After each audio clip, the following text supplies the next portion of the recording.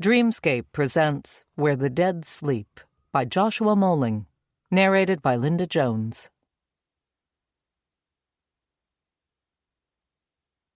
Chapter 1. The dog was inconsolable. He had spent the night pacing the house, lumbering on 3 legs, wheezing and thumping like a jug band, all thudding footsteps and panting breaths and tinkling tags. Occasionally, overcome by some canine emotion, he would topple sideways as if there was no point in going on, only to find the strength to rise again once that spot on the floor got too warm. Back in the bedroom, the dog watched his sleeping human, yawned, then whimpered and nudged the bed until Ben Packard lifted his bleary face out of the pillow. Packard touched his phone to check the time. Not yet 5 a.m., and reached down to pet Frank. At Packard's touch, the corgi got on his hind legs and put a single front paw on the side of the mattress, looking for some help to get the rest of the way up. "No, go lie down," Packard whispered. "There's no room for you." In Frank's spot on the bed was a naked man breathing low and deep, whose name Packard couldn't remember. Don or Dan. Dave? The day prior was the Sandy Lake Labor Day Festival. Packard had walked the length of Main Street through a crowd dressed in shorts and sunglasses, soaking up the sunshine on the last official weekend of summer. It felt nice not to be stuck at his desk or investigating anything for once. His only job was to say hi to people and make sure everyone was having a good time. Vendors under tailgating tents lined both sides of the street and fanned themselves behind tables set up with soaps and candles and local honey. There was Adirondack furniture for sale, and wooden signs painted with rules for the cabin and every saying imaginable involving the words mama and wine. Gary Bushwright was there, advertising his dog shelter and kenneling services. A black lab mix and a long-haired dachshund panted in the shade. Gary was dressed in cargo shorts and flip-flops. His enormous beard obscured most of the Gary's Kids logo on his T-shirt. He twiddled his fingers in Packard's direction and beckoned him under the tent as he talked to the mom of 2 blonde girls petting the dogs. "Deputy Packard got his dog from Gary's Kids, didn't you?" Packard took off his sunglasses. He was tall, in his early 40s, with a swimmer's build that made even the department's bland uniform look good. He had a neat trimmed beard and dark hair, slightly receded at the temples, that he kept military short. "I got most of my dog from Gary. He only came with 3 legs. One of the girls looked unconvinced. "Dogs have 4 legs," she instructed. Packard took out his phone and pulled up a photo of Frank. "See? Only 3 feet. Gary gave me a discount, but he also said he'd order a new foot. I'm still waiting." "Why don't you get the foot?" the younger girl asked Gary. "Honey, he's teasing you. The deputy is very happy with his dog as is, and he's going to pay extra next time he wants him kenneled." Packard gave the girls deputy stickers and made his way to the park, where St. Stephen's Catholic Church was hosting a bake sale in a dunk tank. A soggy old man in jean shorts and a white tank top sat suspended over the water, egging on a 10-year-old boy throwing left-handed. Stan Shaw, the current elected sheriff of Sandy Lake County, and his wife Marilyn were sitting on folding chairs in the shade of a tall arborvitae. Stan looked gray and gaunt. The back of his hands and his arms were spotted and badly bruised from every time he'd been stuck with a needle. An oxygen tube went under his nose and connected to a tank between his feet. "I got a report about some trouble over here," Packard said. Marilyn put the last bite of a brownie in her mouth, stood up, and hugged him. "The only trouble over here is me not fitting into my pants after working this bake sale all day," she said. Stan gave Packard a slight smile and held out his hand. "It's a beautiful day," he said, looking genuinely pleased to be outside. Cancer had withered his body and weakened his voice. If Packard hadn't been making regular visits to see his boss for the past several months, he didn't think he'd recognize the man whose hand he was shaking. "Great to see everyone enjoying themselves," Packard said. There was a crash from the dunk tank as the old man dropped into the soup. The boy throwing the balls looked at his parents with surprise. "I bet you took a few dips in that tank," Packard said to Stan. He and Marilyn were longtime members of St. Stephen's. "Fewer than you might think," Stan said. His voice was barely more than a whisper. "I reminded people I knew their license plate numbers and where they lived." On the far side of the park, firefighters and deputies helped kids in and out of a fire engine and a patrol car that had its emergency lights flashing. Another thrower dunked the old man.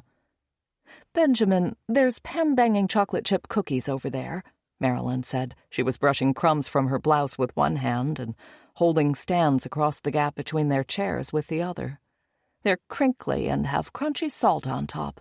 Make sure you try one." Packard adjusted his belt. "All right, then. I'm going to keep moving. I'll stop by the house after the budget meeting with the council later this week." At this point in his cancer battle, Packard knew Stan Shaw cared about the department budget like he cared about 30-year mortgage rates. Keeping him in the loop was a game they played, more for Packard's benefit than Stan's. "Keep up the good work, Sheriff," Stan said. Packard didn't think he'd ever get used to Stan calling him that. Technically, Packard was the acting sheriff. Even that felt like a title he hadn't earned, didn't deserve. There was no point protesting. Stan felt otherwise. From the park, Packard wandered over to the fenced area behind the stage where the bands playing later that night were waiting their turn to sound check. He said hi to the high school band director and the brother and sister acoustic duo, then navigated a maze of folding chairs and tables to where 3 others were sitting. "You guys must be the headliners." "We're 3 of the 6, said a man in a sleeveless T-shirt with drumsticks in one hand. He stood up to shake Packard's hand, said his name. "Dylan? Dale?" Mid to late 30s, blonde hair swept back from his forehead and buzzed short on the sides. Arms and shoulders like grapefruits packed into a tube sock. He introduced the other 2. "The rest are on their way."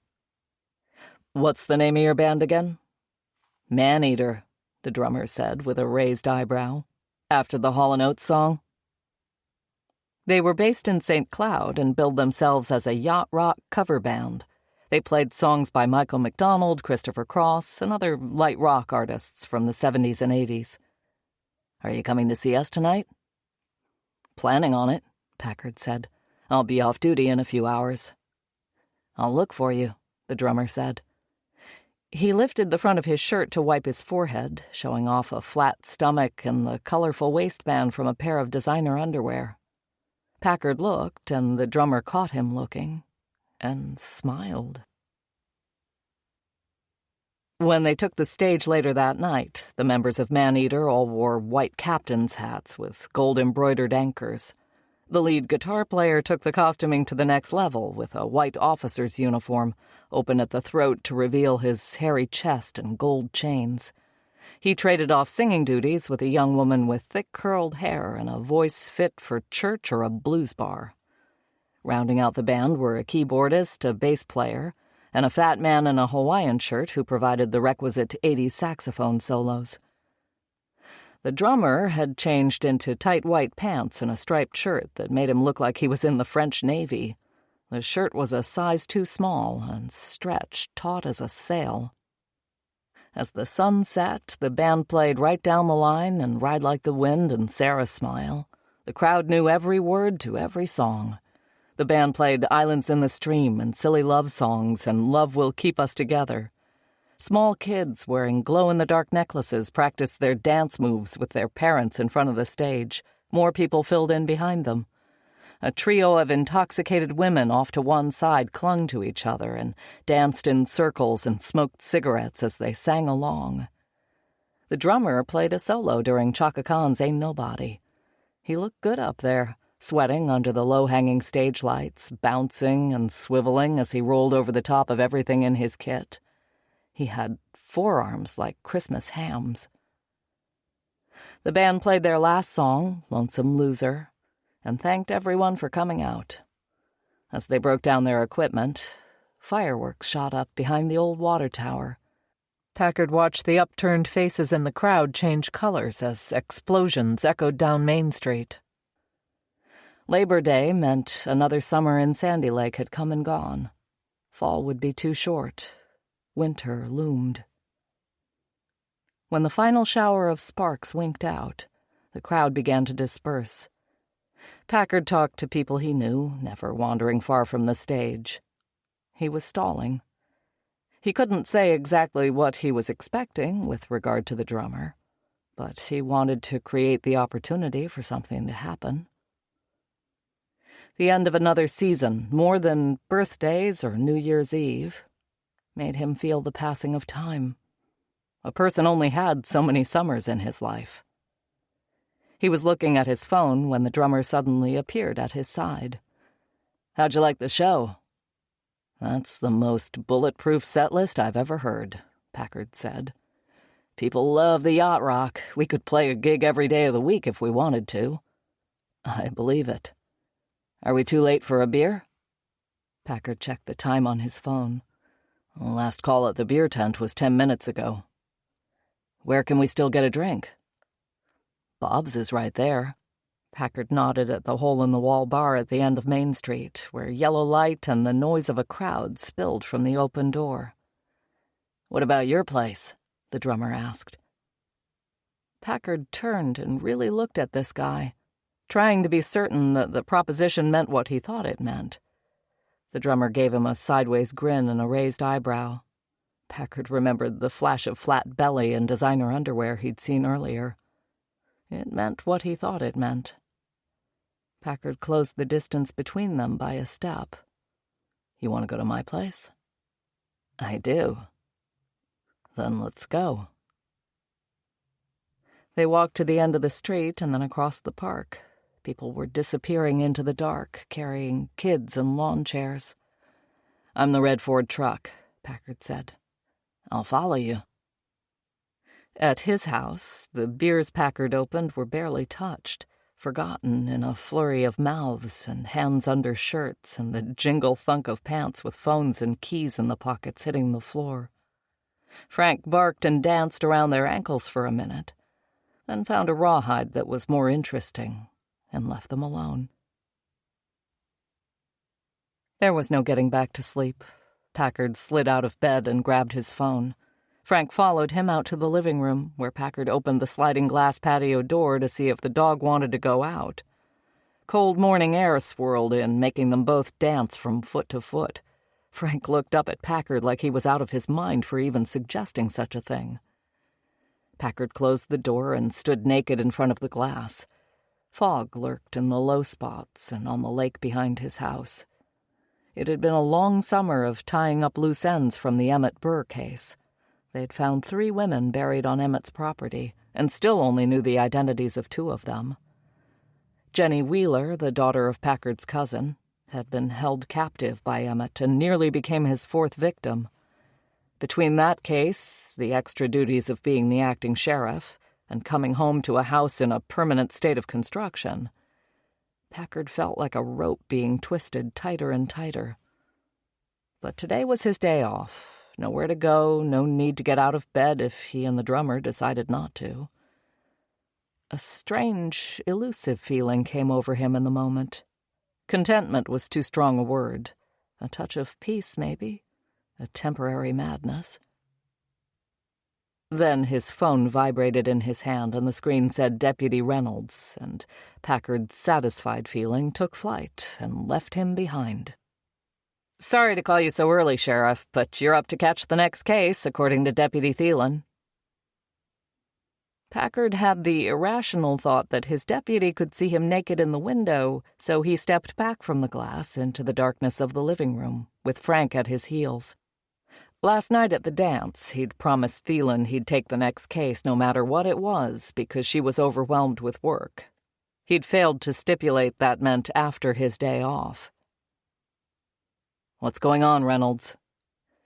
"We've got a male victim, multiple GSWs. Someone came through a sliding glass door, shot this guy in his bed, and fled. Wife called it in. She's unharmed. We've got the location secured and crime scene has been called." "Who is it?" "The victim is William Sanderson." "The wife's name?" "Carolyn Walbach." The names didn't mean anything to Packard. "Send me the address. I'll be there as soon as I can." Before going back to the bedroom, he Googled Maneater Band, Minnesota. The About Us page on the band's website listed Maneater's drummer as Brad Rubel. Brad? That didn't sound right. He could have sworn it started with D, Doug, or Drew. Whoever he was awake when Packard came back to the bedroom. "I heard you talking. Work?"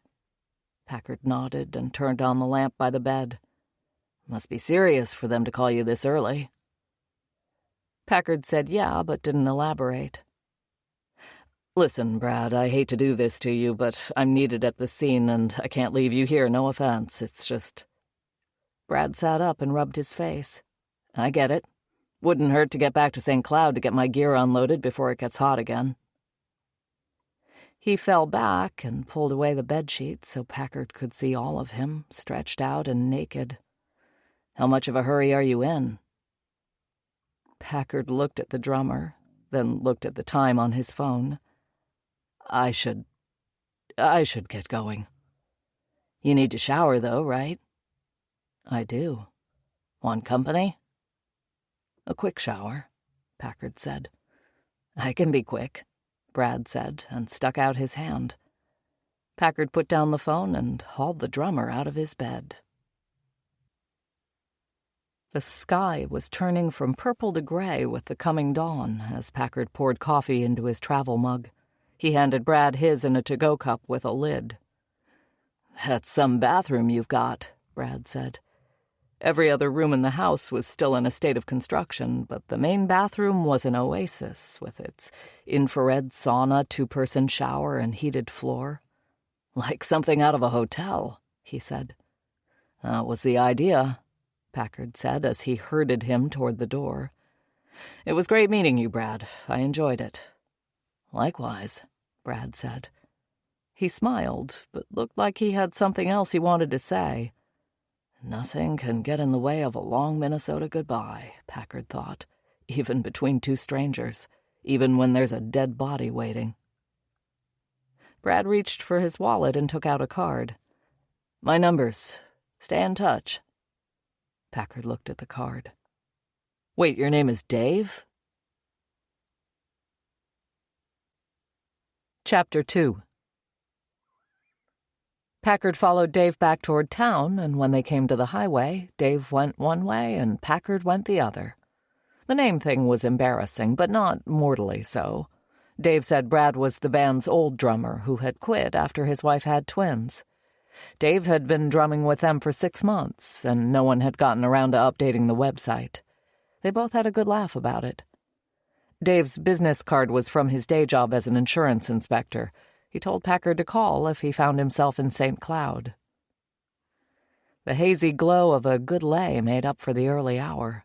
Packard drove and grinned as he recalled things they'd said and done. There was no shortage of comedy in the male nude or the slip-slide of unfamiliar bodies. Enjoy this feeling, he reminded himself. It would burn off as soon as he came face to face with the dead man.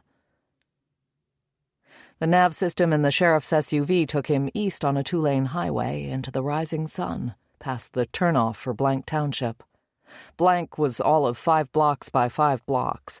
It had streets named after trees that ran north-south and numbered avenues that ran east-west.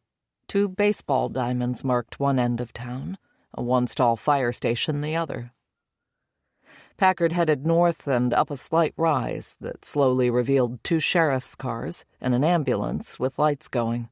The crime scene van hadn't arrived yet, not unexpected since it was early on a Sunday morning. It would take time to round up the team. All the emergency vehicles were parked in a row, blocking 1 lane of the road. No one parked on the gravel shoulder in case the shooter had parked there.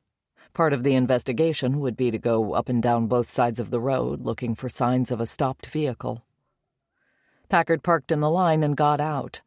Yellow tape twisted and flapped across the driveway of a split-level house with a 2-car garage. Behind the house, Packard saw the blue-black water of a small lake. From where he stood, it looked like no other houses shared the water. Deputy Reynolds, the department's newest hire, was standing at the door. He was a pink-faced local kid just out of college with a criminal science degree. He looked like he shaved once a month. Had a wife and baby already. "Tell me again who we've got," Packard said. "The victim is William Sanderson. His wife is Carrie Walbach." "Different last names?" "Yeah, second marriage for both. Deputy Baker is inside with Ms. Walbach. I've been out here standing where I was told." "Anybody else in the house at the time? Kids?" Reynolds shook his head. "Who's in the other squad?" "Deputy Shepard is around back." Packard grunted, like he did every time Shepard's name came up. Through the door, a short set of stairs went up to a living area, and another set went down to a lower-level walkout.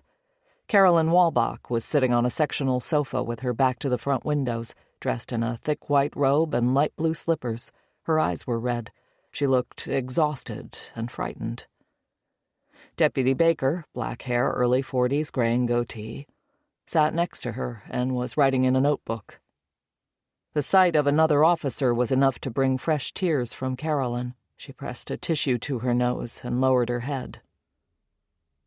"Carolyn, I'm Ben Packard. I'm the acting sheriff and a detective with the Sandy Lake County Sheriff's Department. I'm sorry for your loss." Carolyn nodded, and he let her cry for a minute. She looked to be mid-40s, with a thin face and straight brown hair that came down to her shoulders. He asked Baker if they had consent to search, and Baker nodded. "Carolyn, I'm going to look around, and then I'll want to ask you some questions," he said. "I'll be right back." Packard noted signs of money spent everywhere he looked. The living room had hardwood floors with inlays around the perimeter. The furniture was new and looked vaguely uncomfortable.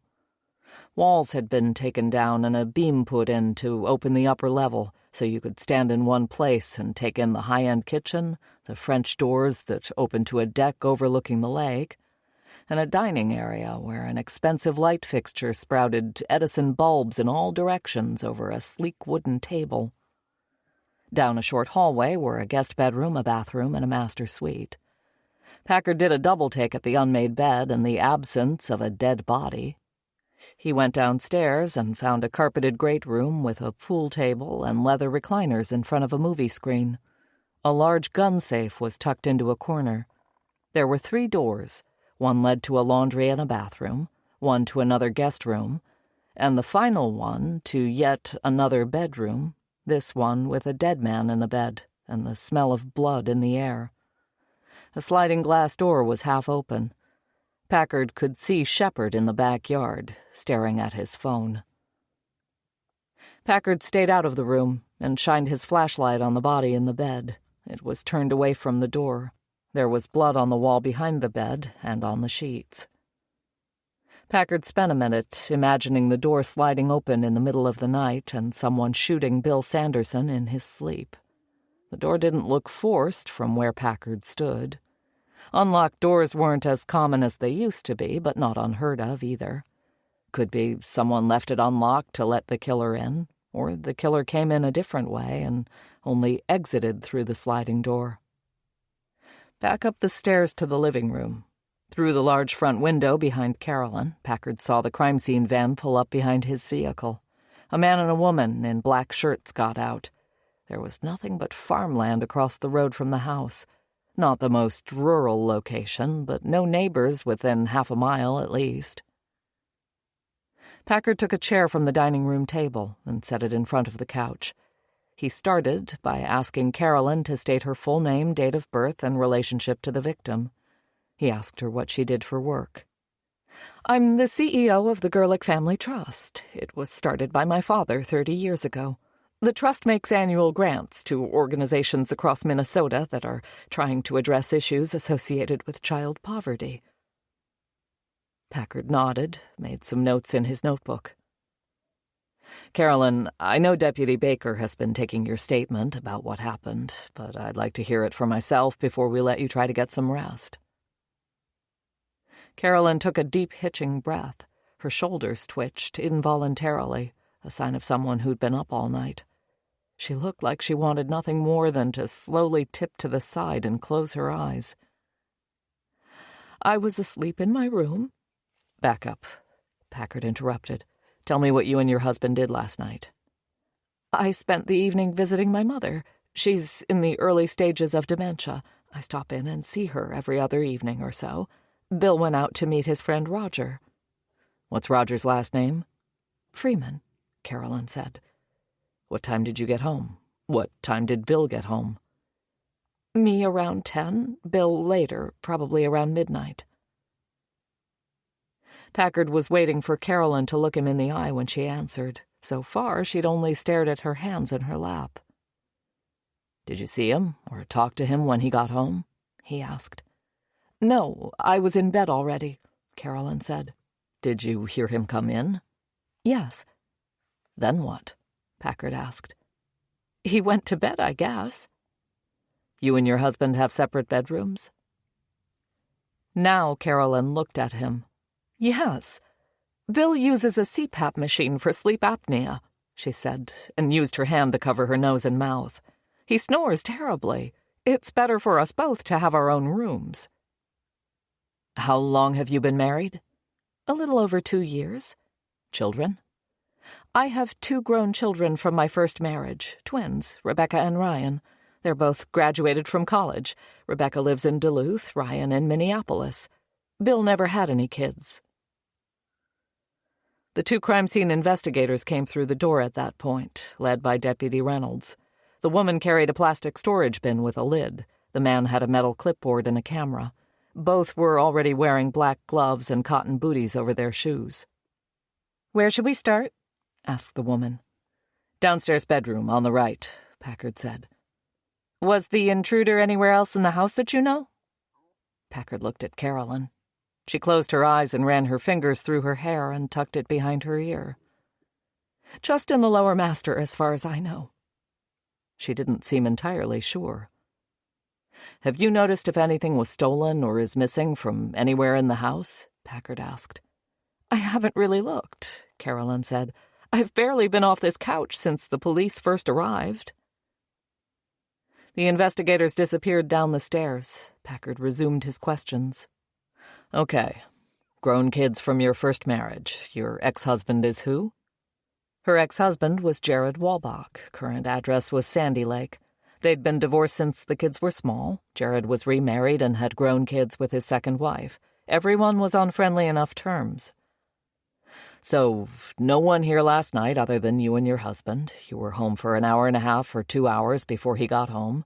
You go to bed in different rooms at different times." Carolyn inhaled through her nose and nodded. "And then what happened?" "I think I fell asleep around 12:30 or so," she said. "And then there was a loud bang. It woke me up." "Did you know what it was?" "No. My first thought was that something large had fallen downstairs." "What did you do?" Packard asked. "Put on my robe and went to the top of the stairs. I called Bill's name a couple of times to see if he was up. Then I thought if he was wearing his CPAP, he probably wouldn't hear me, so I went down to his room to see if he was okay." "Did you have a reason to think he wasn't okay?" "Just the loud sound and the fact that he wasn't up, same as me." "And then what?" "I kept calling his name and getting no response. I opened the door to his bedroom, and the first thing I noticed was the sliding door was open. I thought he'd gone outside to see what made the noise. Then I turned on the light, and I saw him, and blood." She broke down at that point. Deputy Baker hadn't written anything else down, meaning he already had all this info in his notes. "Did you go to your husband or try to help him?" Packard asked. She said she put on her robe before going downstairs. It was white, and Packard didn't see a drop of blood on her anywhere. "No, he wasn't moving, and his eyes were open. I was terrified. I didn't know if someone was still in the house hiding somewhere. I turned off the light and ran for my phone and locked myself in the bathroom." "Did you see any car lights or hear anything outside before or after you went downstairs?" She stopped to think. "No, nothing." There's a gun safe downstairs. Do you have the combination to that? Yes. Are there guns in it? A lot of guns, Carolyn said. Are there other guns in the house? There's a handgun in a holster in the nightstand by my bed. When's the last time you fired it? Packard asked. Bill took me to the gun range maybe 6 months ago. Not since then. Baker got up and called downstairs for one of the investigators to bring him an evidence bag. We're going to have to take the gun in your bedroom and all the other guns, Packard said. We'll give you a receipt for everything. Carolyn nodded. Packard told her the ambulance waiting outside could take her into town to get checked out if she wanted. She said she wasn't hurt and didn't want to go. She didn't want to talk to a counselor. Packard told her she'd need to be out of the house for the next several days. Carolyn said she could stay with her mother. She stood up and said she wanted to change clothes and put some things together. Stay seated for now. I need to talk to the investigators before you do anything. Carolyn sat again, looking like she didn't appreciate being told she couldn't move freely in her own home. Just give me a minute. I can't have you in that room alone with an unsecured weapon. Standard procedure, Packard explained. Packard met the female investigator at the bottom of the stairs. Her name was Becky. There's a gun in the nightstand upstairs. I want everything Carolyn is wearing bagged. I also want a GSR swab on her. He had no reason to believe Carolyn had shot her husband. He had no reason not to believe it. Swabbing her for gunshot residue and checking her clothes would provide data that could point him in one direction or another. Becky nodded, grabbed several paper bags out of her storage container, and went upstairs. Eric, the other tech, was taking photos of Bill Sanderson's body. Murder weapon? Packard asked. Not that we found yet. No shells either, though I suppose we may find one tangled in the bedding somewhere. He was shot twice. Twice? His wife only heard one shot. There's definitely 2 holes in this guy. And I can tell you, he wasn't asleep when it happened. Bullet nicked a finger going in. He got a defensive hand up. Packard looked at the pale, frozen face of Bill Sanderson. Goatee, heavy-set, with pale skin around the eyes and lines at the temples from being outside wearing sunglasses. His hair was cut short in a straight line across his forehead. He had blood on his face. The T-shirt he was wearing over a pair of white briefs was dark with it. Packard went upstairs and out the front door. The sun was up. A light breeze made ripples across the pond behind the house. It was going to be a beautiful Sunday, unless you or your husband had been shot by an intruder the night before. Deputy Howard Shepard was standing out back, playing a slot machine game on his phone. He was everything Packard thought a deputy shouldn't be: physically unfit, a chain smoker, unobservant. The 2 of them had butted heads nonstop since Stan Shaw had appointed Packard as acting sheriff. You know this guy? Packard asked, pointing back at the house. Shepard pocketed his phone. A little bit. Bill Sanderson works at Sandy Lake Auto. I bought a truck from him. Used to see him at the casino with his old wife. Who was she? Sherilyn Sanderson, maiden name Gerlich, goes by Sherry. Something was echoing in Packard's head.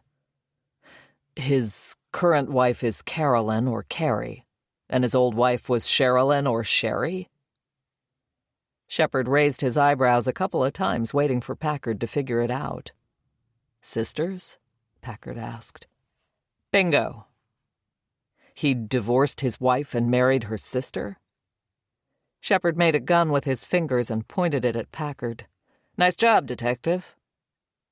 If being a good deputy required no more than smoking cigarettes and having an encyclopedic knowledge of town gossip, Shepard would have been top-ranked. He knew more about some folks than their internet search history did. Carolyn said they hadn't been married long. Why'd he divorce Sherry and marry her? Word is that he spent all Sherry's money, so he moved on to a sister who still had some left. Where'd the money come from? Family money. They're Gerlichs.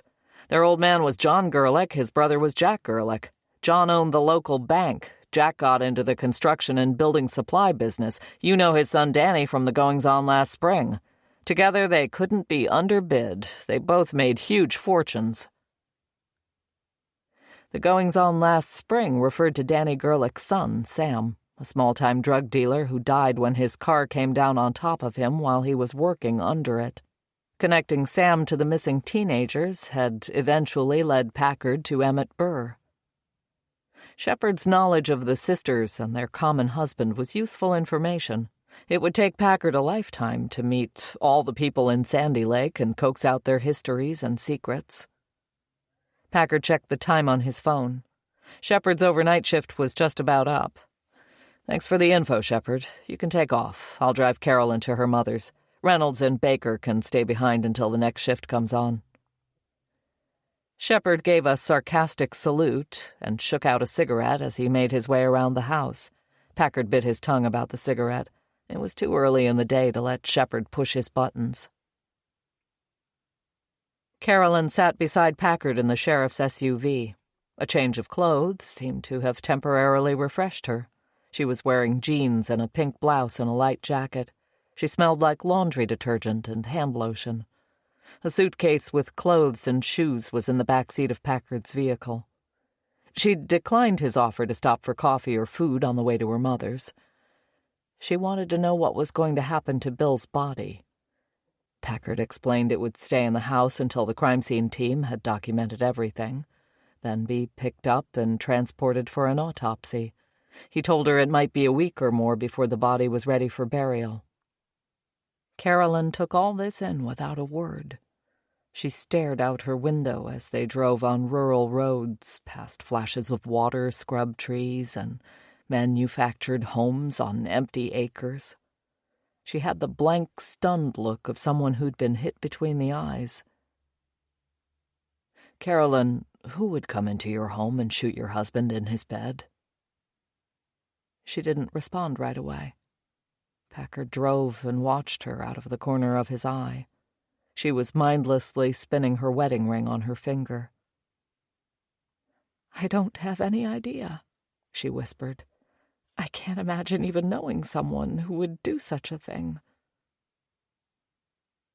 Packard thought about the fact that the killer only shot Bill. There was no attempt, as far as they knew, to penetrate the house further to try to kill Carolyn, too. Would it have been different if they had shared a bed?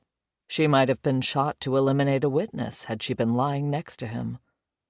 It made Packard wonder if the killer knew about the sleeping arrangements. "You and Bill have only been married a couple of years. Tell me how you met." "It's no secret that Bill is my sister's ex-husband. You're bound to find that out soon enough." "Already did," Packard admitted. Carolyn gave him a surprised look that quickly turned to resignation, as if she should have known. "I was in love with Bill long before my sister entered the picture. We were boyfriend and girlfriend in high school. He was my first boyfriend, 2 years older than me. He was cute and he had a car. My mother was old-fashioned and thought teenage girls had no business owning cars, driving cars, being in cars. Bill could take me places, but I had to constantly reassure my mother that I wasn't in the back seat with my skirt up. Her big fear was that I would get pregnant and shame the family." Carolyn shook her head at the ridiculousness of it all. "What happened between you and Bill back then?" "What happened was that my father set up trusts for us girls that we'd come into when we turned 21. Then he stepped off a 5-gallon bucket and hung himself in the garage. Sherry is almost 4 years older than me. She came into her money and wanted to party. So did Bill." Packard waited for her to go on, but she seemed to think that explained everything. "They ended up getting married, and were married for a long time, right?" "Yes." "Why did they get divorced?" Packard asked. "He said it wasn't fun anymore. They fought constantly. My sister drinks full-time, so you can imagine how old that can get." Packard nodded. "And what made you want to marry Bill all these years later?" Carolyn stared at him so long he had to take his eyes off the road to meet her gaze. Have you ever been lonely, Detective? Packard looked away.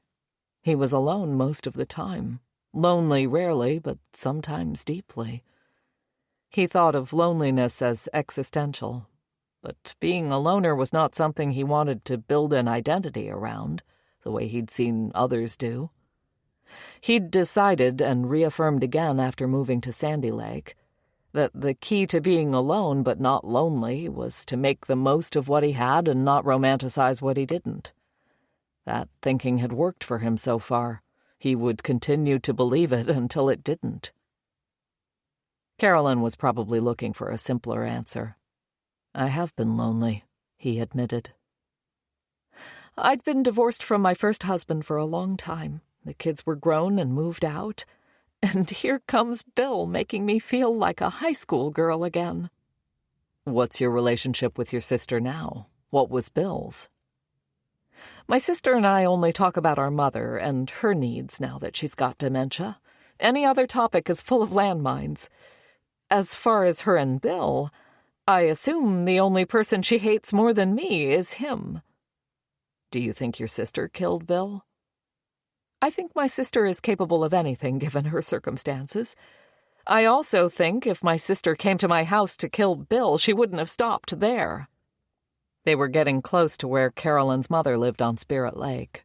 Carolyn told him to turn left, turn right, follow the curve.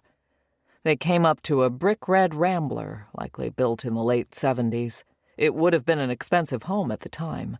It looked small and dated compared to what people were building now. If it came on the market, the land alone would be worth $500,000. The house would be a teardown. Packard stopped by the curb. There was a white Toyota sedan parked in the driveway. I'm going to need a list of Bill's friends, acquaintances, and interests. He had a whole life of his own before we married a couple of years ago. People I don't know. He and Sherry liked to drink, go to bars, gamble.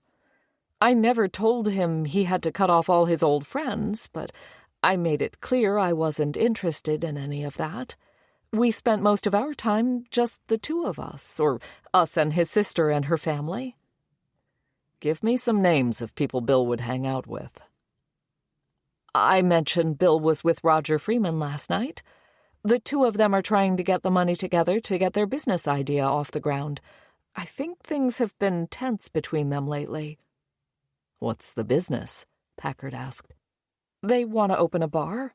A place with beers on tap, TVs, and chicken wings. Like Buffalo Wild Wings, but smaller and local. Why the tension? She said she didn't know for sure. She said Roger had shown up at the house about a few weeks ago, and from the living room window she could tell they were almost yelling at each other across the bed of his truck. Roger had looked furious. She assumed it was about money.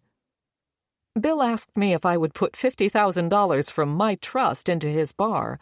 I told him no. Packard noted the way she said my trust and his bar. He didn't blame her. If Shepard was right, Bill had helped spend Sherry's money until it was gone.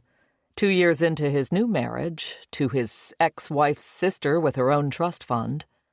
He was asking her to put up the money for him to open a bar. Packard had a feeling Bill would have been the place's best customer. Where does Roger live? His folks run a dairy farm west of Sandy Lake, 15 miles out on Highway 18. White farmhouse with the concrete silo missing its top. Who else? Bill likes playing poker at the casino. Another reason not to give him $50,000 of her money, Packard thought. The only name I know among his poker buddies is Ronnie Winder. Is Ronnie Winder the guy who owns Winder Marine and Power Sports? That's him. Finally, something he knew about someone in this town without having to learn it from Shepard. Packard got Sherry's address from Carolyn and asked her not to call her sister and tell her about Bill. I'm very happy to let you handle that, Carolyn said. I'll warn you, if you show up before noon, she'll likely be passed out in bed still. A black woman in purple scrubs and a hijab came out the front door and looked their way, with her hand shading her eyes. That's Zainab, one of Mom's caretakers. I can't imagine what she's thinking, seeing me sitting in a police car." Packard gave Carolyn one of his cards from the console between them. "Call me if you need anything, or think of something else I should know. Someone from the sheriff's department will contact you when you can return to your house."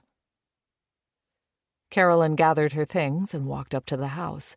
Zainab held the door open for her, and the two of them disappeared inside. Packard reached into his pocket for his phone and found the business card Dave the drummer/insurance inspector had given him that morning. They could have still been in bed if Bill Sanderson hadn't gotten himself shot. Packard raked the card against his knuckles as he pondered his next move. He had 2 sisters, a family fortune, a shared husband, and an angry best friend. The mind reeled with possibilities, and it wasn't even 8 a.m. Chapter 3. If Carolyn was right, and her sister Sherry was still crocked this early in the morning, it made sense to talk to Roger Freeman first. The guy was a dairy farmer. He was probably up before Packard took the first call about Bill at 4:30 a.m. The sun was out, the sky clear blue. The chill he had attributed to the early hours seemed to linger, a promise of things to come. Packard turned off the highway onto a long dirt drive with a shelter built on one side that separated the dairy operation from the field beside it. He saw a small farmhouse painted bright white, but still looking like it was sagging under the weight of time. Behind it was a mobile home on blocks and a long clothesline. Past the house were a large barn and various other outbuildings, a crumbling brick silo, a newer steel one, and 2 storage tanks. A stooped old man in a feed cap and a flannel jacket watched from the open end of the wide barn as Packard rolled up and stopped past the house. He started rocking toward Packard on hips that didn't flex and knees that didn't bend. Packard introduced himself and shook the old man's hand. "I'm looking for Roger," he said. The old man scratched his stubbly face with fingers stiff and swollen with arthritis. "He in trouble?" "Not that I know of. I need to ask him some questions about his friend Bill Sanderson." "Bill in trouble?" "Bill's dead," Packard said. The old man didn't seem surprised or moved by the news. "Roger's in there feeding cows," he said, and then continued on to the house. Packard walked up to the barn and saw a tractor pulling a round blue feed mixer down the center aisle. Ground silage spilled from the side in front of a line of hungry heifers with their heads poked through the bars of the feed front. A lazy breeze spun the blades of the box fans hanging overhead, but couldn't push out the eye-watering smell of wet manure and the yeasty odor of the fermented feed. The driver gave Packard a nod and raised his hand to indicate he needed a minute. He backed up the tractor to the beginning of the aisle and passed in front of the cows again, doubling the size of the pile in front of them. The man who climbed out was tall, with a slab of fat that clung to the front of him like a child with its legs wrapped around his hips. He had tired eyes and a beard going gray at the chin. When he took his hat off to scratch his head, Packard saw his hair was shaved down to stubble. Packard introduced himself and was glad when Roger led the way out of the barn into fresher air. "I just came from Bill Sanderson's house," Packard said as they stood in the gravel that surrounded the barn. "Someone shot Bill in his bed last night. He's dead." "Oh, what?" Roger's face collapsed. He leaned forward with his hands on his thighs, stood up, and walked in a circle. "Bill's dead?" Packard nodded, watching Roger closely. He looked genuinely distraught. "Any idea who would have it in for Bill like that?" Roger stood with his hands on his hips. "No idea. None. The guy's my best friend. He can be an asshole sometimes, but who isn't?" "What can you tell me about Bill?" "We've been friends our whole lives." Roger had to stop to get control of himself. He took off his hat and turned his back for a minute. "Went to school together, graduated the same year. We drifted apart a bit through our 20s. He married Sherry, and I moved down to the cities because I said I'd be goddamned if I was going to be a dairy farmer like my parents and grandparents before them." He laughed sourly. "What did you do down in the cities?" "Worked as a bouncer, a bartender, drove a cab. I always felt like if I found the right job, I'd find where I fit in down there, but it never happened. I lived in a string of shitty apartments, had girlfriends come and go. Started dealing coke to make extra money, but knew I was headed for trouble." "What brought you home?" Roger shifted on his feet and took a deep breath.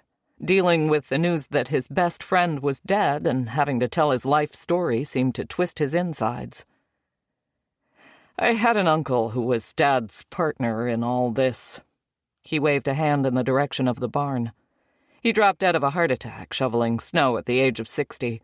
My aunt wanted out of Minnesota and out of the dairy business, so my dad paid her for my uncle's share.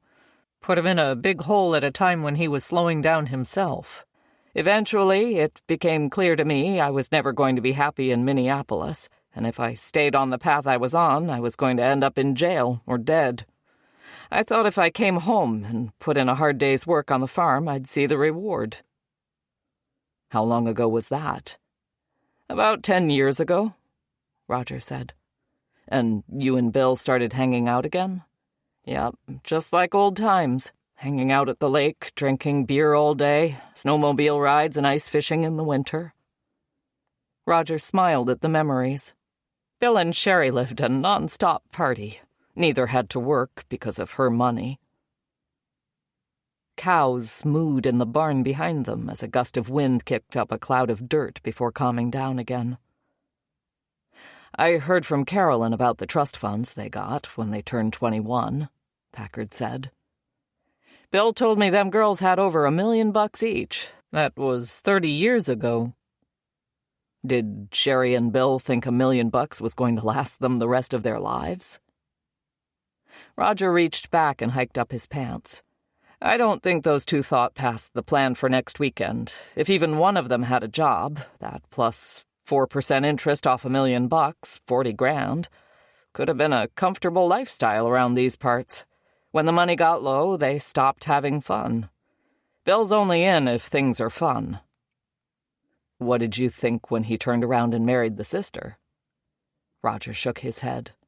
He took off his cap and scratched his forehead.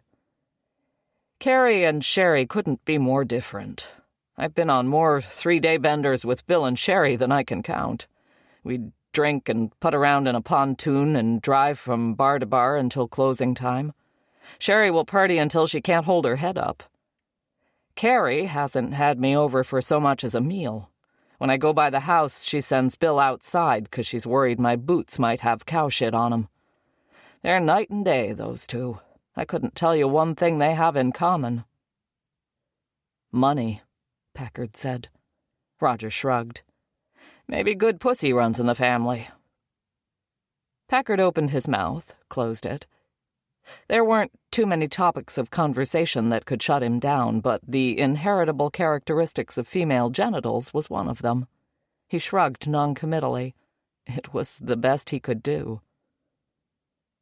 "Carolyn said you and Bill were planning to go into business together." Roger groaned and hitched up his sagging pants again. "Can we walk? My feet hurt when I stand too long." He and Packard put their backs to the sun and slowly walked the dirt paths that connected the farm's buildings. Roger told him the bar was Bill's idea. Bill was looking for a way to make his own money. He'd gotten a job selling cars at Sandy Lake Auto after the divorce, and he hated it. What he liked was drinking and gambling and being the life of the party. He and Roger came up with the bar's concept, beer and wings, simple menu, popular with the locals and out-of-towners. Add a bunch of TVs and sports channels and pull tabs, and they thought the money would roll in. The problem was they needed money to make money. If they could find an existing building that was already configured for a restaurant, they figured they'd need $100,000 to get started. The plan was to come up with half on their own, then try to get loans for the rest. Bill registered an LLC with the state of Minnesota and opened a business account at the bank with both their names on it.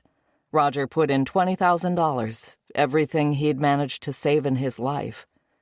Bill said he'd put in $20,000 too. His first deposit was $6,000, Roger said. A month or two later, he put in $2,800, then $900. At that rate, it was going to take years to come up with the first $50,000. They came to a fence surrounding a muddy pen off the far end of the cow barn. Roger put his foot on the bottom brace and leaned against it. Cows moved in and out of the barn freely. Their bellies and udders hung heavy, pulling their hides tight. From behind, the bones of their pelvises looked like defiant fists punching skyward. Carolyn said things had been tense between you and Bill recently. Was it about the money? It was about him taking $20,000 out of our account when he'd barely put $10,000 of it in himself. What did he do with the money? I don't know. He wouldn't tell me. Now the son of a bitch is dead. How'd you find out he'd taken the money? When I got the statement. This was a few weeks ago. I went to his place, and he said he'd invested it. I said, in what, the casino? He liked playing poker, if you didn't know. Thought he was better than he was. He said, nah, trust me, I got a plan. It's going to come back big time, I promise. Bill had a plan. That was as much as Roger knew about where his money had gone. I'm sure this makes me look like a prime suspect, but I'm telling you, I wouldn't put up everything I own to start a business with Bill, then turn around and kill him. I trusted the guy. Even after he wouldn't tell me what he did with the money, I still had faith in him. That probably makes me sound like a fool. I can't help it. I'm a dairy farmer. Optimism is in our blood. When you work as hard as we do for almost nothing in return, optimism and hope for better days are all that keep you going. Roger made a sound like gah and turned his head away and wiped a thumb across his eyes. Packard gave him a minute and watched the cows. His gut told him Roger was telling the truth. The confrontation between them was weeks old. The time for Roger to kill Bill over the missing money would have been in the heat of the moment, not almost a month later. Roger, someone was mad enough at Bill to shoot him in his bed in the middle of the night. Who do you think that was? I really have no idea. I didn't know Bill to be hated by anyone like that. Not even Sherry? Packard asked. No. I think Sherry still misses him. Maybe she just misses the good times. She's been in a bad way since the divorce. She's had so many DWIs that she can't drive anymore. Every patrol deputy knows she's got a suspended license. She's got a waitressing job that puts her around more booze than is good for her. I think she's pretty lonely. Packard was running out of questions. He told Roger he'd never been on a dairy farm before, and Roger said he'd be happy to show him around. They went back through the barn where the cows moved about on the wet concrete floor. They had open pens lined with sand where many of them sat chewing their cud. Roger moved through the animals with ease. Their size and number felt menacing to Packard, and he'd been locked in a garage with a 7-foot black bear before.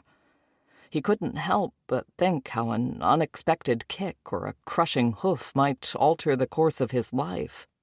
The herd numbered over 200 heads. About 2/3 of them were giving milk at a time.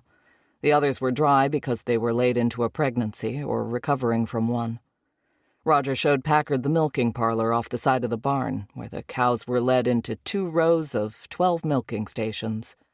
He introduced Packard to their hired man, Ricardo, who used a rotating brush to clean the cows' teats before attaching a set of floppy nozzles. It took 3 or 4 minutes to milk each cow. It had to be done 3 times a day. We're getting a little over $12 per 100 pounds of milk currently. It costs about $13 to make it, Roger said. I'm going to work today from 4:30 a.m. till about 10:30 tonight for negative dollars. What's driving the price? Packard asked. Too much milk on the market, too few people buying it. Everywhere you look, it's almond milk and oat milk and whatever the hell else. What about you? You buy milk by the gallon anymore?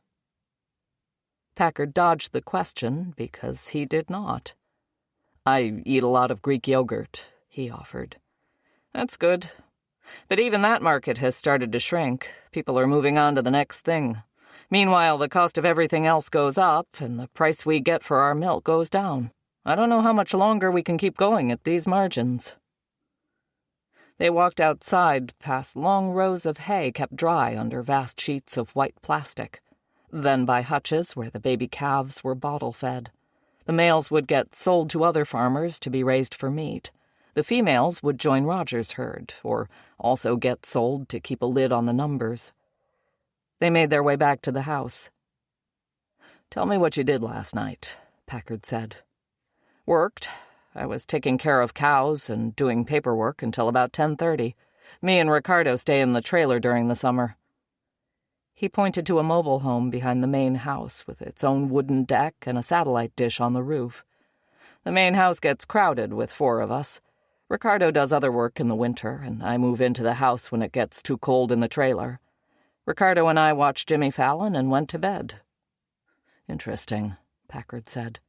"Not together. We didn't go to bed together," Roger clarified. He looked desperate to be understood on that point. Packard shook his head. "I mean, interesting because Carolyn said Bill was with you last night." Roger stopped in his tracks. "She told you we were together last night?" Packard nodded. "She told me that Bill told her he was meeting you last night." Roger shook his head. "No, sir, that's not true." He seemed almost panicked. "I don't know why he would tell her that. Any other time, if that's what he told her and he wanted me to cover for him, I would. But not when there's been a murder. I haven't even talked to Bill in about a week, let alone seen him. I don't know where he was last night, but he wasn't here." Packard said. "Maybe he was up at the casino and didn't want her to know." "Maybe," Packard agreed. Roger's phone rang then. He took it off the clip on his belt. "It's Sherry," he said. "Don't answer if you don't mind. I asked Carolyn not to call her about Bill. I told her I'd give her sister the news." Bill nodded and put the phone back on his belt. A few seconds later, it dinged with a text message. Then another. And another. He looked at the screen and turned it toward Packard. "You're too late. She already knows." Chapter 4. Had he really expected to get to Sherry before the news about her ex-husband did? Sandy Lake, like every other small town, had a mycelial information network whose roots went deeper and reacted faster than any social media. Between all the people with police scanners and the drive-by gawkers, awareness of the murder would be almost instantaneous. Packard couldn't imagine being the kind of person who would call or text someone with news about a dead family member. But then he couldn't imagine himself doing a lot of things he saw people do every day while he was on the job. He could see the backside of the condos where Sherry lived from the road. It was one of 4 buildings, 5 units each, with gray siding and steep-pitched roofs. Packard found the address by matching the numbers on the end of the buildings, then parking in the driveway for Unit 7. Next to the garage was a semi-enclosed front patio. Sherry was sitting at a glass-top table, yellow with tree pollen, in front of the kitchen window. She was petite, the size of an adolescent, with the lined, sun-damaged face of a woman in her 50s. Black yoga pants, a twins t-shirt, and dark hair pulled back through the opening in a camouflage baseball cap. Packard thought she looked familiar, but wasn't sure why. Might have been the resemblance to her sister. Before he could introduce himself, she stabbed out the cigarette she was smoking and said, "I didn't do it." Packard paused and looked around. There was an identical building facing this one. He imagined every window in the complex cracking open the second the sheriff's SUV pulled in, and all the people hanging back in the shadows, watching. "Are you okay if we go inside and talk?" he asked. Sherry grabbed her cigarettes and led the way. The front door was set further back from the patio, dead leaves blown into the corners. It was dark inside the house. The living room furniture was too big for the space, like it came from a different house. Out the back, she had a view of what some might generously call a water feature. and others would call a drainage ditch. A sprayer in the middle shot water into the air to keep it from also being a mosquito hatchery. Packard couldn't help comparing Sherry's place with Carrie's. One was open and light and airy, the other closed and cramped and dark. One lived on a lake, the other next to a pool of stormwater runoff. Packard declined the offer of a drink. Sherry poured herself a glass of white wine from a bottle in the fridge and drank it standing at the counter. Packard went around and sat at a bar stool underneath a narrow countertop peninsula. "You've obviously heard about Bill," he said. "I'm sorry if this is hard for you." Sherry didn't say anything as she lit another cigarette. Packard took out a pen and the notebook that fit in his shirt pocket. "Tell me where you were last night." "I was at the band downtown with some girlfriends. I saw you there." Packard tried to remember details from the previous evening that didn't involve Dave the drummer. Kids and families, a crowded beer tent surrounded by orange snow fencing, fireworks. "We were up front dancing," she said. "Me and 2 girlfriends." She was one of the 3 drunk women near the stage. That's why she looked familiar. "I remember. You ladies looked like you were having a good time." "We had fun. What about you? I saw you talking to the drummer at the end of the night." Sherry gave him a raised eyebrow that he ignored. He should have known all eyes would be on him. He was a known entity to everyone because of his job or because of the gossip about him. He'd hoped his status as the town unicorn would have worn off by now. At the same time, he was starting to realize it wasn't his being gay that people found interesting. It was who he might be being gay with.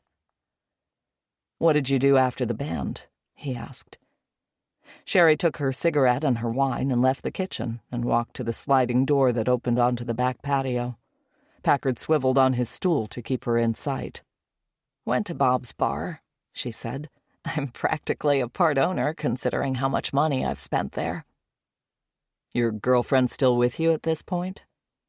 Sherry pushed the door open a crack and held her cigarette outside. "One of 'em. We kept drinking until almost midnight, I guess." "How'd you get home?" "She drove," she said. "What shape were you in when you got home?" "Hammered." She said it the way someone else would say tired or hungry. Packard had no way of knowing whether that was true or not, or whether she could hold her liquor well enough to still get in the car, drive to her sister's, shoot her ex-husband where he slept, and make it home without causing an accident or otherwise calling attention to herself. "Have you had any contact with your ex-husband recently?" Sherry smoked, shook her head, and tried to blow the smoke outside. "What would I say to him? He spent all my money, left, and married my sister." "How did you feel about him marrying Carrie?" Sherry gave him a look like he was a fool for asking such a question. "Did you ever hear the story of the wedding?" Packard shook his head. Shepard probably had. "I wasn't invited, obviously. They got married at the golf club. What a joke that was. Have you ever seen Bill hit a golf ball? Shank, slice. They rented a big banquet room, but it turns out not a lot of people want to attend an awkward wedding between a woman and her sister's ex-husband. And that was before I showed up and made everything uncomfortable." She was enjoying retelling the story, staring beyond him into the past, the location of her last success. "My girlfriend Christy and me just decided we were going to crash it. We sat at a table with some of Bill's co-workers and ate the chicken dinner along with everyone else. People were too afraid to say or do anything. Mom came up to me while I was at the bar, said I better behave or leave. She didn't mean a word of it. Mom loved that I was there. She hated Bill and was against their relationship, the wedding, all of it. Carrie sat at the head table mad as a wet cat, while Bill just sat there with his mouth open. Everyone else in the place acted like they were strapped to their chairs and couldn't turn their necks." Packard had no trouble picturing the scene Sherry had caused. He imagined 50 people in a room with a gas leak, watching a crazy woman waving a lighter. The first people left 30 minutes after dinner ended. They didn't even wait for the cake to be cut. After that, it was a steady rush for the exits. People couldn't wait to get out of there. Christy and I drank about $300 worth of booze that my sister paid for, danced to the DJ she paid for, ate big pieces of her wedding cake, and had a blast. By 8, you could count on one hand how many guests were still there. The best part was that I didn't have to flip a table or throw a drink on anybody. I ruined it just by having a great time. Sherry smiled at Packard and raised her wine glass like they were toasting. He circled the word mom in his notes. You said your mom is no fan of Bill's? My mom hates Bill. She also has dementia and wears a diaper. She didn't kill Bill, if that's what you're thinking. Sherry finished her cigarette, then flopped down on the giant sectional sofa with her empty glass. Packard said, I'm going to ask you the same question I asked your sister and Roger. Who do you think would come to Bill's house in the middle of the night and shoot him in his bed? Sherry put her feet on the coffee table and bounced her knee. Packard had the sense that she was trying not to get up and pour herself another glass of wine. She took off her hat and ran her hand through her hair. It had been dyed almost black, but had an inch of gray at the roots now. Are you sure Carrie didn't do it? She asked. I'm not sure of anything at this point, Packard said. Yeah, but it's always the spouse, isn't it? Often it is. Who's your second guess after your sister? Sherry turned away from him and stared out the sliding glass door at the fountain spraying drainage water into the air. Packard thought he saw her chest hitch like she was choking back a sob. She picked at the skin on her thumb and shook her head. I don't have a second guess. I don't know what Bill was up to anymore, she said. She sounded more rueful than uncertain. He didn't have any enemies when we were married. Who knows who he's pissed off since then? Packard got a few more details out of her. She worked part-time as the condo manager for a discount on her rent. She dealt with tenant complaints and hired subs when someone needed a toilet snaked or a broken window replaced. She also worked as a waitress at the Silver Dollar Saloon, where her friend Christy was a bartender. They always had to work the same shifts because Christy was her ride. Her next shift started at 4. Sherry stood up and walked with him to the door while looking at her phone. Packard remembered the texts she'd sent Roger. How did you find out about Bill? He asked. Sherry bit her lip and shook her head. I shouldn't say. Was it your sister? I asked her not to call you. No, Sherry said. If she'd done something she wasn't supposed to, I'd rat that bitch out in a minute. She looked undecided but touched her phone screen, then turned it so Packard could see it. At first he just saw a blue bubble that said, Call me, something's happened to Bill. At the top of the screen was the name of the sender in her contacts. Depshep. Packard felt his blood start to boil. Fucking Shepherd. Chapter 5. Back to Carrie's. Packard drove by a deputy 50 yards up from the house, making impressions of tire tracks where a turnoff bridged the ditch and led into the cornfield. It looked to be the nearest place for the killer to park that wasn't in the driveway or on the side of the road. The crime scene van, 2 patrol cars, and a vehicle from the local funeral home were parked in front of Carrie's house. Another deputy was standing outside. Packard's anger toward Shepherd was still white-hot. He'd taken photos of Sherry's phone displaying the text from Depshep and the record of her 4-minute phone call with him. When confronted, Shepherd would claim all he'd done was notify the deceased's family. The problem for him was that it wasn't his job to do so.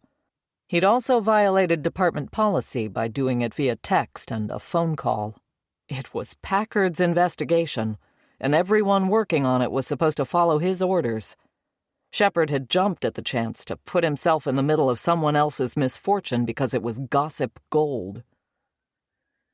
Packard walked around to the back of the house and found the funeral home driver sitting at the patio table. A collapsible gurney was standing by. "They're almost ready to move the body," he said.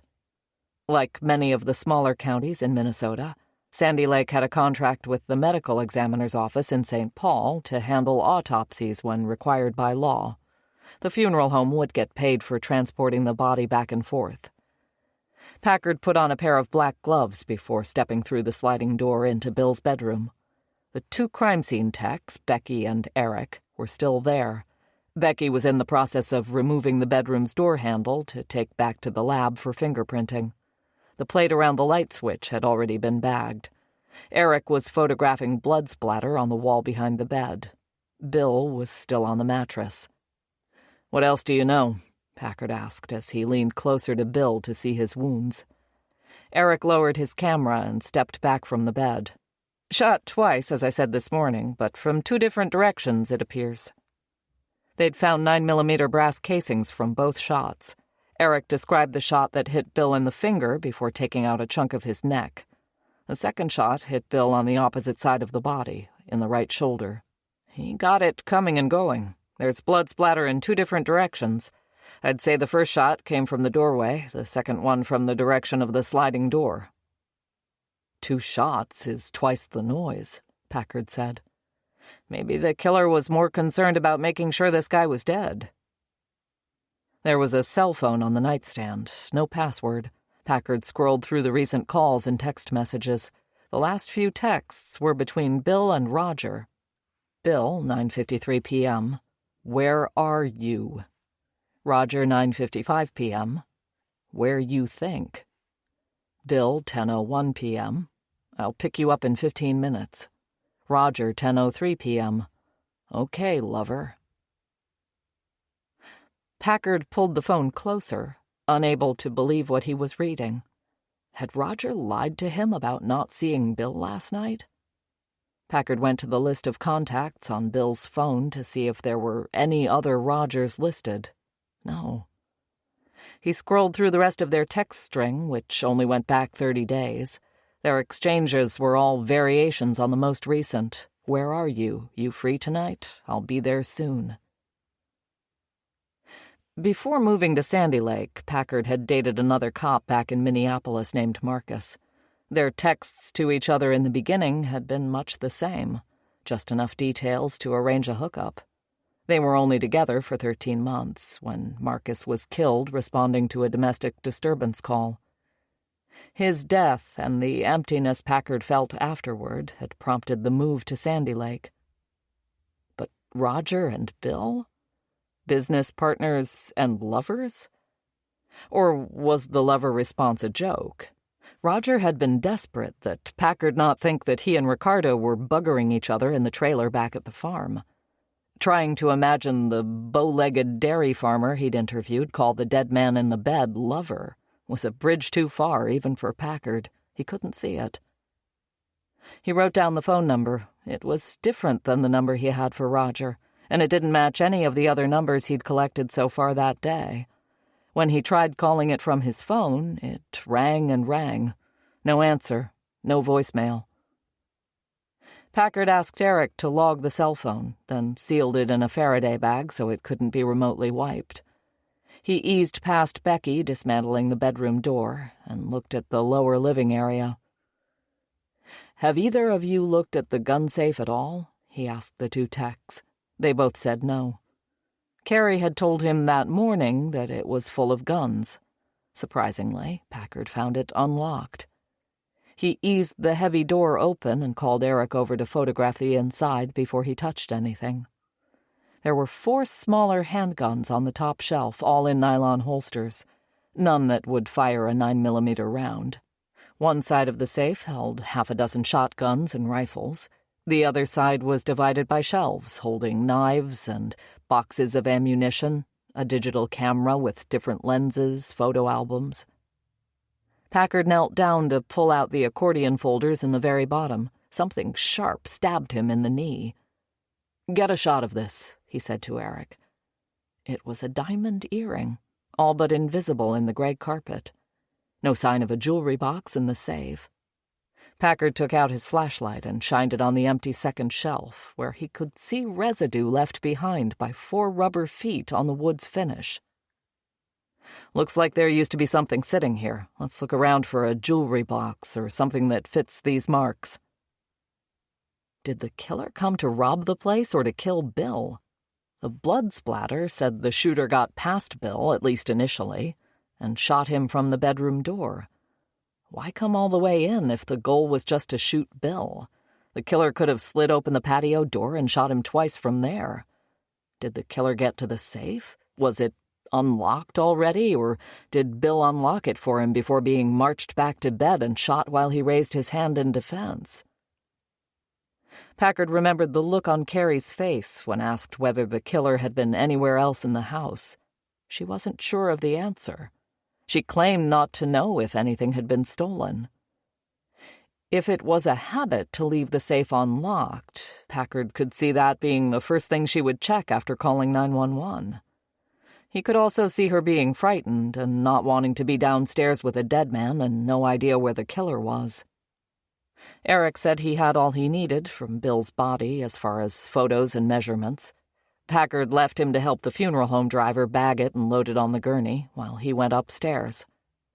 In Carrie's bedroom, he found that she'd made her bed at some point, probably while changing her clothes. The attached bathroom was clean, the countertops bare. On the dresser by her bed, he saw a framed photo of each of her 2 kids. He pulled open a top drawer and found 2 stacks of neatly folded shirts. No sign of a jewelry box. No evidence that anything was out of place. It reminded him of a bedroom set in a showroom, not a place where someone actually lived. There was nothing else to see here. Packard got in his truck and drove to the spot where the deputy was casting the tire tracks in the turnoff. "Tracks look like they're from a truck," he said. "Interesting thing is that they don't continue on to the other side of the fence. Definitely someone pulled in and then out." He said he'd know more about the tire's make and size once they could match the tread and measurements with others in their database. Packard thanked him and headed back to town. Sunday of Labor Day weekend was a quiet time at the station. Dispatch was fully staffed, but everyone else was off or out on patrol. The front desk where the department's administrator, Kelly Phelps, sat was dark. She had flown to Palm Springs to meet girlfriends and see Barry Manilow in concert. Kelly was the world's biggest fanalo. She traveled the country to see Barry in concert and recently had followed him to 4 different cities in the UK. More than 100 was the answer when anyone asked her how many of his concerts she'd been to. Packard hummed Weekend in New England as he went back to his office and spent the next hour writing down his notes from his conversations with Carrie, Roger, and Sherry. He noted Eric's initial blood splatter findings and the texts on Bill's phone from Roger. It felt like laying out the pieces of a puzzle and turning them all right side up. In his mind, the puzzle was a picture of Bill, dead in his bed. He didn't have all the pieces yet. When he did, he'd know who killed Bill and why.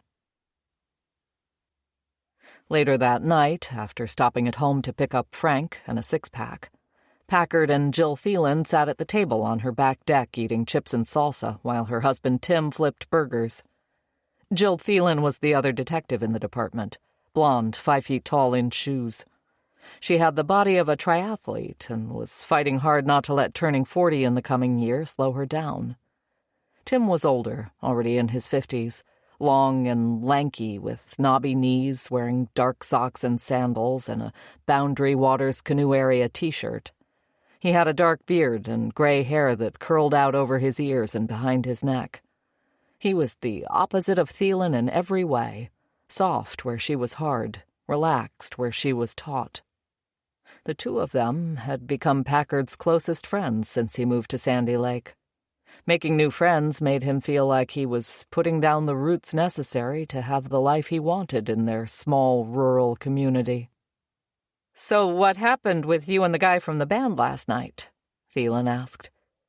The evening sun was in their faces and they all wore sunglasses. Packard drank his beer and stared off into the distance. A creek cut through the back of the property. Earlier in the summer, the three of them had put kayaks in and floated a couple of miles down to a campground where there was a rundown bar with pull tabs and pickled eggs. "What are you talking about?" Packard asked. "Come on now, we saw the two of you leave together." Packard tried to look innocent. "I was walking in the same direction as someone else, so you assume we left together?" Thielen put her hand on his and lowered her sunglasses. "It didn't take a mind reader to know what you two were thinking. I could see the cock in your walk from a mile away." "You're insane," Packard said, pulling his hand away. "Tim, you're a psychologist. What's wrong with your wife?" Tim turned from the grill, greasy spatula in hand. "Sorry, buddy. I saw it too." Packard shook his head and laughed into his beer. "You're not totally wrong," he admitted. "I knew it," Thielen said and clinked her beer against his. "Tell me everything." "I'm going to tell you nothing." They ate bacon cheeseburgers and chips and broccoli slaw with sesame dressing.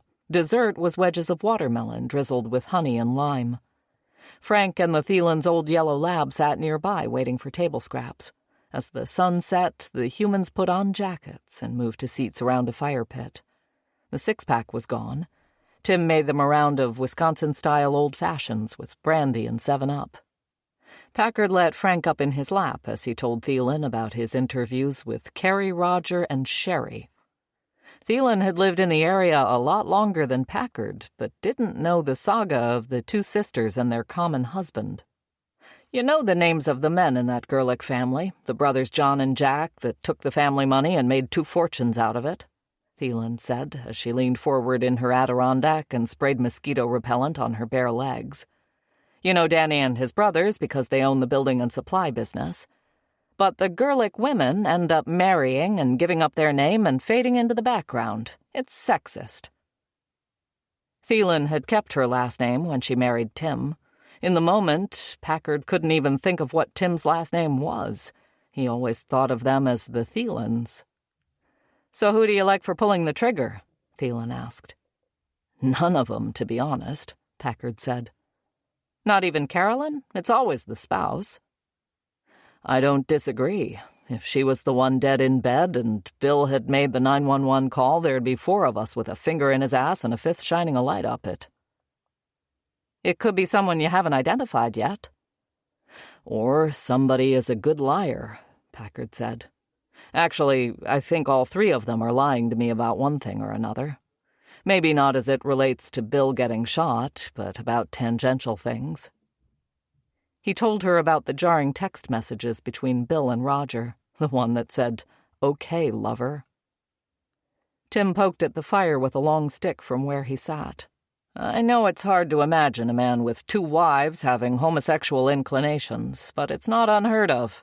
I've had multiple clients who married and then struggled with the shame they felt about their authentic selves," he said. Thielen shook her head. "I'm not arguing with what you're saying, honey, but I call bullshit on that being the case with those 2. I know at least 2 women in this town who have had their clock punched by that dairy farmer. He doesn't have a gay bone in his body." Packard's phone buzzed in his pocket right then. Marilyn Shaw was the name on the screen. He had a sudden thought about phones and names and the mental image he had when he saw the words Marilyn Shaw. It was then Packard realized what was going on with Bill and Roger. "It was someone else's number," he said to Thielen. "He programmed it as Roger in case Carrie ever got a glimpse at his phone." He held up a finger for Thielen to hold the thought, then swiped to take the call. "Marilyn, how are you?" "Benjamin, it's over," she said. "Stan died an hour ago." 6 months after hiring Packard, Stan Shaw was diagnosed with colon cancer. Doctors pulled out enough of his entrails that he needed a colostomy bag when they were done. Stan came back to work, but before long the cancer returned.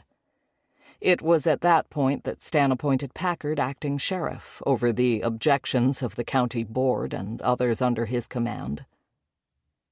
The call with Marilyn was short. just long enough for her to tell Packard that Stan had finally let go and there was nothing she needed. She wanted him to let the rest of the department know. She was too tired for a bunch of phone calls. "I'll take care of it, Marilyn," he said. "I'm with Thielen now. We're both heartbroken. We're going to miss him." They went inside while Packard called dispatch and asked them to start communicating the news. He called Kelly in California. She had worked for Stan for all 16 years he was sheriff, and 8 years for the guy before him. Everyone knew Kelly was the real boss you needed to keep happy. She'd never forgive Packard if she heard about Stan via a text blast. "Packard, we're in an Uber on the way to dinner before night 2 of Barry Manilow. This better be important."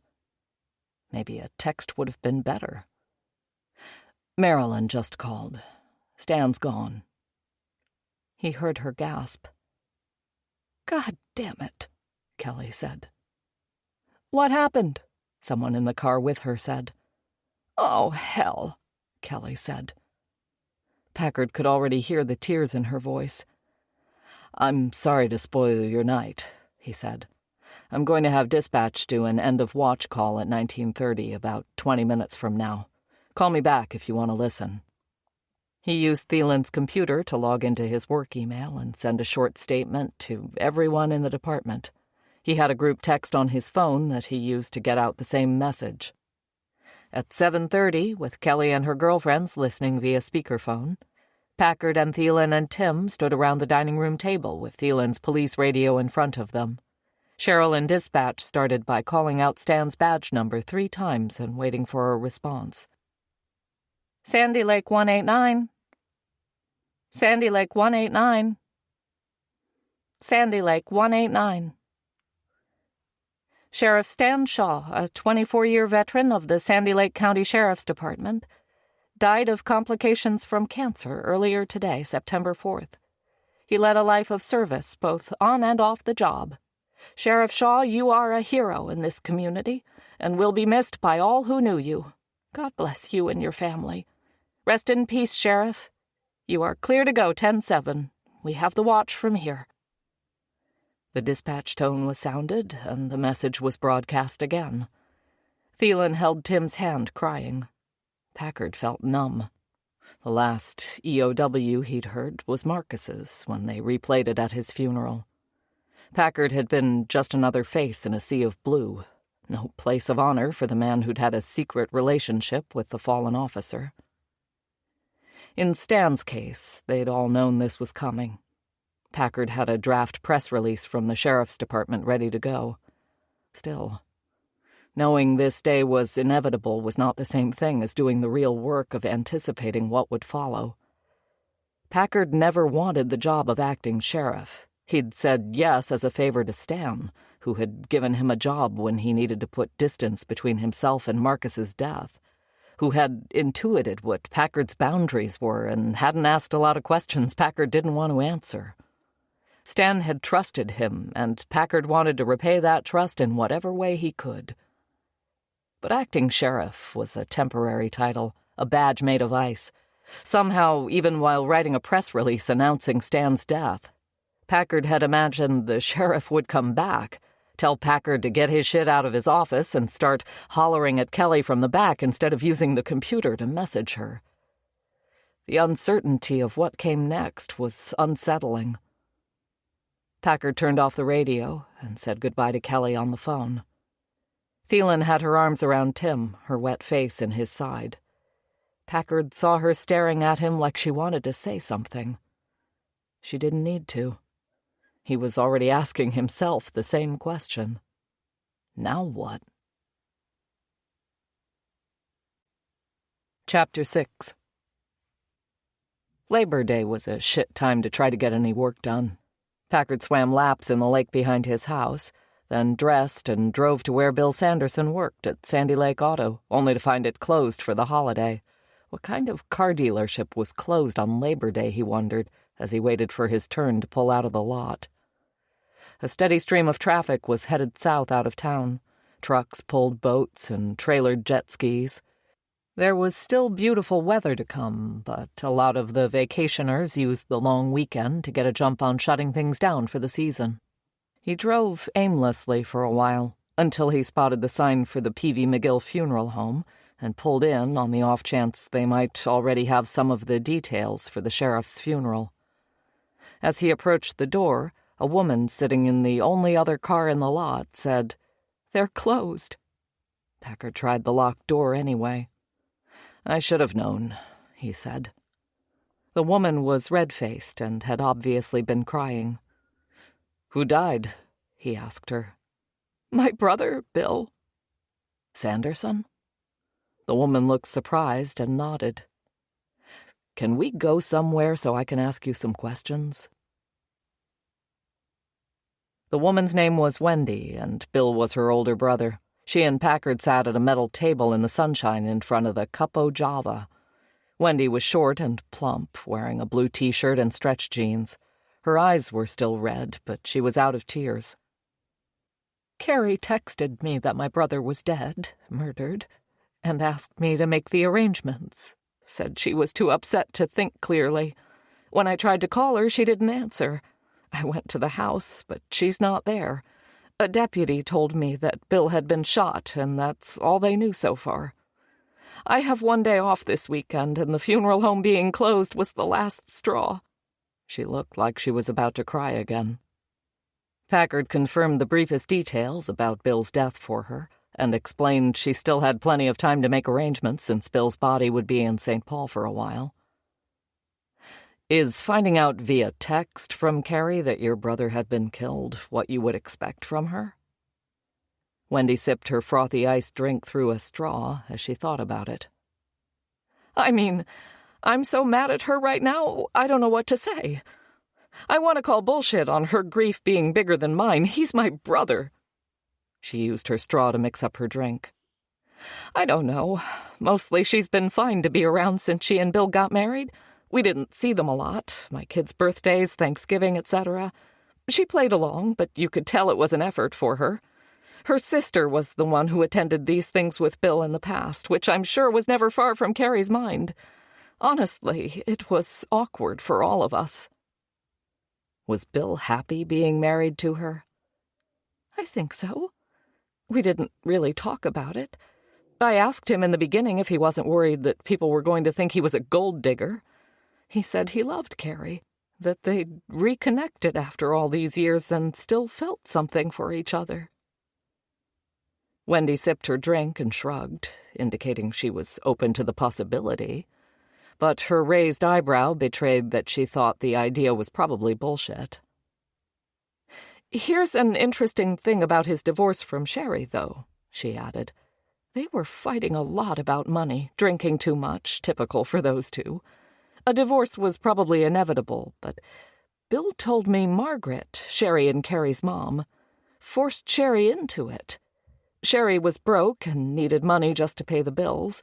Margaret said she'd only give Sherry an allowance if she got divorced from Bill. She said she wasn't supporting two deadbeats." Packard made a few notes. Sherry had already told him that her mother hated Bill. Using her checkbook as a lever to pry them apart was the sign of a woman who didn't take no for an answer. She must have been less affected by her dementia back then. "What else was going on in Bill's life? Where should I be looking for a killer or a reason to kill him?" "His gambling was an issue. I'm guessing a big chunk of Sherry's money went to the casino. Both of them had problems. He liked to play poker. She could smoke cigarettes and sit in front of a slot machine for hours like it was showing a movie." "Did Bill owe anyone money that you know of?" Wendy said she had no idea. The only time Bill asked her for money was when he asked her to invest in the chicken wings restaurant. "My husband and I argued about it a lot. I work in the bakery department at Market Foods, and he teaches history and coaches football at the high school. We aren't exactly sitting on a pile of reserve cash." Packard nodded. There was a lot of money to be found in various parts of the county.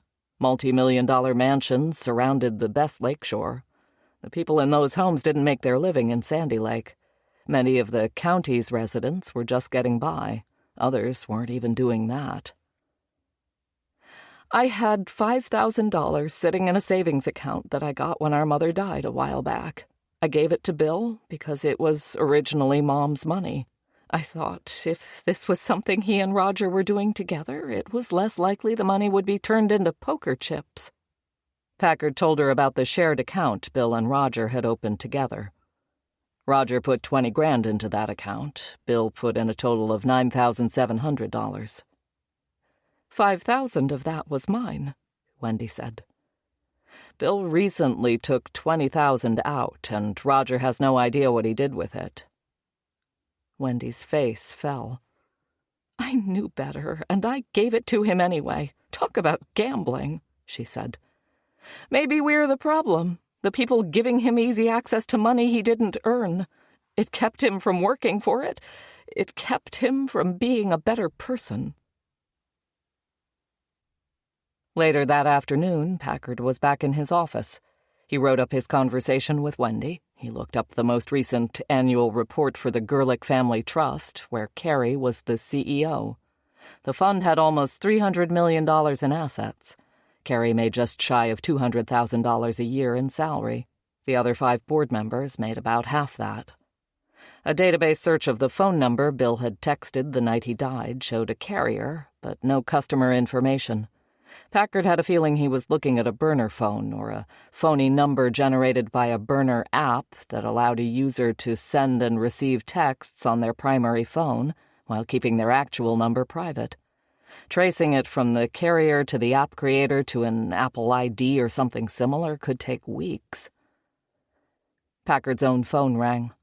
The name on the screen was Jim Wolfe, the chair of the County Board of Commissioners. "I heard about Stan," Jim said when Packard answered. "Terrible news, but not unexpected, I guess."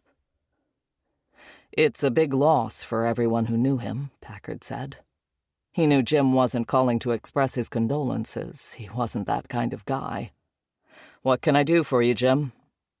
"Listen, I know it's Labor Day, but we still have a regularly scheduled board meeting tomorrow. I'm supposed to present the numbers for next year's budget. I haven't forgotten." "Yeah, that's still on the agenda." "I've been talking to the other board members about what's next for the sheriff. By that I mean the next sheriff. Stan got sick not long after winning his last election. You've been doing his job for almost a year now. Sheriff isn't on the ballot for the election coming up in November, but the board thinks it should be." Packard said nothing. The board was basically giving interested parties less than 2 months to register and campaign for the job. On one hand, Packard thought it was the perfect amount of time. Election campaigns at every level of government went on too long, generating nothing but noise and nonsense. On the other hand, it was really no time at all. Stan had started campaigning hard a year in advance. He was always a shoo-in. The voters of Sandy Lake County would have re-elected him sheriff until the oceans dried up. But he never took that for granted. "We need to make the announcement immediately so people have time to file before the ballots are printed," Jim said. Sometimes during interviews with suspects, Packard liked to keep quiet and just let the person continue to fill the silence on their own until they got to the nut of things. He turned in his chair and looked out the window at the blue sky hanging over what should have been his day off. He could have taken Frank out in the kayak. He could have driven to St. Cloud and banged the drummer again. "You'll have to run if you plan on keeping the job," Jim said. There it was. Jim made it sound like Packard was playing a game of keep-away and the board wanted its ball back. Despite the number of times he mentioned the board, Jim Wolfe was the one who wanted the election. He'd protested Stan's decision to appoint Packard, had even tried to float the idea of letting the board take the necessary time to review potential candidates and make the decision while Stan focused on his health. Stan reminded Jim that the board had no authority to make decisions within the department. Their approval was a formality, nothing more. "Anything you want me to do or say about this at the meeting tomorrow night?" Packard asked. No, just thought you should know." "Now I know," Packard said. "Kelly sent the budget slides last week before she went on vacation. Shouldn't be any surprises." I saw them. See you tomorrow night." Packard hung up. He didn't particularly care that Jim didn't want him in the job, didn't particularly care that Jim and others wanted a new sheriff elected as soon as possible, now that Stan had died. Nothing unreasonable about that. Two things had to be true if you wanted to be sheriff. You had to want the job, and you had to be electable. Packard was questionable about the first one and doubtful about the second. Why would anyone vote for the new guy in town, the new gay guy more specifically? And why would he want to give up being a detective and take on the bureaucratic job of sheriff full-time? Meetings and budgets and personnel issues, your future employment tied to the whims of the voting public? No thanks. So why did Jim's call piss him off so much? Chapter 7. Someone was trying to get into the house. Carrie sat tall at the sound of the handle turning and someone pushing their weight against the locked front door. Not Zainab. She wasn't scheduled to come until later. Carrie got up from the dining table, heart racing. When she heard keys jangle and saw through the window who it was, she sighed and went back to where she and Margaret had been eating lunch. Sherry came barging in like a deer through a plate-glass window. She was wearing cut-off shorts and a black tank top. She had big sunglasses and a huge purse and was already talking before the door closed behind her. "What the fuck? Why don't you answer your fucking phone?" she asked. "Because I don't want to talk to you or anyone else right now," Carrie said. She took a bite of her sandwich and studied its layers like she'd never seen one before. "How'd you get out here? I thought your license was suspended." Sherry took off her sunglasses and dropped her purse on the kitchen counter. "It is, and I can't drive my car because it's the only red Mercedes in town and every goddamn cop around knows I don't have my license. I borrowed a car from a girl who just moved into the condos, traded her some weed for her keys." "Charming," Carrie said. She reached across the table and nudged Margaret's plate closer to her. "Mom, finish your fruit." Margaret bit into a piece of sliced apple. She'd been dressed for the day in brown slacks and a red sweater. Her hair hadn't been done and looked flat in the back. "So why are you here?" Carrie asked over her shoulder. "I don't know. I thought maybe you could tell me what the fuck happened to my ex-husband." "Somebody shot him. He's dead. You can leave now," Carrie said. "Shut up. I'll leave when I'm ready," Sherry said. She went to the refrigerator and opened both doors. "Is there anything to drink in this house?" "Yes, we have a fully stocked bar on the premises for Mom and her nurses and all the day drinking that goes on around here," Carrie said. Sherry opened and closed cupboards until she found a few random liquor bottles covered in grease and dust in the cabinet over the stove hood. A bottle of cheap Canadian whiskey had half an inch left in the bottom. Sherry got herself a glass with ice and emptied the bottle into it. "Those breasts make you look like a whore," Margaret said suddenly. "Mom, give it a rest," Sherry said. She stuck her thumbs under the straps of her tank top and adjusted herself. "This boob job is 15 years old. You've seen them 1,000 times." "Whores walk around with their breasts out like that," Margaret said. Carrie turned her chair around sideways and smiled at her sister like a snake. Sherry sipped the whiskey. "You don't look too upset, considering your husband has been murdered." "I don't know what people expect of me," Carrie said.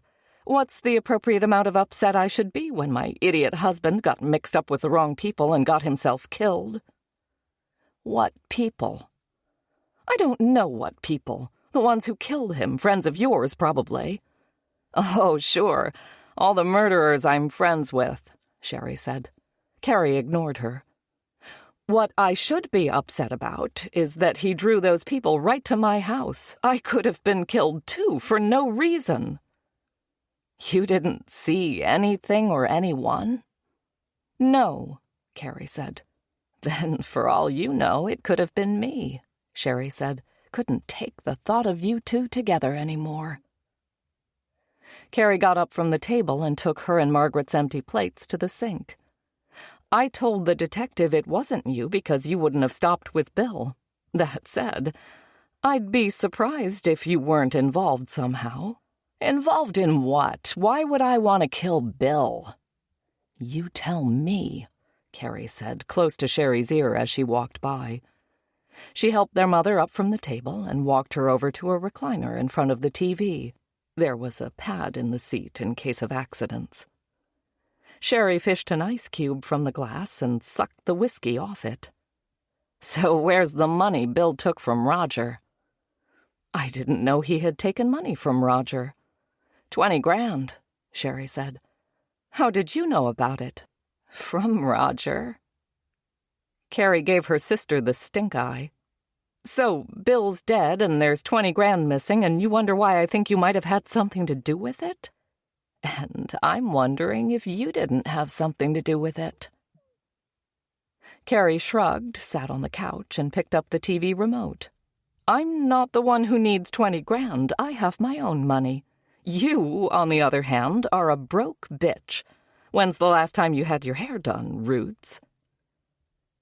Sherry stared into her empty glass like she was trying to think of a comeback or trying to make more whiskey appear out of thin air. Carrie watched her, then turned back to the TV. Sherry was never the smart one. She was the saucy one as a child, the sexy one when she was old enough to attract boys. She threw herself into situations regardless of the consequences. She was exactly the kind of person who could be talked into murdering her ex-husband for a meager amount of money. Sherry sucked the last of the liquid from the bottom of the glass, then dumped the ice in the sink. "How long are you going to stay here?" she asked. "Until the police tell me I can have my house back, maybe longer," Carrie said. "I don't know if I can live there again. Bill ruined it for me." Sherry shouldered her purse and put on her sunglasses. "Typical. Bill's dead, and all you can think about is how you've been inconvenienced. My advice? Work on your grieving widow act if you don't want people to recognize you for the monster you are," she said. Carrie dropped her head and took a deep breath. When she looked up, her eyes were wet. "I loved Bill. I don't know what I'm going to do without him." She blinked and tears ran down. "Like that, you mean?" Sherry looked disgusted. "You remind me of Mom when we were kids, crazy bitch," she said. "Alcoholic whore." Margaret was picking crumbs off her sweater. "Girls, be nice," she said. After Sherry left, Carrie moved to the end of the couch closest to her mother's chair. She'd hoped that cutting back the hours of the home health aides and spending time alone, just the two of them, might help clear Margaret's mind. The aides agitated her. She angered easily and was prone to tantrums. Having strangers in her house, especially Muslims and Mexicans, was particularly upsetting. Why couldn't Carrie hire real people to help her, Margaret asked, meaning where were all the white people who wanted to bathe her and change her diapers? Carrie explained to her that the aides were trained professionals who cared about her and wanted to help. If she couldn't be happy with the home health aides, the alternative was moving to the nursing home.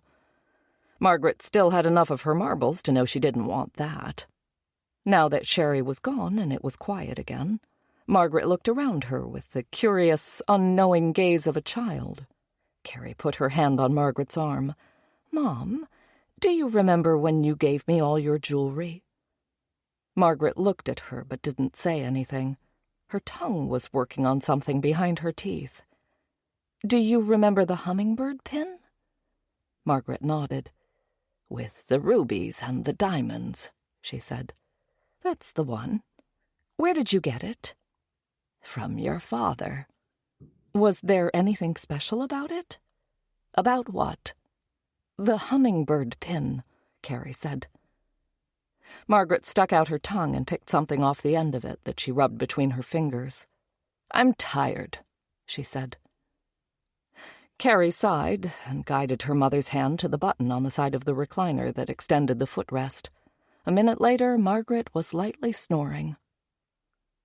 The killer had asked Bill specifically about the hummingbird pin before he shot him. Where's the hummingbird pin? It's not here. It wasn't with the rest of Carrie's jewelry because it was something she actually wore, pinned to her coat in the front closet. If she could go home again, she'd bring it back with her. Maybe something tactile would thin the logjam in her mother's mind and let memories flow. How had the killer known about the pin? What was special about the pin? Chapter 8. Things started to return to normal on Tuesday. The town was still swollen with people whose long weekend was overflowing into the week. Yellow school buses moved against the tide, dragging the unwilling up a slope into the volcano of a new school year. Packer drove by Sandy Lake Auto again and found it open this time. Brightly colored pennant flags flapped over the lot. The sun blazed on dozens of windshields. Packard pushed through the tinted doors into a heavily air-conditioned office area. No cars inside, just several small cubicles, a few offices on the back wall, and a separate waiting area for people getting their cars serviced. It smelled like burned coffee and printer toner. A smiling salesman came at Packard from the right. "Morning, Deputy. Can I help you with something?" Another man in a suit and tie was standing in the doorway of an office in back. "Are you here about Bill?" he called. "I am," Packard said. "Come on back." Packard nodded at the salesman and walked back to the guy in the suit, who introduced himself as Stephen Carter. He was tall with a bushy mustache and a ring of dark hair around a shiny pate. He closed the door, then sat behind the desk. "I was surprised you guys were closed yesterday," Packard said. "Isn't Labor Day a big day for selling cars?" "It can be if you own a dealership and have promotions and numbers you're obligated to. All of our cars are used. Most of our inventory are former rental cars and lease returns that we buy at auction. It's my business, so I decide when we're open and closed. No one wants to work on the last day of summer." "Can't disagree with that." "I've only heard gossip so far about what happened to Bill," Stephen admitted. "I've been trying to contact Carrie, but she hasn't been answering her phone. Understandable, given the circumstances." Packard confirmed that Bill was dead, not by his own hand, and identified himself as the lead investigator on the case. "How long has Bill worked here?" 2 years, maybe a little longer. He and I went to high school together. He asked about a job around the time one of my guys was retiring. I admit I was surprised to see him. He and Sherry's lifestyle was legendary. A lot of us looked at them and thought it must be nice to have all that money and not a care in the world." "What made you hire him?" "He needed a job. He had divorced Sherry and was marrying Carrie. I think his exact words were it was time to start pulling his own weight. He didn't have any experience in sales, but our stuff mostly sells itself. It's not a high-pressure, high-commission operation."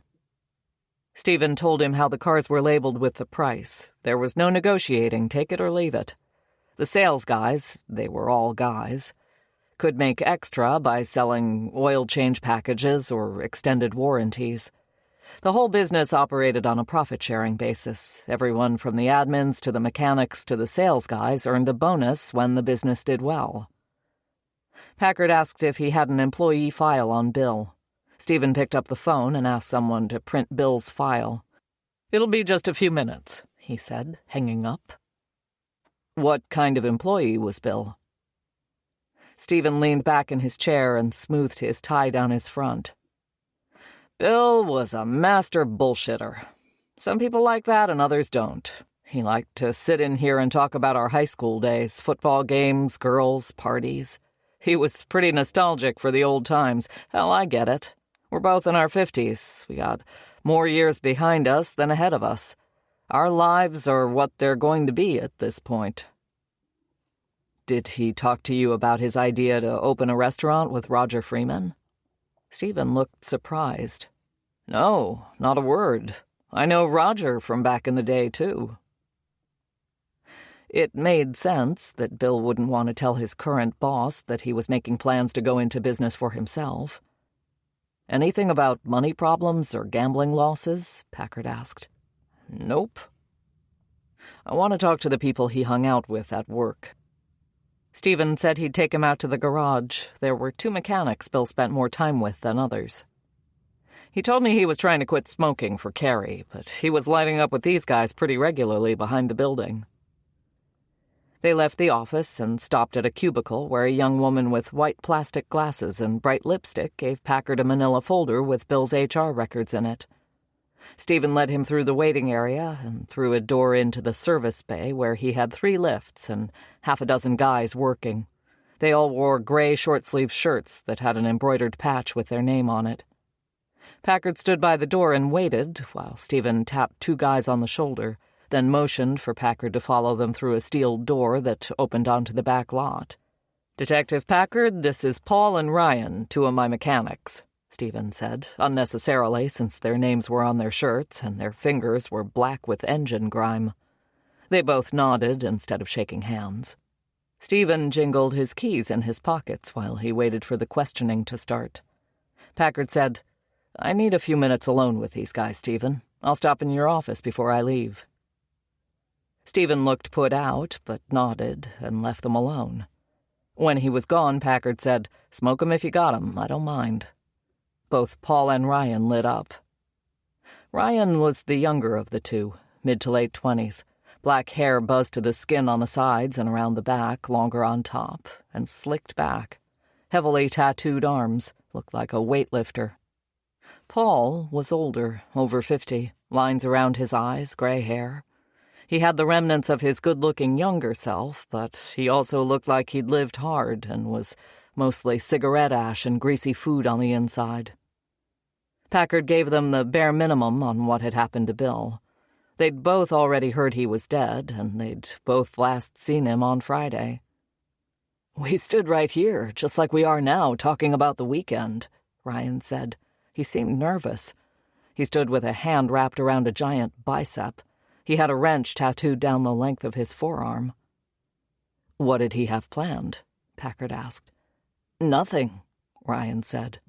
"I saw him in the afternoon, and he told me the same thing," said Paul. "No plans. He seemed pretty bummed about having a 3-day weekend and nothing to do." "What else did you guys talk about when you met?" Packard asked. "What was Bill like?" Ryan looked at Paul like he wanted him to go first, or to say something so he didn't have to. Paul just shook his head. Ryan said, "He always wanted to know what was up with me and my girl. His favorite thing to say was if he knew what he knew now when he was my age, he would have done a lot of things different. He was always warning me not to let my current piece of ass blind me to all my options. I laughed along a couple of times, but I finally had to tell him not to disrespect my girl like that." Ryan puffed on his cigarette and blew the smoke sideways. "Mostly we just talked about sports and work and shit like that." "He ever talk about his wife?" "Not with me," Ryan said. "I couldn't even tell you her name." There was a generation gap that even gossip had a hard time bridging. People Bill's age, maybe his parents' age too, were familiar with the scandal he caused marrying 2 sisters. But go a generation or 2 in the other direction, and they had no idea who these people were. They were too busy trying to be known for their own transgressions. Ryan ground out his cigarette on the bottom of his boot and put the butt in the receptacle by the door.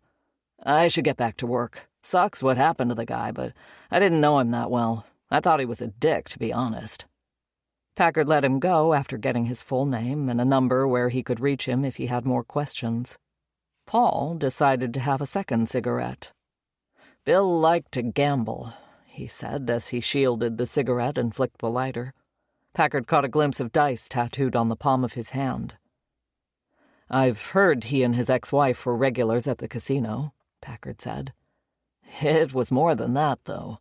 He was after high stakes recently. He found out about a game run out of someone's house." "Did he go?" "He went," Paul said. "And?" Paul blew smoke out. "He said he walked out with what he went in with. But if you know gamblers, you know they brag about the wins and lie about the losses, so... Where was the game? I don't know. Some rich guy's house on a lake. Sounded like he had to jump through all kinds of hoops to get invited. Ronnie Winder was the one who helped him out. Winder Marine and Power Sports was practically across the street from the dealership. Bill could have easily walked there during lunch or on his breaks when he wasn't smoking cigarettes with Ryan and Paul. Bill told Roger he had taken the money out of their shared account because he had a plan. Was that a euphemism for the poker game? A sparkling wet Honda CR-V pulled out of the car wash bay beside them and pulled up to the vacuum station. A young woman in tight white shorts and a pink tank got out and fed quarters into the machine. Paul didn't know anything else about the high-stakes game. Couldn't pinpoint in his memory when Bill had gone. A month ago? 2 months ago? He was distracted by the girl bent over vacuuming out the back hatch of her car. I get Ryan not being a fan of Bill's. What did you think of him? Packard asked. Paul shrugged, not taking his eyes off the girl. You could bullshit with the guy, no problem, but he definitely acted like he was better than you. He made it clear that working for a living was for suckers. He was only slumming with us clock punchers until he could get set up for himself. He wanted to start a business. He didn't want to talk about it because he didn't want anyone stealing his idea. His top-secret chicken wings and beer restaurant? Was that it? Maybe I will steal it now that he's dead, Paul said. Any guesses who would want to put a bullet in Bill? Packard asked. Paul shook his head. None at all, he said, and fed his cigarette butt into the stand by the door. But like Ryan said, he was kind of an asshole, so there could be a list. Packard went back to Stephen's office and asked if Bill had his own desk or computer. Stephen told him that the sales staff used desks out in the open with shared terminals for closing deals and completing paperwork with customers. They had cubes for when they weren't on the floor. Bill's cube had a sport coat over the back of the chair and a styrofoam cup with a skin on the surface of last Friday's coffee. No personal effects, just a laptop and a spiral notebook. The same woman with white glasses who had given him Bill's HR folder, her name was Catherine, came over and keyed in Bill's employee ID and password. Packard opened up the email application and found hundreds of unread messages from Stephen, the service department, and other Sandy Lake Auto email addresses. Bill either didn't know the first thing about email or he couldn't be bothered.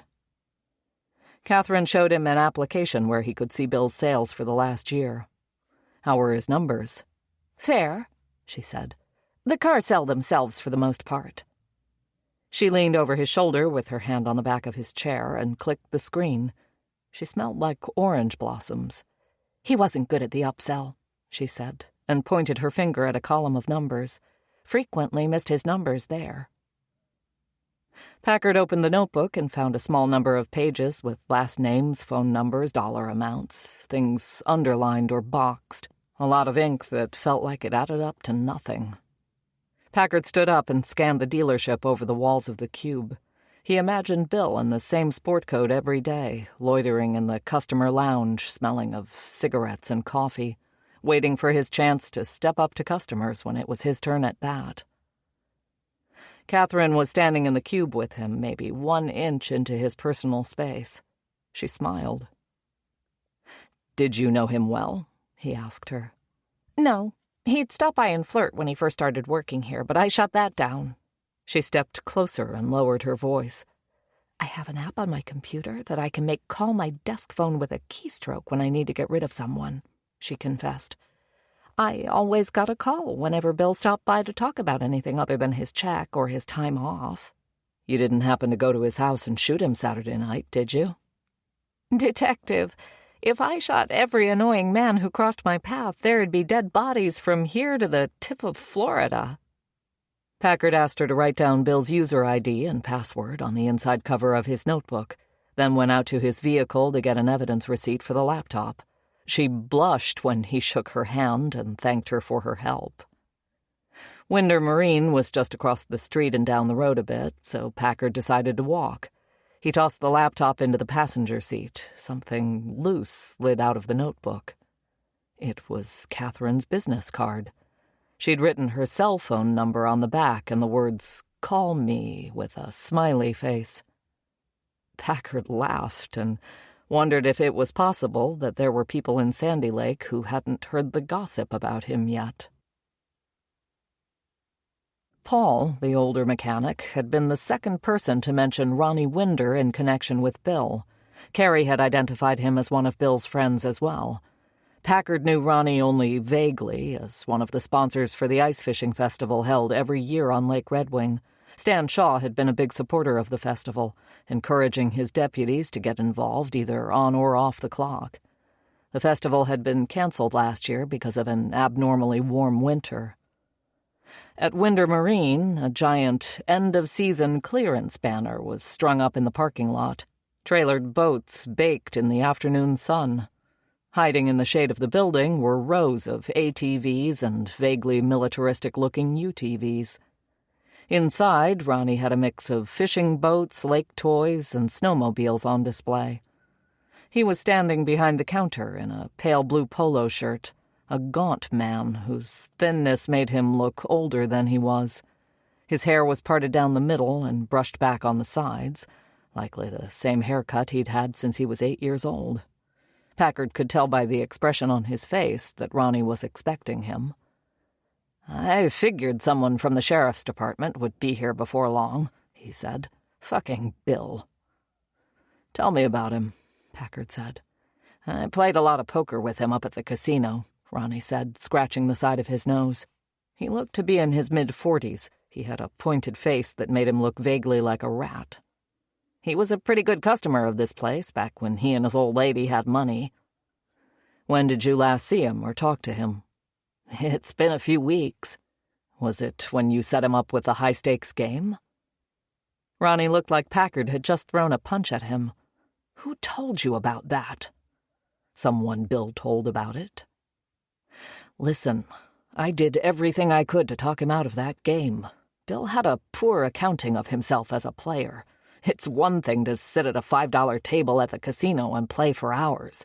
He had enough money that the losses didn't matter and the wins were all he remembered.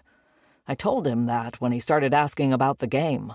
I've only played in it once. I'm a better player than Bill, and I knew in a hurry I was out of my league with those guys." "What guys?" "I can't tell you that. These guys have more money than you can imagine. Some of them are very good customers of mine." "Tell me about the game, then. When is it?" "It's infrequent. All the guys have to be up here at the same time. They're all big shots from the Twin Cities or Milwaukee or Michigan. They're longtime friends of the main guy, or they live near him on the lake." "What's the buy-in?" $10,000 cash just to sit at the table. The way these guys play, you can lose that much in a single hand." "How'd you do when you played?" "Walked away with $4,000 of my $20,000 buy-in. It was a lesson in humility." "Bill never had a chance, did he?" "Zero. Like I said, it's one thing to keep your cool in a low-stakes game at the casino. But when every raise is hundreds or thousands of dollars, you start to sweat. It's like blood in the water to these guys. Any one of them could have $10,000 fall out of his pocket and not miss it." "Any chance Bill walked out of there owing somebody money?" "Maybe. I don't see these guys taking an IOU from a small fish like Bill.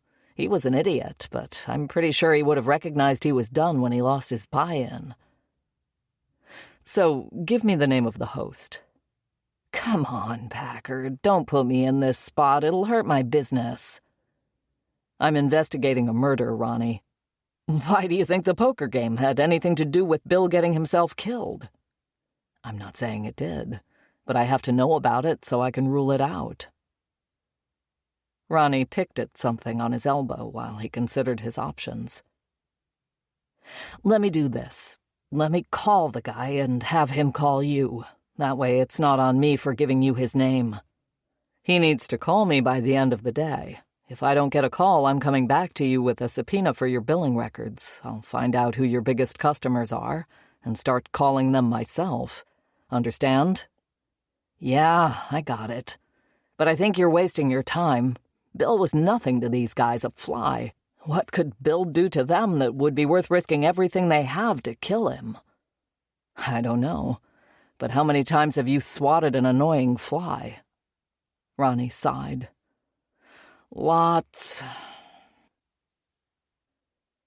It was lunchtime by the time Packard left Winder Marine. He grabbed a sandwich in town and then made it to the station for the first time that day. Kelly was at her desk, trying to eat a salad out of view of anyone coming in. Her frosted hair was pulled back with big bangs in the front. Her eyes were red. Just the sight of Packard made her put her hand over her mouth and blink away the tears. Come on, Kelly, no crying. Packard used his card to get through the secured door and went around to her desk. Kelly got out of her chair and hugged him. It was the first time she'd ever done so. Most of the time she treated him like a child she wanted out of her sight. She was old enough to be his mother. I wouldn't have gone to Palm Springs if I thought this was the weekend he would go, she said, keeping her head turned so as not to get makeup all over the front of him. I saw him at the festival with Marilyn on Saturday, Packard said. He didn't look great, but he didn't look like he was going to die within 24 hours either. Kelly got a tissue and used it to dab under her lashes before she sat again. Gah, I've got so much catching up to do after a long weekend and now a funeral to plan on top of it. Do you know when it is? Thursday at 10:30 at St. Stephen's. You're speaking about Stan as a public servant and a law enforcement officer. I can do that. I've been working on something. Send me a copy. I'll tell you if it's good enough. Yes, sir. Kelly gave him a look like he'd better watch himself. New subject, she said. I heard that the election for sheriff is on the agenda for the board meeting tonight. Of course she had. Kelly knew everyone in every department in the county government building. If Shepard had a corner on town gossip, Kelly had the inside track on the real news of how things worked and got done in Sandy Lake. If you wanted to make a motion that the board are a bunch of ungrateful assholes and that you should keep the job until the current term is up, I would second it. I'm not sure I get to make motions, Packard said. Kelly looked disappointed in his lack of imagination. I assume you're going to run. I don't think so. I came here to be a detective. I like doing investigations. I only took on the sheriff job as a favor to Stan. Putting myself out there in an election feels like it would be unpleasant and a waste of time. Sounds like a lot of excuses to me. You should run. Packard shrugged noncommittally. It'll be interesting to see who does run. That's what I'm worried about, Kelly said. Anyway, do you want me at the meeting tonight as a backup for the budget slides? No, I got it covered. You've got enough on your plate. Keep me posted on the details about the funeral. Kelly nodded and turned in her chair, dismissing him. Sorry for hugging you, she said, without turning around. Don't take it the wrong way and think I like you or anything. The thought never crossed my mind, Packard said. Packard spent the rest of the afternoon writing down the notes from his interviews with the guys at Sandy Lake Auto and Ronnie Winder. He paged through the notebook from Bill's desk again and found nothing. Bill's laptop went into the evidence locker, and Packard sent an email about it to Suresh, the department's digital forensics expert.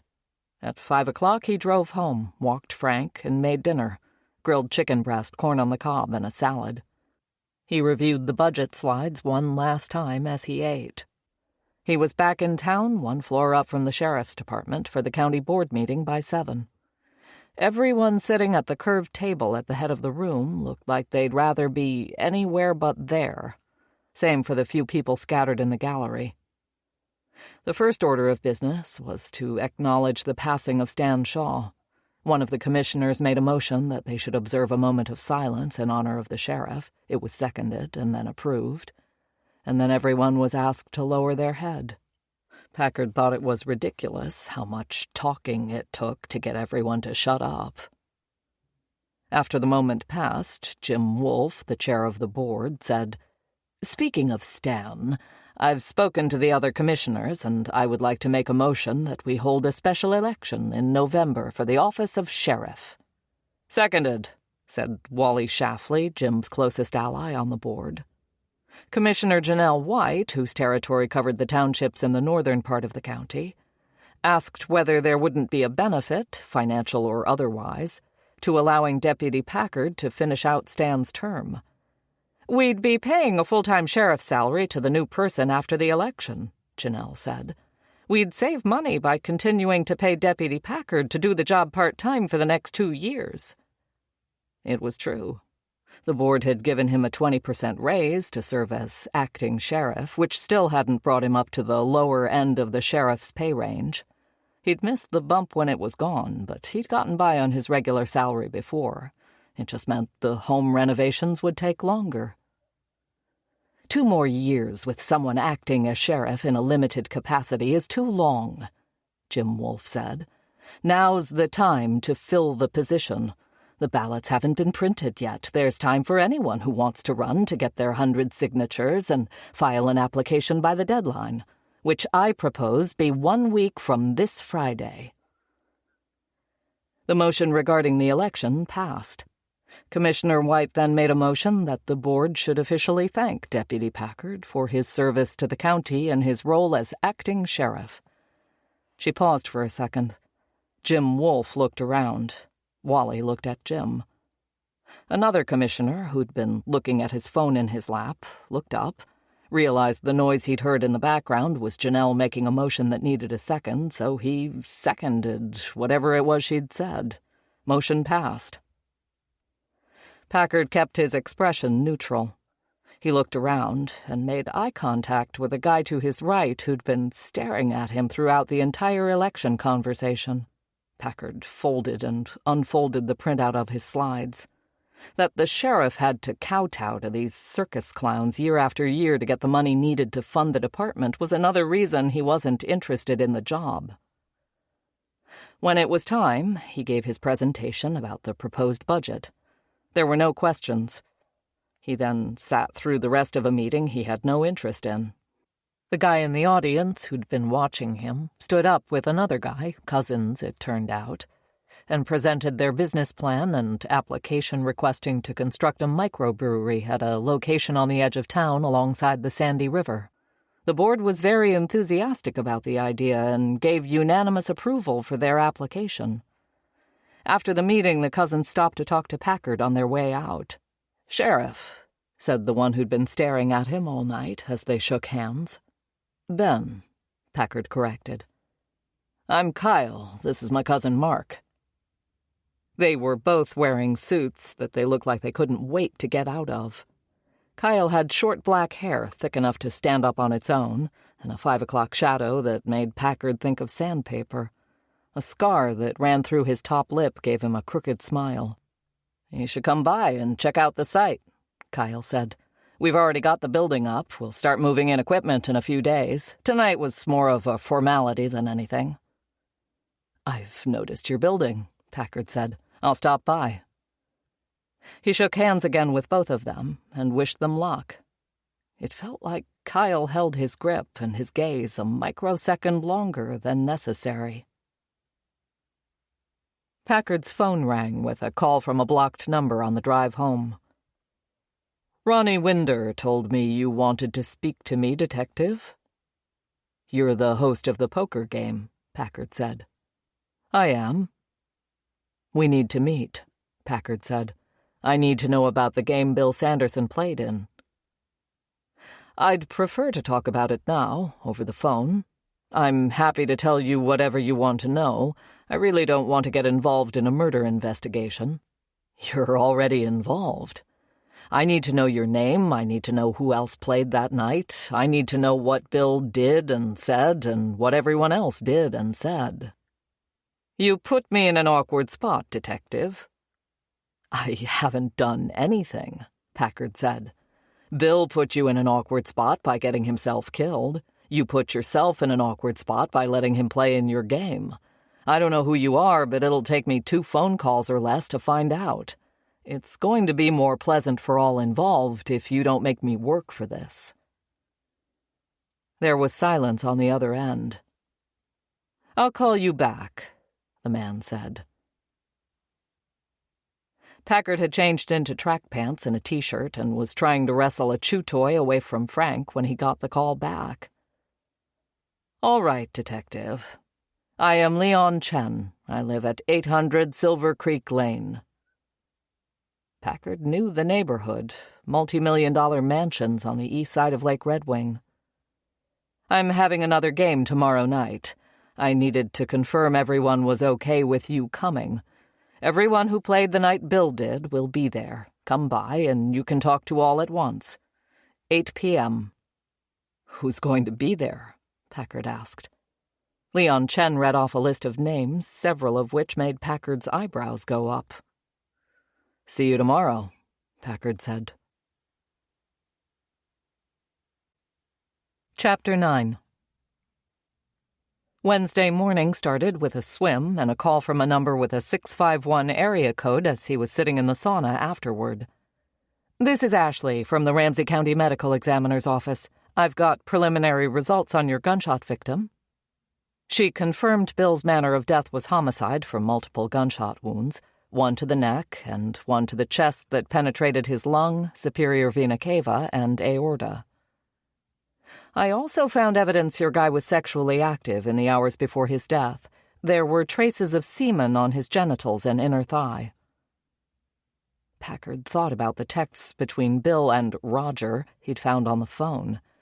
"I'll pick you up in 15 minutes, okay, lover." Sex seemed implied.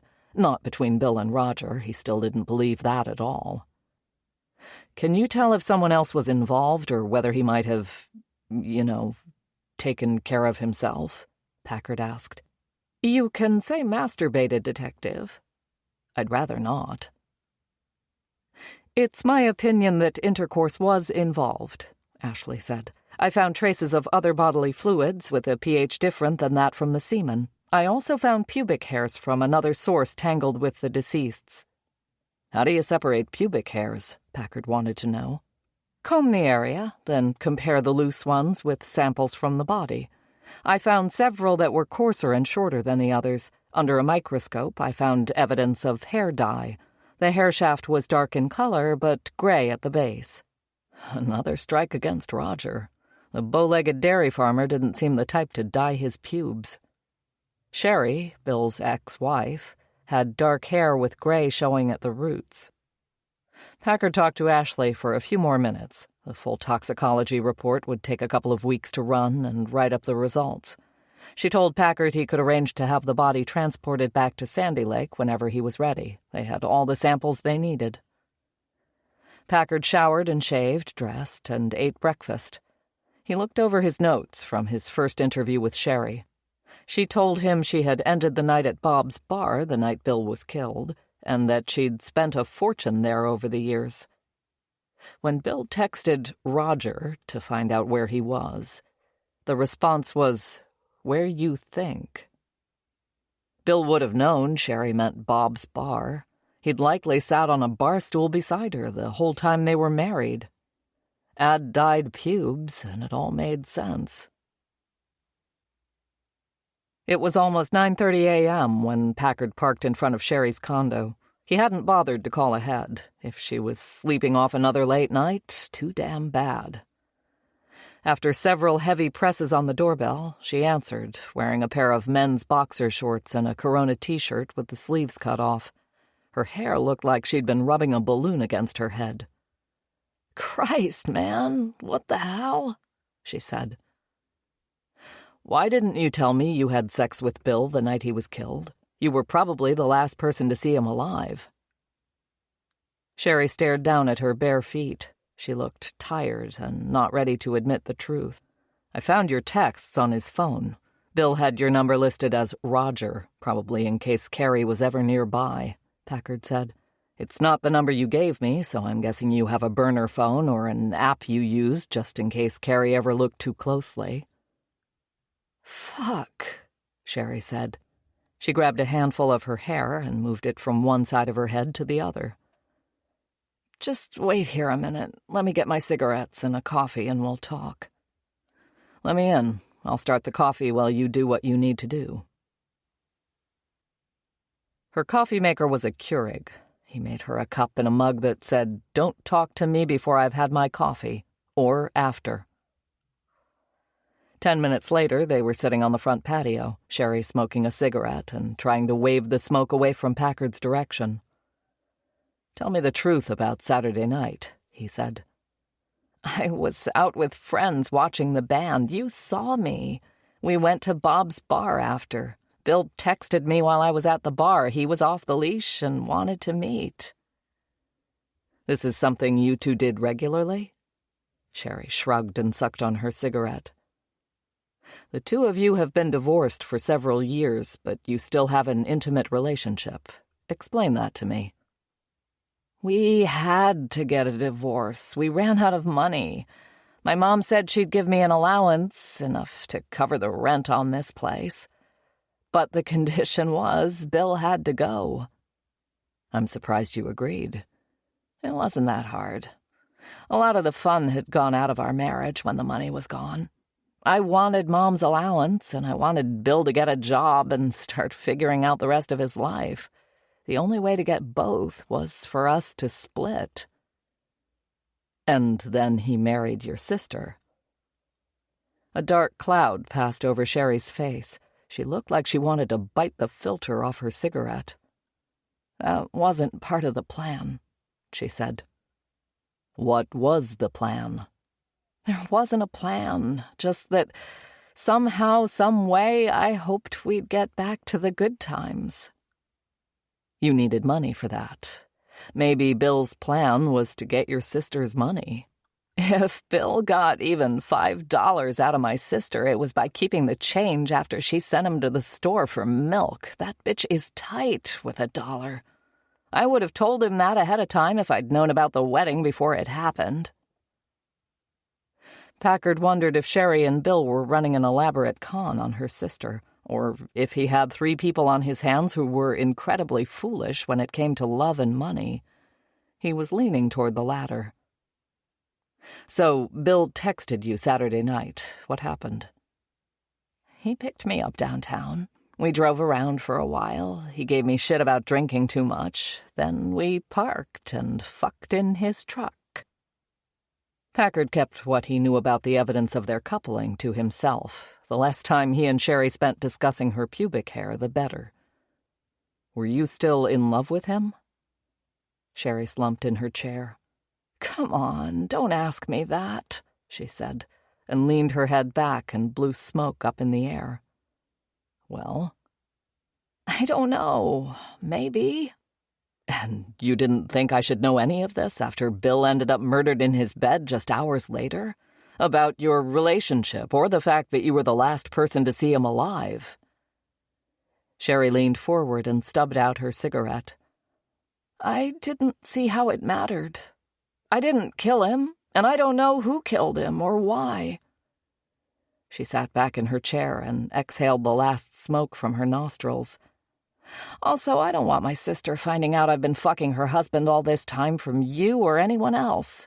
She'll find out from me when it twists the knife the most." "What is it between the two of you? I don't get it," Packard said.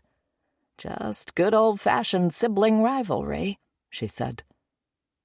Sherry promised there wasn't anything else she wasn't telling him. Packard believed her like he believed in Bigfoot. He asked her if she needed a ride anywhere, and she said no, she needed to go back to bed. Packard left her there, smoking another cigarette, with a warning that he'd better not find out that she was still holding out on him. At the station, Packard made a quick loop, saying hi to the dispatch operators and anyone sitting at a desk. He ran into Suresh making tea in the break room and asked what he'd found on Bill's phone. "Almost nothing," Suresh said in his heavily accented English. He was a young man, but his rapidly thinning hair and bushy mustache made him look older than he was. "This man has no online presence that I've been able to find." Packard had hired Suresh a year ago on an H-1B visa after a fruitless local search for someone with the skills the digital forensics position demanded. Even ads he ran in the Twin Cities market hadn't turned up a candidate willing to move to Sandy Lake for the salary the job offered. Suresh and his wife, Prachi, were from Bangalore. She was currently pregnant with their first child. Suresh stirred milk into his cup of tea. He has no social media apps on his phone. He's got some poker and slot machine apps. He got texts and phone calls from just a few people. One person is called Princess K of the Milky Way. What is meant by that? Did you track the number? Packard asked. Yes, to a Roger Freeman. Packard laughed. Princess K is the title given to the winner of the statewide Dairy Princess pageant. Roger is a dairy farmer. It's a joke. I see, Suresh said, looking confused. Packard followed Suresh back to his office. Have you gotten to his computer yet? No, I've been busy with some other work for Detective Thielen. Suresh, my stuff is always more important than hers. Oh, she told me the opposite. Come back tomorrow. I'll have more info, Suresh said. Packard thanked him and asked him how much longer until the baby arrived. Only 6 weeks, Suresh said, beaming. We are so very excited. Packard spent the rest of the afternoon following up on other parts of the investigation. The gunshot residue tests on Carrie's hands and clothing came back clean. GSR was fairly easy to wash or rub off, and there'd be none if she had changed clothes before calling 911. The absence of evidence wasn't the same as evidence. He'd had a diver and a deputy in a sheriff's boat on the pond behind her house for the last 2 days, looking for anything the killer might have wanted to get rid of in a hurry. The metal detector found a tire rim and several fishing rigs, but nothing else. No gun.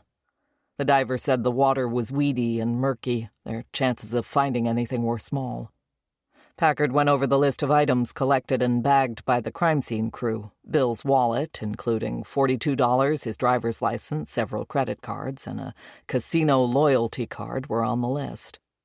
Packard picked up the phone and called his contact at the casino. Raymond Pike was the head of customer loyalty and was often willing to answer Packard's questions about goings-on at the casino with a minimal amount of hassle. It helped having someone on the inside when matters of jurisdiction and authority between tribal police, who ruled on the reservation where the casino was located, and the county clashed. "You only call when you want something," Pike said by way of a greeting. "This time is no different. One of your customers was murdered recently. He has a player's card there. I'm wondering if I can come up and get some basic info without a warrant." "I'm not even going to make you come up here," Pike said. "Read me the number on the back of the card." "I don't have the card. It's in evidence. His name is Bill Sanderson, S-E-N at the end. I have a D.O.B. if there's more than one." "I found him. What do you want to know?" "When was he there last?" "He last used his card here on June 17th. He made a $200 buy-in at poker table number 4, averaged $10 bets, and played for 90 minutes. "Do you track who was at the table with him?" "That I can't tell you." "Can't or won't?" Packard asked. "Next question," Pike said. There were limits to what he could share, and he had no problem letting Packard know when he got too close to the line. "What other information do you have about him?" "His membership level has dropped from our highest tier 8 years ago to our lowest, meaning he doesn't come or spend as often. I have his name, address, phone, email, his room preferences. His drink of choice is a Jack 7. "Does the card have any cash value? Can you load money onto it?" "No, it tracks points, but the points themselves have no cash value. They can only be redeemed for goods and services." Packard tried to think of what else about Bill's casino habits might be useful. "Is there a joint name or anyone else on the card?" "Cards can't be shared, even among spouses. Each player has to have their own card." "If he came up there and didn't use his card, would there be a record of that?" "We'd have him on 500 different security cameras, but to see that you would need a warrant." Packard thanked Pike and hung up just as Kelly came back to his office and knocked on the doorframe. "Funeral is tomorrow. I emailed you the schedule," she said. "I saw it. Thanks for cleaning up my eulogy." Kelly shrugged. "What happened at the board meeting last night?" she asked. "They approved the motion to put the sheriff on the ballot. No one asked any questions about the budget slides." "Well, no shit. I got that from reading the minutes. I mean, what did you say when they talked about the election?" Packard leaned back in his chair. "I don't agree with Jim Wolfe on much, but I agree that 2 more years is too long to go with an acting sheriff.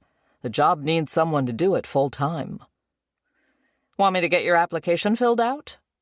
"I told you, I'm not running." Kelly crossed her arms and gave him a look that would have made a weaker man shuffle his feet or check his zipper. Packard had practiced steeling himself against it. "I'm not running. I'm a detective, not a politician." Kelly kept giving him the look. "Put your eye daggers away. I'm not running." "That's what you think," she said. He tried changing the subject. "What do you know about the brewery that's opening up in that spot by the river?" "I know a lot about it. It's 2 of my nephews opening it. They're cousins. Mark grew up here. He tried to get a spot going down by the cities, but they weren't in a great location and couldn't rise above the competition. His cousin Kyle is the brewer. They're both moving back here and hoping the location and a lack of competing breweries will give them a shot. I'm not a beer drinker, but others say their stuff is pretty damn good." "Be a nice place to sit outside by the river when the weather's nice." Kelly mm-hummed and turned on her heel. "Let me know when you change your mind about that application," she called back. "I'm not changing my mind." Packard worked through the evening. Dinner was a microwaved meal he kept in the freezer in the break room. When it was time to leave for the poker game, he went out through the sally port and found Shepard smoking a cigarette before heading out on patrol for the night shift. It was the first he'd seen Shepard since dismissing him from the scene at Carey's house. "We need to have a word, Sergeant," Packard said, making sure the door was shut behind him. "What about, boss?" "You texted and phoned Sherry Sanderson about her ex-husband's murder practically from the scene." Shepard flushed red. I was notifying next of kin." "She's not his kin. She's his ex-wife and a potential suspect until I decide she isn't. I don't understand what goes through your head, Shepard. I was the last person you talked to at the scene, and your first inclination after walking away was to text someone who could be a suspect." "I didn't think of her as a suspect. I used to know her, and Bill to a lesser degree. I just thought she'd want to know right away that something happened." Packard shook his head. "The policy says the deputy assigned to the investigation, that's me, not you, makes the next of kin notifications in person, not via text." "Well, I misspoke," Shepard said. "I wasn't notifying next of kin. I was letting a friend—" "I'd stop talking if I were you," Packard warned. "You're supposed to keep confidential information revealed to you in your official capacity secret, unless revelation is necessary in the performance of your duty. It wasn't your duty to tell Sherry about Bill. You're not supposed to let personal feelings or friendships influence your decisions. Any of this ringing a bell? It's page 1 of our code of conduct." Shepard regarded the end of his cigarette and said nothing. There'd been plenty of time for Packard to get over his fury toward Shepard. What remained was weary resignation. He had nothing left to offer Shepard in the way of second chances, favors, or warnings. Things like this had been going on for too long. "I've filed an incident report on this, including the evidence from Sherry's phone. You violated policy and compromised my investigation," Packard said. Shepard knew findings from an incident investigation would mean disciplinary actions coming his way. He shook his head. "You've had it in for me since the sheriff handed you the reins." "That's bullshit, Shepard. I don't expect any more from you than I do from everyone else. Do your job, that's it. And don't interfere with my job. We're supposed to be on the same goddamn team." Shepard fumed. His face was red. He ground his cigarette out on the bottom of his shoe and tossed it in the ash can. "Am I suspended?" You're not suspended. This is an internal matter for now. I'm recusing myself from any decision-making about this since I'm both the acting sheriff and the lead investigator on the case you potentially compromised. The city attorney will review the facts and make a recommendation about what to do." Shepard looked like he had more to say. He looked like he was working something up in his mouth. He got in his vehicle and slammed the door, taking his anger out on the seatbelt and the gear shift. Packard watched his deputy pull out and drive off in a fury to serve and protect the people of Sandy Lake. He went home, let the dog out, and changed out of his uniform into dark pants, a short-sleeved shirt, and a sheriff's department windbreaker. He wore his gun on his hip. He took his time driving to the poker game, taking the long way around the lake, window down. The sun had set half an hour earlier. Homework and early bedtimes had emptied the late-evening shadows of summer kids. He smelled fire pits and cooling lake water and late-season fireworks. A lot of the cabins were dark, no cars in front. He drove and thought about Shepard. He felt no satisfaction in disciplining the deputy. If there was an easy fix for the animosity between them that didn't require Packard to lower his standards, he'd have taken it. Every time he was thankful to see Shepard doing more than the bare minimum. There were 2 times when Shepard put his foot in it. He needed discipline, or he needed to go. He'd been doing the job too long to change on his own. The houses got bigger and farther apart as Packard made his way around the lake. It had only taken a few generations for the family cabins that had once been here to be sold, the lots consolidated, and mansions built in their place, then torn down and rebuilt with more contemporary designs. Locals called this stretch of Lake Red Wing the Gold Coast. Even the local wealthy families like the Gerlichs and Jim Henkel, the science fiction writer, didn't have homes here or like this. The money on the Gold Coast was from out of state or out of the country.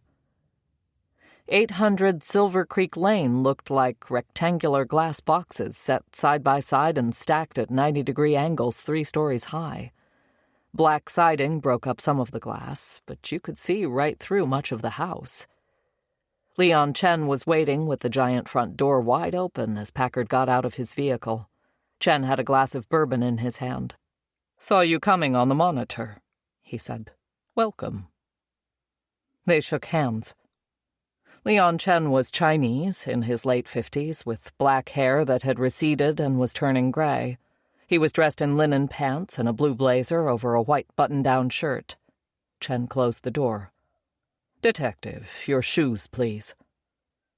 Packard stared at his feet, confused, then noticed Chen was offering him a pair of black slippers that matched his own. There were several other pairs of shoes just inside the door. Packard squatted, untied his shoes, and pulled on the slippers. He followed Chen up a set of floating stairs the color of green sea glass. The wall was textured wallpaper. He'd run Chen through the databases and came up with nothing. Google told him Chen owned an architectural firm with offices in the Twin Cities, Chicago, and Milwaukee. They did mostly commercial designs, but also homes for high-end clients. His bio said his father had been a shop owner in San Francisco, his mother a waitress. At the top of the stairs, a double-wide doorway opened into a room filled with white couches and floor lamps with long, arching necks. 3 sides of the room were glass. Accordion doors at the far end were closed, but Packard could see they opened onto a wide deck overlooking the lake. A poker table was set up behind the couches, and a buffet of food and drinks was laid out at the wet bar. An Anishinaabe man dressed in black and white with his hair pulled back in a long braid sat in the dealer's spot. 4 other men were already seated at the table. One of them was Jim Wolfe, the chair of the county commissioners. He didn't look particularly happy to see Packard. "I don't know that I've ever seen you out of uniform, Packard," Wolfe said. "You look almost human." "I've never seen you not sitting," Packard responded. "Do you have legs, or are you just a torso propped in a chair?" Jim Wolfe slowly stood up. He was 5 inches shorter than Packard, who turned and ignored him as Chen offered food, a drink. A woman dressed the same as the dealer stood by, ready to serve him. "No thanks, I just have a few questions." "Have a seat," Chen said, indicating at the poker table. "Play a few hands with us while you ask your questions." "I can't afford this game," Packard said. "Yes," Chen said. He moved a stack of red chips from his pile in front of the empty seat next to him. "Please, it's just for fun." Chen introduced him to the others at the table. "You know Jim Wolfe? Next to you is Alan. He lives 2 houses down. Next to him is Richard, also has a home here on the lake. And I'm sure you know Tim O'Reilly." Packard nodded at the retired former Twins pitcher who at one time had one of the biggest contracts in Minnesota sports history. Packard could feel the money in the room. He sensed everyone's eyes on him, sizing him up, not just as a player, but as an object with inherent value. Judgment was written on their faces. Bill must have felt like the kid who sat at the wrong lunch table. This was not his crowd. They would have let him know it before the first card was dealt. The dealer's name was Arnold. The game was Hold'em. The ante was $500, or a single red chip. Packard broke his stack in 2. He had $20,000 in front of him. He folded after the ante on the first few hands, watching how the other players bet, played with their chips, and drank. He asked his questions as the hands went by. Only Jim Wolfe knew who Bill Sanderson was before he showed up to play that night. "I know the family, obviously," Wolfe said. "What do you mean, obviously?" Packard asked. "He married 2 of the Gerlich girls. I knew their old man a little bit. Carrie and her mom have contributed to my campaigns in the past." What he really meant was that he was rich, and the Gerlichs were rich, and rich people know each other. Jim Wolfe was a realtor who dealt exclusively in luxury estates. He also had a property development business, which was a fancy way of saying he flipped houses.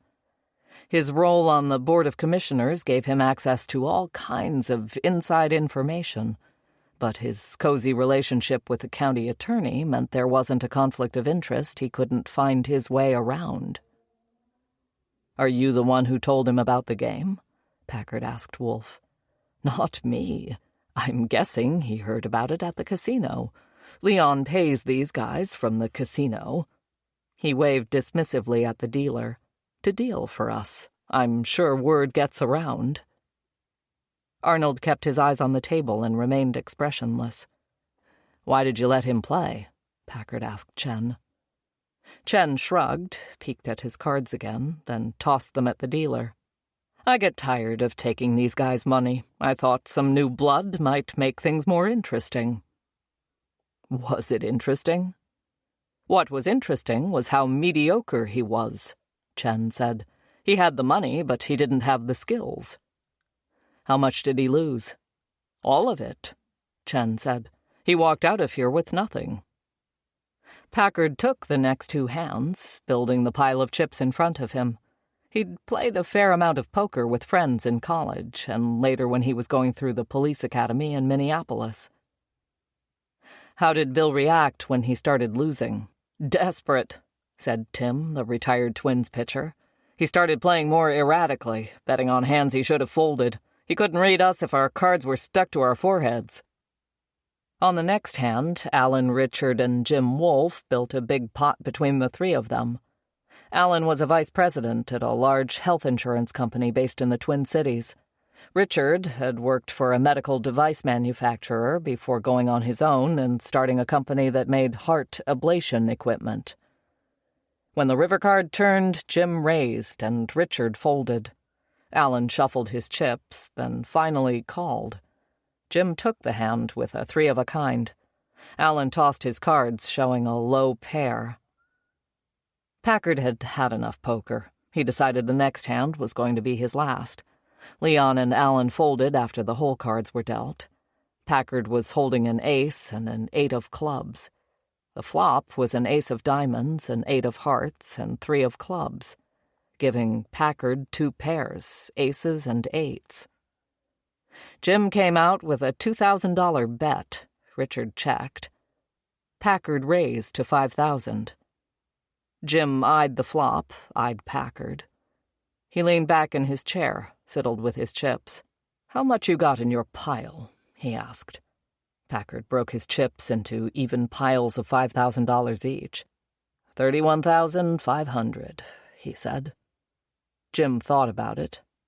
"All in," he said. Richard folded.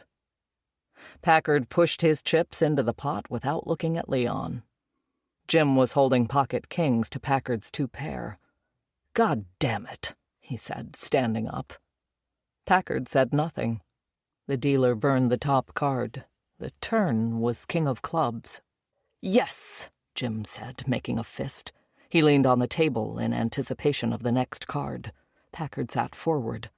Arnold burned the top card. "You need a 3 or an 8, Packard, or you're fucked," Jim said. The river was a 10 of clubs. "I'll take a club," Packard said.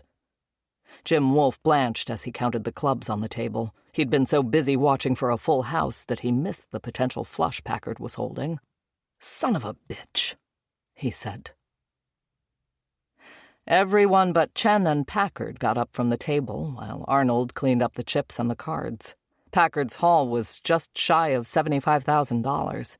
He'd taken half of it right out of Jim Wolfe's pocket, knowledge that gave Packard more satisfaction than the money itself. He tipped $2,000 of Leon Chen's money to Arnold to split with his coworker, and told Chen he was done. "I'll send you a check for your winnings, minus the $20,000 I fronted," Chen said. "No thanks," Packard said. "I'm here on official business. It wouldn't look good if I took $50,000 from a group of guys I was questioning about a murder, especially if it turns out one of you killed Bill Sanderson." "Nobody here killed Bill fucking Sanderson," Jim Wolfe said from over by the wet bar. He stirred his rum and coke with a stick that he sucked the end of, then dropped in the garbage. "He came here, lost all his money, and left. None of us have a motive for killing a nobody like Bill. What would possibly be the reason? I'd have been happy to take his money from him any time he wanted to play again. You can't beat a dead man at cards." He had a point, as much as Packard was loath to admit it. He pulled everyone aside one at a time during the break, starting with Arnold and his coworker Marissa. Marissa hadn't been present the night Bill played. Arnold confirmed what the others had already said about Bill's erratic play. "I felt bad for the guy. He was blood in the water, and these guys were the sharks." "Did you know Bill from the casino?" "I've seen him play. I'm sure I've dealt to him. I don't know him personally." Richard hadn't started his Labor Day weekend until Monday and had been 200 miles away on Saturday. Saturday night, Jim Wolfe had been volunteering in the beer tent downtown while the band played. He'd gone home and gone to bed after. Leon Chen had been in town since Friday. He lived alone and had no verifiable alibi for Saturday. He said he'd taken a few work calls with international clients on the other side of the world, then gone to bed early. "How do you live in a glass house like this?" Packard asked. They were standing in front of the folding doors that opened to the deck. There were no visible blinds or curtains. He could see wind in the trees closest to the house. The landscape lighting was pointed toward them, the lake invisible in the dark beyond. "What do you do when you want privacy?" Leon grinned and raised a finger. "Siri, set family room privacy to 100%. Instantly, all the windows turned opaque. Packard resisted the urge to touch the glass. "How does that work?" "Liquid crystal film sandwiched between 2 layers of glass. An electric charge turns it opaque," Leon said. "Made in China," he added proudly. Just then there was a bang, and Packard felt the painless laceration of flying glass. He lunged for Leon, knowing the sound of a gunshot when he heard one. A second shot caused the entire window to collapse in a wave of shattered safety glass. "Everyone get on the floor," Packard yelled. "What in the hell is going on?" Jim Wolfe said. "Quiet." Packard was listening to what sounded like a boat accelerating away. "Can you kill the lights?" he asked Leon. Leon had Siri turn off all the interior lights plus all the landscape lighting. Blood was running from Packard's cuts into his left eye. He went out onto the deck through the shattered doorway. With all the lights off and only one good eye, he couldn't see the boat at all, just the chop in the water left behind. "Leon, do you have the boat keys?" Leon nodded and went to a drawer where he'd left his keys, wallet, and phone before the game started. "Come with me," Packard said to Leon. To Jim Wolfe, he added, "Call 911. Tell them about the shooting. Tell them I've gone after the boat." He and Leon ran down the stairs in their black slippers to the yard below and all the way to the end of the dock. It was pitch dark. Packard could hear a boat motor far in the distance. Leon showed him the right key and how to start the boat. It was a 30-foot Sea Ray with dual 250 Mercs on the back. $150,000 if it was $1. Packard got behind the wheel and the motors turned over after a few cranks. "Stay here," he said to Leon, and put the boat into reverse, then made a tight turn and headed out from the bay. Packard flicked on the boat's lights, which helped him be seen, but did nothing for his visibility. He came out of the bay, went to the right for a bit, cut the other direction, heading farther from the house. He saw lights on the water ahead of him, and eased off the throttle as a pontoon materialized from the dark. A couple was snuggled under a blanket on the back bench. Packard could smell weed in the air. "I'm with the sheriff's department. Did another boat come by here in the last few minutes?" The wake from Packard's engine caught up to them and rocked the two boats. He kept the throttle going enough to keep moving in a circle around the pontoon. The man on board pushed away the blanket and stood up, holding onto the bimini frame for balance. He was shirtless and middle-aged and tubby. "Someone came by a few minutes ago with no lights. I yelled, 'Lights!' at him. He went—" He paused for a moment, getting his bearings. "That way." Packard pushed both throttles forward and sped away from Seth Rogen. That way led him through a narrow spot where the land came out to a point, then widened again. The ribbed hull lifted out of the water like a breaching humpback. Packard wasn't familiar with the shape of the lake. In the dark, he was all but lost. He stayed 50 yards from a shoreline that undulated like a crawling snake through a series of small bays. There were few houses, fewer lights. For all he knew, the boat he was looking for was already lashed to a dock, the shooter long gone. A car went by just beyond where the cattails were particularly thick, giving him a better sense of where he was. He'd reached the far end of the lake. The boat's dual motors struggled with thick weeds in the shallower water. Packard killed the engine and let the boat drift. In the bow, he found life jackets, a fire extinguisher, and a marine flashlight under the front seats. He sat listening for a moment, but couldn't hear much above the sound of his own blood rushing. He hadn't realized how amped he was, how hard his heart was pounding. It wasn't a great idea to chase after someone with a long-range rifle in the dark. He had no backup. No one knew where he was. He heard another car approaching, this time from the other direction. Headlights swept the cattails and briefly illuminated a boat backed into the weeds, a man at the bow. Packard triggered the powerful flashlight. "Sheriff's Department," he yelled. The man held up a hand to block the light and cranked his motor with the other. The boat leaped to life suddenly and sped past Packard. "Shit," he said, dropping the flashlight. At the wheel, he struggled to get the boat started again. The motors revved loudly, then stalled.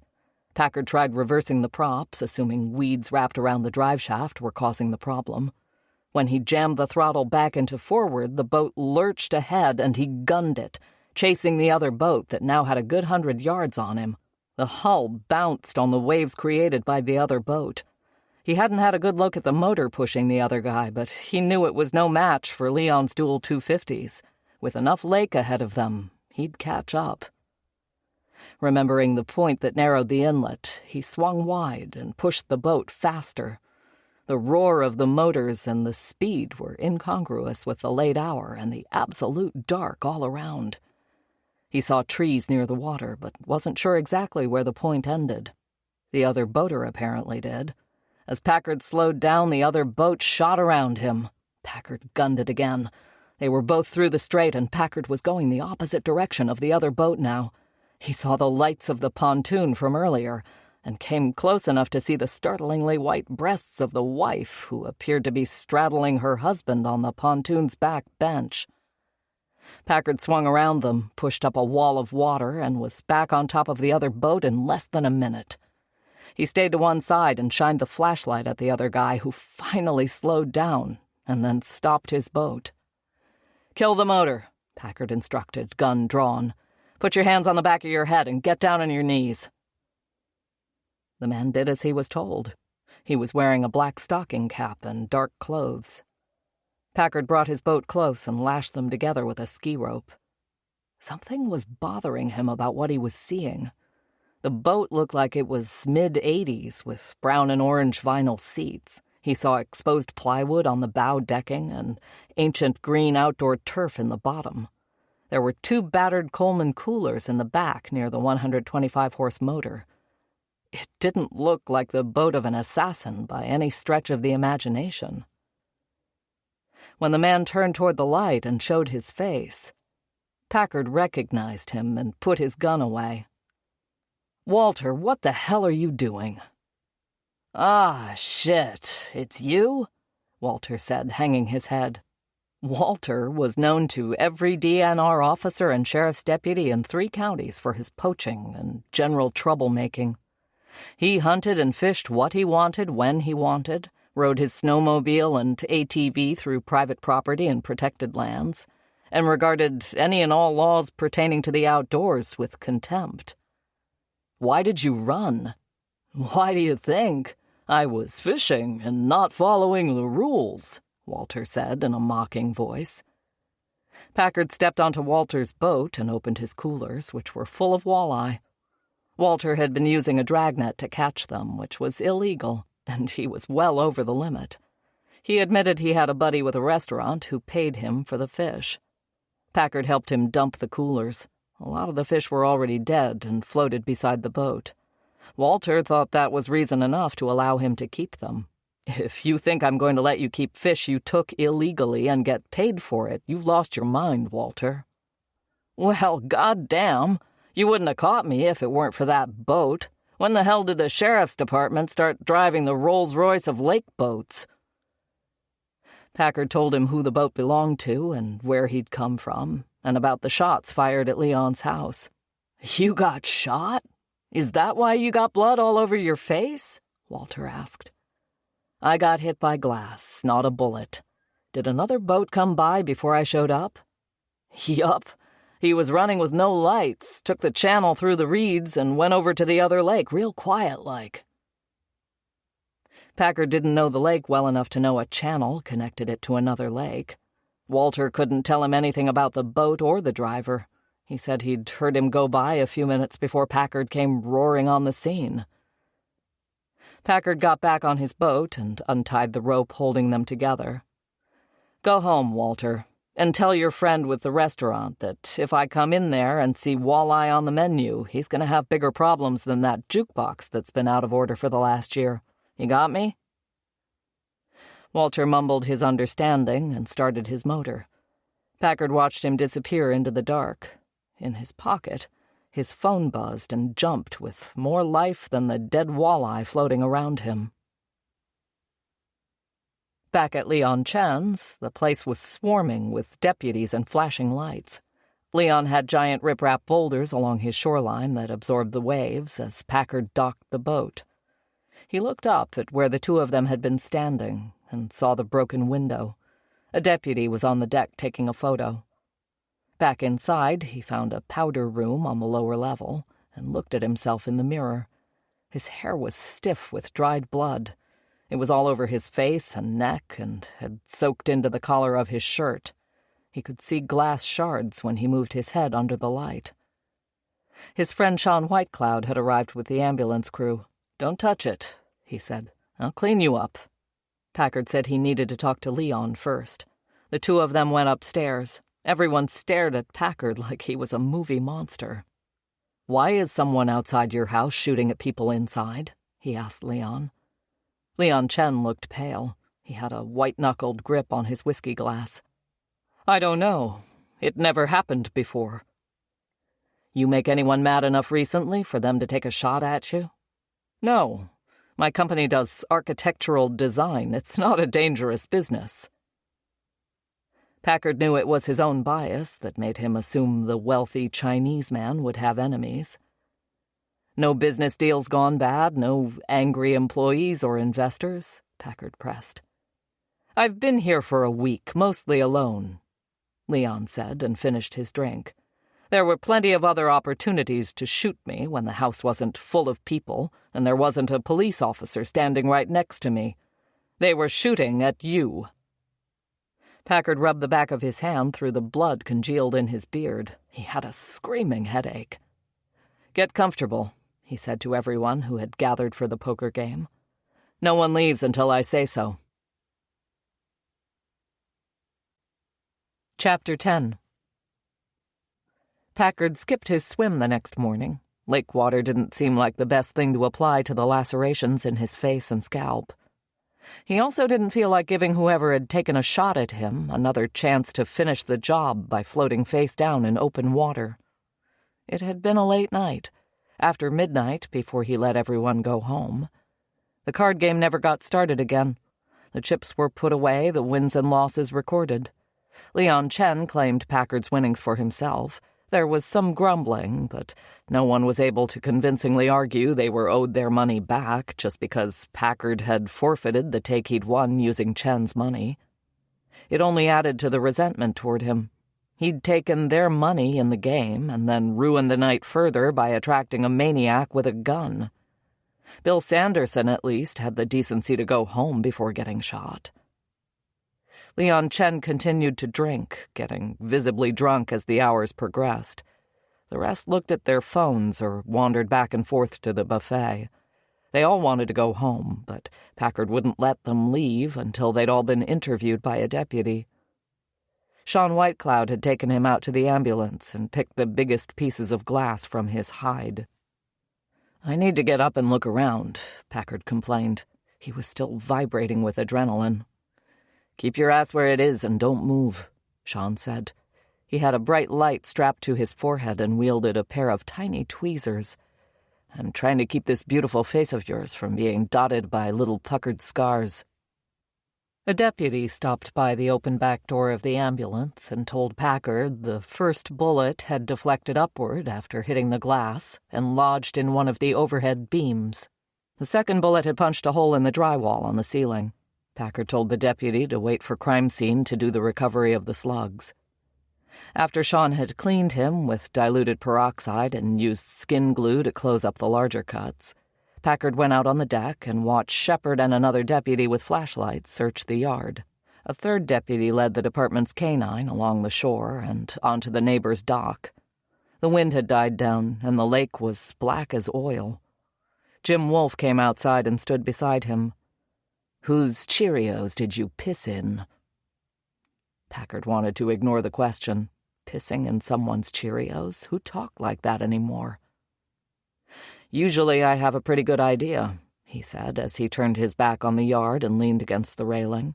His face itched. He crossed his arms to keep from scratching it. "In this case, I have no clue." Jim Wolfe took out his phone and unlocked the screen. "I got a photo of you all covered in blood when you weren't looking. I'll text it to you. You could use it on your campaign signs. You look like Rambo." Packard glanced at the screen, then looked away. Jim Wolfe pocketed the phone. "You know, Packard, you're not much of a team player," he said. "You've barely tolerated input from the board while you've been acting sheriff. Your attitude has been noted by the members." "By the members or by you?" Packard asked. Jim just smiled. "You're going to have to learn a new song if you win the election. I'll be the closest thing you have to a boss." "You have no authority over the sheriff's department. The voters of Sandy Lake are the boss of the sheriff. Seems at least one of them wants to put a hole in you. Why is that?" "Could be the company I keep," Packard said, eyeing the distance between them. Jim stuck his hands in his pockets and hitched up his pants. "Well, good luck to you. If you count me and the shooter, that's at least 2 people who won't be voting for you. Hope for your sake it's not the sign of a larger trend." Jim Wolfe stepped through the door with the shattered glass and went down the stairs and went home. Asshole, Packard thought. Not that he cared that Jim Wolfe wasn't voting for him. Nobody was going to vote for him. He wasn't running. He worked out in the basement, took Frank for a walk, then ate breakfast and drove back to Leon Chen's house, where Thielen and 2 deputies were going over things again in the light of day.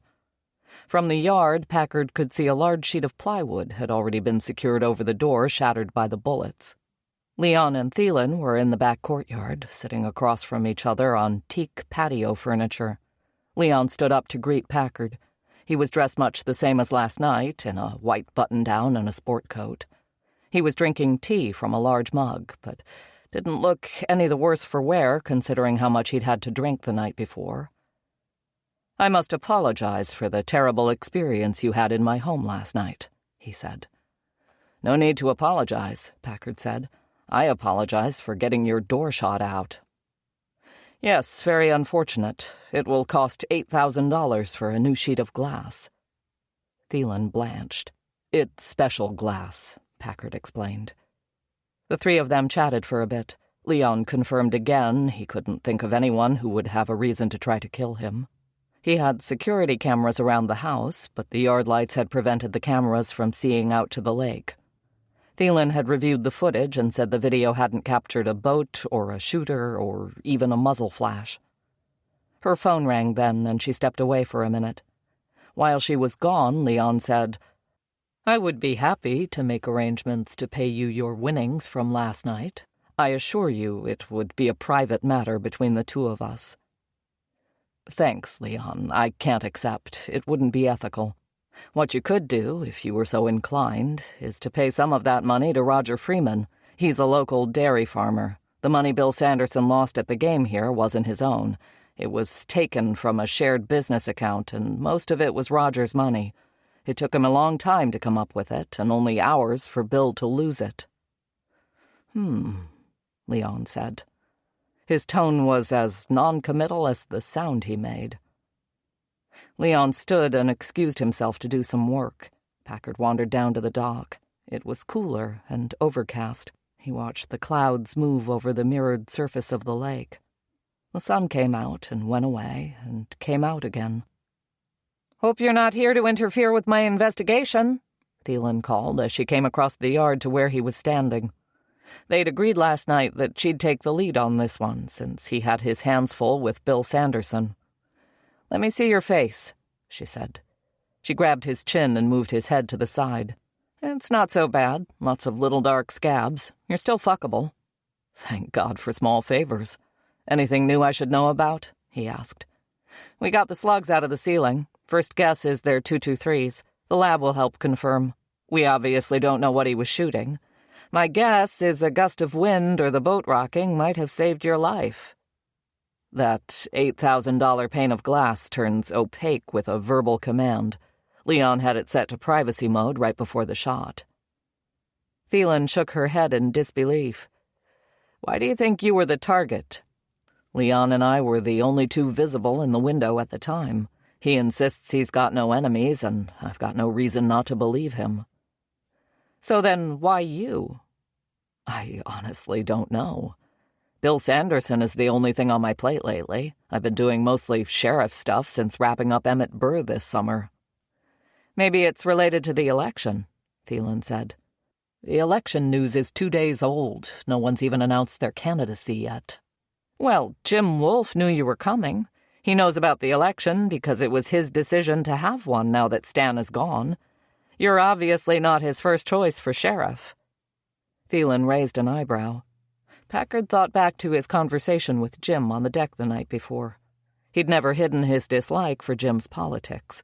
Last night he'd let Jim know in no uncertain terms that he'd never take orders from him, sheriff or not. I don't buy it," Packard said. "If I was running, and I'm not, I think Jim Wolfe would relish the opportunity to put up his own candidate and see me lose." Not if he's desperate to make sure you're not a factor at all. He might have plans in mind that you know nothing about. Thielen's phone rang. Packard realized he never explicitly told Jim he wasn't planning to run. Not at the council meeting when the election was announced, not last night. He'd only told Kelly and Thielen so far. Word wouldn't have gotten back to Jim from either of them. "That was dispatch," Thielen said. "They just got a call about an unmanned boat floating over in the adjacent lake. Let's go check it out." The boat was on the other lake that connected to Lake Redwing via the channel Walter had told Packard about the night before. Dispatch gave Thielen the address of the man who called it in. His name was Chuck Severson. He and his wife were in their 60s. His wife, Sharon, was the one who noticed the boat floating in the shallow end, the bow plowed into the reeds. Neither of them recognized the boat as belonging to anyone they knew.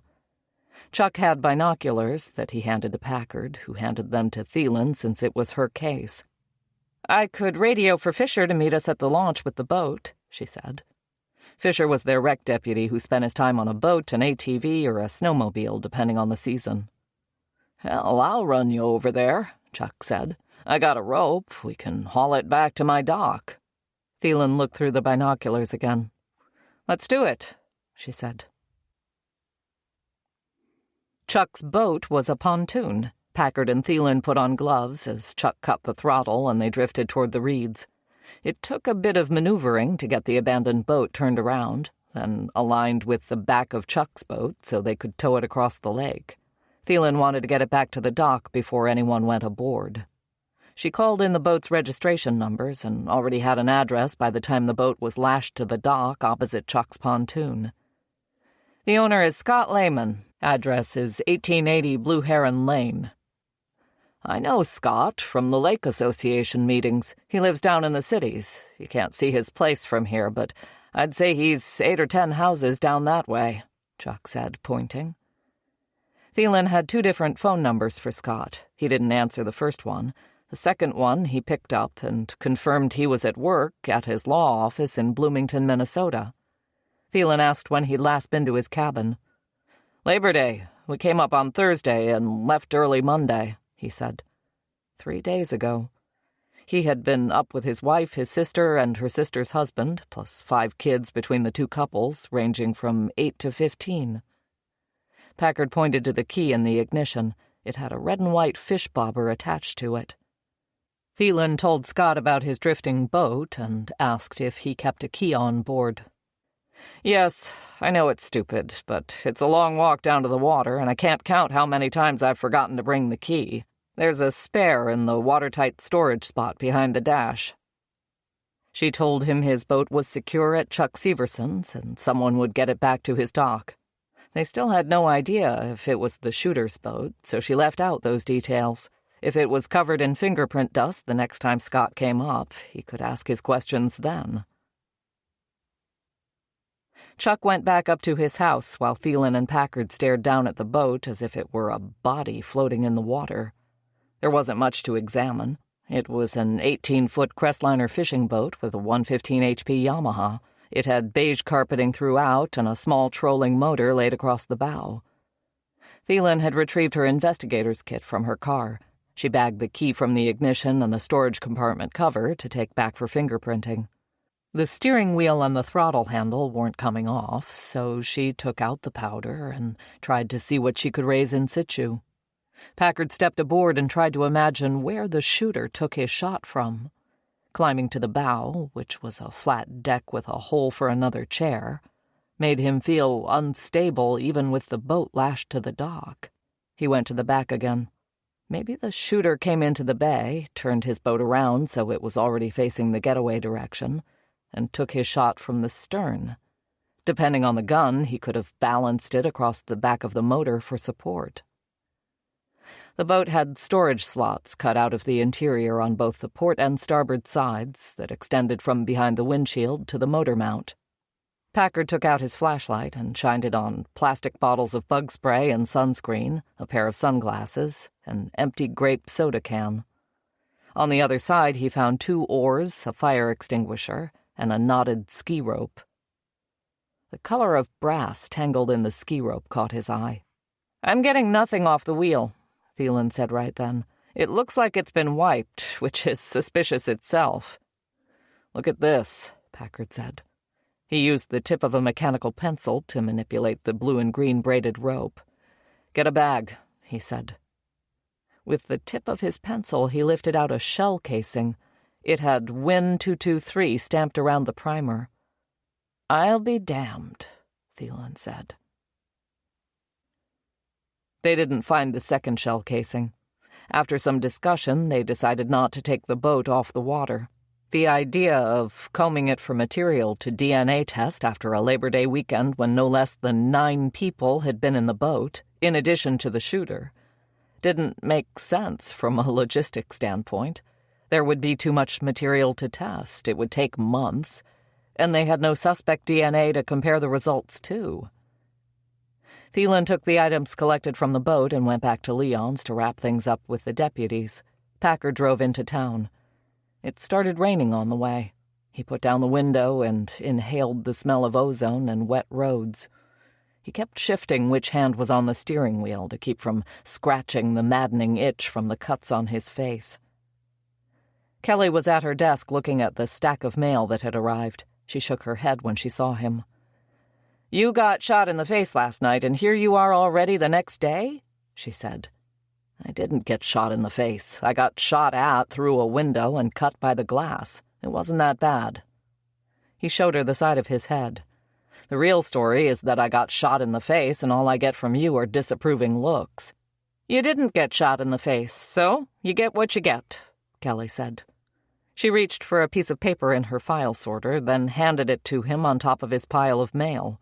The paper said, "Affidavit for Candidacy" at the top. Packard didn't acknowledge it or her. He moved it aside, looked through the stack of junk mail and law enforcement catalogs, took out 2 things that looked important, and handed the rest back to her, including the application form. "Recycle," he said.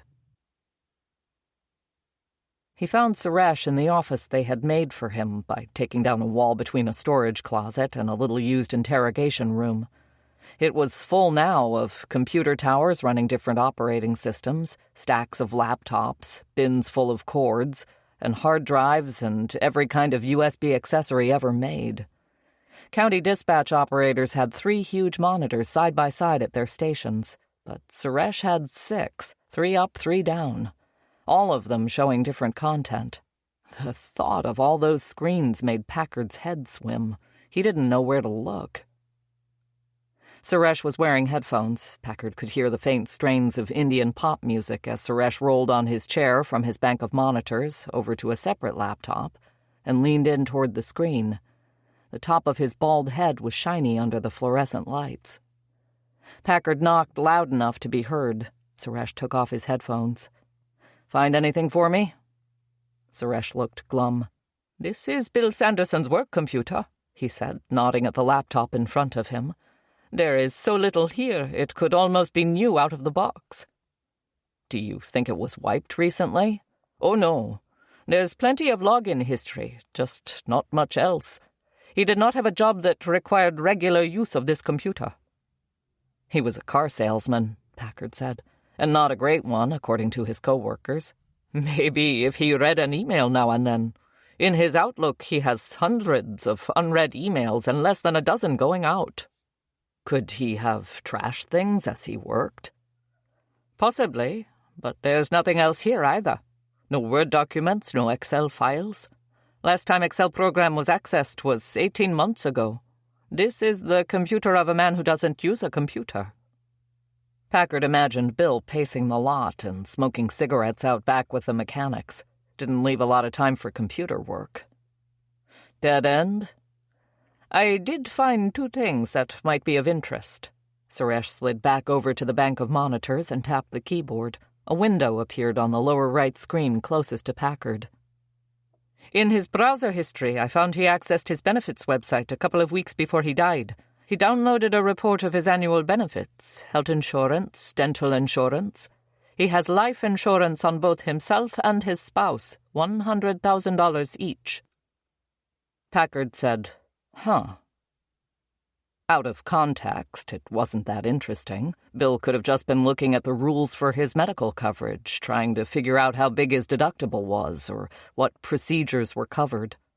Having life insurance on your wife wasn't a crime, though it was often incentive for a crime between two people who had fallen out of love. Suresh was right to mention it. They're each other's beneficiaries, correct? Wrong, Suresh said. He's the beneficiary on Carrie's life insurance. Sherry Sanderson is the beneficiary on his life insurance. Secondary is named Wendy Beardsley. Sherry is his ex-wife, Wendy is his sister. Packard's wheels were turning. Can you tell if he was trying to make changes to his benefits? I can't, Suresh said. This is all just based on a report I found in the downloads folder.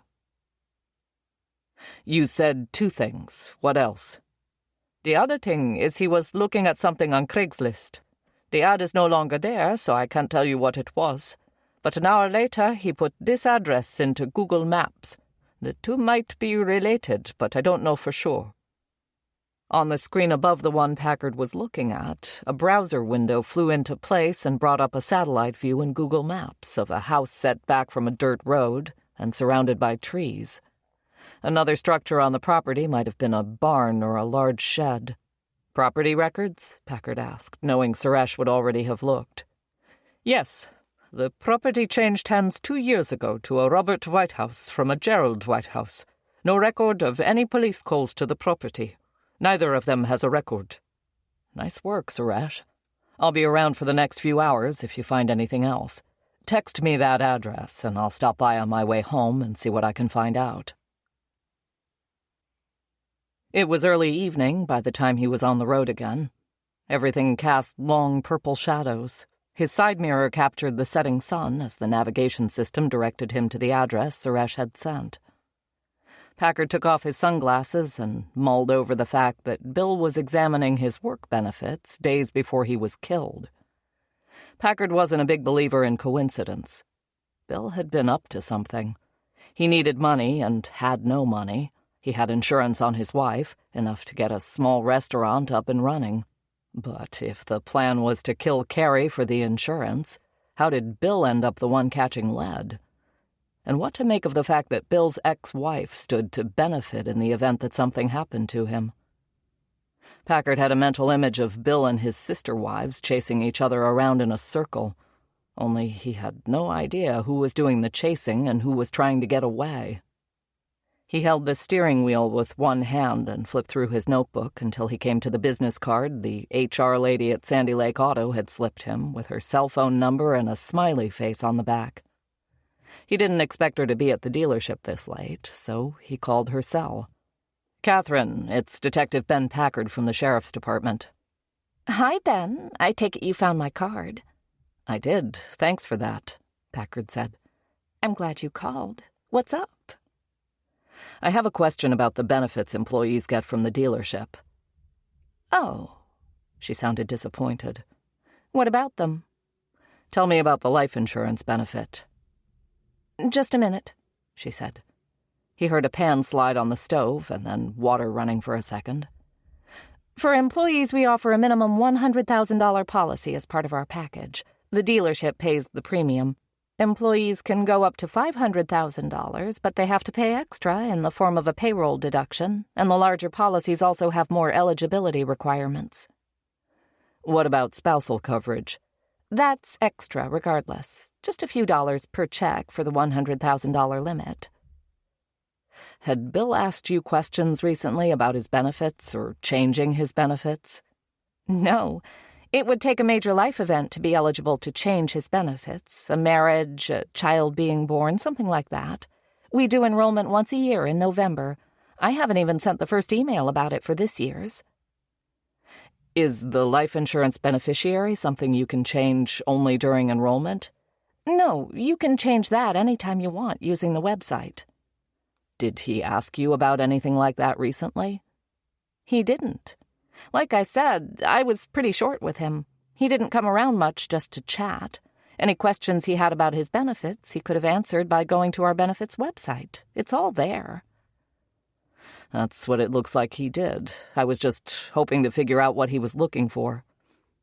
Sorry I couldn't be more help. Listen, if you haven't eaten, I've made way more beef stew than a single woman can eat on her own. It'll be ready in 20 minutes. I appreciate the offer, Catherine. I'm still working, trying to track down the last people to see Bill. I'm on my way out of town to interview someone right now. Okay. No harm in asking. Have a good night, Detective. Call again if you have any other questions. He thanked her and let her go. The nav took him east of town to a dirt road hemmed in by thick trees on both sides. A left turn onto a long dirt driveway littered with yellow leaves led him back to a clearing with a peeling gray house that was twice as tall as it was wide. The roof shingles were curled and covered in moss. Small trees grew in the gutters. Beside the house were a covered woodpile and a lozenge-shaped propane tank and an old Chevy truck with a camper top. Packard got out and glanced through the windows of the truck as he went by. He saw 50-pound sacks of corn under the camper. The cab was filthy with road dust and junk mail and fast food containers thrown on the passenger side floorboard. A padded shotgun case stuck up from behind the seat. He went up the steps to the porch. The wood was soft and flexed under his weight. He opened the screen door and knocked loudly. A pair of crows cawed in the trees. One of them came down and lit on top of the woodpile to get a better look at him. Packard knocked again. A window in the door showed him a front room that was empty of furniture. Beyond that was a room with a built-in hutch and a dining table with 6 chairs around it. More chairs were against the wall in front of the windows. A heavy swinging door closed off the kitchen. He came off the porch and regarded the other building, which was a small barn. White paint on the lee side gave away the color it used to be. Packard crossed the short, scrubby yard to the front of the building, where a large sliding door on a rusty track had been slid open, wide enough for someone to slip through. Packard took out his flashlight and shined it inside. One side of the building was divided into stalls. One of them looked to be filled with old kitchen appliances on wooden pallets to keep them off the ground. The furthest stall had blankets draped over whatever had been stacked inside. On the other side, a set of stairs led to the loft above. Daylight leaked through the weathered siding. It smelled like 100 years of bird shit and hay and motor oil. In the middle of the room, a trapdoor in the floor stood open. "Anybody here?" Packard asked. A man came up through the floor then and gave Packard a squinty look, like a troll peeking up from under his bridge. Packard snapped off his light and entered the barn just as the man climbed the rest of the way out of his hole and pulled the door shut with a slam. A cloud of dirt and dust rose in the air. "What do you want?" the man asked. He looked to be in his late 60s, feed cap pulled over white hair that escaped over his ears and down his neck, unshaven with a deeply lined face and a hump in his back. "I'm with the sheriff's department," Packard started. "Well, no shit. I got that much from the uniform. What happened to your face?" "I got cut by some flying glass. I'm looking for Gerald or Robert." "I'm Gerald." He positioned himself over the door in the floor as if keeping whatever was down there from getting out. "I'm wondering if either of you met a guy out here recently by the name of Bill Sanderson." "What would he have come out here for?" Gerald asked. "I was hoping you could tell me. Did you have an ad on Craigslist?" "An ad on what?" "An ad, online, on the internet. Something you were selling?" Packard said. "My son takes care of all that computer nonsense. He's been trying to get rid of some of this stuff we got out here." Packard took out his phone and showed Gerald a photo of Bill Sanderson. "He look familiar?" As Gerald held the phone and looked at it through one eye, Packard noticed a sour, yeasty smell and the faint trace of rot. It was coming from beneath the floor. "Yeah, he was out here a week or so ago. Came to look at the fryer," Gerald said, nodding at the center stall filled with appliances. Bill was scouting equipment for the wings and beer restaurant. Packard wandered over to the stall to look at what was stacked there. "Did he buy it?" "No. Son of a bitch had the nerve to call it an antique and tell me I'd misrepresented what I had. I bought the damn thing at an auction for a restaurant that went out of business and used it for 20 years of Friday night fish fries for the Knights of Columbus. It damned well, too, as a professional fryer. Packard spotted the fryer sitting on top of a yellow stove. The cloth-covered electric cord dated it to the previous century. It had been a professional fryer a lifetime ago. I told him if he didn't like the fryer to take a fucking hike. What'd he do? Report me to the police for hurting his feelings? No, someone shot him in his bed last weekend. I'm retracing his steps in the days leading up to that. Gerald took off his hat and scratched the top of his head. Well, goddamn, that's a shame. It sure as hell wasn't me. Buy the fryer or don't buy the fryer makes no difference to me. I had no reason to shoot the man. Packard looked around again. It was another dead end. Bill Sanderson's life moved on a very small track. Even the detours led right back to the main path. Somewhere there was a connection to the shooter. He either hadn't come across it yet, or he hadn't recognized it. "What do you got going on down there?" Packard asked, pointing to the door in the floor. Gerald put his hat back on and picked at something on the back of his arm. "You'll have to come back with a warrant if you want to see what I got down there." "It smells like... I don't know what," Packard said. "It smells like none of your business. Get a warrant." Packard closed the space between them. He tapped the door in the floor with his toe. "Last spring I found a cement block cage in a man's basement where he'd murdered women he kidnapped.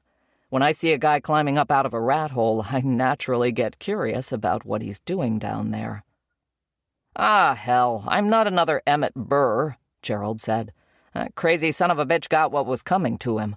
There's nobody kidnapped down there, I promise you that. It's my business and it's private." "All right, then. I'll take your word for it," Packard said. Gerald followed him out of the barn and waited in front as Packard got into the sheriff's SUV. Packard followed the driveway back through the trees and watched in the rearview mirror as Gerald pulled the barn doors shut from the inside and went back to whatever he'd been doing in his hidey hole. Packard wanted to believe it was nothing, but he wasn't sure he did. Chapter 11. Friday morning, Stan's funeral. Kelly's schedule had Packard at the church an hour before things officially started at 11 a.m., so everyone speaking could walk through the order of events with the priest. Marilyn wanted the funeral to be limited to family, close friends, and the staff of the sheriff's department. When she came in with her daughter and granddaughter, it was the first Packard had seen her since she'd called with the news that Stan had died. The death of her husband looked like it had diminished her, like a Russian doll with one of its shells removed. She was wearing a wine-colored blouse with a black sweater. She hugged him tightly, the top of her head under his chin. All the people who would be speaking or singing stood at the front of the church with the program open as the priest explained what was going to happen. After that, people started taking their seats. The priest spoke, the choir sang, there was a sermon, a prayer, more singing. Stan's oldest son went up and spoke of his dad as a father and a husband. He'd been strict with his kids, but he gave them the guidance they needed to become successful adults. Packard resisted the urge to look at Patty, Stan's only daughter, who had married rich but was otherwise miserable in her life. One of her kids had gone to rehab, the other one, her son Sam, had been crushed under his car last spring. She would have given a different speech if anyone had let her speak. When it was his turn, Packard stood behind the pulpit and talked about Stan Shaw the public servant, his time in the Army, and all the high points of Stan's law enforcement career, including his 16 years as sheriff. He talked about Stan the Sunday school teacher and Catholic marriage counselor. Stan had infinite patience when it came to people, even ones who broke the law. He never treated anyone as anything less than a human being deserving respect. But if you worked around him in the office, you know he had zero patience with everyday modern conveniences. Kelly laughed. She had read his speech, but this part hadn't been in there. She knew where it was going, though. Packard imitated Stan's gruff voice as best he could. "Kelly, this goddamn computer. Kelly, the goddamn coffee maker won't turn on." "His goddamn phone," Kelly said from her seat in the second pew. "The goddamn riding mower," his son called out. Marilyn had a hand on her cheek and was laughing and shaking her tear-streaked face. "Come on, Marilyn, give us another one. You must have heard more than any of us," Packard said. "He used better language at home," she said. "The son of a bitchin' TV remote drove him nuts." The church had a banquet room where the family and all the deputies in their uniforms gathered for ham sandwiches and coffee. Packard apologized to the priest for the language and was forgiven. He was happy to see Shannon Gerlich, Stan's granddaughter, looking tall and healthy. The last time he'd seen her was in the hospital after she'd nearly overdosed on prescription opioids. She'd been the one to tell him everyone in town knew he was gay and thought he was sad and lonely. "You're looking well," he told her. She was wearing a floral-patterned A-line dress and a light sweater. She had a tattoo that said Princess on her neck. "Thank you. I'm just here for the funeral. My dad is driving me back right after. I'm living in a sober house in the cities, studying for my GED and working part-time at Target." "That's great news. I'm thrilled to hear it," he said. Her dad, Dan, came over then and asked Packard if he'd made any progress on finding out who killed Bill Sanderson. "Not enough," Packard admitted. "His wives, Dan corrected himself, are my cousins." "I knew that," Packard said. Dan's father, Jack Gerlich, and Sherry and Carrie's father, John Gerlich, were brothers. "Did you guys grow up together?" Dan made a face and shook his head. "Big family events here and there. My mom and their mom did not get along at all. The girls were hard to like, especially the younger two." Packard thought for a second about what he'd just said. Who are the younger two? "Mary is the oldest, Sherry is the middle, and Carrie's the youngest." "I didn't know there were 3 sisters. I've only met Carrie and Sherry," Packard said. "Mary wasn't married to Bill, too, was she?" "No," Dan laughed, then looked more serious. "My understanding is she's cut most ties with her mom and sisters. I don't know the whole story, but I remember as kids Sherry and Carrie used to rag on her mercilessly. The two of them were pretty and popular. Mary was plain and bookish. They gave her hell." "Mary live nearby?" "She does. You know Gerlich Beat and Craft downtown across the street from the bank? That's her business." Packard noticed Thielen trying to catch his attention from across the room. He thanked Dan for the info, told Shannon good luck with her studies, and excused himself. "What is it?" "Look at this," Thielen said and handed him her phone. She had a text message with a clickable image and a Facebook link. When he clicked it, it took him to a page titled Shepard for Sandy Lake Sheriff. The top banner was a photo of Shepard standing beside his patrol car and the sun setting behind the trees on the opposite side of a lake. The way his arm was angled, Packard could tell Shepard had taken the photo with a selfie stick. Packard shook his head. He looked around the room and noticed a lot of people were staring at their phones right then, or just sliding them back into their pockets. Shepard was standing off by himself, looking red-faced. "Either someone fucked up or Shepard has no shame at all," Thielen said under her breath. "You make it sound like it couldn't be both," Packard said. People started leaving after an hour. Packard sought out Shepard, who still had the look of a guy who'd farted in church. Why he wasn't the first to sneak out was unclear. It might have had something to do with the plate of dessert bars and red Kool-Aid he was trying to juggle along with his cell phone. "I saw your site," Packard said. "My wife," Shepard said by way of explanation, shaking his head. "The announcement wasn't supposed to be made until next week. She published the page this morning, thinking she'd just share it with a couple of friends. It took no time at all for it to get around." "It's nice you have a lot of interested people," Shepard stared at Packard like he was waiting for the punchline. He had powdered sugar in his goatee and down the front of his shirt. "Are you working on a site for your campaign?" he asked. "I'm not running," Packard said. Now Shepard really looked like he was being pranked. "What do you mean? You already have the job. It's yours for the asking, practically." "I'm not asking. And I'm not sure being acting sheriff is much of a leg up. You must think you have a chance if you're throwing your hat in the ring." "Well, you have the advantage of already having the job. I just think I have more recognition with the voters."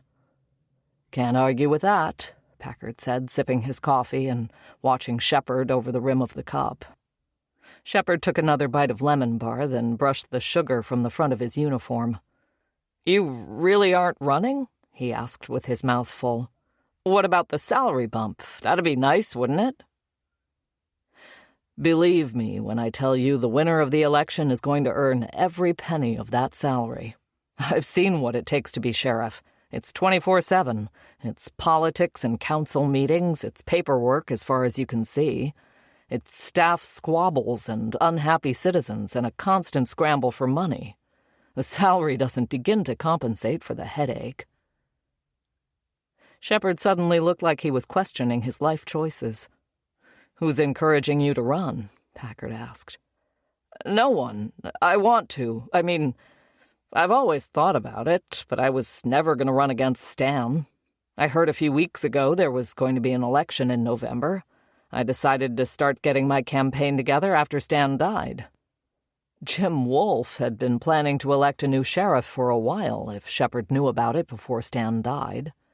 Jim hadn't told Packard about it until the day after Stan died and the day before the board meeting where it was planned to be announced. He probably should have been grateful he'd had that much notice. "I heard about the election from Jim," Packard said. "Who told you about it?" "Same," said Shepard. "He's going to help me with my campaign. He's got experience running as a commissioner." "He's a good one to have in your corner," Packard admitted. He wished Shepard good luck with his campaign and caught up again with Thielen, who was talking to Marilyn Shaw. "Benjamin, come by the house tomorrow morning if you're free," Marilyn said, just as she was turning away to say goodbye to others hovering nearby. "I need to talk to you, and I have something Stan wanted you to have." Packard said he'd come by and then asked Thielen what she was doing next. "I have paperwork to catch up on," she said. "Come with me. Dan told me Carrie and Sherry have another sister. I had no idea. I'm interested in seeing if she has any thoughts on who shot Bill Sanderson. Let's go." Gerlich Bead and Craft was in Sandy Lake's downtown district on the corner of Main and 4th, with an entrance on the side street. Packard and Thielen arrived in separate vehicles, one after the other, and parked in the slanted spots outside. Sandy Lake Commercial State Bank, a 2-story red stone building built in the prairie style, was across the street. Inside the shop was a cacophony of colors and shapes. Packages of beads and stones and crystals and spools of wire hung on the walls. There were rolls of ribbons and fabric and tiny tools and shiny rocks and photo albums and craft scissors and colored paper and bottles of glitter and glue and paint. There were candles and wax and wicks and bottles of scented oil. The air was heavy with the smell of incense. Packard spotted a stick burning next to the register and a small plastic fan blowing the scent around the room. It all made Packard want to slowly back out the way he'd come. There were no customers in the store. A tall, robust woman stood in the center of a U-shaped arrangement of jewelry display cabinets. She had dark hair to her shoulders and was wearing a maroon cardigan with a fringed silk scarf wrapped around her neck and piled high on her chest. She smiled at first, then looked alarmed when she recognized who they were. "You're either looking for a gift for a coworker or you're here about Bill Sanderson." "It's the latter," Packard said. Mary Gerlich shook her head. "Give me a minute to put up the out to lunch sign. We can chat in the back." The back was half stockroom, half break room. Stacks of boxes, a couch, a small table, a fridge, and a sink. Mary plugged in an electric kettle and made tea for her and Thielen. Packard watched her from his seat at the table as she moved about the cramped space. There was only the vaguest resemblance to her sisters. He'd have to see all three of them together to know what it was. He imagined that Mary took after their father, as firstborns tended to do in his very unscientific opinion. She was broad-shouldered and had a strong chin. There was something about her that seemed out of place. Maybe it was the big scarf which he associated with willowy European girls on account of one who had lived in his condo building back in Minneapolis. She'd had a Dutch accent and always kissed both sides of his face when they ran into each other in the common spaces. Mary sat at the table with him while Thielen perched on the edge of the love seat. "What would you like to know?" Mary asked as she dunked her tea bag. "When's the last time you talked to either one of your sisters?" Packard asked. "I don't talk to my sisters, or my mother, not if I can help it," Mary said. "You'd think it would be hard avoiding each other in a town this small, but it's really not. I don't go to bars or casinos where you'll typically find sherry. Princess Carrie only breathes rarefied air, so you'll not often find her mixing with the hoi polloi." "Did you know Bill Sanderson at all?" Mary humphed. "I couldn't tell you the first thing about Bill Sanderson other than he must have been two kinds of stupid for marrying not just one but both of my sisters." She gave Packard a deadpan expression as she adjusted her scarf. "I've noticed your sisters aren't exactly fond of each other either," he said. "What happened with the three of you?" "I'll tell you what happened. We grew up the children of a narcissist," Mary said and sipped her tea. "Our mother made us compete for her affection, then she competed against us for our fathers. She wanted all of it or none of it, depending on her mood." Packard gave Thielen a look and caught her raised eyebrow as she hid her expression behind her tea mug. He wrote in his notebook. "Tell me how this impacted your relationship with your sisters," he said. "She had us battling each other so we'd never form an alliance against her. Carrie and Sherry were happy to play along. A lot of their abuse was directed at me, but they gave it to each other just as good." Mary went on to describe her pet fish being killed from vodka poured in the tank, dog shit being put in the bottom of her book bag so that it was all over her books when she pulled them out in class, rumors that she was known to give blowjobs at rest stop bathrooms, other rumors that she was a lesbian.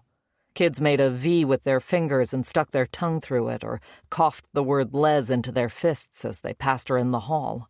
Friends abandoned her because the heat was too hot standing next to her.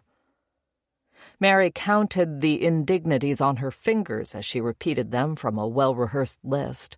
Packard imagined her as an awkward teenager, taller than the other girls and probably most of the boys, red-faced and weary from the scorching contempt of her classmates, and unable to find any respite at home because the source of her misery lived under the same roof.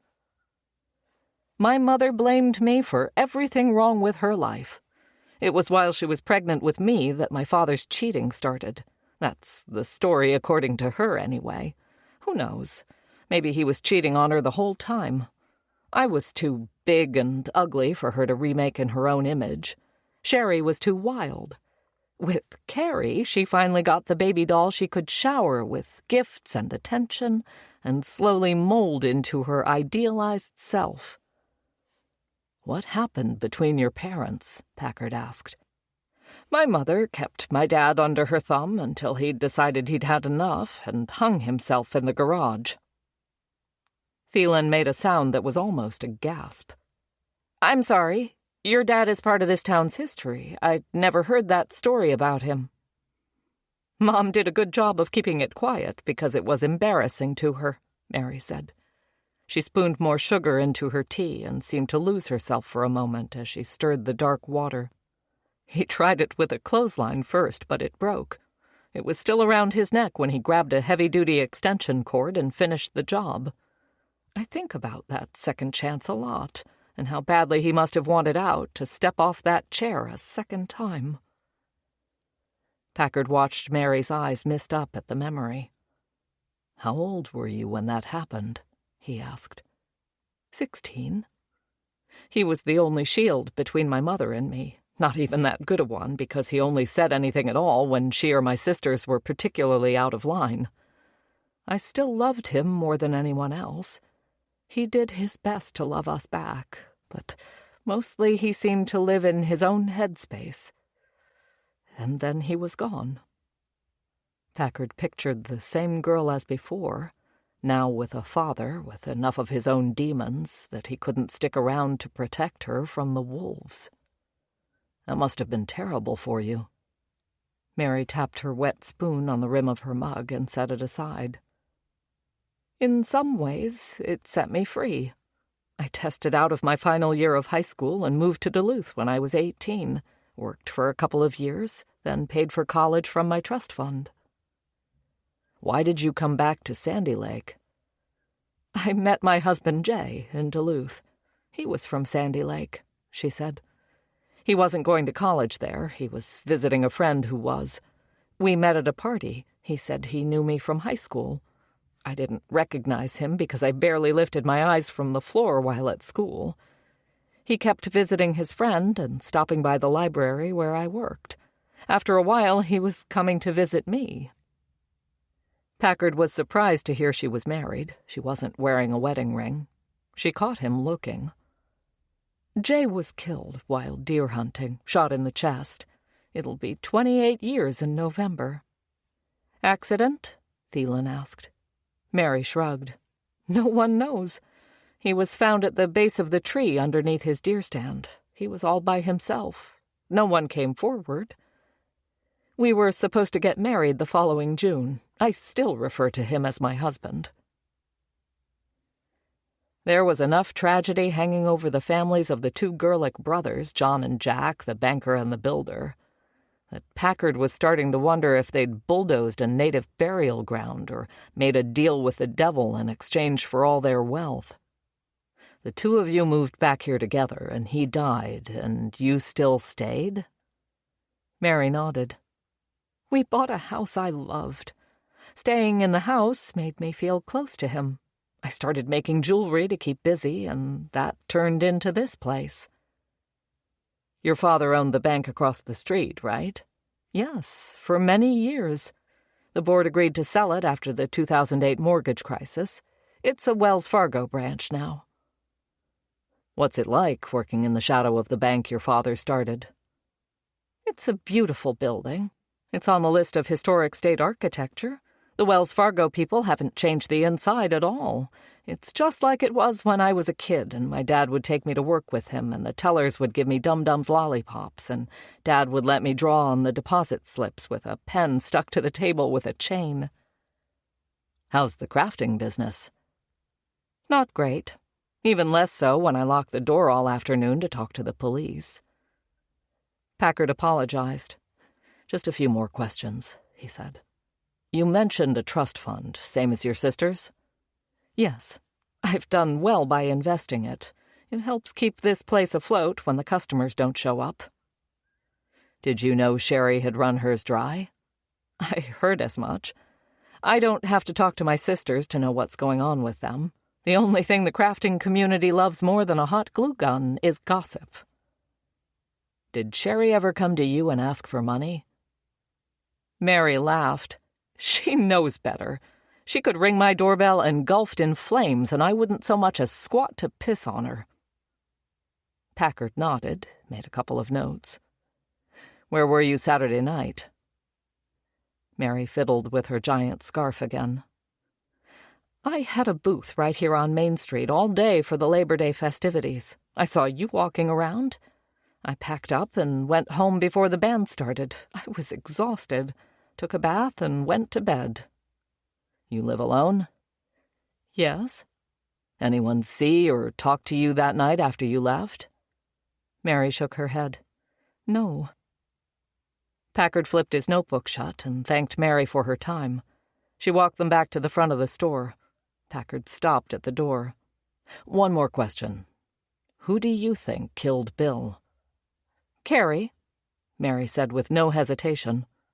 Why Carrie? 'Cause she's a cold, calculating bitch, a narcissist just like our mother, maybe even worse. Packard followed Thielen back to the sheriff's department. After she stopped by her desk to check messages and email, she came back to his office and shut the door. "Okay, first things first. What do you think about Shepard running for sheriff?" she asked. "I think Shepard has as much business being sheriff as he does being a brain surgeon. But if he runs and the people elect him, then the job is his." "He'll be your boss, you realize." "He'll be our boss," Packard corrected. "I can't imagine having to call him my sheriff, standing behind him at a press conference being deferential." "I've never seen you be deferential to anyone," Packard said. "I doubt you'll start with Shepard." "You know what I mean.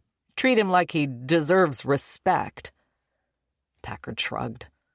It was tempting to tell her about the complaint he was filing against Shepard for violating the code of conduct, but he had to keep his sheriff hat on and not think of Thielen as a friend. Shepard deserved privacy until the issue or the findings became public. Thielen picked at something on the front of her button-down shirt. She was still dressed for the funeral, but had left her jacket at her desk. "You have to run," she said, not looking him in the eye. Packard turned to his computer. "I don't have to do any such thing." "What if Shepard runs uncontested? You're just going to hand him the job?" "If that's the way it works out, then that's how it works out," Packard said. Thielen let out an exasperated sigh. "Packard, don't be a dumbass." "I'm not being a dumbass. You know as well as I do how the deck would be stacked against me in an election. Do you think people are going to vote for the native son with decades in the department, or the new gay guy in town?" Thielen wasn't having it. "You thought you had to hide being gay from everyone when you first came to town. Now everyone knows, and it hasn't stopped you from doing anything, but you're using it as an excuse not to run in an election. Why not just be yourself and see what happens?" "I am myself. And myself is getting pretty sick of people telling me I'm making excuses. Why don't you fucking run for sheriff if you're so worried about Shepard taking over?" he shot back. Thielen opened, closed her mouth. "Yeah, exactly," Packard said. "I'm a detective, same as you. I don't want to be a full-time sheriff any more than you do." "But you could do the job. You'd be great at it. You've been great at it." "I've been doing the bare minimum. Doesn't matter. I said I'm not running. I don't want to talk about it anymore. Let's talk about Mary Gerlich instead." Thielen shook her head. "I walked out of there wanting to donate a month of sessions with my husband so she can work through her anger." Maybe she has worked through it. Maybe that was her best self. Could be. Besides her trust fund, life has given her a shit sandwich. She's got plenty to be angry about. "There's something going on with this family that rubs me the wrong way," Packard said. "I don't have a shred of evidence or even a hint of a motive for any of them to kill Bill Sanderson, but it feels like all three of them are guilty." "Carrie and Sherry I can see," Thielen said. "Why do you put Mary in that group?" "'Cause she's their sister." That night, after the dinner dishes had been washed, Packard sat on the couch with his feet up and Frank within belly-scratching range. The details of his conversation with Mary, all his conversations actually, had been written down, but he often did his best thinking about a case on the couch with a yellow notepad in front of him. He wrote Bill in the middle of the page and circled his name. He wrote Carrie and Sherry on either side and drew circles around them, an arrow from Bill to Sherry labeled 1, and an arrow to Carrie labeled 2. He wrote Mary's name above Bill's, and somewhat further out he wrote Margaret, the mother of the three sisters. He made a circle for Roger Freeman under Bill's name, and one for Leon Chen to the right of Roger. He listed the names of everyone else at the poker game the night Bill played, and connected them through Chen. Near the bottom of the page, he made a list of the others he'd talked to, including Bill's sister Wendy, Ronnie Winder, who had hooked him up with Leon Chen, Bill's boss, and his co-workers, Gerald with the questionably professional deep fryer. It looked like a small life from this angle. No kids, one friend. Packard drew a $sign inside the circles for the three sisters and Leon Chen, then drew an X through Sherry's. He put $signs next to all the poker players. He added a $sign to Margaret, the widowed wife of a banker, then decided to add her husband John in a square box, even though he'd been dead for 30-plus years. He added a box for Mary's husband, Jay, killed in the hunting accident. He wrote money and gambling and theft and infidelity at the top of the page. Bill wasn't killed for his money. He didn't have any. The money he lost in the poker game was taken from his shared account with Roger. Roger had an alibi for that night, a weak one, but an alibi nonetheless. Packard didn't like Roger for the job at all. There was something else he wasn't seeing. Something acting on this solar system of circles he'd drawn like a rogue planet with a wide-ranging orbit. The doorbell rang as he was staring at the ceiling with one end of the pen in his mouth. He and Frank both started. Frank barked and ran for the door. All the blinds were drawn against the night. Packard got up from the couch, skirted the front door, and went into the garage instead. Unexpected visitors were his least favorite thing in the world. He never answered the door without knowing who was on the other side. The side of the garage extended beyond the front door. Packard had installed another peephole in the garage wall and partially hid it behind a decorative metalwork welcome sign that Thielen had given him. From there, he could see the whole front step without blocking the light coming through the front door peephole and letting someone know exactly where he was standing. Under the yellow porch light, bombarded by moths, was his neighbor, Bert. Packard hit the button for the garage door and came out that way, and Bert came around and said hi and put his hand down with a treat for Frank. Bert always had a treat for Frank. He was wearing khaki pants rolled at the ankles and a flannel jacket. He had a white beard and crinkled eyes behind thick glasses. "Your face looks like you got into a fight with a cat." "It was broken glass," Packard said. "It's nothing. It's healing up fine." "I should have called, but I wanted to talk to you in person." "About what?" Packard asked. "Somebody's been driving by here the last couple days like they're looking for you, but not really hoping to find you home." Bert was in his early 70s, a retired juvenile court judge from the Twin Cities who had permanently moved with his wife to their cabin 10 years ago. His wife had died before Packard bought the house next door. Bert liked John D. MacDonald paperbacks and whiskey on the rocks and putting around the lake on his pontoon with his grandkids. He was home all the time and kept a close eye on everything. "How so?" "I've seen a guy drive by the last couple of days. Brake lights come on as soon as he reaches the hedge, like he's slowing down to check out your place. If you thinned that thing out, I could see better what was going on." This was about the 10th time Bert brought up the row of cardinal dogwoods between their houses. They were overgrown when Packard bought the place, and he'd done nothing to cut them back or thin them out since. There was still so much work to do on the inside of the house that he couldn't be bothered with much outside beyond basic yard maintenance. Also, he didn't exactly mind the separation. "What was he driving?" "That's the odd thing. It was a white sedan of some kind the first day. The next day it was a gray SUV, but I'm pretty sure it was the same driver." "You get a good look at him?" "No, just a silhouette of a man. The way he drove, the way he slowed down both times on the other side of the hedge and came driving the other way a couple of minutes later, made me think it was the same guy." The road in front of their houses was dirt. Packard knew the sound of car wheels on a gravel road brought Bert to the window like a curious puppy, so it didn't surprise him that Bert had seen every car that passed their way. "They didn't pull in the driveway or get out that you know of?"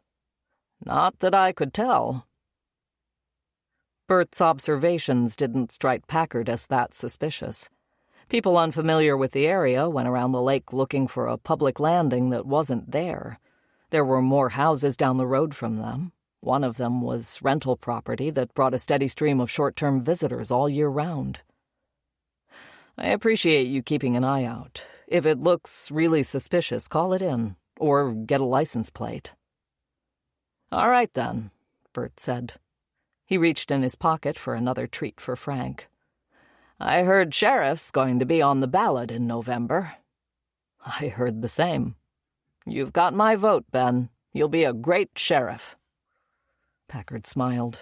It was too late for the truth.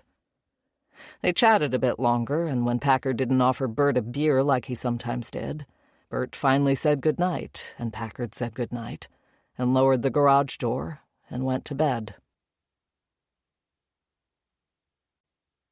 Chapter 12. By Saturday morning, Packard's face had scabbed over well enough that he felt fine getting back in the lake. The water was noticeably colder than just a few days ago, caught in the battle between the cooler nights and the sunny but shorter days. He'd need the wetsuit again before long. He was planning to take the day off. All the rooms in the house had been newly drywalled, walls and ceilings. As soon as he finished the taping, the plan was to rent a blower from the hardware store and re-insulate the attic. He had bales of compressed insulation in the garage, bought last winter when they went on sale.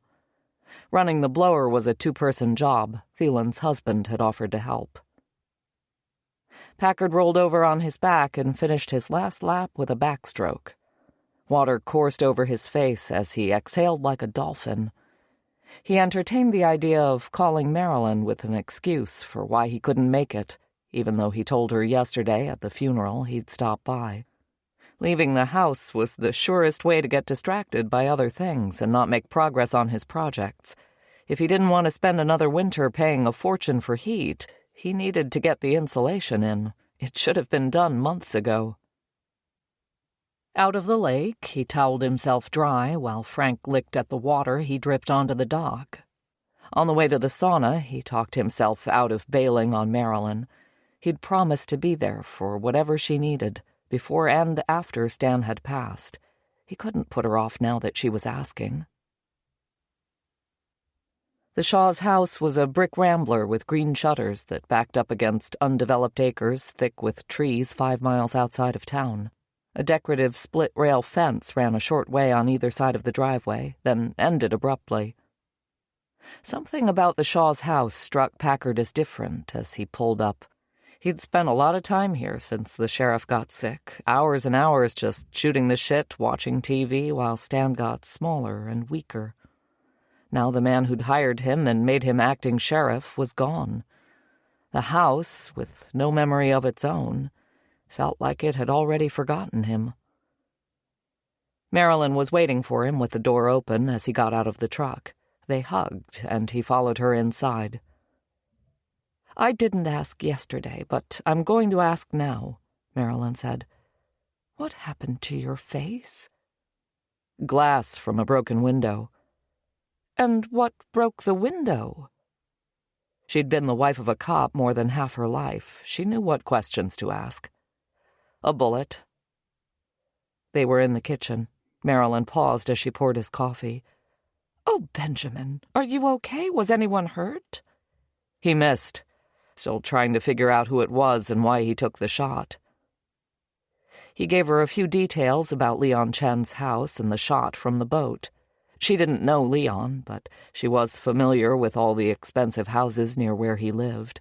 They moved to the living room. The hospital bed and all the equipment managing Stan's pain were gone. His recliner was back, and Marilyn sat on the edge so her feet would reach the floor. She thanked him again for speaking at the funeral, and he gave Kelly credit for making sure he got all the details right. "I went off script a bit with his swearing. That was part of who Stan was to me. I thought we could all use the laugh." "It was the best part," Marilyn said. "It didn't burn my ears at all." They chatted about people Packard had met briefly after the funeral, family members he didn't know, where they were from, and how long they were in town. He had the feeling she was working up to something. He had a pretty good guess what it was. "So, the election," she said finally. Packard set his coffee cup down and sat back further on the couch. "Yeah, that's going to be something." "I've heard through the grapevine you're not running." Does the Grapevine sit at the front desk and love Barry Manilow?" "Of course she does," Marilyn said. "Well, the Grapevine has a big mouth, but she does not lie. That's where I'm at regarding the election. I really don't want to be the sheriff full-time. I'm a detective. That's what I enjoy doing." Marilyn looked disappointed. "Ben, have you stopped to think about why Stan made you acting sheriff?" "I know I was his second choice. He was in a bit of a bind when Deputy Callahan turned him down." Ron Callahan was Stan's chief deputy and school liaison. He'd retired shortly after Packard was appointed acting sheriff. A new chief deputy had yet to be appointed. Packard had wanted to leave the decision either up to Stan when he got better, or whoever succeeded him permanently. "Let me stop you there," Marilyn said. "Stan knew Ron wouldn't take the job. He asked him because he had to, and he needed to get a formal no from his chief deputy before he could ask who he wanted. It was never in doubt that Ron would be a no. Ron and his wife bought that place in Montana and were counting the days until they could move there full-time. Also, Ron liked you for the job as well. It was a decision he and Stan made together." This was all news to Packard. He'd leapfrogged over a lot of people in the department who had more seniority to take the role. Even though he was a full-time member of the department, he'd felt like a scab, an outsider. Stan had warned him that there would be hurt feelings and bruised egos. "They will know unequivocally that this is my decision, but you'll have to stand up for yourself on the day-to-day. I trust you can manage that." Packard had initially tried to manage it by giving the impression that he wasn't the acting sheriff. He'd put his detective responsibilities first and kept his sheriff actions and decisions out of sight. He'd resisted moving from his cube into Stan's office. Kelly practically had to bend his arm behind his back and march him through the door. It had gotten easier with time. He still wasn't comfortable with people calling him sheriff, but he got used to representing the department and dealing with issues that needed a decision-maker or a law enforcement voice or a thoughtful opinion. He'd grown into the role. It also helped that people found other things to be pissed off about. "I appreciate hearing that, Marilyn. I was honored that he asked. I was happy to help him out." "His mistake was not grooming someone younger for the job. I think he thought he was going to live and win elections forever." "I think we all thought that." Marilyn smiled wistfully. "And by the time we knew we were wrong, it was too late. Stan was sick. Ron was retiring, and what remained was a bunch of deputies that were too old or too young or too unqualified to move up the chain of command. And then there was you." Packard didn't know what to say. He drank his coffee. "You said you were happy to help him out, and you did. But did you ever stop to think that he was helping you?" "It's not lost on me what a great opportunity I've been given. It'll look good in my file if I—" "This isn't about your file, Ben. Think about your career.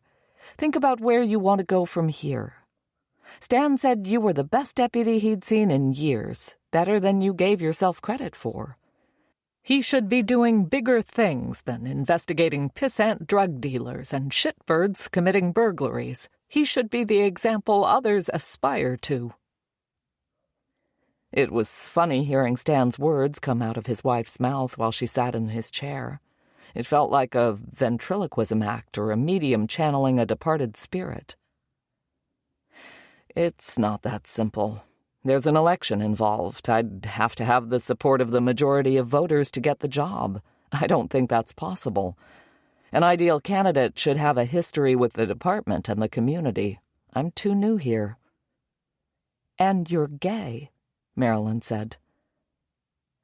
Packard struggled to keep his expression neutral. He'd never discussed his private life with Stan or Marilyn. He'd found out last spring, before he started admitting it when asked, that everyone had already concluded he was gay based on scant evidence. Everyone would, of course, include the sheriff and his wife, but there'd never been an opportunity to confirm it. "And I'm gay," he said. I don't have to tell you the politics of this county. It's gotten redder and redder with every election." "And you think the people here will overlook a highly qualified candidate because of his personal life?" "Don't you?" "I think we'll never know if we don't give them the option to choose." They talked a little longer about Stan and the things he loved about being sheriff. He'd seen himself as the champion of everyone who worked for him. He loved promoting the good works of the department and wasn't afraid to shoulder the responsibility when they came up short. He had a wicked memory for names and details about people and their lives. People felt like they knew their sheriff and he knew them. Packard thought by steering the conversation to Stan, they could move off the election. Marilyn wasn't having it. "I know you know Howard Shepard is running after his little fiasco at the funeral. Have you heard who else?" "No." "Alan Costas. Does that name ring a bell?" "Vaguely. Was he a deputy?" "Yes. Let go before your time. He had a personal relationship with a dispatch operator. No problem there, except that he was married at the time," Marilyn said with a disapproving look. "Things ended badly, big surprise, and resulted in the operator quitting her job and moving out of the state. Her final word on the matter was an email sent to Stan with graphic details and photos regarding liaisons she had with Deputy Costas in an interview room and in his patrol car while he was on duty. There was an investigation, and Costas was fired." Packard said, He didn't know what else to say. "If you don't run, you'll be handing the job to one of those two on a platter. We both know what kind of deputy Howard is. I don't know or remember Alan Costas that well, but he obviously has poor judgment." "Obviously," Packard agreed. "I can name 10 people right now who will serve on your campaign team," Marilyn said. "I know we can raise the minimal dollars it will take to pay for ads, posters, yard signs. I'll write the check myself. It's not that much. I can also deliver at least 20 people who will write letters to the editor of the Sandy Lake Gazette endorsing you if I ask them. This isn't to say it's all going to be easy. Even getting Stan elected again and again was never as easy as it looked. I know it feels like you'll be putting yourself way out there, but I promise you won't be standing alone." Packard finished his coffee. "I didn't move to Sandy Lake with the intention of being sheriff one day, and I wasn't aware of Stan's thinking when he asked me to fill in for him.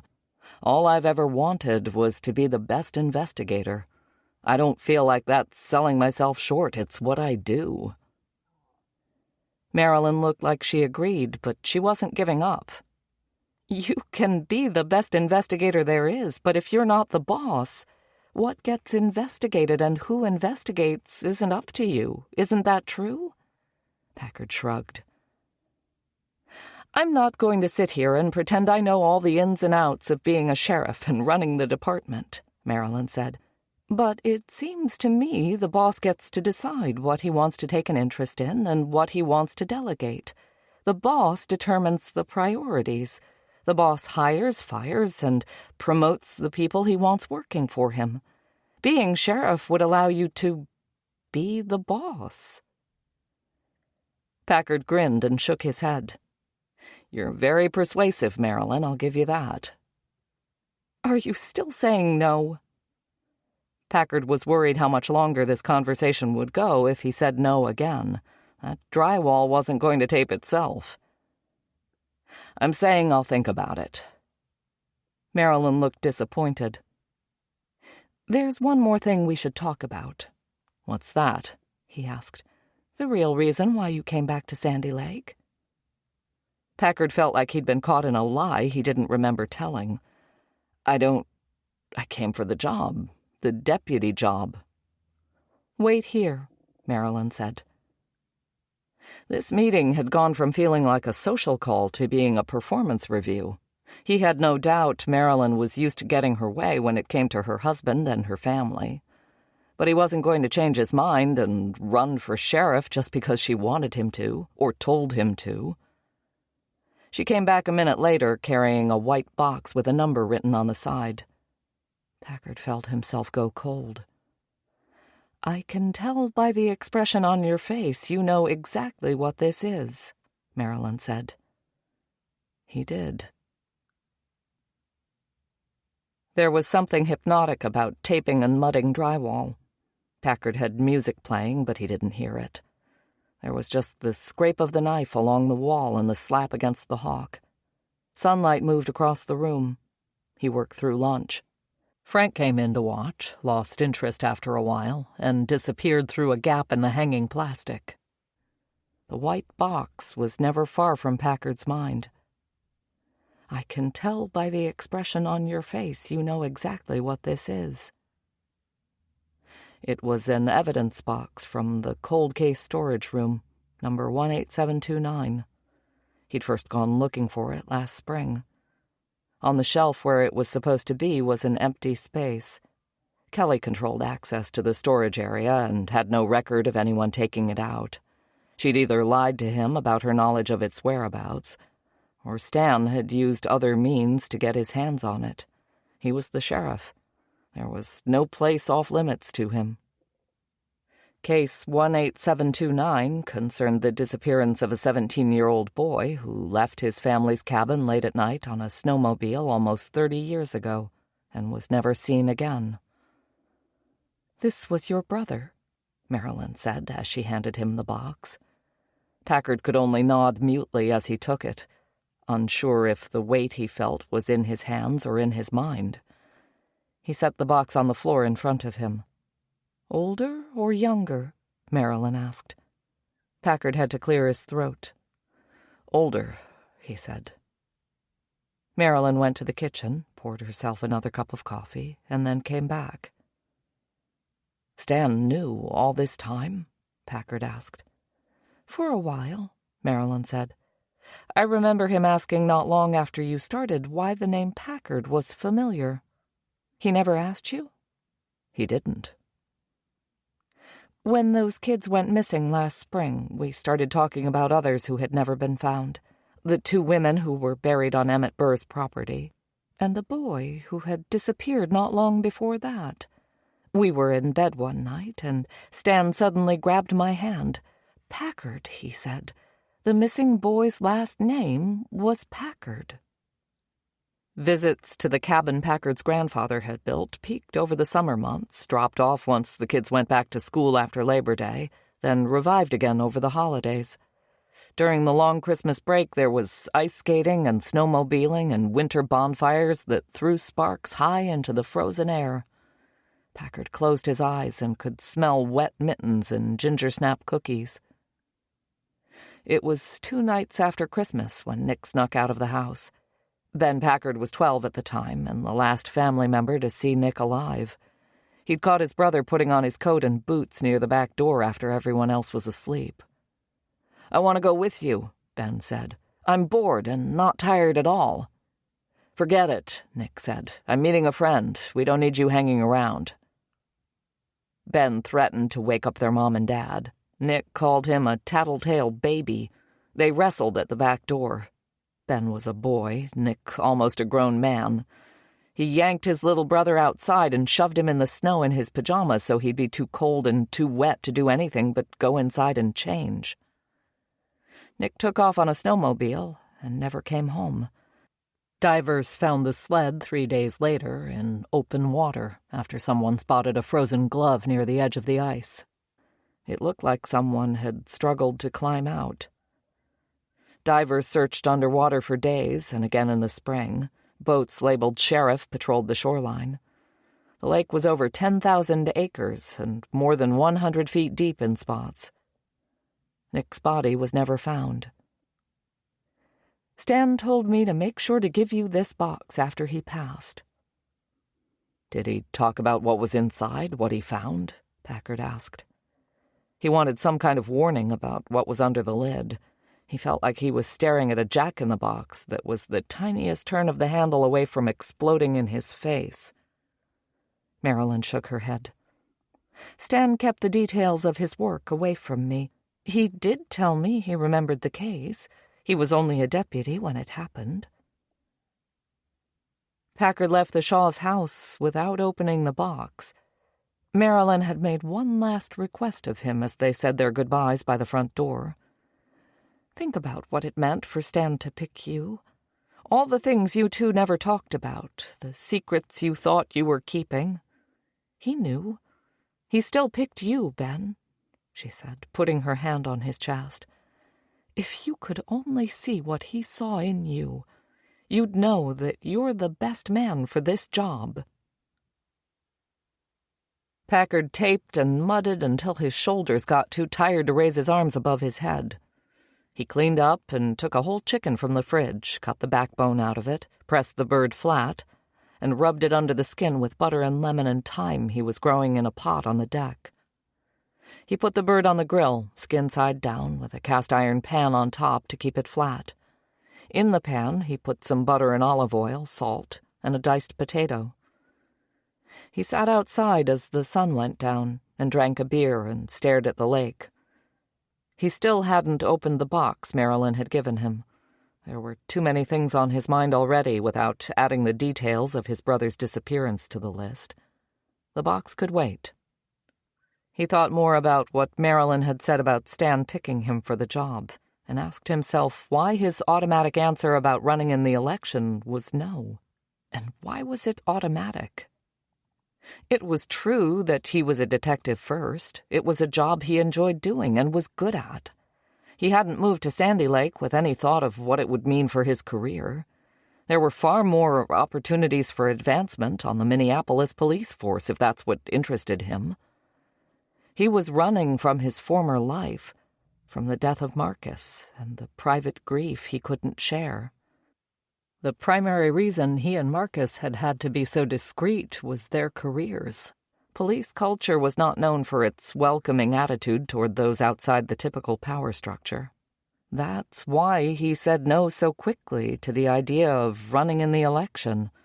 If he couldn't be a gay cop in a large city, what chance did he have to be a gay sheriff in a rural county? Did you try being a gay cop in Minneapolis? No, he hadn't. So you might have been able to be that, but you were too cowardly to try. He didn't know about cowardly, but yes, he had decided it was not in his best interest. Just like you're deciding without even trying that you can't win this election. You could do like Phelan suggested and be yourself and see what happens. It'd be like tilting at windmills. The difference is that the hero Don Quixote saw a challenge and ran toward it. You are running away.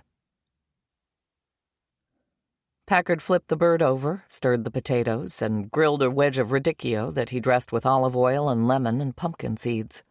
He ate at his makeshift dining room table, a piece of plywood across sawhorses, with Frank beside him, patiently waiting for tiny bits of chicken and crispy skin and the chance to lick the plate clean. After the dishes were washed, Packard moved to the couch and opened a second beer. Frank crawled up and sat beside him. Packard turned the TV on, then turned it off before the satellite could find the signal. The thing was, he wasn't trying to be a gay cop or a gay sheriff. He wasn't trying to be a gay anything. Sure, last weekend with the drummer, whose name he couldn't remember, he'd been gay as hell. But outside of that, he was just a regular guy, just a deputy. If he ran in an election, it wouldn't be as a gay candidate. The people would label him that, no doubt, but not because of anything in his platform or his vision for the department. The trick would be to convince people he was the best candidate, not just the gay one. A three-way race between him and two verified morons like Shepard and this Deputy Costas, who didn't have the common sense to realize all the ways allowing himself to be recorded having sex in his patrol car could blow up in his face, had the potential to be interesting. Maybe the two of them could split the anybody but the gay guy vote, and he could squeak out a win with enough votes from the people who actually gave a damn about qualifications. Packard drank the beer and sat with his elbow on the arm of the couch, the beer can on his shoulder. With his ear close to the opening, he could hear the boil of the carbonation. It sounded like the ocean. The flaw in all of this was that he was only thinking about the day of the vote and the results. There would be weeks of campaigning until then, the idea of which felt like lying naked on a table and letting everyone in the county poke and prod him, look in his mouth, and check him all over for suspicious moles. Marilyn had said he wouldn't be out there alone, but the truth was he would be. And he'd be home alone at the end of every day, just like he was now. The decision was his alone. The personal consequences, win or lose, would be his to bear. Alone. "Frank, what should I do?" he asked the dog beside him. Frank lifted his head at the sound of his name, then put it on Packard's thigh. He looked undecided. "You and me both," Packard said as he finished his beer. Chapter 13. A week after her husband had been murdered, Carrie still jumped every time the phone rang. For the first few days, she'd turned her cell phone off and disconnected the kitchen phone and all the extensions in her mother's house. The police knew where to find her if they needed to talk to her. No one else needed to know where she was. The absence of phones felt like a bubble that protected her and hid her. If she couldn't be reached, then the weird stasis she'd built around her couldn't be breached. Eventually, she turned her phone back on, but left it muted. She read through her text messages and transcribed voicemails. She was most dreading a call from the sheriff's department. She didn't want to answer any more questions about what happened that night. When the call finally came, it wasn't what she was expecting. It wasn't Detective Packard, first of all, but another deputy who said he was calling to let her know that her husband's body was back from being autopsied in St. Paul and she could make the funeral arrangements. He also told her their investigators were done in her house and she could return home. An itemized report of the personal property that had been collected from the home as part of the investigation had been emailed to her. "If you need a company that has experience with crime scene cleaning, I can recommend one." He means blood and brains and the smells a dead body leaves behind. "Yes, I'll take the number, please." Carrie called the cleaning company, which turned out to be a husband and wife duo whose last name she recognized, but whose faces she couldn't conjure over the phone. "Please take out all the furniture and the carpeting and throw it away," Carrie said. In her memory, most of the blood was on Bill and on the mattress, and a little bit on the wall behind him. She still wanted everything gone. "There'll be an extra dumping fee," the cleaner said. "I'll pay whatever it costs. Do you know a painter who can repaint the whole room close to what it is currently?" "Yeah, I can arrange that, too." "Any personal items in the drawers and in the closets can be boxed and set outside the bedroom. Everything else goes." "Understood," said the cleaner. He started to talk about his schedule and how many days he thought it might take. "I don't need the details," Carrie said. She gave him the code to the garage so he could get into the house, and said to send her the bill when the job was done. She had no intention of going back home. She'd been thinking about selling the place even before Bill died. She'd built the house with her first husband, raised their kids there alone after they divorced, and had it remodeled shortly before she married Bill, who had mocked its rustic farmhouse style. This is a decorator's idea of a farmhouse, not anyone who's actually been on a real farm. Reclaimed shiplap aside, the house was too big now that the kids were gone. She had kept their rooms the same since they moved out after high school, but they came home infrequently now that they had their own lives. Neither of them had bothered to come see her in the last week. Her son, at least, called. Her daughter wasn't speaking to her. Carrie had found comfort staying with her mother in the house where she'd grown up. It was dark and cramped and dated, the opposite of everything she had loved about her house. But it made Carrie feel like she was on solid ground. Nothing changed here. Not the electric stove or the old grandfather clock or the blocky dining room set from the 80s. The things in her house felt like they could all blow away in a strong breeze. Her mother's house persisted. Too bad the same couldn't be said for Margaret's mind. When they went for a walk, Margaret would ask her the name of every person they passed. Nights were the worst. Margaret's doctor called it sundowning. She would get confused when it got dark, sometimes would throw open the door to Carrie's bedroom and turn on the light and ask where the kids were or where her husband, Carrie's father, was.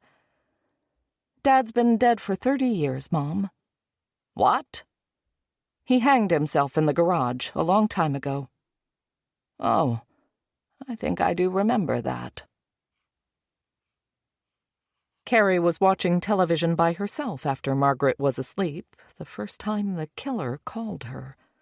The screen on her phone said blocked, but she answered anyway. There had been so many calls lately. She did it without thinking. "This is Carrie." "Why didn't you tell the police the truth about what you saw?" "Who is this?" Carrie asked. "You know who it is," the man said. "You lied to the police. How come?" "I don't know what you're talking about." "It's in the statement from the sheriff's department on their website. No physical description of the suspect. You saw enough of me to give them the basics, but you didn't." She recognized the voice now. He'd been wearing a balaclava like snowmobilers wore in the winter, and big plastic safety glasses that obscured the rest of his face. He was average height, taller than her, shorter than Bill. "I didn't see anything. I only heard the shot." "Come on, Carrie. We both know that's not true. How are police going to catch your husband's killer if you won't help them?" Carrie didn't say anything. She felt like she was holding her breath. "What makes you think I won't come for you next?" the killer asked. "How did you get this number?" The phone beeped in her hand. He was gone. On the day of Bill's funeral, Carrie drove herself in her mother's 1988 navy blue Oldsmobile. She'd ordered herself an appropriate black outfit on Amazon, in a brand she'd ordered before, which saved her a trip to her own house. Zainab was on Margaret duty. Carrie had called Bill's sister Wendy after Bill's body came back from St. Paul and asked her again to plan the funeral. Carrie promised to cover all the costs if Wendy would only manage all the arrangements with the funeral home, and the church, and the obituary, and the people who wanted to speak and what they were going to say. She and Wendy stood inside the door and greeted people as they entered. Carrie received their condolences with a sad nod of the head. The whole time she was watching for strangers, looking for a face that matched the voice on the phone. She asked the men she didn't recognize their names and how they knew Bill. "From the casino" was a common answer. "We used to hold court at Bob's," one guy said. Bob's was a bar downtown. None of them sounded like the killer. She was surprised to see Deputy Packard out of uniform in a black windbreaker and dress pants. He told her and Wendy he was sorry for their loss. No mention of the murder or the investigation. He took a seat near the back. Carrie sat in the front row next to Wendy and Wendy's husband and their kids. Bill's parents were both dead. Roger, Bill's best friend, sat in the pew behind them. The rest of the people there were mostly strangers, some faces from high school she vaguely recognized, including Bill's boss at the dealership. On the other side of the church, Sherry was sitting with her girlfriend, the same one who had come to the wedding and ruined the whole thing with their drinking and nonsense. Carrie gave Sherry a dirty look. Sherry returned it. The service started. Bill's sister went up first and talked about their childhood and how he'd been a good uncle to her kids. Roger said Bill would do anything for his friends. He talked about Bill helping out at the dairy farm years ago when Roger first moved back to Sandy Lake and was short-handed, a fact Carrie never knew. He also told a story about the time he put his car in the ditch during the wintertime and racked up daily storage fees because he couldn't afford to pay for the tow, let alone the damage to the car's front end. Bill gave him the money. Sherry's money, Carrie thought, to get his car out of hock and fixed. No one really talked about what was important to Bill, what he lived for. Carrie had no idea what she would have said if she'd had to go up there and memorialize her husband.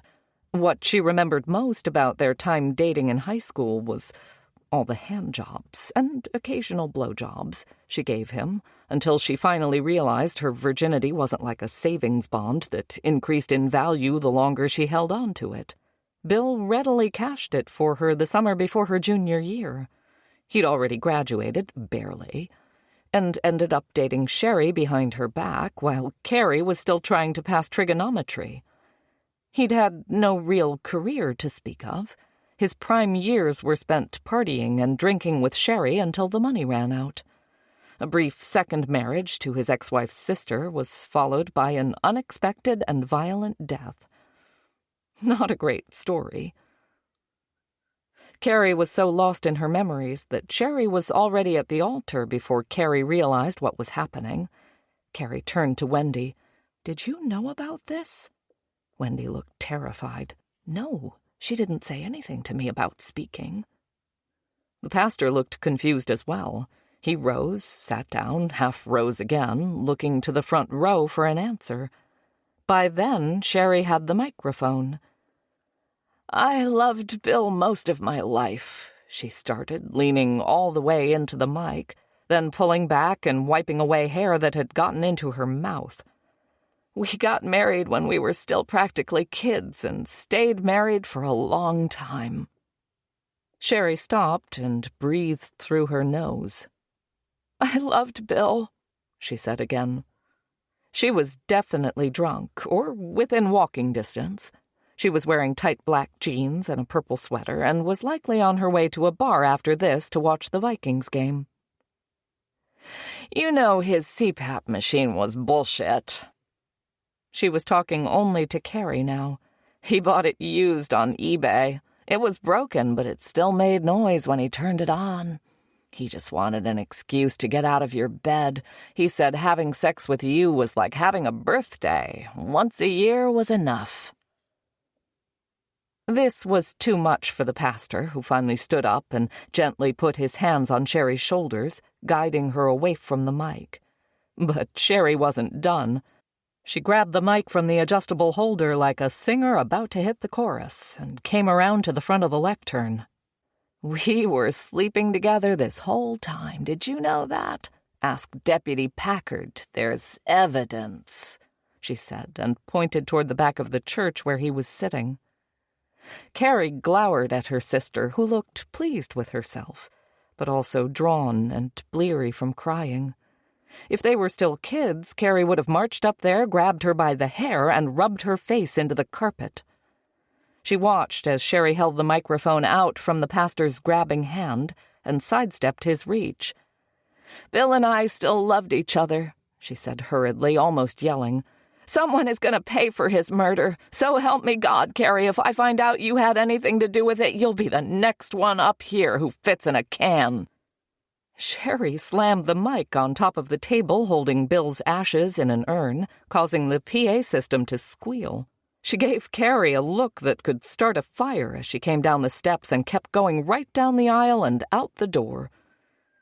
Christy gathered up their things from the pew and scurried after her. Carrie sat there, burning with embarrassment. Wendy was beside her, but not there for her. She leaned away from Carrie, reached across her husband, and whispered something to her kids. The pastor did his best to get things back under control. "Let's all rise and open our hymnals to page 139, he said. A plodding organ played, and he and a church lady with a high warbly voice sang, "Great is thy faithfulness," until the rest of the crowd reluctantly joined in. When the service was over, Carrie stayed in her seat. As much as she wanted to be anywhere but where she was in that moment, there was no way she was going to be the first one out and have to walk down the aisle past everyone gathered. Sherry was the one who had shown her ass. Why should Carrie have to go around with the offering basket and collect all the pitying stares on her behalf? "I'm not getting up," she said under her breath. Wendy motioned to the pastor, who correctly interpreted her head tilt and flat hand motion, and walked down to the first pew after the families and invited everyone to exit. Carrie twisted and folded the printed program into a tortured origami until the chatter and shuffle of bodies along the wooden pews diminished, and the church was empty. She stared at the urn with Bill's ashes and remembered how she felt when Bill came back to her after leaving Sherry. She had told Packard about feeling lonely and Bill making her feel like a high school girl again. That was true. But the best part was taking the only person that Sherry had ever loved and claiming him for herself. The only good thing about the funeral was that there was no reception planned afterward. Wendy's announcement had stated that today would just be a service and that there would be a chance to gather and celebrate Bill's life on a date and at a location to be announced. Some life, Carrie thought. When Wendy and her family and the pastor were the last ones in the church, Carrie finally gathered her things, touched her hair, and made her way out. She handed the pastor a folded check from her purse without comment. To Wendy, she said, "Thank you for handling all the arrangements. I'm sorry my sister ruined it for all of us." Wendy put a hand on her heart, bit her lip, and shook her head. She had nothing left to say. Carrie didn't blame her. As she made her way down the front steps, Wendy finally found her voice. "What about his ashes?" she asked. Carrie stopped and looked back.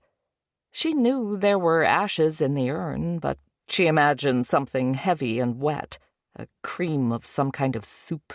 It made her shudder. "I can't," she said. She touched the side of her face and shook her head. "I can't, please. You take him," she pleaded. A red pickup in the far corner of the lot slowly approached as she made her way to the Oldsmobile. Carrie froze, wondering if it was him, the caller. It was Detective Packard. He came around so his driver's side was by hers. She put on her sunglasses and stood with the car open. "I'm sure that wasn't exactly the service you had planned," Packard said. Carrie shook her head and looked down. "You can always count on my sister to shame the family. It's what she does. I'm sorry she dragged your name into it." "Didn't harm me, but we should talk about the things she said. I'd also like to go over again with you what happened the night Bill was killed." Carrie found herself scrutinizing Packard's good looks from behind her sunglasses while he talked. He was an attractive man, gay, according to the rumors. She wondered whether oral sex was as one-sided with gay guys as it had been with her and her two husbands. "Meet at your house?" Packard asked. "What was that?" "I said I'd like to meet at your house and walk through exactly what happened that night. Is there a time we can do that?" "I feel like my memory is already getting blurry," Carrie said. "That's why we need to go through it again as soon as possible." "Tomorrow," Carrie said. "I'll have to arrange for someone to stay with my mother again. Let's plan on 10 a.m. See you then. Chapter 14. Carrie wanted to get to her house before Detective Packard did. She hadn't planned on bringing Margaret with her, but the home care service said they were short-staffed. Carrie thought they were punishing her for cutting back their hours. She drove the Oldsmobile again. The front seat was like a couch covered in dark blue crushed velvet. "Do you remember buying this car, Mom?" Margaret shook her head. No was her automatic answer to most questions. But then she said, "I wanted a Cadillac, but your father was too cheap." "Dad was tight with $1. That's how you guys got so rich," Carrie said. "Where is your father?" Margaret asked. "He's dead, Mom, for a long time." "Oh." She got her mom settled on the couch with an iPad and a game of solitaire. Dementia might have been eating holes in her brain, but Margaret still knew how to count and play red on black. In her bedroom, Carrie opened her closet and went to where her coats were hanging and unfastened the hummingbird pin from the lapel of the camel coat she wore in the fall. It was the size of an actual hummingbird, maybe even a bit larger, a rare example of her father's extravagance.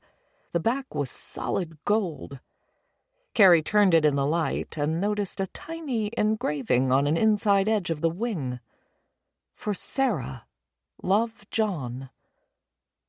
She couldn't recall ever hearing about a Sarah before. John might not necessarily have been her father. Maybe he bought the pin in an antique shop, and John was the previous owner. The problem was that hummingbirds were her dad's favorite bird. They'd always had hummingbird feeders at their house.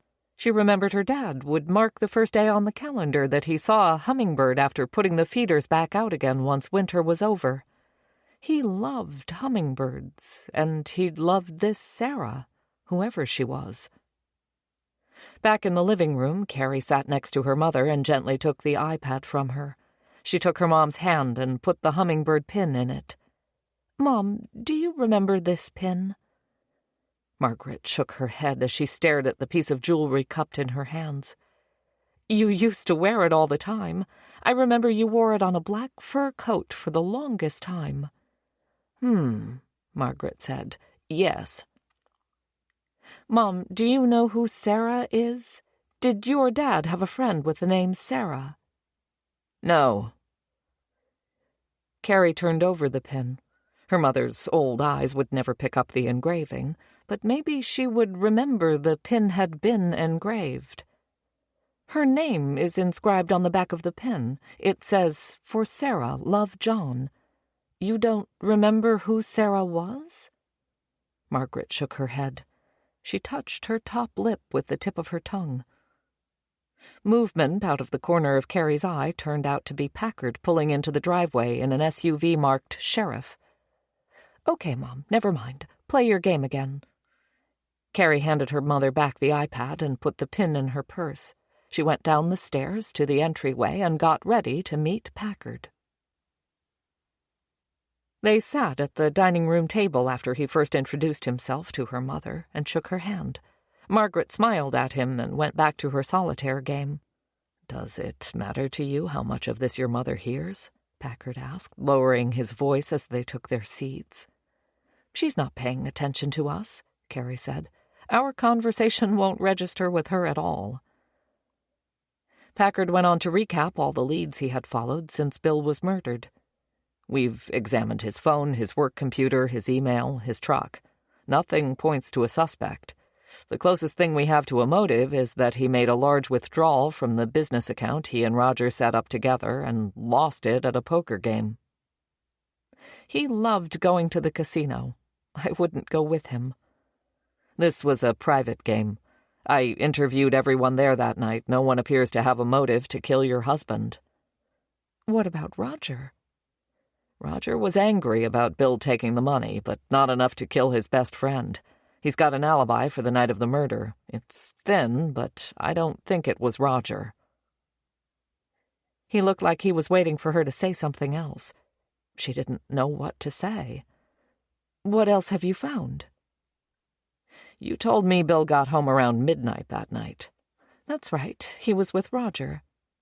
"That's what he told you, but it wasn't true." "Where was he?" Carrie asked. Packard waited for her to figure it out for herself. "He was with Sherry," Carrie said, recalling her sister's outburst at the funeral the day before. Packard nodded. "You found out how?" He told her about the texts on Bill's phone and that Sherry's number was saved under Roger's name and the confusion it had initially caused. "Sherry lied to me about what she was doing that night. She changed her story when I came back and confronted her with the evidence from Bill's phone." "And this was an ongoing thing between them?" Carrie said. "Seems so. There's something else you should know if you don't already." "What's that?" Bill had life insurance through work. Sherry is the primary beneficiary. His sister Wendy is listed as the secondary. Carrie felt her nostrils flare involuntarily as she took in a deep breath. "He didn't get that job until after we were married, so that was a very conscious choice he made." She knew Bill had a small policy on her with himself as the beneficiary. That he'd turn around and direct his life insurance to her sister made her blood boil. She crossed her arms and scratched her shoulder to keep from making fists. "Isn't that your motive? Sherry killed Bill for the life insurance." "I don't know if she knows she's the beneficiary. I haven't talked to her about it. The insurance company won't pay anything out until the investigation is closed. That said, I guess I just don't see it. She had sex with him the night he died. She seemed pretty distraught at the funeral." "My sister can put on an act with the best of them. Did you ever think that maybe the whole show was for your benefit? She wasn't on the program to speak. She saw you sitting in the back. Maybe this was her way of throwing you off her scent." Packard stuck out his chin and shrugged. "It's possible. I'm not ruling anyone out until I have evidence that leads to the actual killer. She's still on the list. So is Roger." "Am I on the list?" Carrie asked. "The spouse is always on the list." She could tell Packard was watching to see how she would react. She reacted by watching him watch her. It could have been a staring contest to see who would blink first. "Let's go through what happened that night," Packard said, "starting with you in bed and hearing Bill come home." Carrie imagined a lot of women wanted to get Packard alone in their bedroom, but probably not like this. She sat on top of the covers on the side she usually slept on. She had a book in her lap to represent the folder of grant applications she'd been reviewing before going to bed. The lamp on the nightstand was on, even though it was the middle of the day. "Was your bedroom door open or shut?" "Shut." He had her walk through what she heard, the garage door opening, then the interior door opening and closing. Bill hadn't come in her room or talked to her through the door. She heard him in the kitchen, then heard him go downstairs. After that, she stopped paying attention. Eventually, she got tired and turned off the light and went to sleep. "Then what happened?" Packard asked. "I heard the shot." "Did you think or know it was a gunshot?" "No, I thought something large had fallen." It wasn't a gunshot that woke her up. It was the sliding door in Bill's room, which was right under hers. The door on the track made a vibration that she could feel whenever it opened. She'd always been a light sleeper. She felt the door open, and then she heard the hum of his CPAP machine turn off. Despite the late hour, or maybe because of it, the two activities immediately struck her as out of order if Bill was getting out of bed and going outside. Packard quizzed her about what made her get out of bed and where she was when she first called out to Bill. "I called to him from right here at the top of the stairs," she said. She hadn't called him. What made her get out of bed was the same thing that made her take the gun from the nightstand, the same thing that made her move as quietly as possible to the top of the stairs. She'd felt like Bill had been up to something for a while now. He went out a lot, came home late. They'd hardly spoken in the last 2 weeks. She knew he needed money he didn't have. She had money she wouldn't give him. Their short marriage already felt like it had the shelf life of a loaf of bread. She stood there for a long time just listening. She heard whispering and someone moving in the dark down there. Packard followed behind her as she went downstairs to the lower level. Margaret didn't look up from her iPad as they went by. It smelled of fresh paint, the work of the cleaner she'd hired, and was darker and cooler than the top level of the house. "What did you think when you first got to the bottom of the steps?" Packard asked. At the bottom of the stairs, she noticed right away that the gun safe at the far end of the family room was open, and the LED light inside was on. Bill's bedroom was around the corner from where she stood with the gun in her hand, around in the chamber, and the safety off because she knew her way around a gun. "I thought something had fallen. Maybe the drop ceiling in Ryan's old room, or something that was hanging on the wall." Packard said, "If it was loud enough to wake you, did you think it was odd that Bill wasn't up or responding to you when you called him?" "I thought with his CPAP machine and the amount of beer he can put away when he hangs out with Roger, which I now know he lied about, he could sleep through anything." "Did you turn on the lights downstairs?" "Yes." "No." "Did you go into the family room or the other rooms before going into Bill's?" Yes, I did a quick loop through the family room to see if anything had fallen. I looked in Ryan's room, too. Not true. Then you're back at Bill's room. Was his bedroom door closed? Yes. No. Did you knock? Yes, I think so. She didn't knock. She stood at the bottom of the stairs and listened to two men whispering. The killer said, "Is this all the jewelry?" Bill said, "That's it." She heard someone manhandle her jewelry in the box like he was sorting through a bag of marbles. There's supposed to be a pin, a hummingbird with rubies and diamonds. "The fuck are you talking about?" Bill asked. "The hummingbird, you're the one who told me about it," the killer said.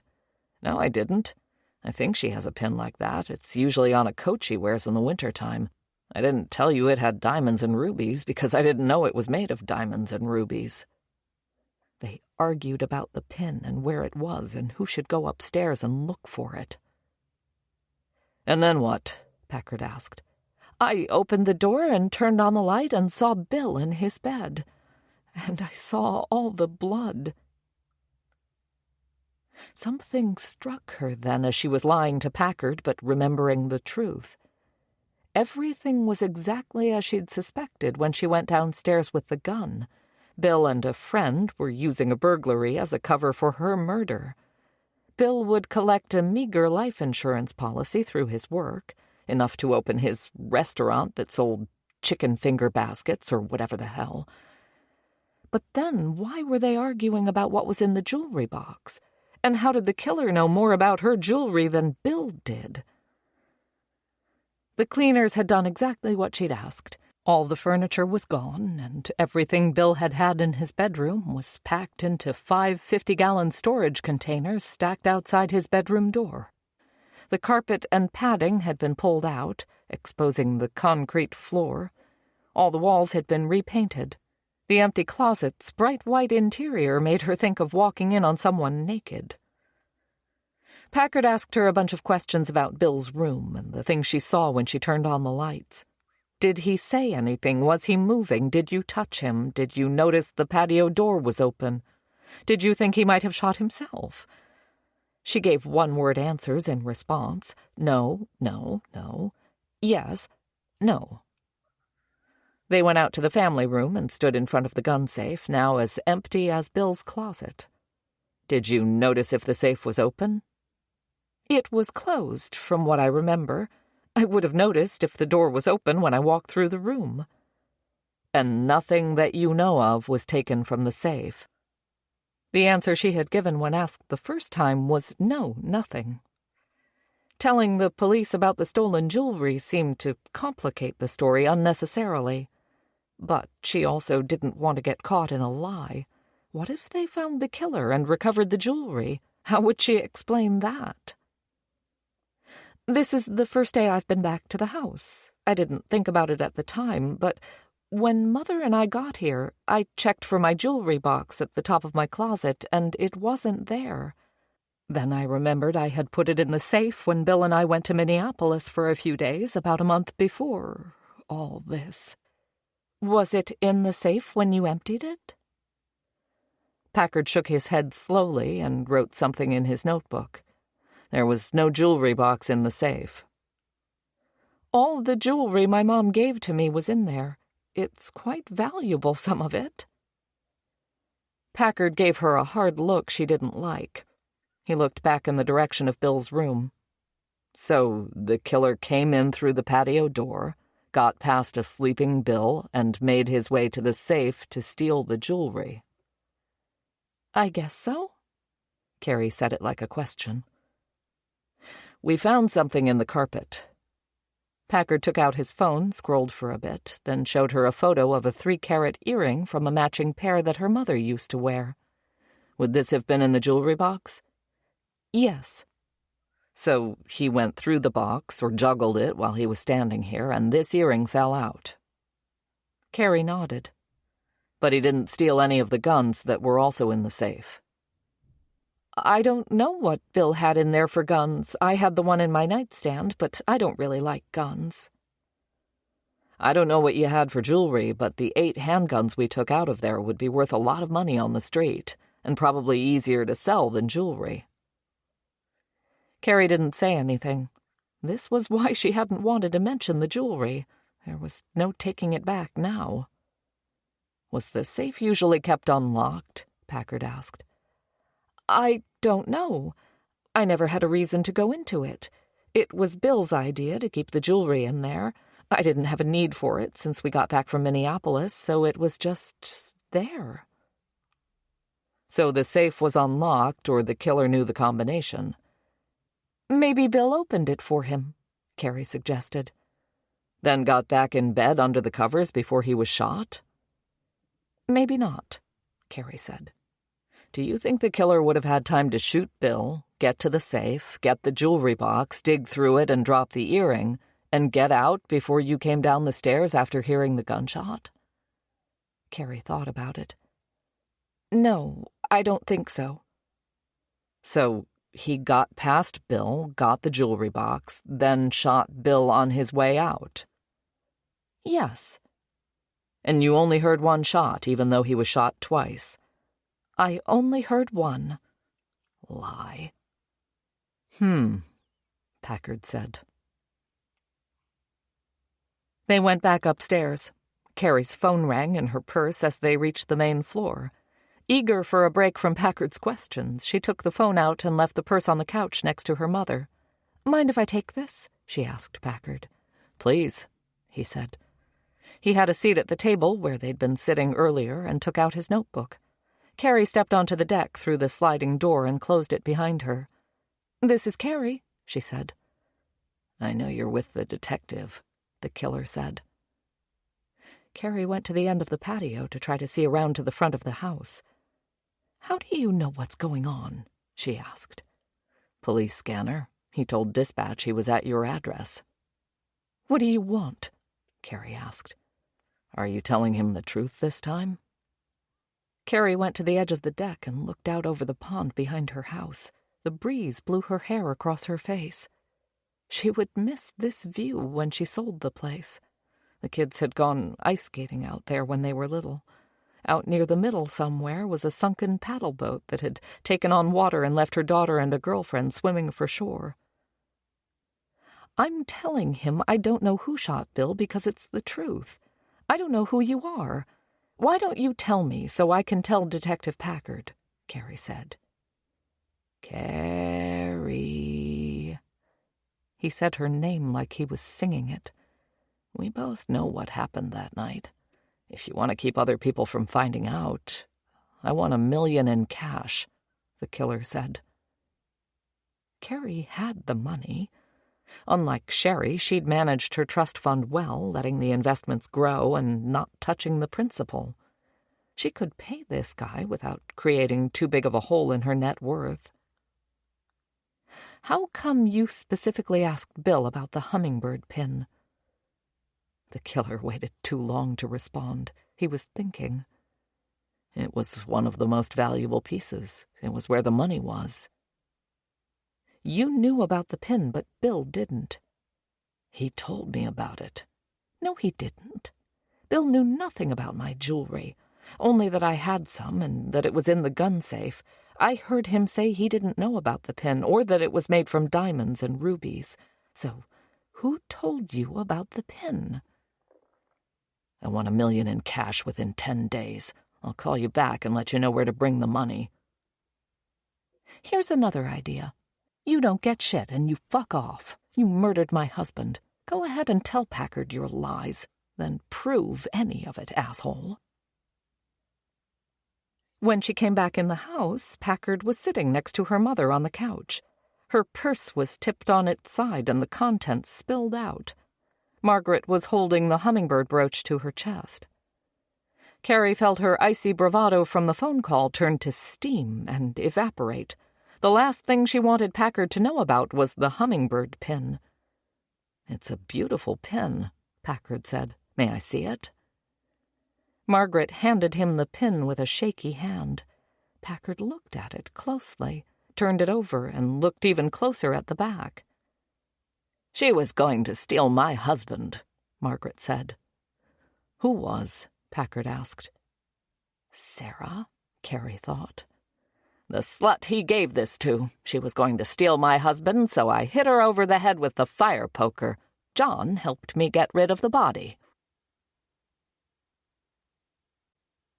Chapter 15. Packard drove away from Carrie's, wondering whether he now had 2 murders to solve. Carrie had laughed at what Margaret had said and told Packard her mother's grasp on reality was tenuous at best. She said Margaret got confused and thought things she had seen on TV had happened in real life. Why didn't Packard believe her? Maybe because he didn't believe a lot of what Carrie had told him about the events that took place the night Bill was killed. Her story didn't add up. She should have heard 2 shots. Did she sleep through the first one and wake up for the second? The events themselves didn't make sense, especially after the details of the jewelry box being stolen from the safe were added.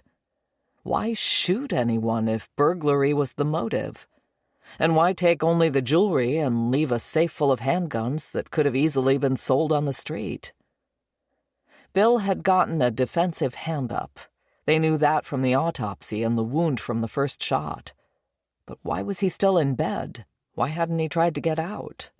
He was still under the covers, which meant he'd confronted the burglar/killer, after he or she came back through his room from stealing the jewelry in the safe, from the warmth of his bed. It seemed to him Carrie and Bill had an unhappy marriage and had gotten there in a relatively short time. The fact that Bill was screwing his ex-wife for the duration of it spoke for itself. It made Packard wonder how much Carrie knew or suspected. If she was over the whole thing, she stood to come out the other side of this with exactly what she wanted, Bill out of her life, provided she didn't get charged with murder. In the days since the murder, Carrie hadn't bothered to contact anyone about the stolen jewelry. Her excuse was she hadn't realized it was stolen until today. Even so, she hadn't bothered to mention it until asked point blank while standing in front of the safe from where it had been taken. He practically read on her face the moment she made the decision whether or not to tell him about it. He left her instructions to get him a list of everything in the jewelry box, photos if she had them. When he asked her if she had any other jewelry in the house that hadn't been stolen, she said no. Everything was taken except the pin in her purse, which was beautiful and looked expensive. Why was this pin not with the rest of the jewelry? He asked as he photographed the front and back of it. It was on my coat in the bedroom closet. I just took it off and put it in my purse when we got to the house today. Which brought him back to Margaret and her confession. The thing that struck him the most was the light in the old woman's eyes, as if she could see directly into the past, and the past was lit like a movie screen. That light slowly went out as he tried to ask her more questions about the woman she hit over the head with a fire poker. "How long ago was this?" he asked. "Before she was born," Margaret said, meaning Carrie. "She's talking nonsense," Carrie said. "Carrie wouldn't even be here if the slut had her way." "Mom, don't be crude." "I raised my girls to be better than that," Margaret said. "I told them sluts always get what's coming to them." She made it sound like this was parenting advice worthy of being written down. He didn't get much else out of her. When Carrie put the iPad back in her lap, the window seemed to close on her lucidity. Packard took one last look at the pin before handing it back to Carrie. "It's engraved on the back. John was your dad's name, right?" Carrie nodded. "Any idea who Sarah is?" "Never heard of a Sarah before," Carrie said. Packard drove on and wondered what he would find if he looked into suspicious deaths or disappearances involving a female named Sarah that predated Carrie's DOB. He'd gone to Carrie's house from home, and when he got to the office, he found Kelly in a mood that dropped the air pressure in the room. He could feel it in his bones as he approached her desk. "I have a research assignment for you," he said. She glared at him without a word and made no move to write anything down. He took a Post-it and a pen from the raised counter in front of her desk and started writing. I'm looking for a Sarah with some connection to John Gerlich who might have died sometime before April 1979, maybe 18 to 30 years old. That's all I got. Can you release the hounds and see what they come back with?" Packard peeled up the Post-it and held it out for Kelly. She ignored it. He flapped it on the end of his finger. She turned to her monitor and started clicking the mouse. She'd gotten her nails done and had MINNESOTA spelled across each fingernail with an outline of the state on her right pinky. Packard left the note, started to walk away, then came back. "I know why you're pissed." Kelly didn't look away from her screen. "I've been ignoring your emails." "And?" she asked. "And dodging calls from Marilyn," he said. "And?" "And today's the last day to file to run in the election." Kelly picked up her coffee mug, "Will work for Barry Manilow tickets," and gave him a look over the rim as she drank. "Do you still have the application form?" he asked her. Without breaking eye contact, she reached down, slid out the file drawer in her desk, and pulled out the paperwork. Packard looked it over. It had been filled out with everything except his signature. "It says I need to file a petition with 100 signatures from eligible voters in the county or pay $50. Kelly reached into her drawer again and pulled out 4 sheets of paper stapled together with the signatures. Packard was shocked. "You did this? You know all these people?" "You think I don't know 100 people in this county? I know 100 people in this building," Kelly said. Packard flipped through the pages. About half the names he knew, half not. 100 signatures didn't mean 100 votes. The list was more a testament to Kelly's persuasiveness than to his electability. "If I wanted to pay the fee instead, can I have $50? "You can have my foot in your ass if you don't get upstairs and get those papers filed by 3 p.m. Packard peeled up another Post-it, pretended to lick the end of his pen. "I'm just going to make a note quick for your annual review. Threatened to put her foot in my ass." "Just do what I said," Kelly said. "Fails to understand the department reporting structure." Kelly had taken her reading glasses from the top of her head and picked up her phone. She could only use the pad of her pointer finger to type because of her long nails. "Who are you texting?" he asked.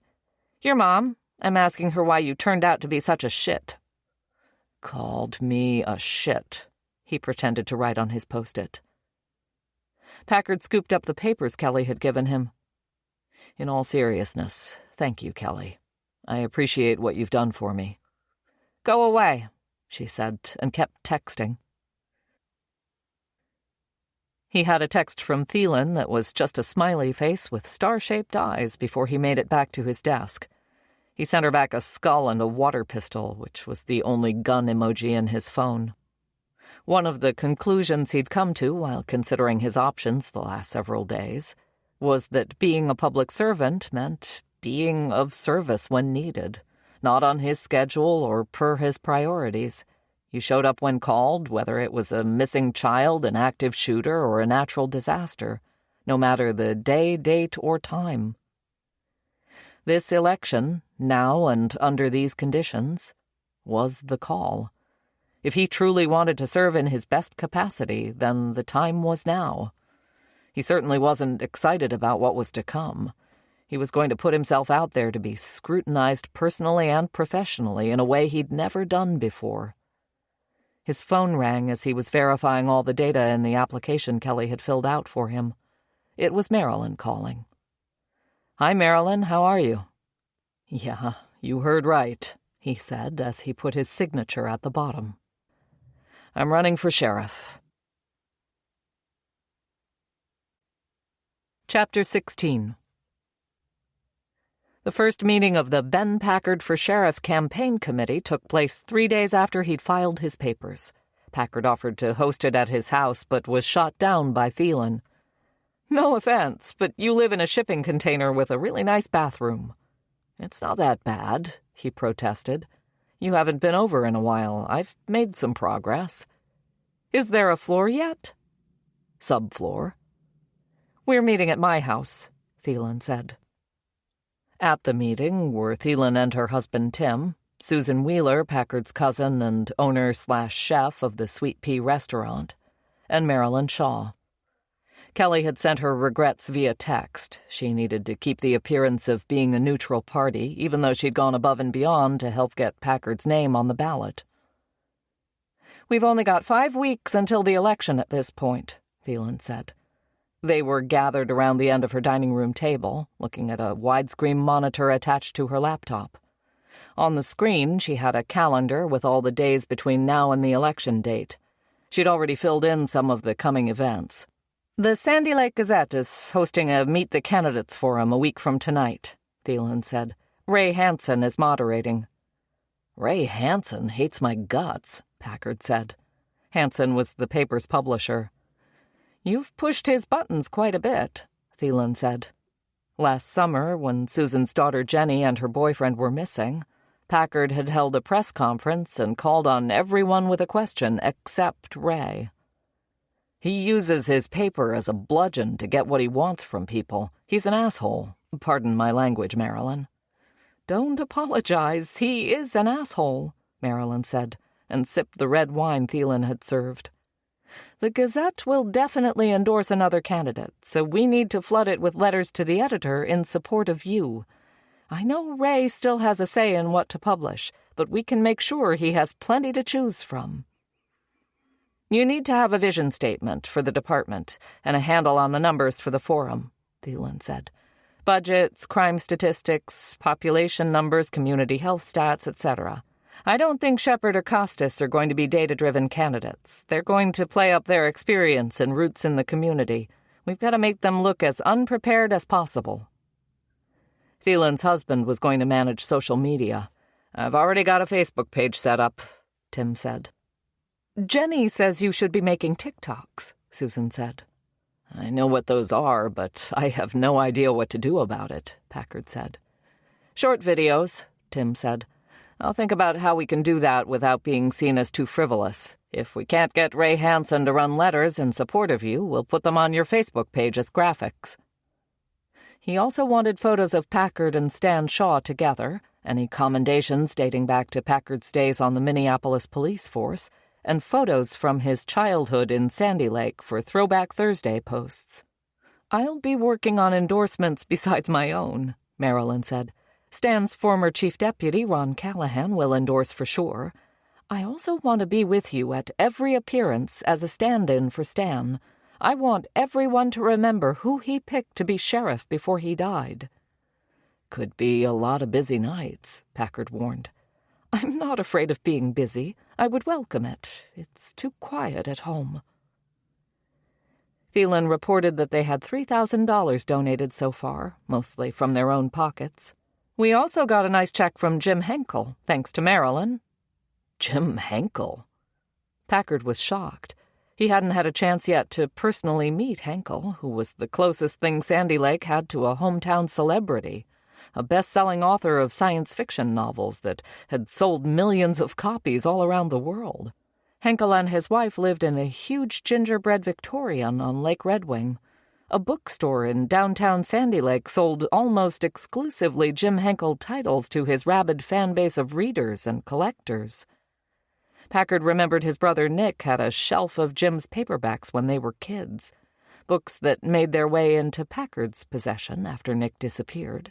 He'd read some of them back in the day, but hadn't kept up with Henkel's latest titles. "Jim followed the Emmett Burr story closely. He was impressed with how you handled it," Marilyn said. "I'll be able to get a letter of endorsement from him, no problem." Thielen said they had enough money to get yard signs and T-shirts made. She'd already come up with a logo that would look great on both. "I'm going to go through the events calendar in the Gazette and look for other places for you to show up and be seen at. I'll email it to you tomorrow. Your evening hours are not your own from now until Election Day," she said. Despite all the planning and scheduling, Packard felt like they were dancing around a key issue. "How are we going to manage the response to me being gay?" he asked. Crickets. Marilyn bit the inside of her cheek and made a motion like she was trying to twist her thumb off. "I could use a glass of water. Anyone else?" She stood and headed for the kitchen. "Maybe we should spend some time anticipating how it's going to come up," Tim said. "What are you thinking?" Packard asked. "I don't think anyone is going to stand up in a public forum and shout 'gay' like at a witch trial. How much do people know about you from what you've told them, and how much is speculation?" "I'm not sure I can put numbers around that. I've been honest with people who have asked or needed to know. Not a lot of people have asked," Packard said. "The other candidates will be oblique about it unless they can find something to use against you," Thielen said. "Is there a revealing Grindr profile we need to worry about?" "I'm not on Grindr," Packard said. "Any dick pics or explicit videos going to come out of the woodwork?" "Absolutely not," Packard swore. "I have not sent photos like that to anyone." "Are you serious?" Thielen asked. "I have a pic of Tim's dick on my phone right now, probably more than one." Tim shrugged. "For the record, I didn't send it to her. She took it herself." "I have a photo of Sean Whitecloud's," Susan chimed in. "I asked for it." Sean Whitecloud was an EMT and nursing student half Susan's age who had been putting the blocks to her since her husband had died a couple of years earlier. Packard imagined all the cockshots flying invisibly through the air at any given moment and wondered if he wasn't too uptight for his own good. Then he remembered he'd just hooked up with a drummer whose name he couldn't remember the next morning and decided he was doing all right for himself. Marilyn came back from the kitchen with a glass of water, so Packard changed the subject. "I can see Shepard running on the fact that he's a family man. The other guy cheated on his wife with a coworker and ended up getting divorced. I'm not worried about him. Family values and spending his whole life in Sandy Lake is all Shepard's got. He's not a great deputy. It's a matter of public record that he was demoted from patrol captain by Stan 5 years ago." Packard didn't mention the most recent disciplinary action he'd taken against Shepard for interfering in his investigation by texting and calling Sherry Sanderson with the news that her ex-husband had been murdered. He and Shepard had had a private meeting just the day before to discuss the matter. "We have written rules and regulations for the department," Packard reminded him. "We also have a handbook on conduct principles and disciplinary guidelines. Have you looked up your misconduct to see what the penalty is?" Shepard shifted in his seat and scratched his goatee. "I haven't." "The city attorney, acting as the finder of fact, has determined that you interfered with an investigation, which is a Level 8 violation per Appendix F of the handbook. The mitigated penalty is 90 days suspension. The presumptive penalty is dismissal." He could tell by the look on Shepard's face that he was surprised by the word dismissal. "Come on, it wasn't that bad. She was a friend. I thought she should know, that's all." "When you're on duty, your priority is the oath you took as a law enforcement officer, not your friends. You've been doing this longer than I have, Deputy. Why do I have to explain this to you?"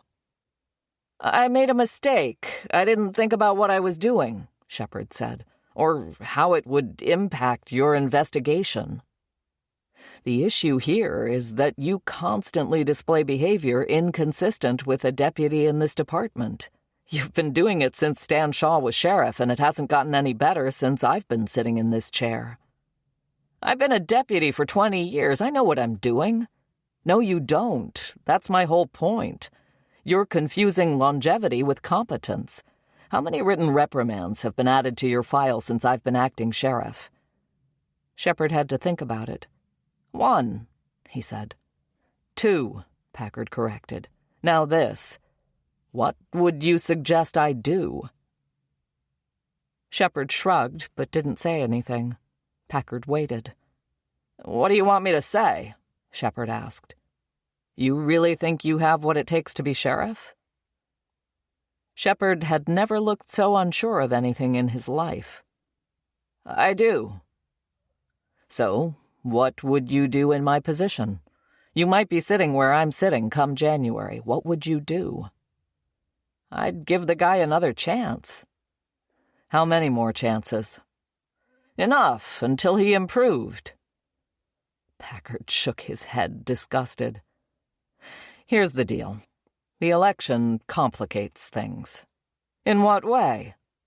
I filed papers to run. Shepard looked shocked and wounded. You said you weren't running, he whined. I've been encouraged by people smarter than me to set my reservations aside. At that moment, Packard couldn't believe he'd spent 1 second imagining he was just going to hand this job over to Shepard, like it didn't matter to him who was going to be in charge or that there was any downside to giving the reins to Shepard if it turned out he was the only one who wanted the job. What was he thinking? So that's 3 of us now, Shepard said. Packard opened his desk drawer and took out a stack of folders. 3 candidates with personnel files from the department. I'm releasing these, plus my file from Minneapolis. There's going to be a story in next week's Sandy Lake Gazette. Shepard looked sick. That's not, what, fair, right? Packard asked.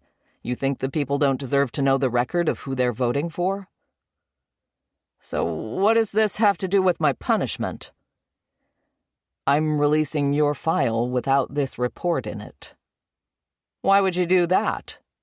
Because I don't like the optics of me being the acting sheriff running against you in the election and firing you a month before the vote. Blood rushed to Shepard's round face and spotted it like a clown's. Wait a minute. I'm fired?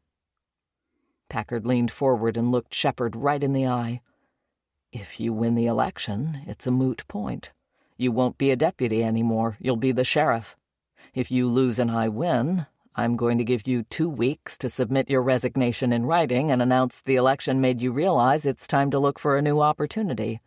If I don't have your resignation within 2 weeks of Election Day, I'll release the city attorney's report and dismiss you for conduct contrary to department guiding principles and standards. Shepard looked like he was trying to juggle and do math in his head.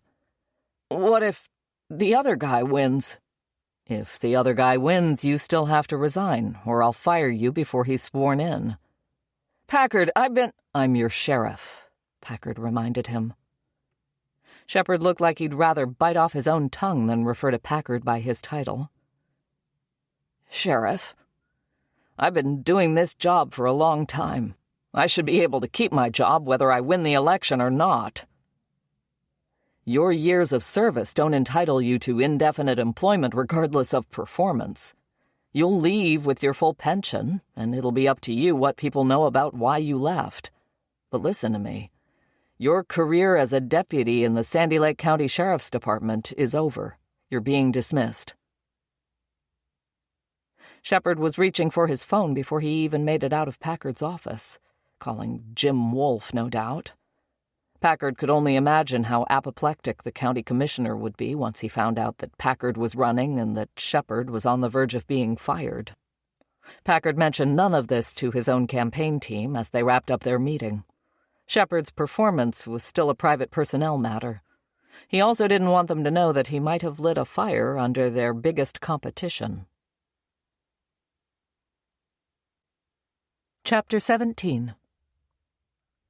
Carrie pushed the button on the garage door opener and watched sunlight creep across the concrete floor. She'd been in and out of the garage a dozen times since coming to stay with her mother, but this time she was looking for answers about her father. On this morning, it felt like the opening of a tomb. Inside were things found in every Minnesota lake home garage: a second refrigerator, an aluminum ladder and a canoe hanging on the wall, a snowblower, an orange bucket with ice melt and an old coffee cup in it. She'd left the Olds parked in the driveway yesterday, knowing she'd need the space to work. Carrie set an Adirondack chair near the garage opening and brought Margaret out so she could keep an eye on her. Even though she was in the sun, Margaret complained about the temperature. "I'll get you a blanket, Mom," Carrie said. In addition to the normal garage stuff, there were 3 green filing cabinets against one wall, lined up like soldiers. Carrie had never been curious enough to wonder what they might contain. Bank stuff, she'd always assumed, which, maybe for the first time ever, was what she was after. She hadn't been able to stop thinking about the pin for the last several days. The inscription on the back, the fact that the killer had asked Bill about it specifically, and Margaret's confession, all had her wondering why the hummingbird pin, something she and her mother before her had worn for years with little comment, had suddenly taken on such significance. If the killer knew about it, knew Carrie had it, then someone must have told him. But who? Who else knew about the pin? Not Mary. She hadn't been involved in family matters for years. Her taste in jewelry ran toward the ugly, homemade kind. Sherry was the obvious answer. She'd thrown a fit when she found out Margaret had given all her jewelry to Carrie. "Half of that should have come to me," she had whined. Carrie scoffed at the thought. So you could pawn it and spend the money on Chardonnay and cigarettes? Not happening. Since Sherry had spent all her money, Carrie had noticed a cold, calculating look would come over her sister whenever confronted by something of value. You could see her size up the worth of a thing and question whether its owner was more deserving of possessing it than her. Sherry could have told the killer to make sure he got the hummingbird pin. It was obviously valuable. The size and weight and the number of stones gave that away. But was it more valuable than any other piece? Than all the rest of the jewelry? Carrie felt like they knew something about the pin that she didn't. What was it? She decided to start by trying to figure out who Sarah was. If her father truly was the stud about town he'd been rumored to be, it made sense he'd find his women from the steady stream of pretty young things that worked at the bank. It was where he'd met his wife, after all.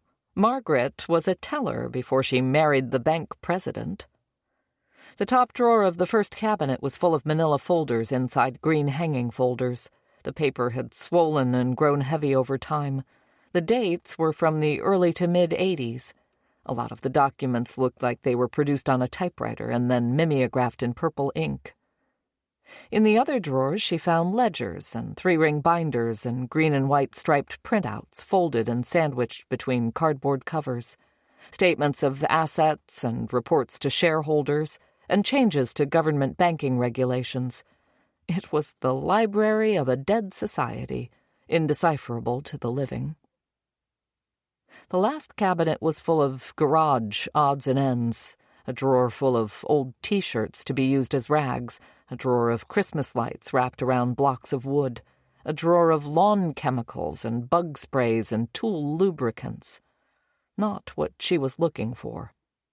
Carrie stood with her hands on her hips, blew some hair out of her face, and wondered where else she could look.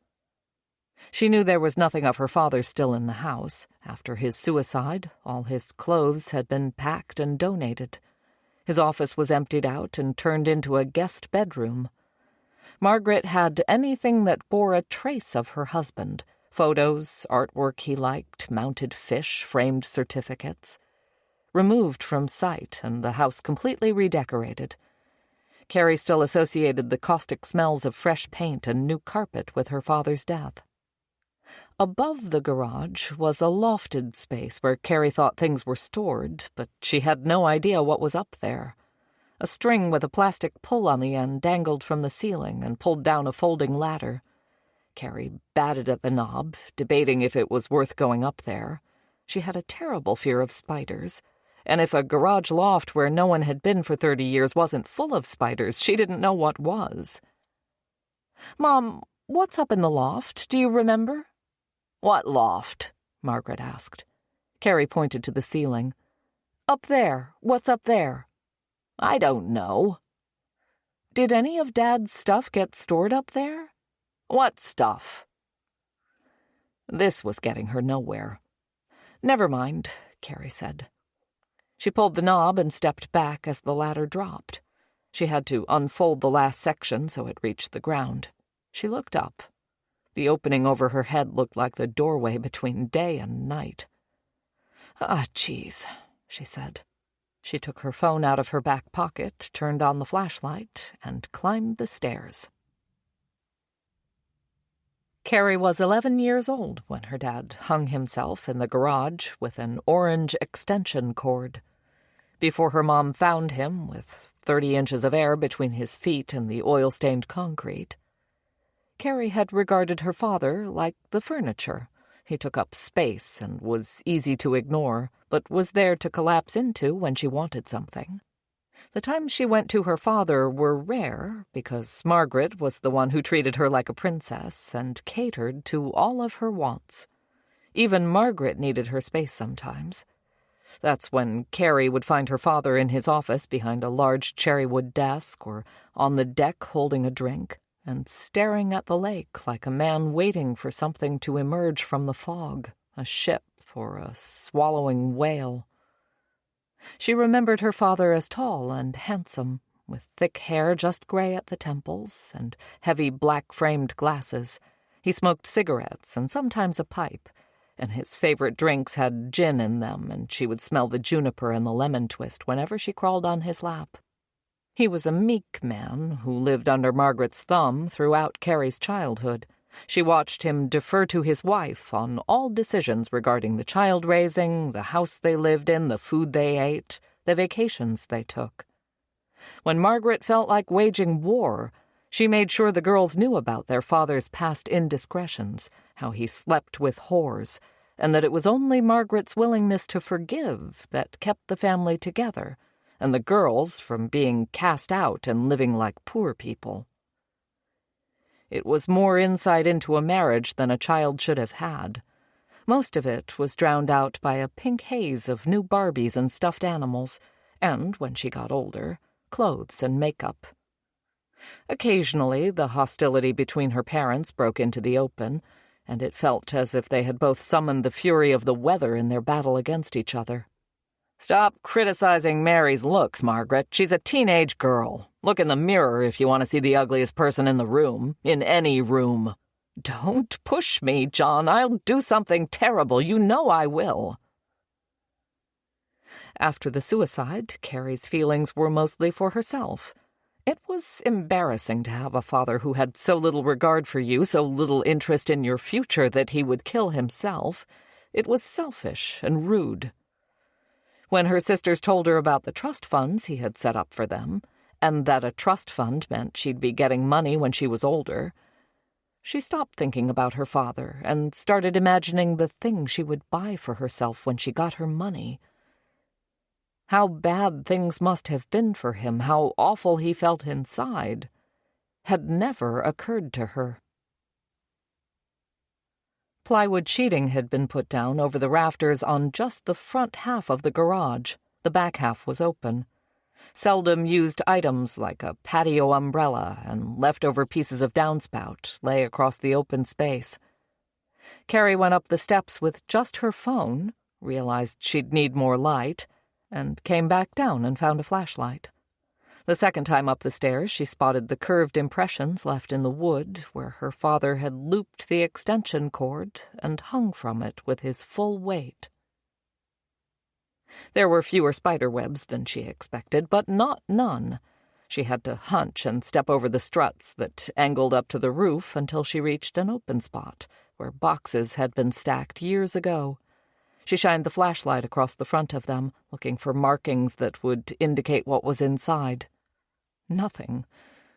She opened the first box, found old dishes, and moved it aside. She found a box of clothes, colors and patterns that brought back flashes from her childhood, and set it aside. There was a box of Christmas knickknacks and a box of candles and random decorations. She found a box of finance and banking magazines, then a box of golf trophies and a large glass award in the shape of a candle flame, engraved with her father's name and Sandy Lake Commercial State Bank. Now she was getting somewhere. This was the stuff from her father's office. "Mom, what are you doing down there?" Carrie called. "I'm watching the cars drive by," Margaret said. "Where are you?" "I'm above you in the storage space. Stay there, and we'll have lunch soon." "Soup?" "Yes, if you want soup." In the next box she found file folders, not unlike what she'd found in the file cabinets below. She found empty folders marked will and life insurance and car title. She found a folder that had clipped newspaper ads from the bank advertising the Christmas Savings Club and interest rates on home loans 14.5%, and free movie tickets for kids who got straight A's on their report card. At the very bottom, she found a heavy metal box with a key taped to the top. Inside were a revolver wrapped in an oilcloth and an old box of bullets. The gun said Smith & Wesson on one side of the barrel and .44 Magnum on the other. Carrie set it aside. In another box, she found a photo album full of pictures from events her father had attended. She saw a lot of wide lapels on suits and tweed skirts to the calf and high-necked blouses with big bows. None of the photos were labeled. Next was a stack of bank calendars with pictures taken around Sandy Lake for each month. She flipped through a couple, almost discarded the stack, until she spotted a photo on the inside back cover that showed the bank employees with a list of their names and titles underneath. She checked the other calendars. All had a staff photo. Margaret had said her father's affair with the slut had happened before Carrie was born. She sorted through the stack and discarded any for years since she was born. She was left with only 3. In the first one, she found what she was looking for. Sarah Pellick, bank teller. 2 other women stood between her and her father, who stood on the end, the whole group standing outside in front of the bank's large windows. Sarah was trim, with thick dark hair pulled back and dangling over one shoulder. Her skirt was a bit shorter than those of the other women, her blouse a bit shinier. In the next year's calendar, her title had changed to Customer Service Manager, and she stood on the opposite end of the group from John Gerlich. The distance might have been intended to avoid familiarity, but Carrie found it had the opposite effect. It made them look guilty. She was so taken with studying their posture and the frozen smiles on their faces that she almost missed the most important detail. Sarah was wearing the hummingbird pin on the lapel of her jacket. In the next year's calendar, Sarah Pellick was gone. Gone or dead? Carrie had told the detective Margaret's murder confession was nonsense, but she knew it was true the second she heard it. This was the secret that had cowed her father and kept him bound to a woman who pecked away at him like a bird eating suet. Her mother murdered Sarah, then terrorized her father with threats to harm herself or their children afterward. "Don't push me, John. I'll do something terrible. You know I will." Carrie heard a car pulling into the driveway as she was closing up the boxes. A car door opened and slammed shut.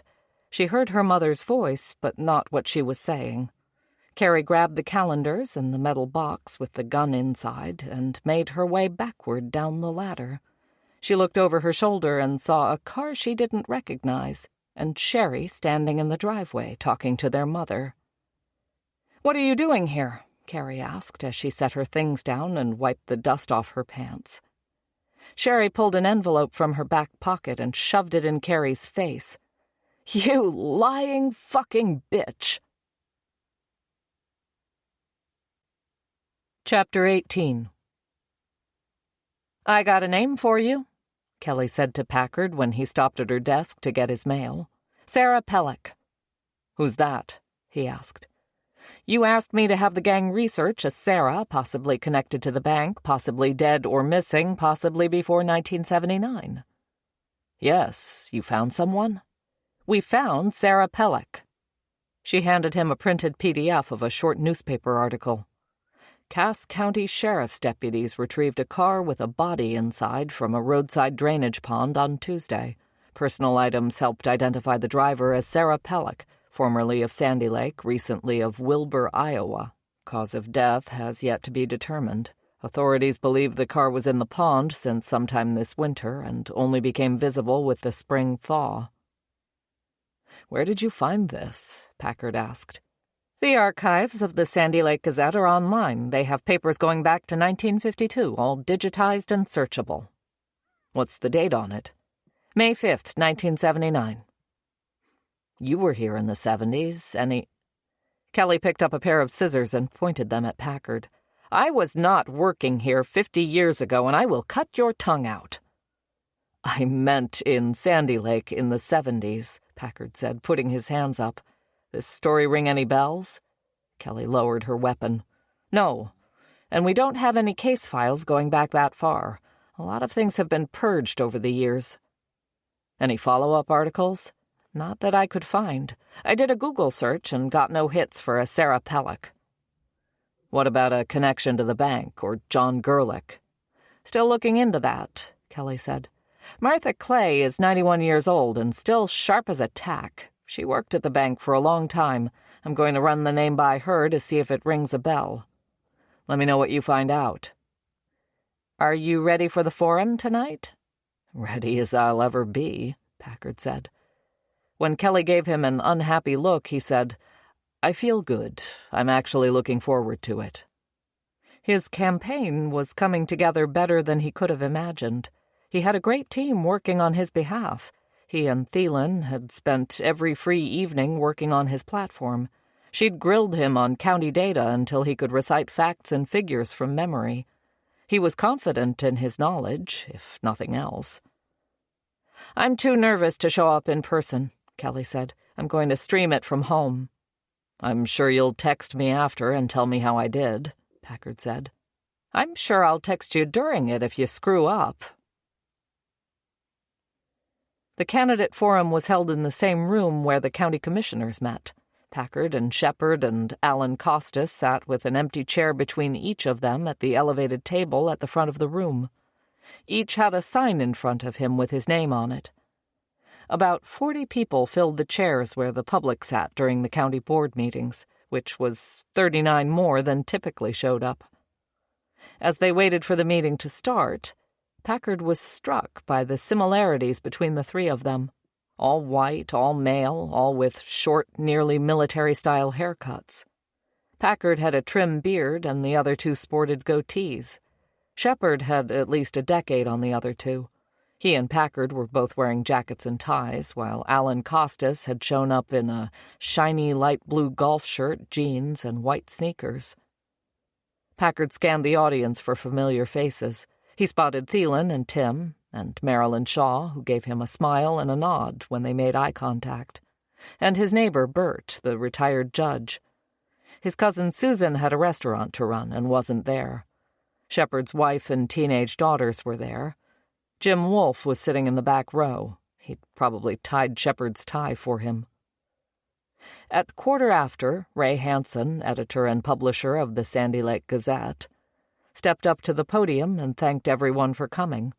He was in his 50s, balding, and wore large gold-rimmed glasses that made Packard think of a child molester from an 80s TV movie. Packard didn't think Ray Hansen was an actual child molester, but he did think Hansen was a prick.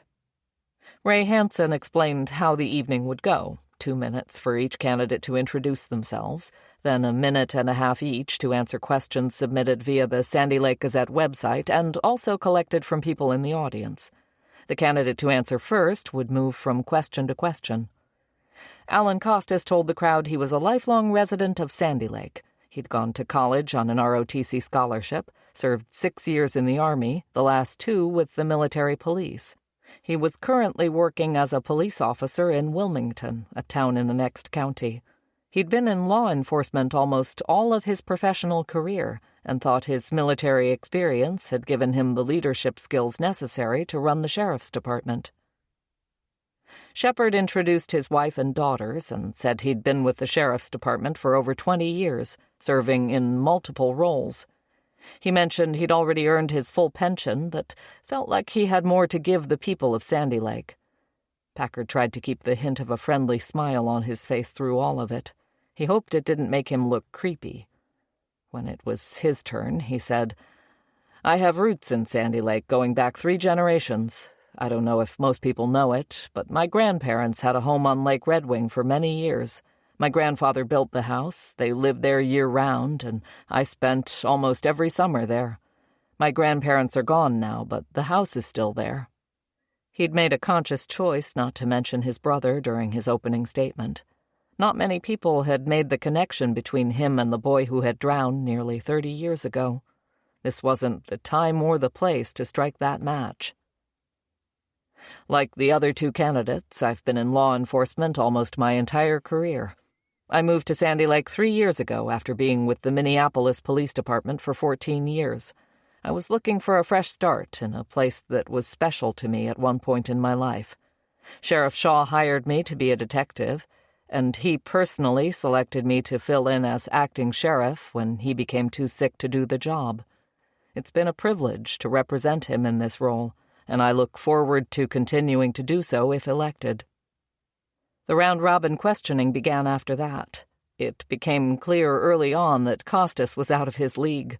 The Army might have taught him to be a leader, but it hadn't done much to prepare him to answer questions in front of a live audience about a job he clearly knew nothing about. His answer to nearly every question started with the phrase, "Well, I've never been a sheriff before." He was sure he'd be able to come up to speed quickly, and he was looking forward to learning from the community what it was they wanted from their local law enforcement. Packard stopped paying attention to his responses after a while. Shepard wasn't exactly articulate, but he had talking points that he was able to verbally stumble through, sometimes circularly repeating himself and ending with, yeah, that's my answer." Nothing seemed to catch him entirely off guard. Packard gave statistics and examples and budget numbers. He talked about the department's efforts to address the opioid crisis and the percentage of cases closed successfully. He shared his vision for expanding technology to keep deputies safe and protect the rights of the public. He had a plan to recruit new deputies graduating with law enforcement degrees by showing them what a career path with the department would look like. A life in Sandy Lake would sell itself. A question from the audience asked each candidate to address the misconduct documented in their files that had been posted online. Costas couldn't hide behind his ignorance for this question. He knew very well why he'd been fired from the sheriff's department. He admitted to the relationship with the coworker and the poor judgment he exhibited, then tried to make it sound like getting fired and divorced were examples of him doing the right thing. "I took responsibility for my actions. It cost me my job and my marriage. I accepted those consequences," Costas said. Shepard explained his demotion from patrol sergeant as an issue with time cards and deputies under his command double billing for time they were getting paid as courthouse deputies in the next county. He failed to mention that there were discrepancies in his own time card as well. Packard kept his head down, his face expressionless. "I have one reprimand in my file from my years on the force in Minneapolis," Packard said when it was his turn. "It was early in my career. We were called to do a welfare check on a child who hadn't been to school in a long time. This kid was a foster child, a different race than his foster family. When we got there, we found an 11-year-old boy who looked like a 5-year-old because he was so malnourished. He was tied to a bed that had been soiled repeatedly.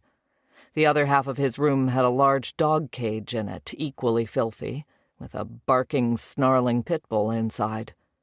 I've seen a lot of terrible things in my time, but that terrified boy and that furious dog still give me nightmares." Packard paused for a moment. "The mother, if you could call her that, tried to attack our officers with a knife. She was subdued and restrained.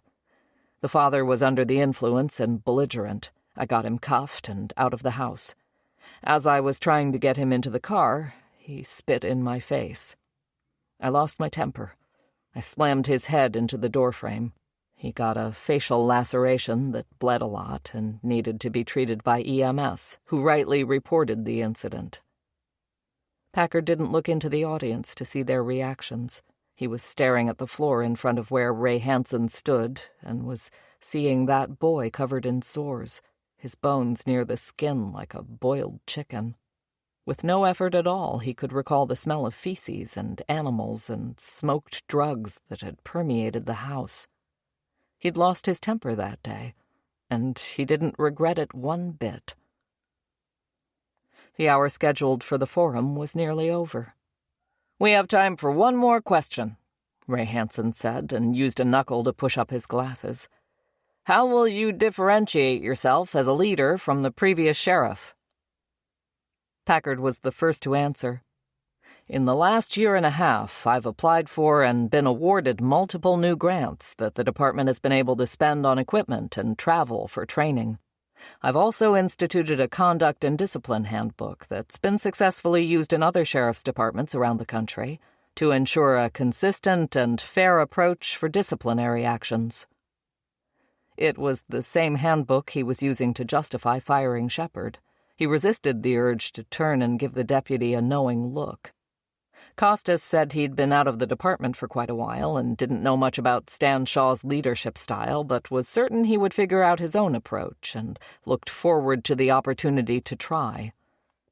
Shepard said, "Stan Shaw taught me everything I know about law enforcement. I don't know I'd do anything different. He was a great sheriff. Maybe one thing I'd do different than the acting sheriff is where I look for new hires. We got a guy from India on a special visa working for us. That's a job I think should have gone to someone from Sandy Lake, or at least a Minnesotan." Packard couldn't believe what he was hearing. Shepard had never had anything negative to say about Suresh. Nobody did. He was a great colleague who knew more about technology and social media and encryption than all the rest of them put together. He'd had everyone in the department over to his house earlier that summer, including Shepard, for a traditional Indian meal that his wife had spent 2 days preparing. "I'd like to respond to that, if I may," Packard said. Ray Hansen flipped over his papers as if signaling the end of something. "I'm sorry, you've already had your chance to answer the question. That job was posted for months." "I'm going to stop you there," Hansen said. "We're out of time. And I interviewed 6 people, none of whom were—" His mic was turned off at that point, and Ray Hansen talked over him. "I want to thank everyone who submitted a question and everyone in attendance, on behalf of the Sandy Lake Gazette. Good night." Packard sat in his chair and stared at Ray Hansen as the other 2 candidates walked off the stage to meet the audience. Hansen wouldn't look at him. Packard watched Shepard hug his wife and shake hands with Jim Wolfe, who patted him on the back. Packard stood up, smoothed his tie, and put on a smile as he was surrounded by supporters on the floor. "Great job. You had the best answers. You did fantastic," they said. Things he already knew. What he was late to realize was that he'd been bamboozled. He was so used to handling Ray Hansen that he was blind to the fact that this time he was the one who had been handled. A weekly ad rag sponsoring a Meet the Candidates forum, not an independent group like the League of Women Voters, a moderator with a bias against him. If the questions came through the Gazette website, Ray could have shared them with Jim Wolfe and Shepard. They no doubt planted the question at the end and prepared Shepard's answer so it would be the last thing people remembered. Sounded like a conspiracy, felt like one too, especially when Packard looked over the heads of everyone around him and saw Jim Wolfe and Ray Hansen talking to each other in the hallway outside the council room. Jim Wolfe caught Packard's eye, touched Ray's arm, and they moved out of his line of sight. It was dark, with an October chill in the air by the time Packard left the county building and came down the front stairs. Standing under a street lamp in a black skirt and a denim jacket, arms crossed for warmth, and smoking a cigarette, was Sherry Sanderson. "That thing was supposed to be done at 7, she complained. "People wanted to chat. It took a while to get out," Packard said. "What are you doing here?" "I'm on my dinner break from the bar. I had a customer drop me off, and now I'm late getting back. Can you give me a ride?" "Yeah, I'm over here in the red truck." Sherry finished her cigarette and stepped on it before climbing inside. Packard started the engine and turned on the heat. "What's up?" Sherry leaned forward and pulled an envelope out of her back pocket that had taken on the curved shape of her ass cheek. "I got this in the mail," she said. Packard turned on the cab lights. The envelope had Sherry's name and address on it. No return address. The postmark was from Sandy Lake and 2 days old. As he shook the sheet of paper out, he smelled something like sandalwood or patchouli. Scented stationery, he assumed, and not the smell of Sherry's backside. The letter was written in heavy black ink that had bled through the paper. Carrie killed Bill. I was there. If the police don't act, you might be next. "Who do you think sent this?" he asked. "I don't have any idea," Sherry said. Packard read the message again, flipped the paper over, and examined it closely. "Why send it to you and not to the police?" Sherry shrugged and pulled on the end of her skirt. "Maybe he's trying to start some shit," she suggested. "And did you take the bait?" "What do you mean?" "Did you show this to Carrie?" "Yes, I went to the house this afternoon, ready to rip her a new asshole," Sherry said. "What did she say?" "She accused me of sending it to myself. She thinks because me and Bill were still fucking that we were plotting behind her back. She thinks she was the killer's intended target, but something went south, and that I'm the mastermind behind it all because I'm broke and after her money." "Are you?" "No, I'm not. If Bill was plotting against Carrie, I didn't know about it. Swear to God, I don't know anything. You saw me that night. I was a mess." "Not too much of a mess to have sex with your ex-husband just hours before he was killed." Sherry rubbed her arms and rolled her eyes. "It wasn't that much work on my part. We were in his truck. I just had to climb on and hold on, if you know what I mean." "I understand the mechanics of it," Packard said. "What did you say to Carrie after she accused you?" "I called her a crazy bitch. I said if anyone was plotting to kill anybody, it was her working with someone to kill Bill." "Why do you think she would want to kill Bill?" "I was married to Bill for 20 years. My guess is it took Carrie 30 days to realize marrying him was a mistake." "It's easier to divorce someone than murder them," Packard suggested. "A divorce would mean she had to admit she was wrong. A divorce would mean she no longer had what I wanted, which was the whole point of marrying him in the first place. Killing him gets rid of him and hurts me. That's how she wins." Packard still didn't know if the accusations volleyed between Carrie and Sherry were slanderous attacks on the enemy or biting insights based on actual personalities. He knew how easy it was to paint an adversary in broad, shocking strokes until they took on a shape that was less than human. Sherry had stolen her sister's high school sweetheart and squandered a fortune. She drank too much, and she'd lied to Packard early on in his investigation. For some reason, under different circumstances, he couldn't help but think he would have been amused by her if he sat at the bar where she worked and listened to her hold court in front of a crowd of regulars.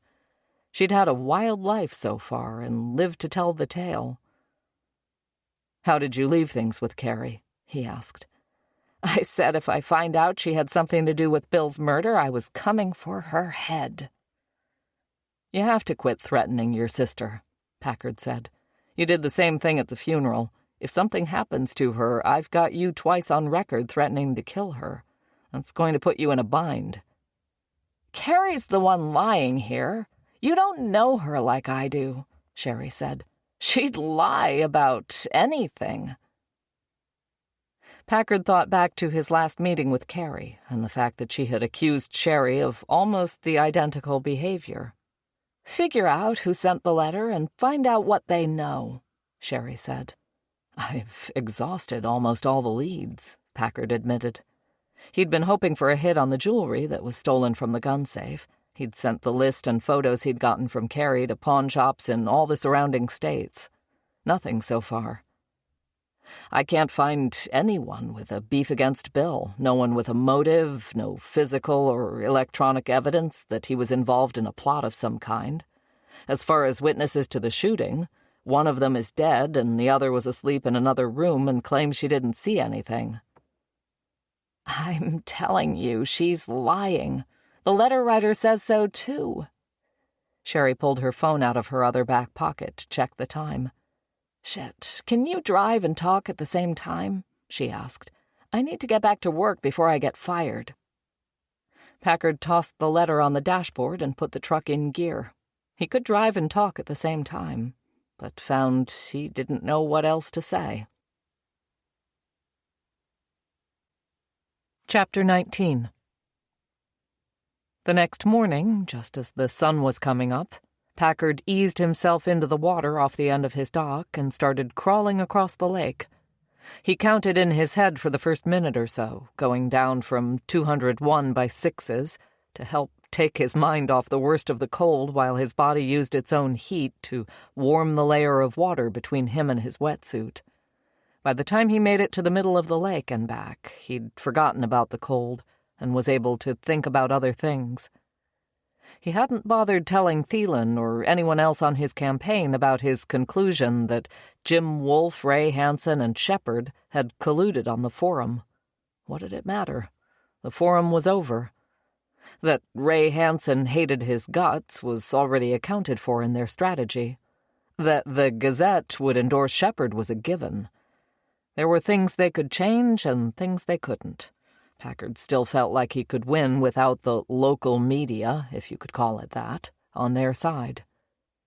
He needed to put more of his focus on finding Bill Sanderson's killer. He told Sherry he'd exhausted just about all the leads, but that didn't necessarily mean things weren't happening. Sometimes an investigation was like a garden.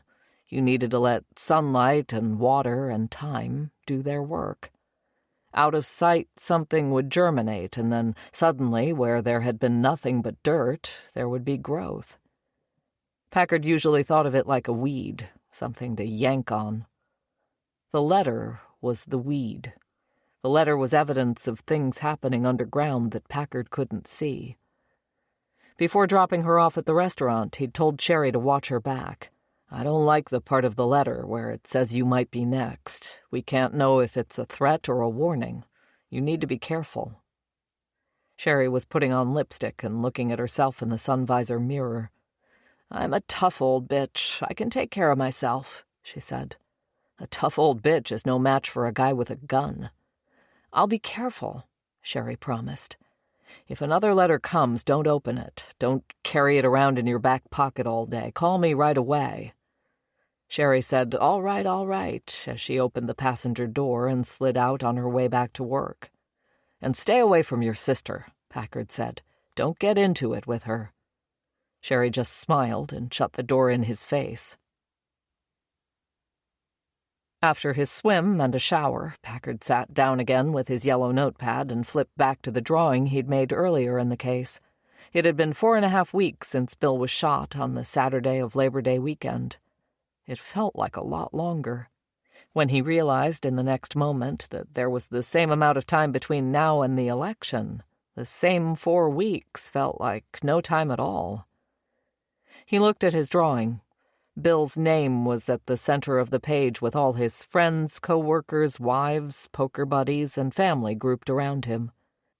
Packard had drawn $signs earlier and added them to the people connected to Bill with and without money. He added a new box for stolen jewelry, and he drew a separate box for hummingbird pin. Up by Margaret and John's names, Carrie, Sherry, and Mary's parents, he added Sarah, and connected her to John and the hummingbird pin. Earlier he'd listed money, gambling, theft, and infidelity as possible motives. Bill screwing his ex-wife didn't seem like an obvious motive.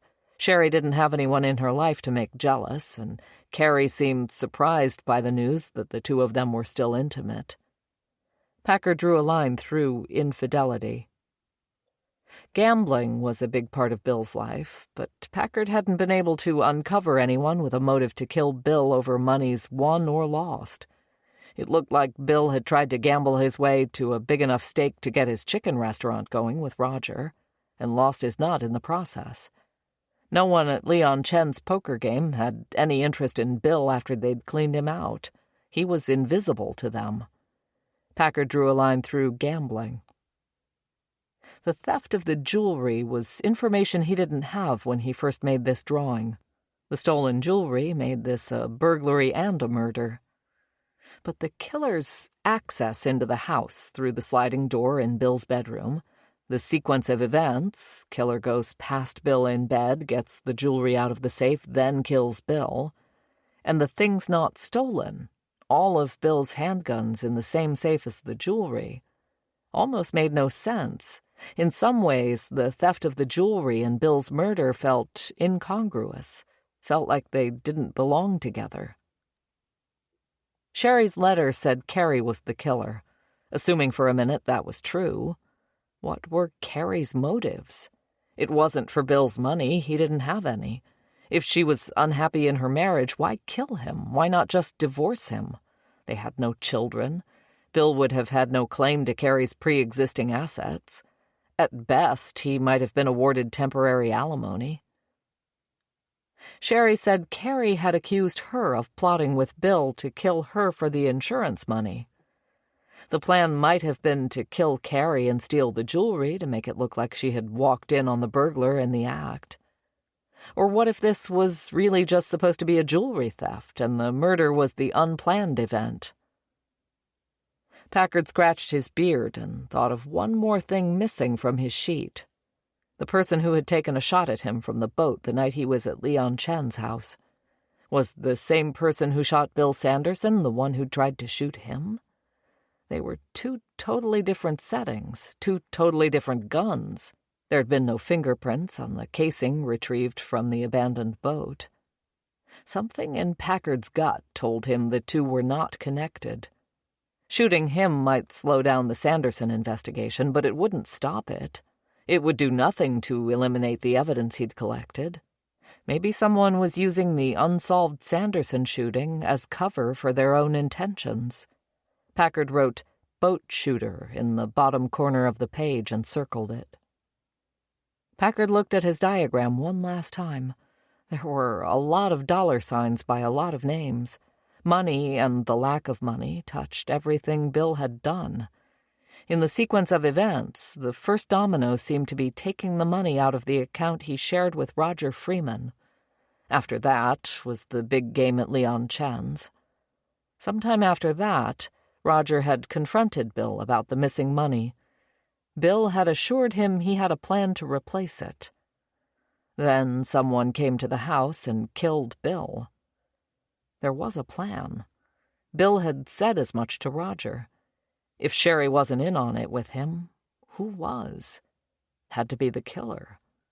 But if he and Bill were working together, how did Bill end up dead? Packard tapped his pen beside Roger's name. Roger had been the first one he talked to. He knew more now than he did when they first talked.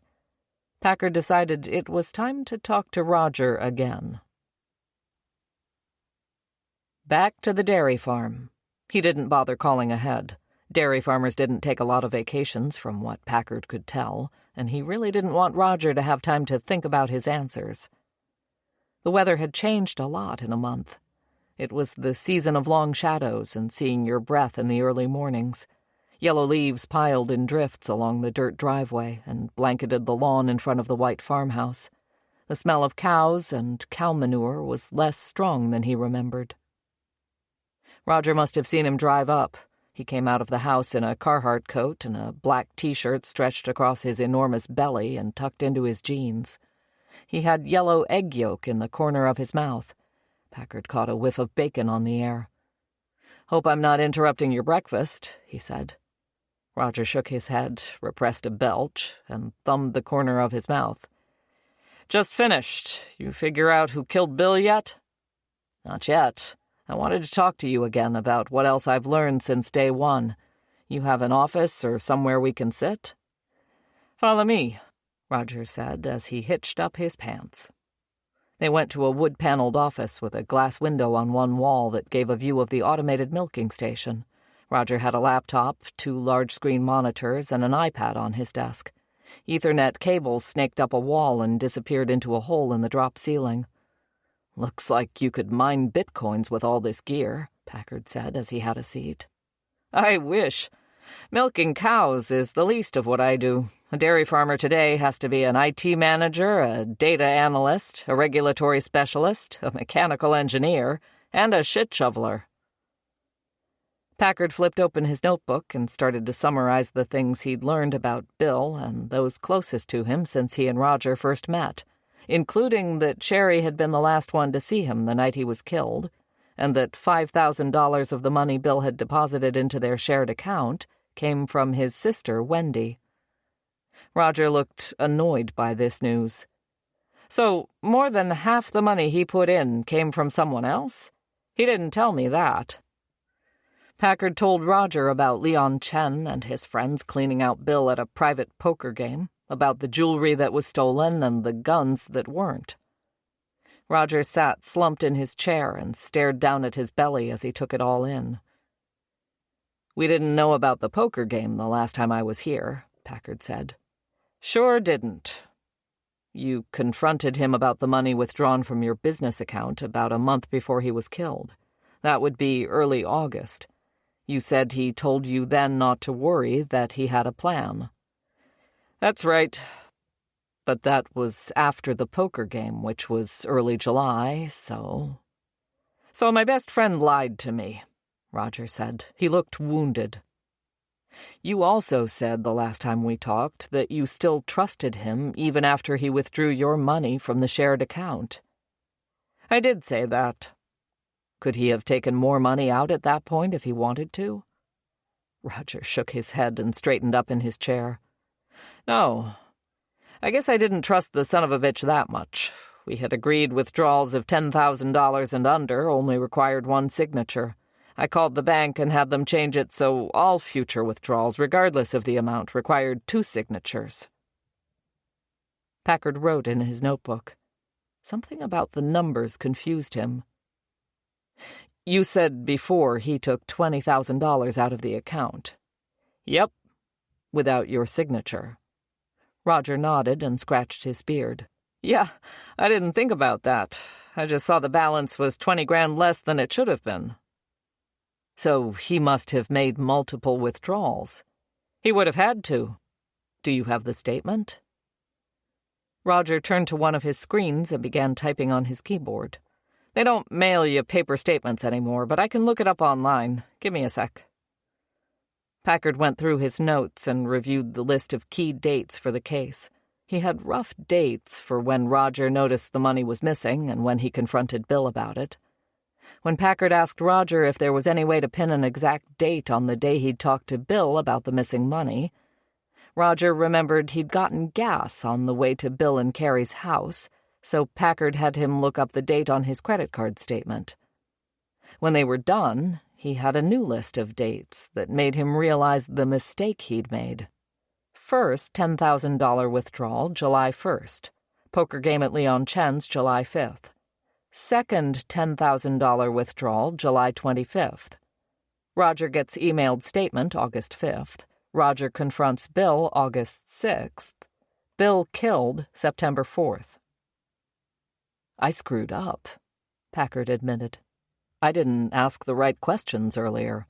When you said he took $20,000 out of the account, I assumed he lost it all at Leon's, but he only took $10,000 to the game. He didn't withdraw the other 10 grand until almost 3 weeks after the game." There was silence while they both pondered what that meant. "Maybe he lost the first 10 and got a note from someone for another 10 so he could keep playing," Roger suggested. "Maybe," Packard said. Even if it were true, it didn't make up for the fact that he'd failed to ask both Roger and Leon to confirm how much money was taken and lost and when. "I'll ask Leon for sure. I should have already done that. I made too many assumptions about the money." "If he didn't lose the other 10,000 at the game," Roger said, "then there's 10 grand out there we haven't accounted for."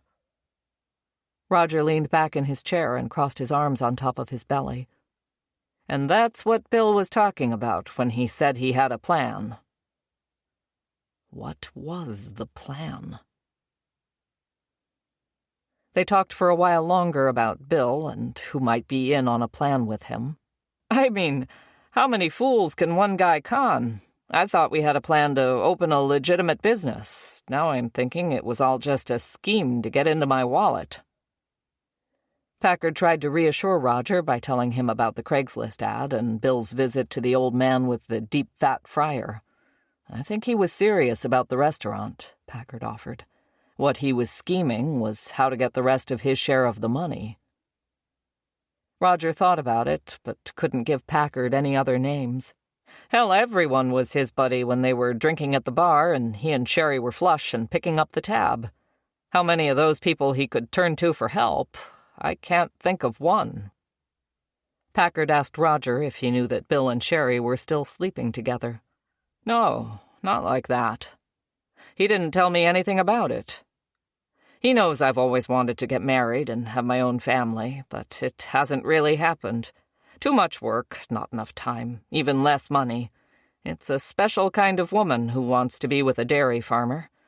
I think maybe Bill would have thought he was rubbing things in my face, having a wife and still sleeping with the ex-wife when I'm out here sharing a trailer with a Mexican fella." The last thing Packard showed him was a photo on his phone of the anonymous letter Sherry got in the mail. "What do you make of this?" Roger read the note, shook his head a little, and handed Packard back his phone. "Did Carrie kill Bill? I don't know. That's your job to figure out. Would she or could she?" He shrugged and leaned back in his chair. It squealed with his shifting weight. "I think all those Gerlichs are used to getting what they want, regardless of the cost." "Do you think Carrie wanted Bill dead?" "I didn't before. But if she knew about him and Sherry—" "That's just it. I don't think she did," Packard said. "She knows now, but I don't think she knew before he was killed." "I don't know what to tell you, friend," Roger said. "I'm just a simple dairy farmer." Chapter 20. It was after lunch by the time Packard made it back to the station. He called Leon Chen from his desk and was able to quickly confirm that Bill lost $10,000 at the poker game, plus a few $100s in his wallet. No one offered to bankroll him so he could keep playing. One of the guys said if I took a check from Bill, he would quit the game. He couldn't stand to see the guy lose any more of his money. "Did you get your window fixed?" Packard asked. "Not yet. It's custom. 3 months to build and ship a new one." "Anyone try to kill you again since that night?" "No. I think they were aiming for you," Leon said. Packard touched the small scar on the side of his face left from the flying glass. "You might be right. Thanks for the info, Leon." Packard next went to Suresh's office. The digital forensics expert was taking screen grabs from a TikTok video of a guy standing beside an SUV, yelling at someone while lifting up his shirt to show a gun tucked into his waistband. He paused what he was doing when he saw Packard's reflection in the mirror taped to the corner of his monitor. "I have a question about the Bill Sanderson murder," Packard said. "Did you find any payment apps on his phone? Venmo, PayPal, anything like that? I'm looking for a $10,000 transfer or payment or deposit somewhere." Suresh rolled in his chair over to another computer and clicked until he brought up a folder with all the data from Bill's cell phone. He had screenshots of all the apps and a spreadsheet listing the name of the app and the login ID and password for all of them. He scrolled through the list. "No, nothing like that. He had a Wells Fargo app." More clicking, more screenshots of Bill's transactions in his checking account going back 90 days. "He had a balance of $1,135 when he died," Suresh said. "I don't see any deposits for $10,000. Bill's shared account with Roger was not linked under the app. It was no excuse for not having confirmed the dates of the 2 separate withdrawals Bill had made. Packard was still kicking himself over such an obvious oversight. He should have been on top of this $10,000 a long time ago. "I heard my immigration status was an issue in the candidates forum," Suresh said as he started clicking windows closed. "Yeah, I'm sorry you had to hear about that. It was a stupid thing for him to bring up." Him. Deputy Shepherd, you mean. He said it. Packard didn't want to slight an employee in front of another, but he could confirm facts. He did. "Do you think you will win the election?" Suresh asked. He pulled on a corner of his bushy black mustache and looked concerned. "I think I have a chance.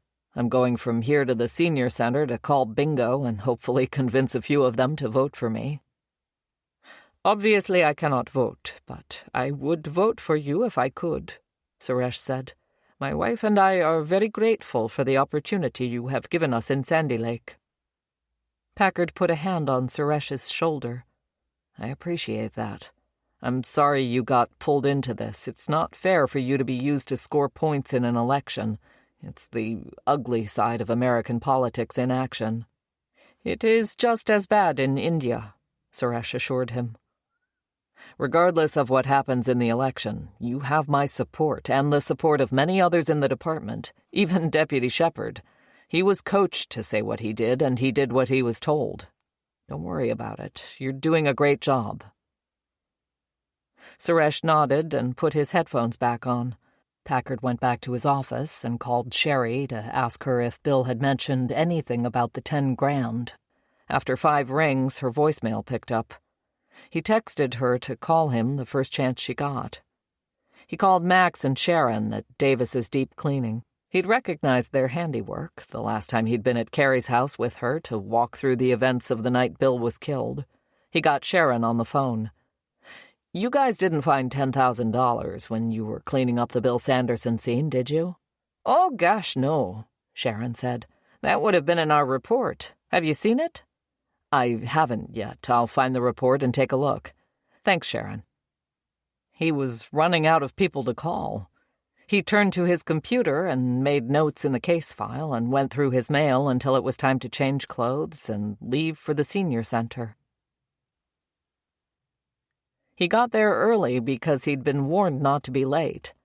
"You want to cause a riot, start the bingo game 2 minutes late and see what happens," the activities director, a woman in her 50s with big owl-shaped glasses, warned him. "They'll burn your house down." A dozen of his supporters were there in matching Packard for Sheriff t-shirts, same as the one he was wearing. He saw Gary Bushwright and Marilyn Shaw and his neighbor Bert in the crowd. His real person on the inside was Olivia MacDonald, who he had met last spring and taken for a drive around Sandy Lake in his patrol vehicle, then out to Gary's when he picked up his dog for the first time. She was waiting for him by the door. She took his arm and pulled him this way and that, introducing him to everyone she knew and whispering gossip about them as they walked away. "Drinks. 4 ex-husbands. Grandson is in jail in Fargo." Campaigning was teaching Packard new things about himself.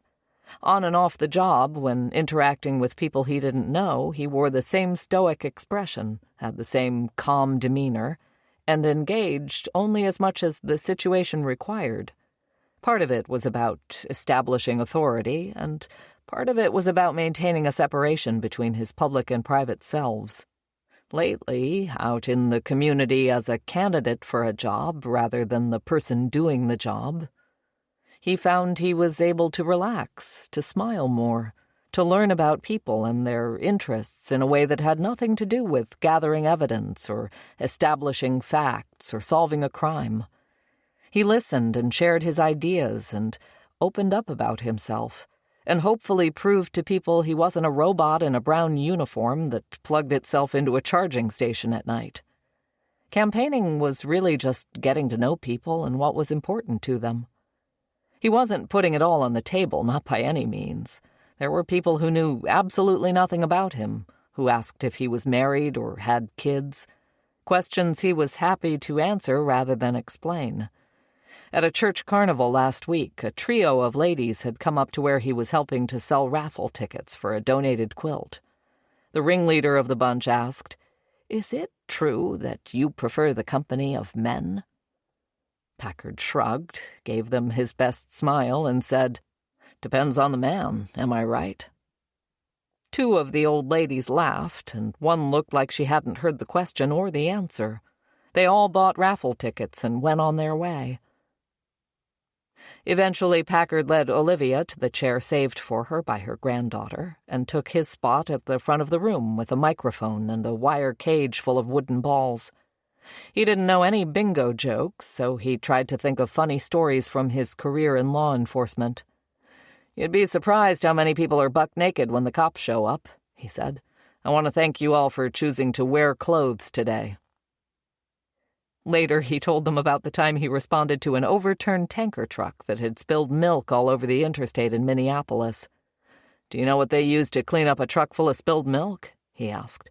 "A truck full of Oreos." More groans than laughs on that one.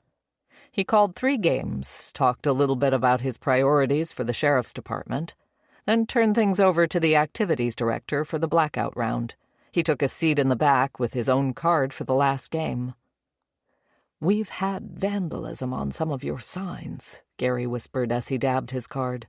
"Do you want to see?" He did and he didn't. Gary took out his phone and showed him a photo of 6 of his yard signs in the back of a truck. They'd all been marked in heavy black ink to read, "Fudge Packard for Sheriff." This was more along the lines of what he'd been expecting. Attacks based on his sexuality, crude and anonymous. The old ladies at the church carnival at least had the guts to ask him about it right to his face. "It's pretty funny, and a good reminder never to run for judge," he said, and gave Gary his phone back. "I grabbed all the ones I could find. We've got extras, honey, so don't worry about it. I'll get new ones out," Gary said. Packard forgot to mark his card as he thought about someone vandalizing his signs. He felt the slightest leak in the balloon of self-confidence he'd inflated. His phone vibrated in his pocket, snapping him back to the activities room and the smell of popcorn and ink daubers and arthritis cream. The screen said dispatch, so he stood and stepped out of the room. "Sheriff, we've got a DOA. Subject is female with trauma to the head, no pulse, and cold to the touch. Medical is en route. Deputies are requesting a supervisor." "What's the address?" He knew exactly where it was. Chapter 21. Packard looked through the sliding glass door into the living room of Sherry Sanderson's condo. She was on her back on the floor near the couch. The blood on the carpet beneath her misshapen head looked like a shadow. She was wearing a white blouse and a black skirt, the same clothes Packard had last seen her in when he dropped her off at work the night before. He'd come right from the bingo game, a black jacket that said Sheriff on the back zipped up over his campaign T-shirt. In minutes, he'd gone from being energized by the work he'd been doing to get elected to feeling like the whole process was meaningless and tasteless. He was wearing a shirt with his name on it in giant letters, like Packard was a product or a slogan. It made him feel like a dancing clown as he stared at the dead face of someone he used to know. The murder weapon was on the floor next to Sherry, a large stone bowl with 3 pointed feet, all carved from a single piece of volcanic rock. The words Cabo San Lucas were etched on the side. Most people would use a pestle to grind spices or mash guacamole in a molcajete like this. Sherry had used hers as a giant ashtray. Someone else had used it to smash her skull. "Neighbor spotted her when she peeked through the window," Shepard said. "What brought the neighbor over?"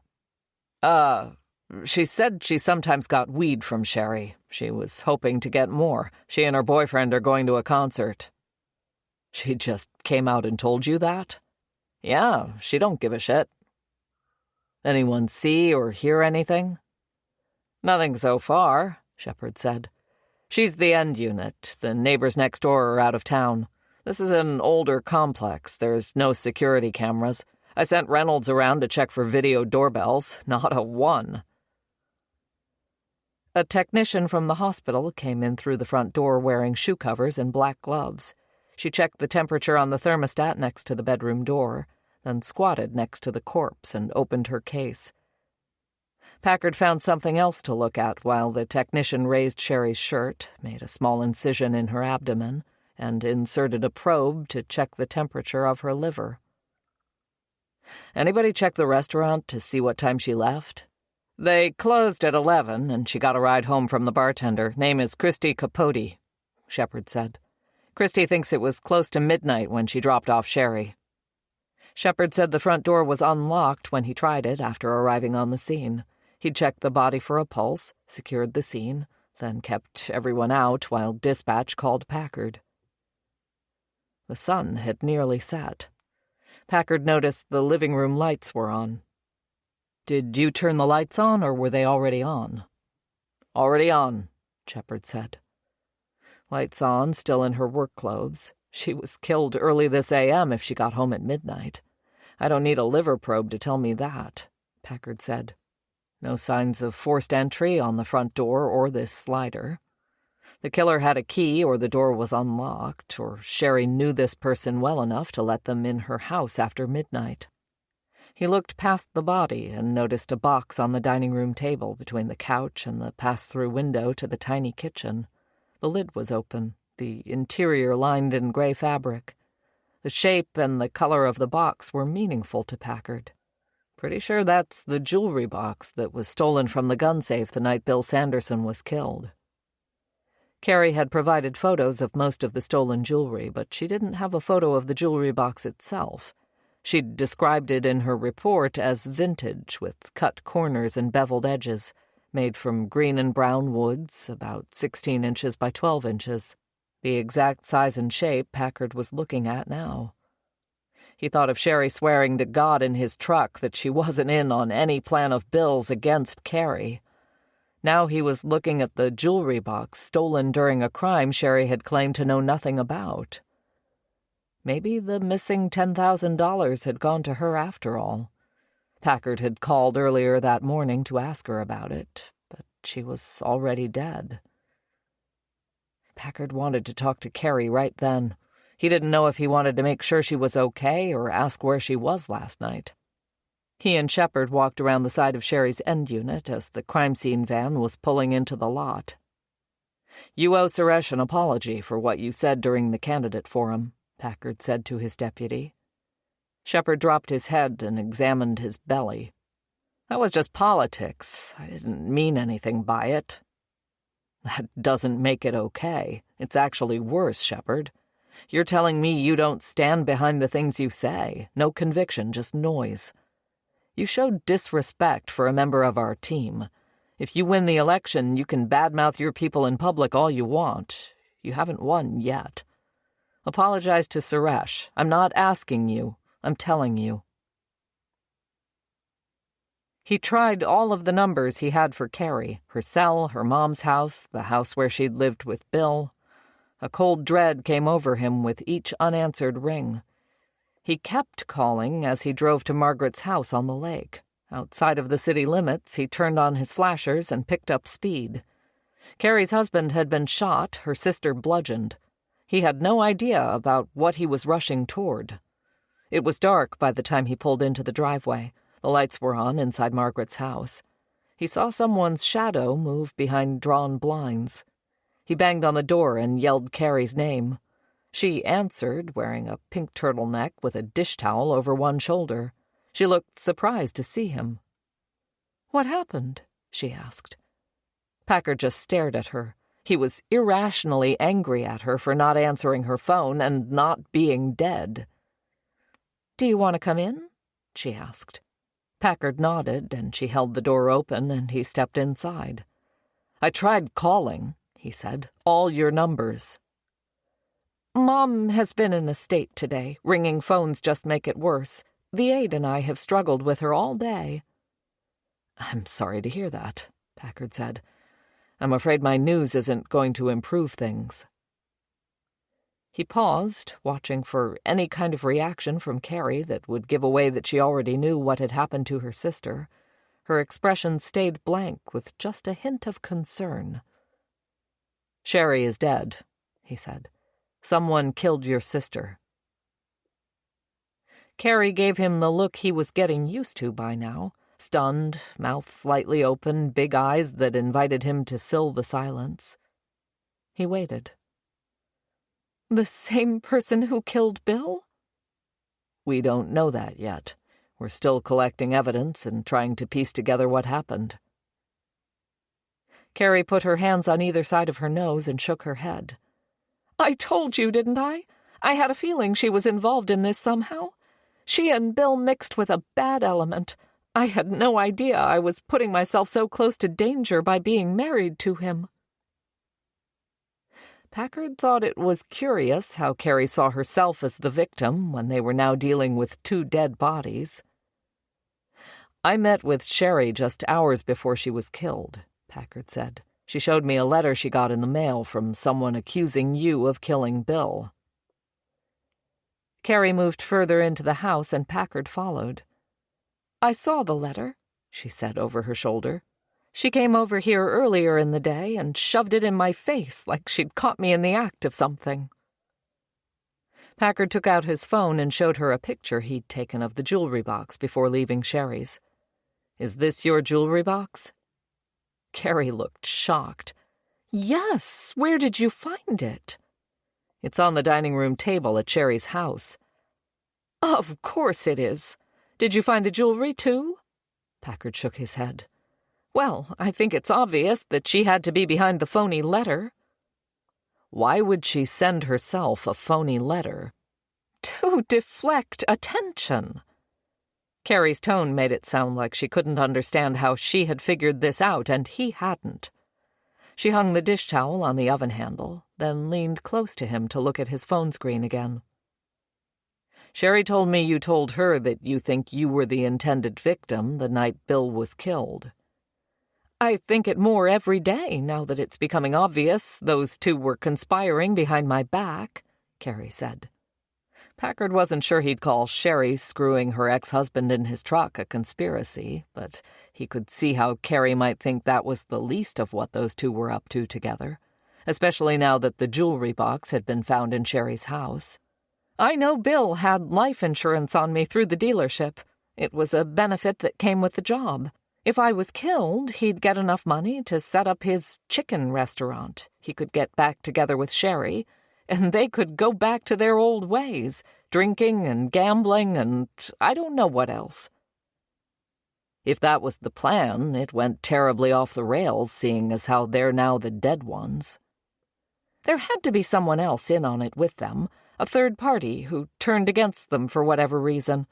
What other possibility is there?" Packard could see that she regretted the question as soon as the words were out of her mouth. He answered it for her anyway. "The other possibility is that you're the third party." "Then who sent the letter?" Carrie asked. "A 4th party? How many people are at this party? I've got nothing to gain and everything to lose by murdering those 2, Detective. I've got no motive." "Hatred can be a motive," Packard suggested. Carrie looked at something on her wrist and pulled her sleeve lower. "I didn't hate my sister or my husband. Sherry, both of my sisters for that matter, have been jealous of me my whole life. I was the baby, the prettiest one, the spoiled one. Bad feelings in this family have always been aimed at me, not the other way around." "Where were you last night?" "Here with Mom." "Your mom isn't the best alibi," Packard informed her. "You don't need to tell me after the day I've had," Carrie said. "She just gets more and more confused." "So you didn't leave the house at all last night?" "I didn't," Carrie insisted. Packard just nodded. Sherry, maybe Carrie too, had been playing him since day 1. He didn't like it. He didn't like not knowing who was putting on the bigger act. Carrie was giving him helpful daughter and Minnesota mom, but every once in a while he felt like he was glimpsing something behind her mask. "If there's still a third party or even a 4th party out there, I want a deputy outside your place to keep an eye on things." Carrie nodded helpfully. "Of course. I'm more worried about Mom than myself. But why would anyone come after me now? What's to be gained by killing me, not the life insurance?" "You're assuming this guy is acting rationally." "I appreciate the protection," Carrie said. "I'll start making arrangements for Sherry.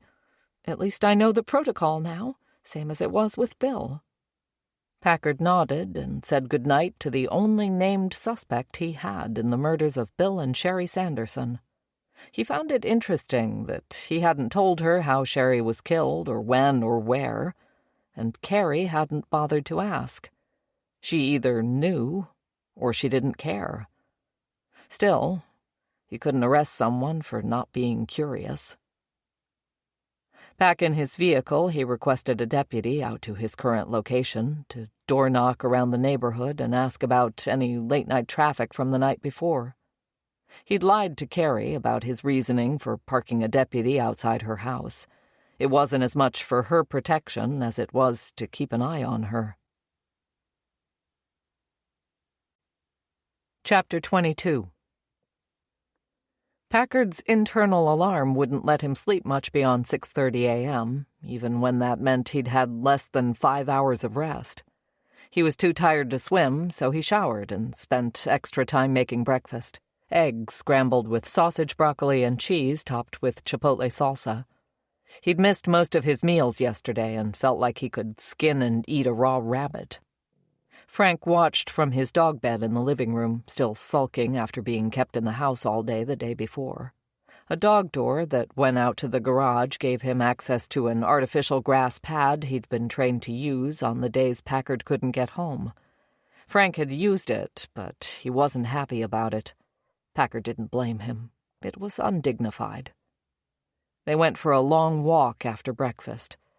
Dark clouds brought the sky low.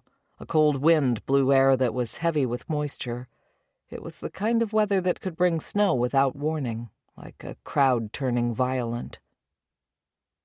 Sherry had died from blunt force trauma sometime between midnight and 2 a.m. There were no other marks on her body indicating there'd been any kind of struggle. She'd been hit from behind, then again from the front. They took scrapings under her fingernails, but didn't have much hope. He led Frank around to the back of the house and threw the tennis ball for him for another 20 minutes while he made a plan for the day. He still needed to track down the other $10,000 Bill had taken from the shared account with Roger. He and another deputy had done a cursory search of Sherry's condo last night, but turned up nothing, no cash, no sign of the stolen jewelry that had once been in the box. Packard put Frank back in the house and headed for town. He'd been chasing this case for over a month, and the questions, not to mention the body count, had only grown. He couldn't help feel like it wouldn't hurt his chances of getting elected if he could come up with a few answers before the first Tuesday in November. He wanted to retrace all his steps since the earlier days of the case. Talking to Roger again had revealed that there had been 2 withdrawals from his shared account with Bill, not just one. Proof that it paid to question people again in light of new information. He drove by Market Foods on the edge of town, remembered Bill's sister Wendy worked there, and made a hard turn across oncoming traffic. The lot seemed full for a weekday morning, a sure sign of snow in the forecast. Everyone was stocking up. He went to the service desk where they sold cigarettes and lottery tickets and asked an old woman in a blue smock if Wendy was working. She tilted her head back and to the side. "She's in the bakery." Packard walked up the sodas and diapers aisle, an odd combination he always thought, and found Wendy behind a glass case filled with grocery store donuts and cupcakes and loaves of bread. It all had a vaguely artificial look to it, like it had been 3D printed from sugar and plasticizers. Wendy looked hopeful at the sight of him, like he might have good news for her, which he told her right away that he didn't. "I told you last time about the money your brother took from the shared account he had with Roger Freeman. There's $10,000 unaccounted for. Did he tell you about buying anything big? Did you notice any large purchases?" "No, and no. We didn't see each other all that often. I doubt that I would have noticed or known anything like that." "And he didn't pay you back any of the money you invested?" "He most certainly did not." She looked offended, like he'd just accused her of lying. "Sorry, I had to ask just to be certain." "I would tell you anything and everything you want to know, especially if it would help find his killer. The only person I could think of he'd give it to would be Sherry. I'm still looking into that possibility, Packard said. He stepped aside and let a woman ask Wendy for 6 glazed donuts. He pondered for a moment whether to tell her that Sherry had been killed, but decided it wasn't the time or place to tell her that her former sister-in-law was dead. It would be news soon enough. "I'm glad to know you're still looking into things," Wendy said as she reached into the case with a piece of waxed paper and grabbed the donuts. "I hadn't heard anything for a few weeks. I was worried maybe you had given up." "I don't give up," Packard assured her. Winder Water Sports was his next stop. Ronnie Winder, with his fine straight hair and wormy mustache, wasn't much help. Packard asked him if he knew of any outstanding gambling debts Bill had, or if there were any other games Bill played in outside of the casino. Ronnie didn't know of either. "I only knew him to play at the casino. He wasn't a guy who was always looking for a game," Ronnie said. "I think Leon Chen was a desperate swing at building back his bank." "He didn't give you $10,000 to hold for him, did he?" Ronnie laughed. "Bill wasn't the smartest guy in the world, but he was smarter than that." Packard flipped his notebook shut, thanked Ronnie. Ronnie said, "Even though you busted my balls pretty good about Leon's poker game, you've got my vote for sheriff. Anyone who's spent 5 minutes with Shepard knows that guy has no business being in charge of things." "I appreciate it, Ronnie. Thank you," Packard said. "If you can think of anything else about Bill I should know, call me."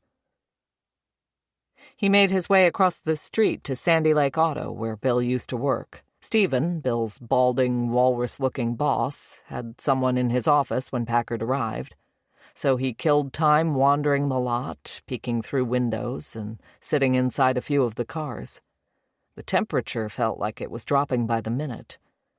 He got behind the wheel of a black Audi A8L, all leather interior, driver assistance, every bell and whistle imaginable. It was 3 years old, with 17,000 miles on it. The window sticker said $69,900. Not on this salary. Not even on the full sheriff's salary.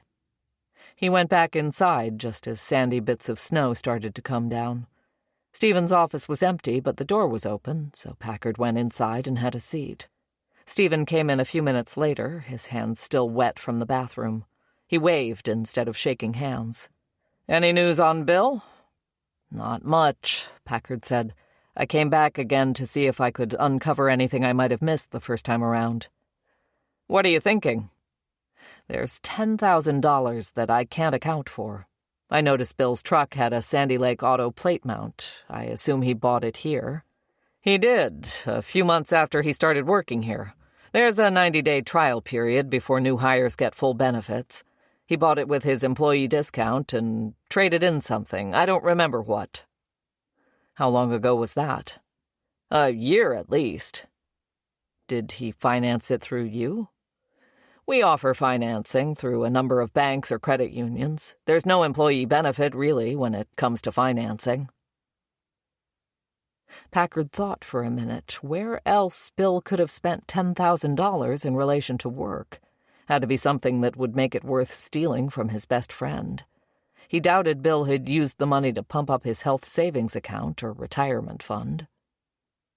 "I'd like to talk to the mechanics again, his cigarette buddies," Packard said. He had to flip back through his notebook to find their names. Ryan and Paul. "Ryan is off this week, took his girlfriend on a cruise. I expect him to come back engaged. Paul's gone. I got 2 mechanics back there right now trying to do the job of 4. I have a new guy scheduled to start next month." "Paul quit, or—" "He provided false documentation when we hired him. Catherine was getting things organized for next year's benefits and taxes and couldn't verify his Social Security number through the online system. He insisted the number was correct, said he'd come back the next day with his actual card. We never saw him again. Calls to the number we had for him went unreturned. He just vanished." Packard felt a tingle at the base of his spine, an almost erotic buzz that made him sit taller in his chair. "I need to talk to Catherine," Packard said.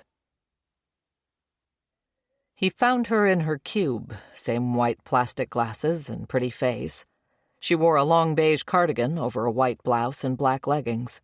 "I saw you wandering the lot out there," she said when he looked over the wall of her cube and said hi.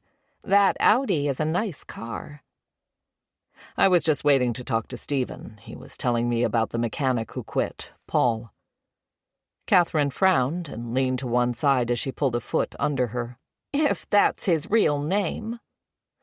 "Tell me what happened again." She repeated what Stephen had told him about the invalid Social Security number. "I thought I had typed it in wrong, but he insisted the number was correct. I asked him to bring in his card if he had it, and he said sure, no problem. And then he was gone. He lost about a week's worth of wages." "How long did he work here?" "About 9 months.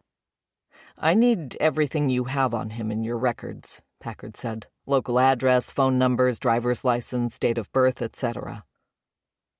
Packard was trying to remember details about Paul from their one and only meeting. He was older, looked like he'd led a rough life. "Do you have a photo of him?" "Yes, all hourly employees have badges that they use to swipe the time clock. The badges have their photo on them." "Send me the digital file for his photo if you can." He gave her his card that had his numbers and email on it. It reminded him that she had slyly given him her card the last time he was here, with her personal phone number on the back and the invitation to call. They both let it pass unremarked. "Remember anything unique about Paul?" Packard asked. "He had a lot of tattoos," Catherine said. "He had to wear long sleeves because one of them was of a naked lady. Stephen insisted that he keep them covered up. The one I remember, though, was on the palm of his hand." "Dice," Packard said. "That's it." "I saw it when he was smoking a cigarette the last time I was here." "Does all this have something to do with Bill?" Catherine asked. "I don't know yet." She promised he'd have everything in his email before he got back to the office. He thanked her and was just out the door and into the cold when he suddenly had another question. "Me again," he said over the top of her cube.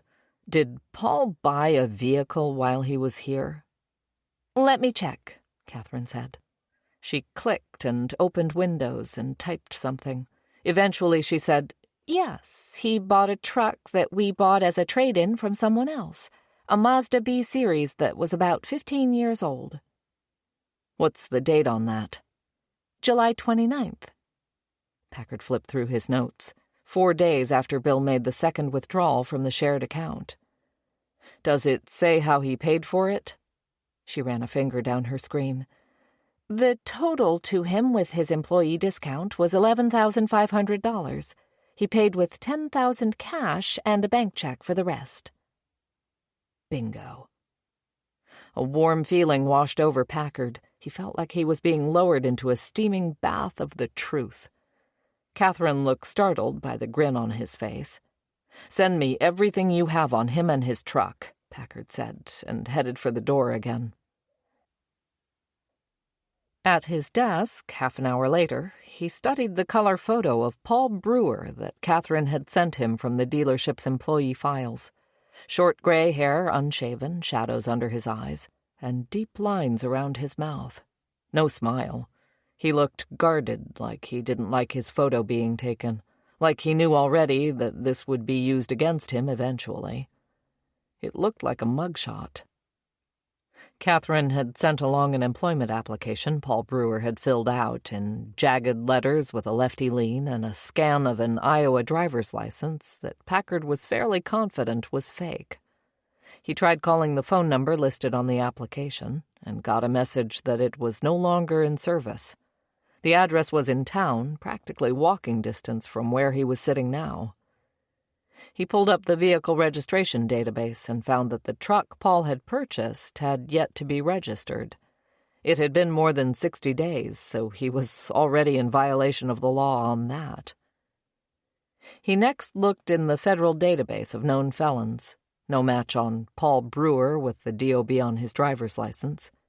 He looked for Paul Brewer, no DOB, found several, but none that matched his guy. Same with just searching the date of birth. In a biometric database maintained by the FBI, he was able to search for tattoos using keywords. Dice returned a lot of results. Dice on the palm cut it down to just a few. A few clicks, and he was staring at his man.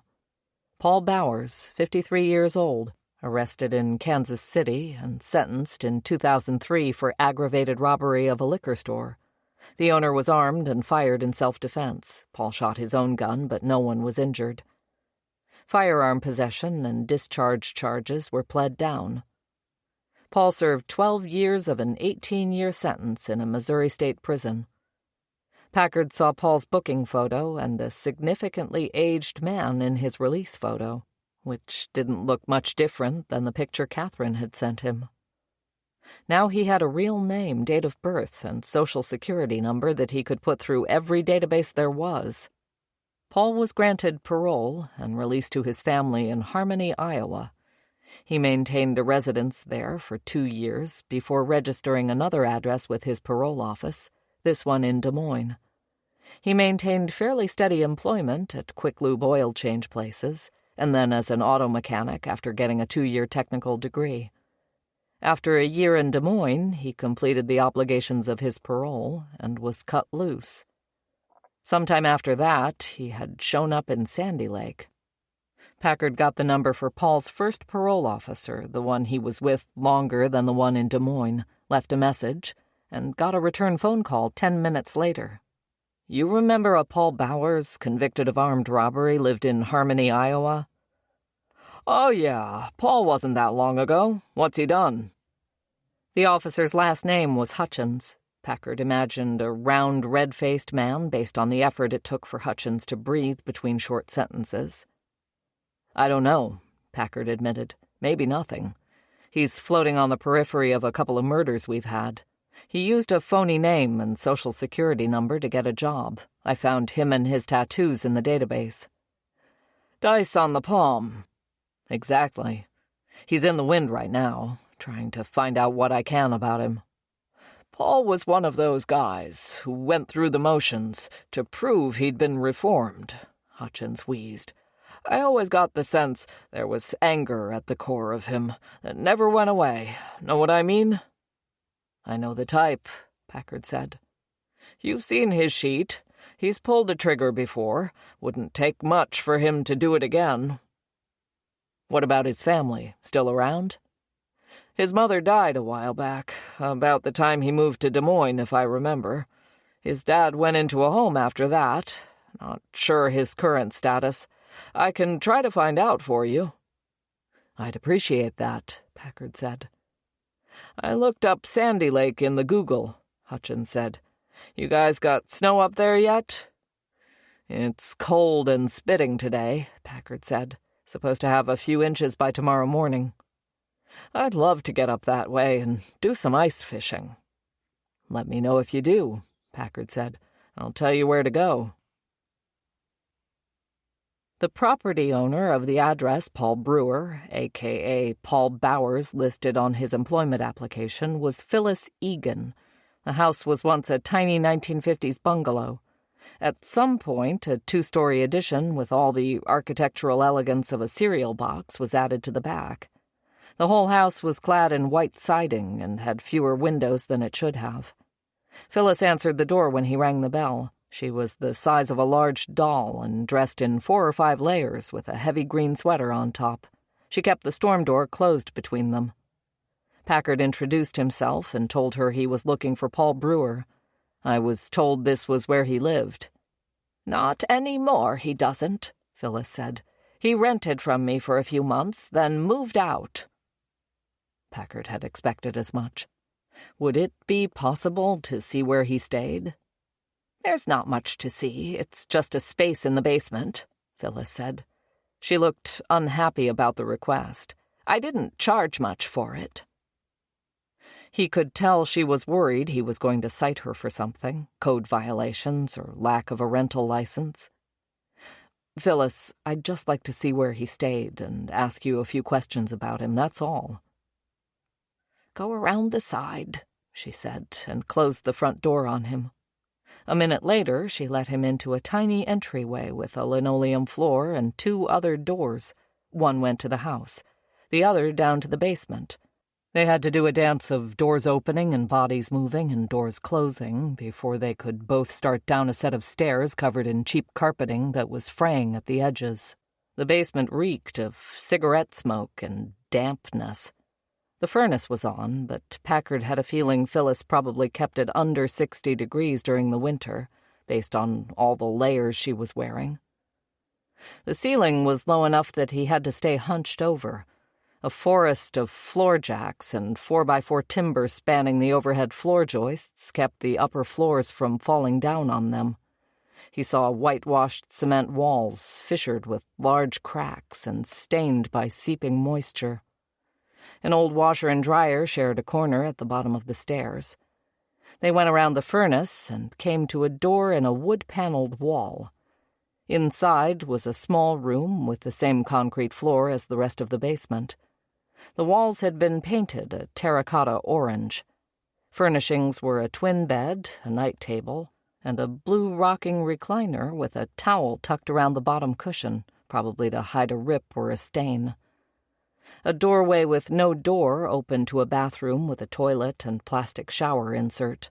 All the plumbing was exposed. Packard didn't see any source of ventilation besides a small transom window that looked painted shut. The low ceiling and thin mattress made Packard feel like he was standing in a prison cell. Maybe to someone who had spent time in an actual prison like Paul had, it felt like an upgrade. "When did Paul contact you about renting this space?" Packard asked, trying to keep the judgment out of his voice. Phyllis had to think for a minute and count back on her fingers. "It was March. I let him move in the last week of March, but didn't charge him rent until April." "How would he have found out about it?" "I have flyers around town. Sometimes I put a little ad in the Gazette if I have the funds." "And when did he move out?" "Somewhere in July, after the 4th for sure. One day he was here, the next he was gone, never saw or heard from him again." This surprised Packard. He was expecting her to say September, since that was when Paul disappeared from his job at the dealership. He'd found somewhere else to live before he quit his job. What that meant for his current whereabouts was an open question. Would he have a reason to stick around for the last month with no job? If so, what was the reason? Phyllis was looking more forlorn the longer they stood there. She found a tissue in the front pocket of her sweater and wiped her nose. "Did you spend much time with Paul?" "Dinner is included with the rent because I can cook for 2 just as easily as cooking for 1. He had to shop and make his own breakfast and lunch. He had full use of the kitchen upstairs. Sometimes he'd sit at the table and we'd have dinner." "What did you talk about?" "He asked me a lot of questions about Sandy Lake, how long I'd lived here. My husband was in sales for a long time. Home medical equipment, life insurance, liquor sales. He was on the road all the time. We opened a little 5 and dime store downtown that I ran for about 12 years. An old memory from Packard's childhood rose to the surface like a trapped air bubble. "Egan's 5 and dime," he said. The words came out almost involuntarily. Phyllis brightened. "You remember it?" "I spent summers here as a kid. You had plastic tubs of Bazooka Joe and Jawbreakers and taffy by the register, 5 cents each," Packard said. He remembered combing the aisles with his 2 brothers and sister, all the things sealed in plastic with a card at the top that allowed it to hang from a hook, squirt guns and soap bubbles and rubber balls and coloring books. He remembered fondue sets and candles in glass jars with pictures of saints on them and a mishmash of holiday decorations always on display in a jumble in the back. Nick, his oldest brother, had liked to look at the magazines and wire racks of paperbacks for something he hadn't read before. And then this. He and his sister Anne had gone in once with a plan to steal something. They came out with a pen that wrote in shiny silver ink for her, and a package of Big League Chew gum for him. He remembered the guilt eating away at him and the fear that someone was going to ask him where he got the money to buy the gum. He'd put a wad in his mouth and thrown the rest away. The first and only time he'd ever destroyed evidence. Phyllis said, "The store never made us much money. I had to close it eventually. My husband died of a heart attack at 52. I've been trying to get by on a life insurance policy and his Social Security for a long time. I told Paul I needed someone who was planning to stay through the winter. He said, 'Oh yeah, I'll be here that long.' Now I've got no renter and no extra money coming in." The thought of a human being living down here, whether he was a rehabbed felon or a current murder suspect, darkened Packard's mood. That an old woman needed to find someone to live like this to help pay her heating bill hurt him even more. "What else can you tell me about Paul?" "I don't know what else to say. He didn't talk about himself much. I think he said he was from Iowa." "Did he say what brought him to town?" "Not that I remember. He was working at the used car place. I assumed it was the job." "Did he have any visitors, get any mail?" "None, neither," Phyllis said. "Did he leave anything behind when he left?" "No. He barely had any possessions to begin with. I had to give him sheets for the bed. I think everything he owned fit inside a few boxes that he had in the trunk of his car." "What kind of a car was it?" "I don't know about cars. It was white, rusty in spots, 4 doors. He'd moved out before he bought the Mazda truck, which lined up with the dates Packard knew about when Bill had withdrawn the money. Packard opened the drawer in the nightstand and lifted the mattress. In the bathroom, he looked inside the toilet tank. The bowl had a seat but no lid. He noticed that the plunger sitting right beside it was the exact same orangish color as the walls. It was one depressing detail too many. "You didn't say why you're looking for Paul," Phyllis said, wiping her nose again. "He didn't rob the bank, did he?" "No, the bank hasn't been robbed. One of his co-workers was—" Packard stopped mid-sentence. "Why did you ask if he robbed the bank?" "It just came back to me that he was very curious about the bank downtown. How old was it? Who ran it? When did it become a Wells Fargo? Not the kind of stuff a bank robber would ask, but I remember we talked about the bank and the Gerlichs on a couple of different nights. I told him what I know about the Gerlich family, since they were the ones to open and run it for a long time. John Gerlich gave me and my husband the loan to open the 5 and Dime." Packard felt gears in his brain slipping as they tried to catch. If Paul had an interest in the bank, a bank owned at one time by the Gerlich family, then his connection to this case wasn't just from working at the same place as Bill Sanderson. Packard needed to get out of Phyllis's basement suddenly, and it had nothing to do with the smell of cigarettes or the low ceilings. He said, "Phyllis, you've been a big help." He took out his wallet. He had 2 20s inside. "My sister and I stole a pen and some gum from your store when we were kids. I'm sorry. I hope this makes up for it." Phyllis looked stunned by the offer, but she took the money and stuffed it into the pocket of her sweater. "I accept your apology," she said. "I might even vote for you now." The freezing sleet had tapered off without accumulating or sticking to anything, but it was colder and grayer than earlier. Packard sat in his vehicle in front of Phyllis's house with the heat on while he checked his email and messages. Hutchins, the parole officer in Iowa, had already gotten back to him. Paul's dad, Arthur Bowers, was alive and living in a nursing home in Van Grove, Iowa.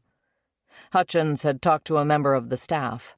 She said Arthur still has his marbles and can carry on a conversation about most things. He doesn't get a lot of visitors. Another old man comes to see him sometimes to play cards.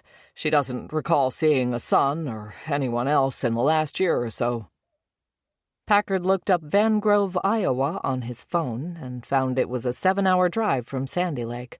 He could call and try to interview the old man over the phone, but he felt the urge to go down there and see him in person. The situation warranted the extra effort. Before today, Bill was the nucleus at the center of all the objects orbiting this case. Since talking to Catherine and Phyllis, he felt everything shifting to spin around Paul. Who was this guy? Packard called Thielen. "Can you clear your calendar?" "Depends on what for," she said. "I want to drive to Iowa, and I could use the company and a second set of eyes and ears. The Bill Sanderson case feels like it's about to roll over and show its belly." "When do we leave?" "In an hour," Packard said. "You don't have any campaign events tonight, do you?" "No, I think there's something this weekend." "Okay, pick me up at the house," Thielen said. It was a 3-hour drive just to get to Minneapolis. On the way down, they talked about the campaign and Packard's chances of winning. No one was doing any scientific polling of the Sandy Lake County electorate to find out how they were going to vote for sheriff, so all they had to go on were feelings and tea leaves. "I think you're going to take it," Thielen said. She wasn't known for being overly optimistic, which made Packard want to believe her. Easier said than done. "I don't know," he said. "I think it's a toss-up. It shouldn't be, but I think it is." Thielen was scrolling through her phone in the passenger seat. She'd dressed in track pants and an Adidas hoodie for the ride down. "Too bad it's not going to be decided based purely on how hard Marilyn has worked. If it was, it would be a landslide in your favor." "I wish she would take it easy," Packard said. "I probably don't know half of what she's been up to." "You're right, you don't," Thielen said. "Did I tell you she called Ray Hansen and threatened his advertisers?" "I did not hear about that." The Gazette had endorsed Shepard as expected, but Packard had been happy to see a good number of letters supporting him appear on the editorial page. It probably made Ray feel like he was shitting pine cones to print them.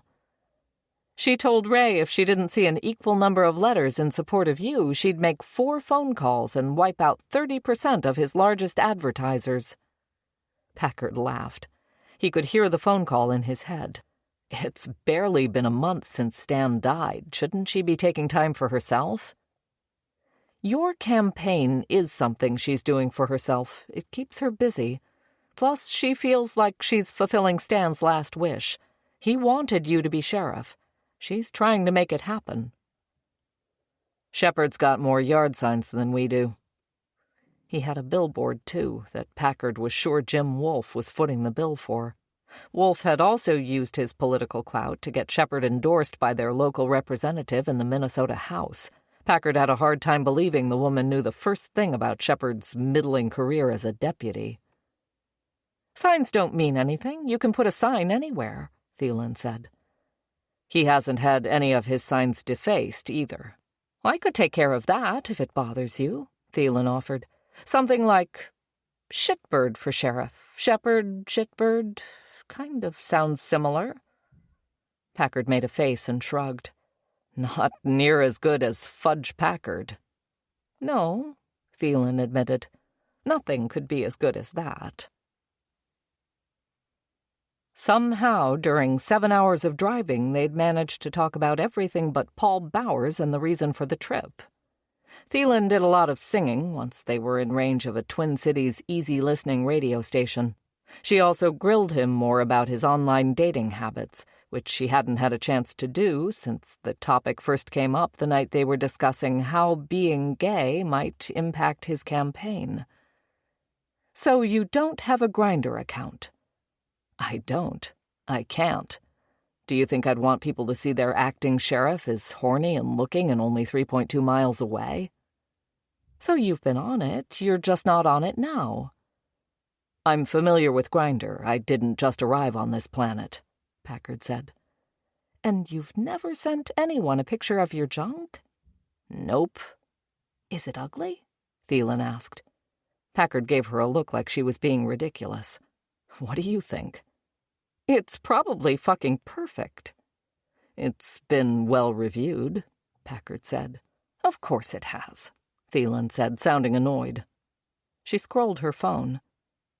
"I'll show you Tim's if you want to see it. He wouldn't care." "No, thanks." "It's a good one." I'll take your word for it. They left the clouds and sleet back in Minnesota. Despite the late hour, it was 10 degrees warmer when they arrived in Van Grove, Iowa after 10 p.m. and checked into adjoining rooms at the Quality Inn. They had an appointment to meet Arthur Bowers at the nursing home the next morning. There was just enough time for a drink in the hotel bar before it closed at 11 to talk about why they'd made the trip. They sat at the end of the bar and ordered beers, and after the bartender moved away, Packard told Thielen about Paul's phony Social Security number and how he'd stopped showing up at work a few weeks ago. He told her about the basement bedroom at Phyllis's and how Paul had moved out months before he left his job. He also gave her a rundown of Paul's record and the time he'd done. Bill took $10,000 out of a shared account he set up with Roger Freeman to fund the restaurant they wanted to open. 5 days later, Paul bought a new truck at the dealership where he and Bill worked, and he paid for it with $10,000 cash. Coincidence? "I know how you feel about coincidences," Thielen said, sounding like a long-suffering partner who'd heard it all before. She was drinking an ultralight beer that made Packard's hazy IPA look like a glass of scrambled eggs. So why would Bill pay Paul $10,000 to do what? Packard asked. "To break into his house and steal his wife's jewelry?" Thielen suggested. "Carrie gets the insurance money. Maybe Bill sweet-talks some of it out of her for the restaurant. Paul gets $10,000 to do the job, fences the jewels, keeps part of the take, and gives the rest to Bill. Did you get an estimate on how much it was all worth?" "It's insured for more than $200,000, Packard said. Her mother had a taste for the good stuff, big rings, diamonds, gold. Think 1970s banker's wife. He's not going to get $200 for it on the street, maybe half that. And Paul keeps half of that. He gets $50,000 in exchange for $10,000, and he owes Roger $12,000.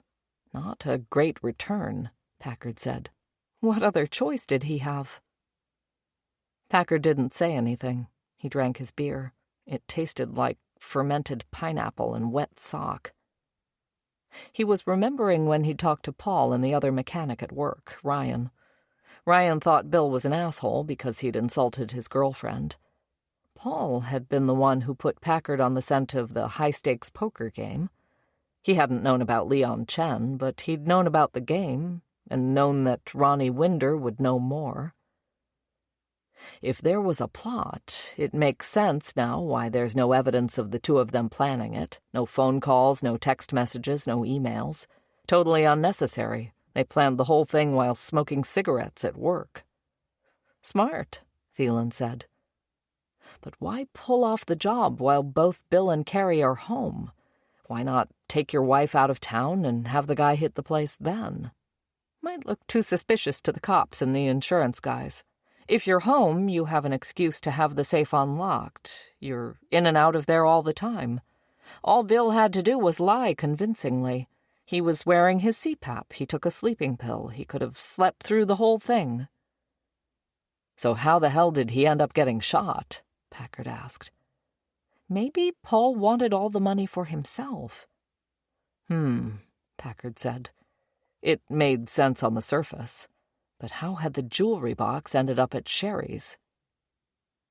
"Carrie thinks the plan was to murder her and for Bill to collect the life insurance on her. He had a rinky-dink $100,000 policy on her through work." Thielen had finished her beer. Packard had a third of his left. He felt like he'd been drinking gravy.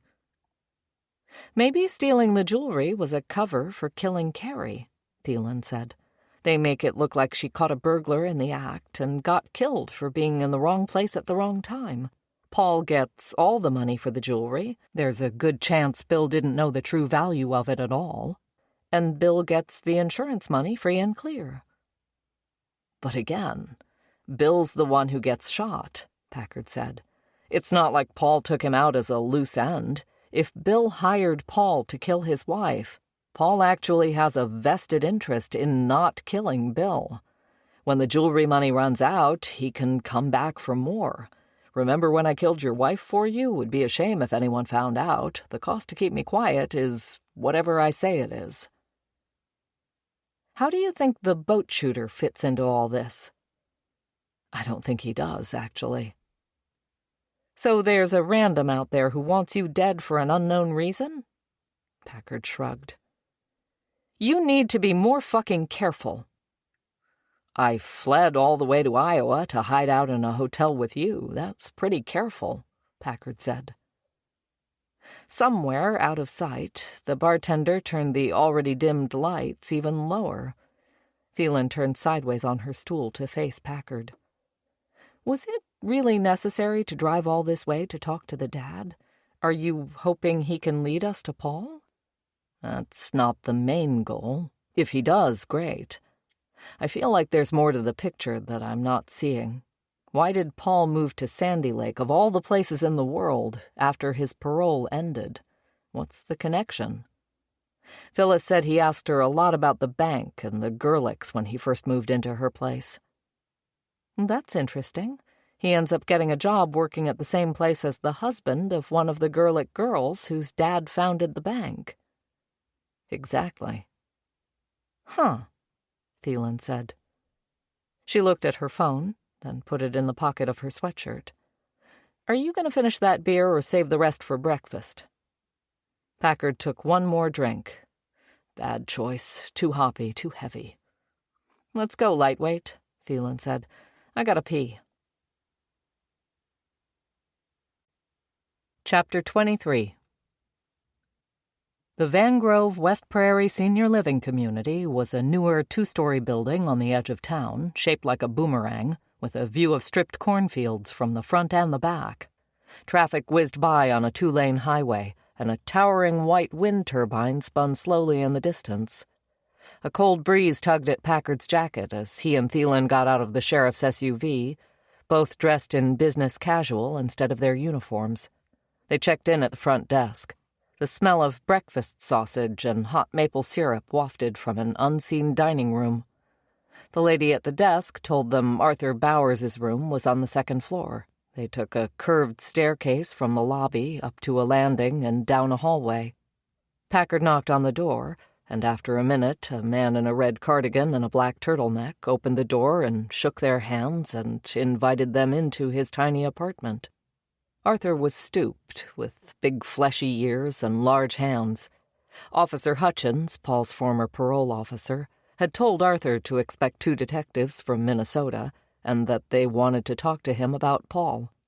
Arthur took a seat in a recliner positioned across from a flat-screen TV, while Packard and Thielen sat side by side on a love seat with a sliding glass door behind them. "What happened with my son?" Arthur asked by way of an opening. "What did he do? Is he dead?" Packard wasn't sure how to answer any of those questions. "Arthur, your son is a person of interest in 1, maybe 2 murders that have taken place in the county where we're from." Arthur exhaled and dropped his head as if he was in prayer. He smelled of aftershave and had something in his hair keeping it flat. He reminded Packard of a schoolboy done up special for picture day. "I had hoped he'd learned his lesson in prison." Packard held up a hand. "Let me be clear, Mr. Bowers. I don't have any evidence that he's guilty of murder. No evidence he was even nearby when they happened. But he has a connection to both victims, and now we don't know where he is. He's quit his job and moved from his last known address." "I don't know where he is either," Arthur said. "It's been, almost a year, I think, since we've even talked on the phone. Probably last Christmas." Packard said, "He used to live near here, correct?" Arthur nodded. "Des Moines is less than an hour north. He studied automobile repair while he was in jail. He had a job with a car rental company servicing their fleet." "What made him move to Minnesota?" Thielen asked. "I can't tell you, to be honest. Didn't know he was planning it or had done it until he called and told me he was working someplace a few hours north of the Twin Cities." Arthur said Paul had been a good boy for most of his young life. It was in high school when he fell in with the wrong crowd, and neither Arthur nor Evelyn could talk to him anymore. He got caught stealing a car, got caught with stuff stolen from a local business. He spent a few months in a juvenile facility. Eventually, he quit school and lived with a friend, and they scraped by, but it was never clear how. Drugs, probably. He went from job to job in his 20s, always asking his mother and me for money. Then he robbed the liquor store, and that didn't go so well for him. Thielen asked Arthur if he had a phone number or an address for Paul in Minnesota. He said he didn't have either. He said the number he was calling me from was temporary and not to write it down. Said he'd send me his info once he got more settled, but that still hasn't happened. Arthur slapped his knees suddenly. I made coffee. I forgot to offer you any. Packard and Thielen said they'd both take a cup black. Arthur got to his feet and took down mugs from a cupboard. His tiny kitchen had a fridge and a microwave and a coffee pot. No oven or cooktop. Packard turned to the row of framed photos on a narrow table right behind the love seat. He saw a photo of Arthur in an army uniform and a black-and-white picture of Evelyn from maybe her late teens or early 20s. There was a wedding photo and a color picture of them from maybe 20 years ago, wearing leis and standing under a palm tree. A photo taken in winter of two young women standing on the front steps outside a white frame house caught Packard's eye. Snow was piled high on either side of the shoveled sidewalk and on the bushes flanking either side of the front door. Both women were wearing long coats with furry collars. One of them was Evelyn, and she was holding a baby in a stocking cap and a winter snowsuit that made his arms and legs stick out like the points of a star. The other woman had her arm around Evelyn and a hold on one of the baby's feet. Packard picked up the photo, studying the faces of the two women and what they were wearing. He took out his phone and snapped a picture of the photo. Thielen gave him a weird look. "Tell me about Evelyn," Packard said. "Well, she died." We invite you to slow down, listen closely to the melody, and allow yourself to recharge during this short break. This is a free audiobook experience for all.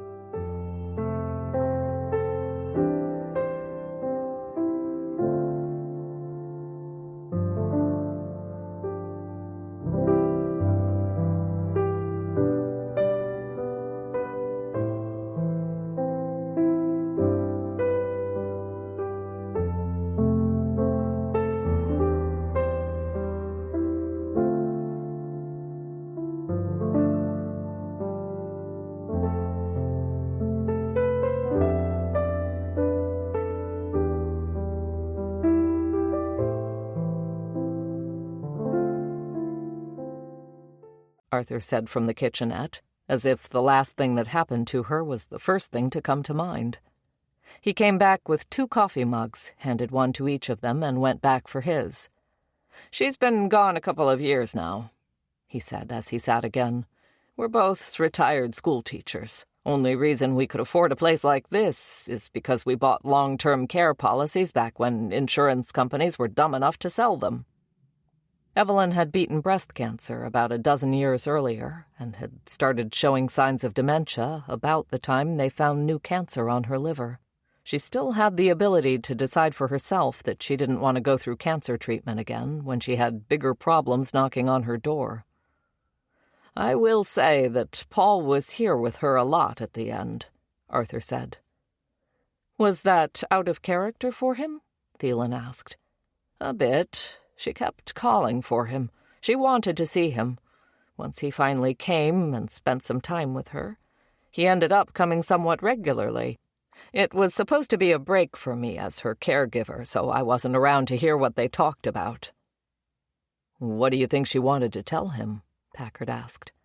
"I wouldn't know. All I know is she told me she had unburdened her soul when it came to Paul. She said she had found peace regarding him." "How long were you and Evelyn married?" 48 years.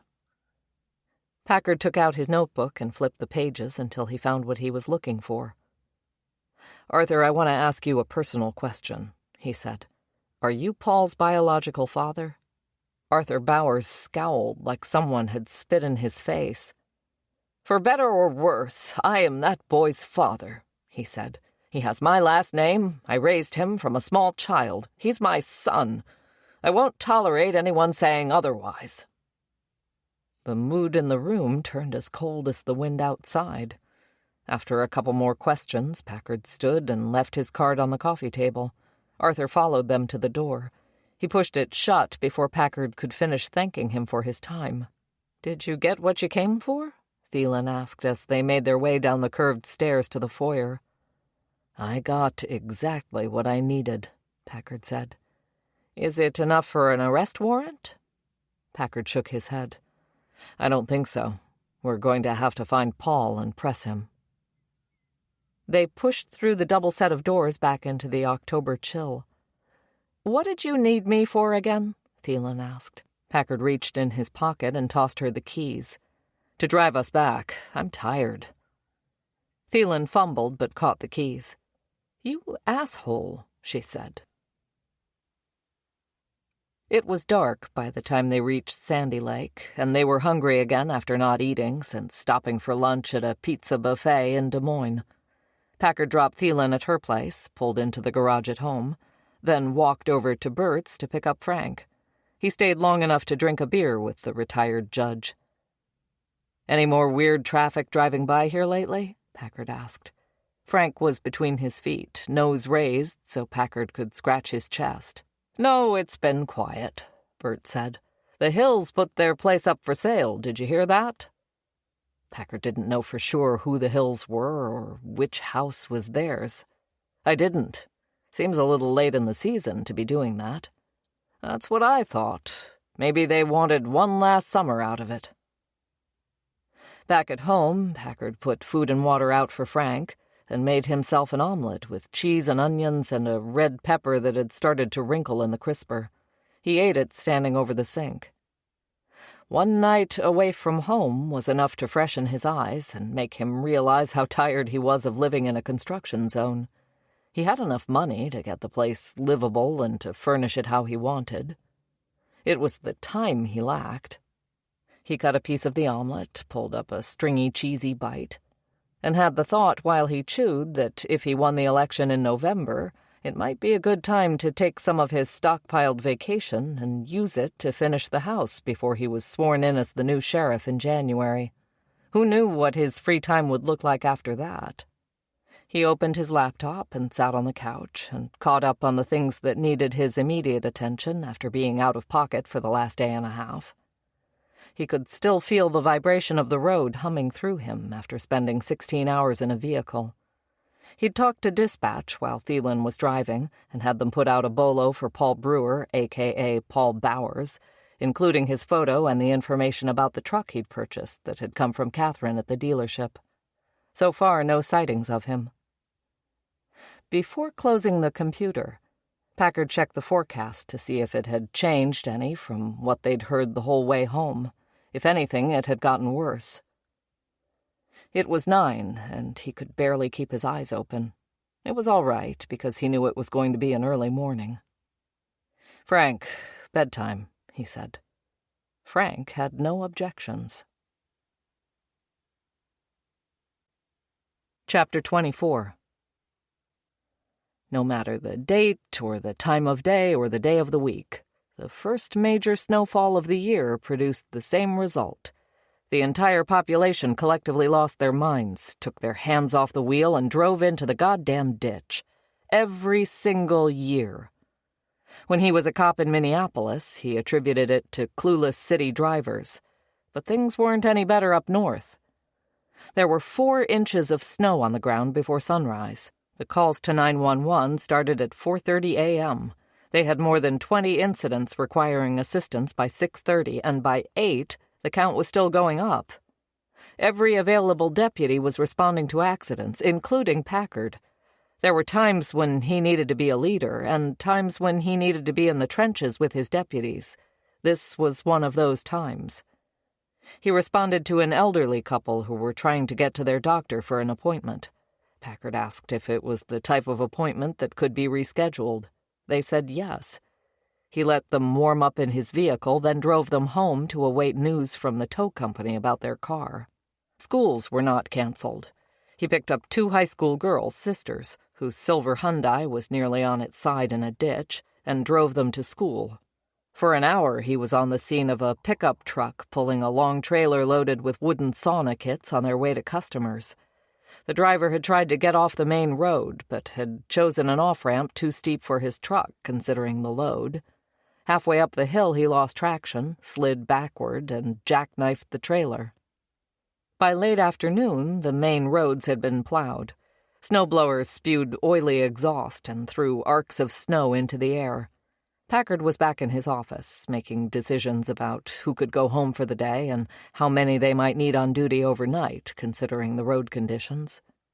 His cell phone rang with a call from Deputy Reynolds, the new guy with the baby face. "Reynolds, what's up?" "I've got eyes on your bolo. It's the vehicle and the license plate, at least. Haven't been able to confirm who's driving." "Nice job, Reynolds. Where are you?" "On 15, about 4 miles from town, heading west. We passed each other a ways back. I gave him some distance before swinging around. I'm 300 yards back. Not sure if he knows he's got a tail. Want me to light him up?" "No, stay where you are. Let him go where he's going. I'm curious." Packard put the phone on speaker, grabbed his coat, and headed down the stairs to the sally port where the sheriff's SUV was parked. He listened as Reynolds announced the crossroads as Paul got farther from town. "He's pulling into the lot at the Beaver." Packard was on the road, waiting to hit the edge of town before stepping on the gas. "Is he going inside? Anyone with him?" Reynolds was quiet for a minute. "He's out of the truck. He's alone. He's headed inside." "Stay close by," Packard said. "I'll be there in 10 minutes." The Big Beaver was a bar right off the highway with a wide gravel lot and a faux log cabin front that did little to hide the plain steel building behind it. People who couldn't bring themselves to say Big Beaver with a straight face called it the Beaver or the Beeve or just BB's. It was a place where you could get a beer, play pull tabs, order a Heggie's pizza, maybe hear a band now and then. The interior was sided to look like split logs. A pool table sat on either side of the front door, with an L-shaped bar coming off a small kitchen to the left. Booths lined the back wall. Half a dozen people sat at the bar, looking at their phones, looking up at the TVs. A middle-aged couple on the corner had that slumped, spineless look from too much to drink. Packard gave them a nod as he stood between 2 empty stools. The bartender was a young woman wearing super-short cutoffs and a St. Cloud sweatshirt. Packard ordered a burger basket to go and water to drink while he waited. Paul was sitting in a booth at the back of the room. He had 2 glasses of water in front of him and a drink in a plastic cup with a stir straw sticking out of it. Packard had no intention of confronting him inside the bar. Now he was curious to see who Paul was meeting. He took a seat on a bar stool, kept one eye on the front door, and waited for his food. After a few minutes, the intoxicated couple on the corner of the bar covered their beers with coasters and went out a side door to smoke. Paul got up and went to the men's room, just beyond the swinging door to the kitchen. Packard drank his water and chewed the ice and watched the football game. When his food came in a styrofoam container, he gave the bartender his credit card. She took it and walked around the corner to the register, just as Paul came out of the bathroom. Packard kept his eye on the game so Paul wouldn't feel like he was being watched. A moment later, a blast of cold air came from the side door. Packard looked over his shoulder, expecting the smokers to come back in. Instead, he saw Paul walking fast across the concrete patio. "Shit," Packard said. "I'll be back for this and my card," he called to the bartender. He paused between the bar's double set of doors to talk to Reynolds on his radio. "He just got by me. Stay where you are, but be ready in case I need you." Packard stepped outside. His breath came out in clouds. The snow from earlier had been plowed into mounds to his right. Paul was 10 feet from his truck, which was already running thanks to a remote starter. "Hey, Paul!" Hearing his name didn't make him stop. "Paul, we need to talk," Packard said. His tone made it clear he wasn't asking. Paul paused near the driver's door with the key fob in his hand. He was wearing a wool peacoat that you could buy in any military surplus store.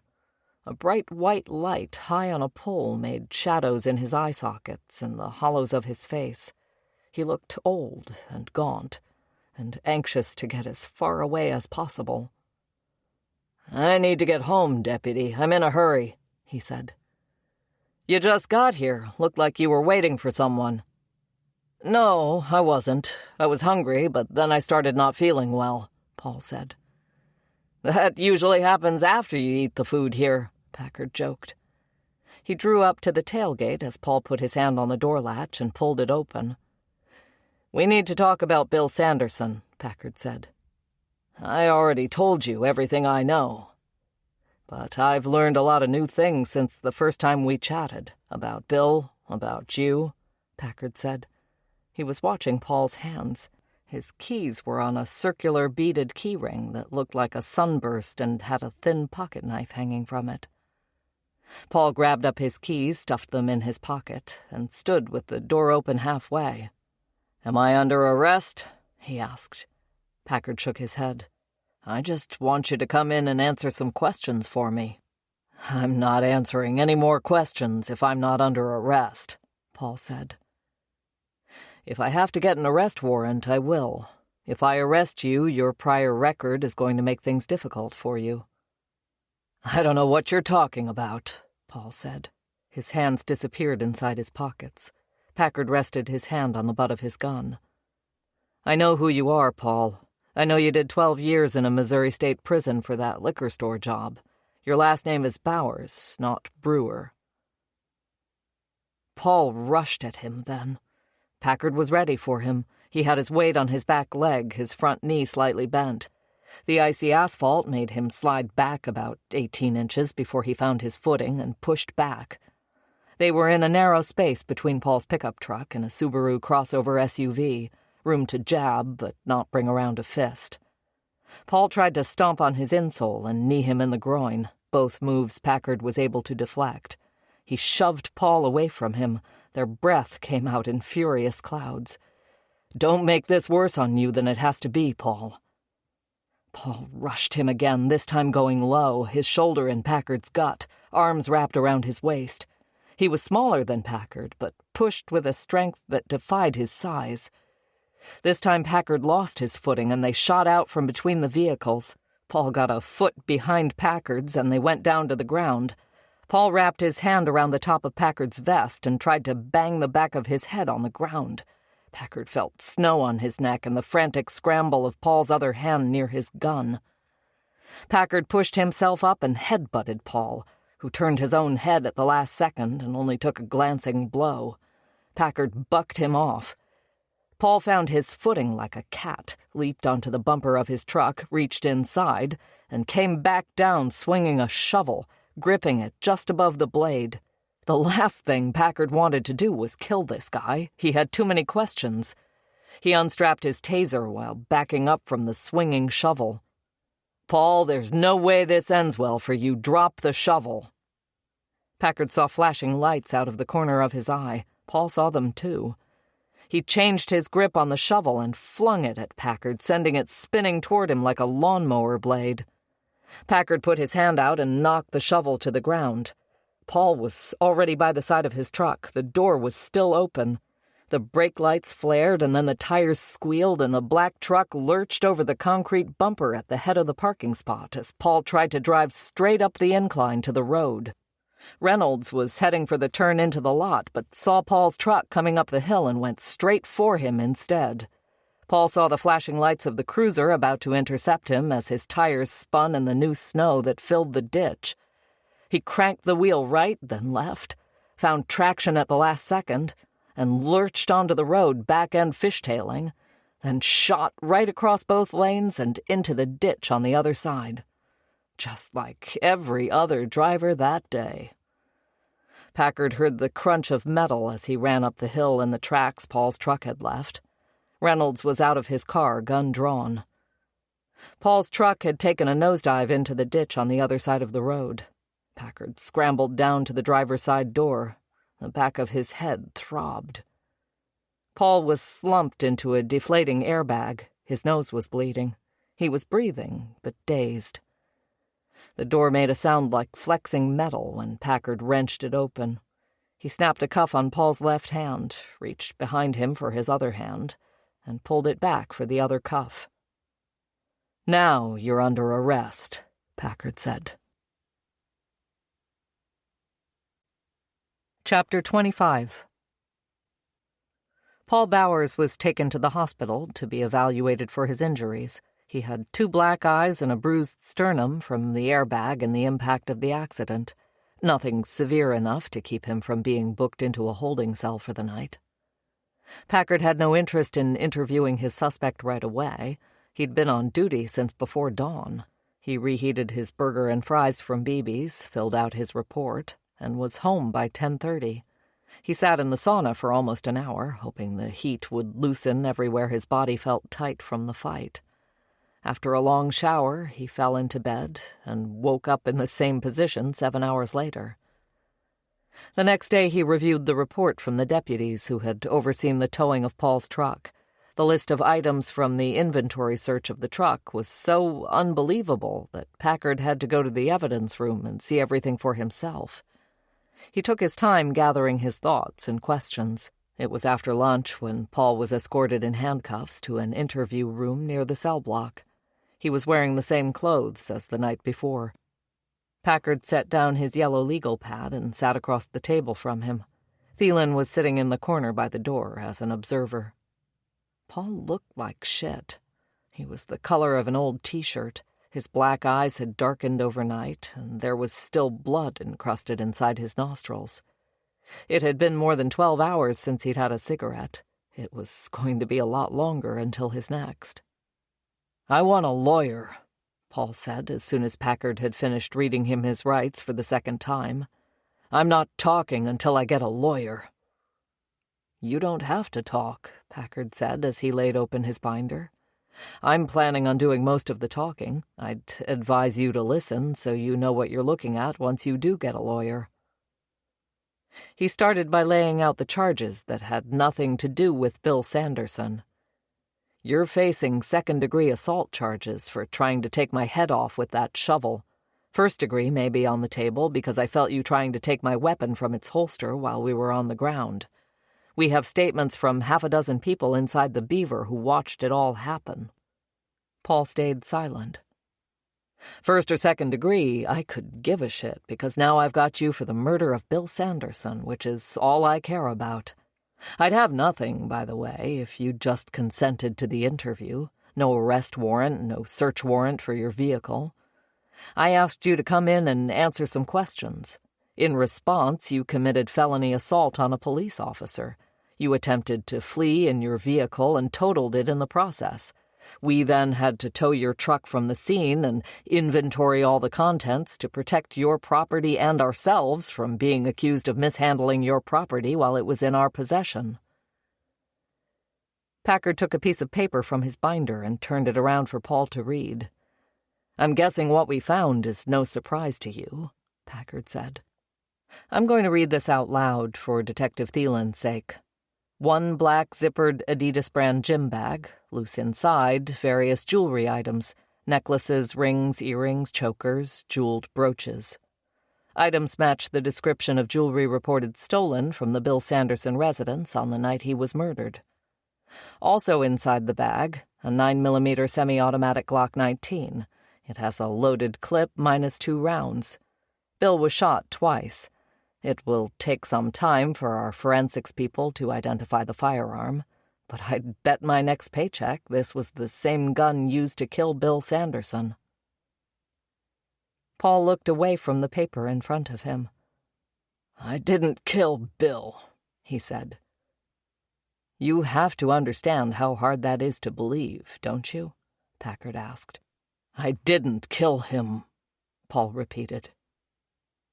"Here's what I think happened," Packard said. He laid out all the evidence he'd collected so far.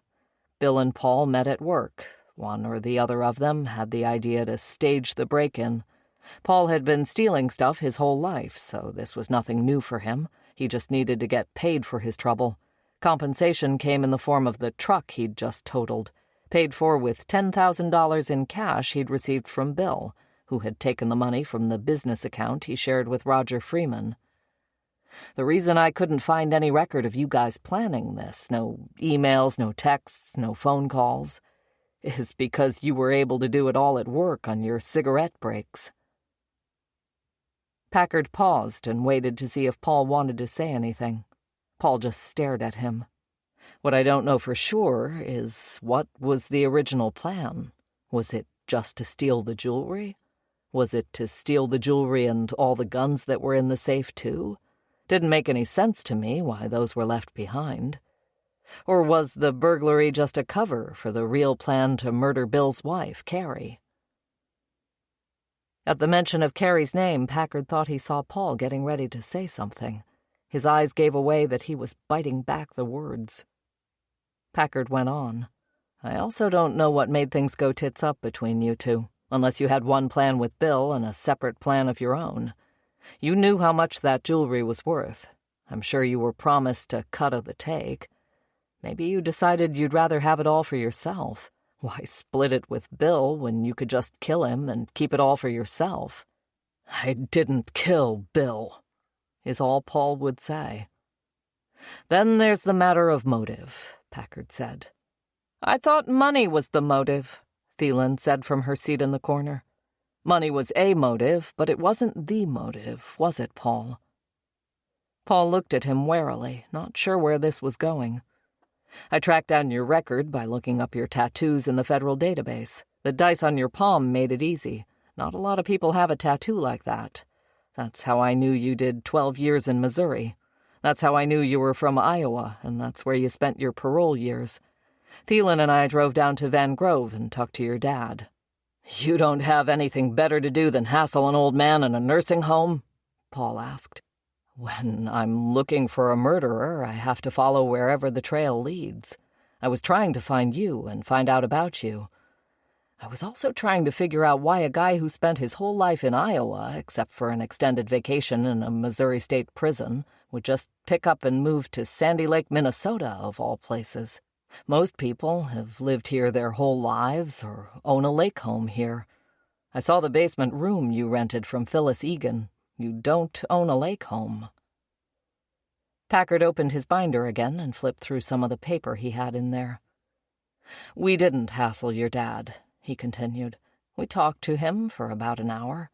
He couldn't answer the question of why you moved to Sandy Lake, but it wasn't a total wasted trip, because I saw this photo, and suddenly everything became clear." He took out a printout of the photo he'd taken of the two women in winter coats holding a baby on the front steps of a small house. "The woman holding you is your mother, Evelyn." Packard waited while Paul stared at the photo in front of him. "The woman next to her is her sister, right?" Paul gave him a dead look. "It's a nice photo. Two beautiful women, cute baby. But what caught my eye is the pin on the other woman's jacket." Packard pulled out another piece of paper, this time a blurry enlargement of the photo showing just Evelyn's sister. She was wearing a long coat and a large houndstooth check. On the lapel was a pin in the shape of a hummingbird. Even a zoomed-in photo of a photo taken almost 50 years ago couldn't hide the dazzling jewels in the pin. "I know this pin," Packard said. "It belongs to Bill's wife, Carrie." He took out two more photos, close-ups of the pin he'd photographed at Carrie's house. It's about the only piece of jewelry she owned that wasn't stolen. It's engraved on the back. It says, "For Sarah, love John." Packard swept up his printouts, half-turned, and handed them back to Thielen. "Carrie was carrying this pin in her purse the day I met her at her house to walk through the events of the night Bill was killed. Her mom found it and offhandedly confessed to murdering the woman it had belonged to. Carrie's mom has dementia, so I'm not sure how much stock we can put into the things she says. I was curious, nonetheless. I had my team do some digging to see if they could find a Sarah connected to the area who died 40-plus years ago. This is what we found." Another piece of paper. This one a printout from the Sandy Lake Gazette with the article about the woman found in a car in a drainage pond in Cass Lake County. Paul's lips moved as he read what was in front of him. This woman whose body was found was Sarah Pellick. Sarah Pellick was your mother's sister. Only that's not quite right, is it? Your dad said you spent a lot of time with your mom, Evelyn, when she was near the end of her life. I'm guessing she finally told you the truth, that she and Arthur weren't your birth parents. Maybe you already knew about Arthur. He and Evelyn were married 48 years. You're 53. But I'm sure it was news to you that Evelyn's sister Sarah was your real mother, and your father was John Gerlich, the wealthy married man Sarah met working at Sandy Lake Commercial State Bank. Paul looked furious. "I want my lawyer," he said. "Evelyn told you about her sister, your mother, and her banker boyfriend who gave her the expensive jewelry, and how she died in a car accident coming back from a visit to Sandy Lake. Evelyn was taking care of you while Sarah was out of town, and ended up raising you as her own after the accident." "No," Paul said. "You decided to come up here and find out more about the family, maybe the family fortune. You asked around town, found out there was money still to be had, and figured out a way to get close to Bill by getting a job at the same place he worked. You plotted this whole thing together, and then you killed Bill so you could keep all the jewelry money for yourself." "That's not what happened," Paul insisted. "You're the one who told me about the high-stakes poker game. You played dumb about who hosted it, but you knew exactly where it was. You knew I'd figure it out, you knew I'd end up at Leon Chen's, and you tried to shoot me that night from a boat in the bay." Paul slapped the table with his hand. "You're a liar," he said. He looked to Thielen. "He's making all this up. I never—" Packard kept going. "Bill's ex-wife Sherry was mixed up in this somehow. We found the jewelry box that was stolen from Bill's safe in her house. Maybe she was supposed to get a cut, too, or maybe Bill talked too much and she figured out you were the one there that night. Either way, she was a loose end that needed to be taken care of. You brought over the jewelry box so she'd let you in the door, and you killed her, too." Paul turned sideways in his chair and put his head in his hands. "No, I didn't kill her. I didn't do any of these things." "You killed 2 people, Paul. You tried to kill me twice. I may not be able to prove all this, but I have the evidence I need to link you to Bill's murder. That's enough to put away a felon for the rest of his life." "I want my lawyer," Paul yelled. "I want my lawyer! I want my lawyer!" He yelled it over and over until his face was red and he had spit on his chin. He didn't stop even as Packard signaled for a deputy to take Paul back to his cell. When he and Thielen were alone in the room, she stood up and gave him back the printouts he'd handed her. "You could have warned me you were going to go all Hercule Poirot on his ass," she said. Packard took the papers and stuck them in his binder.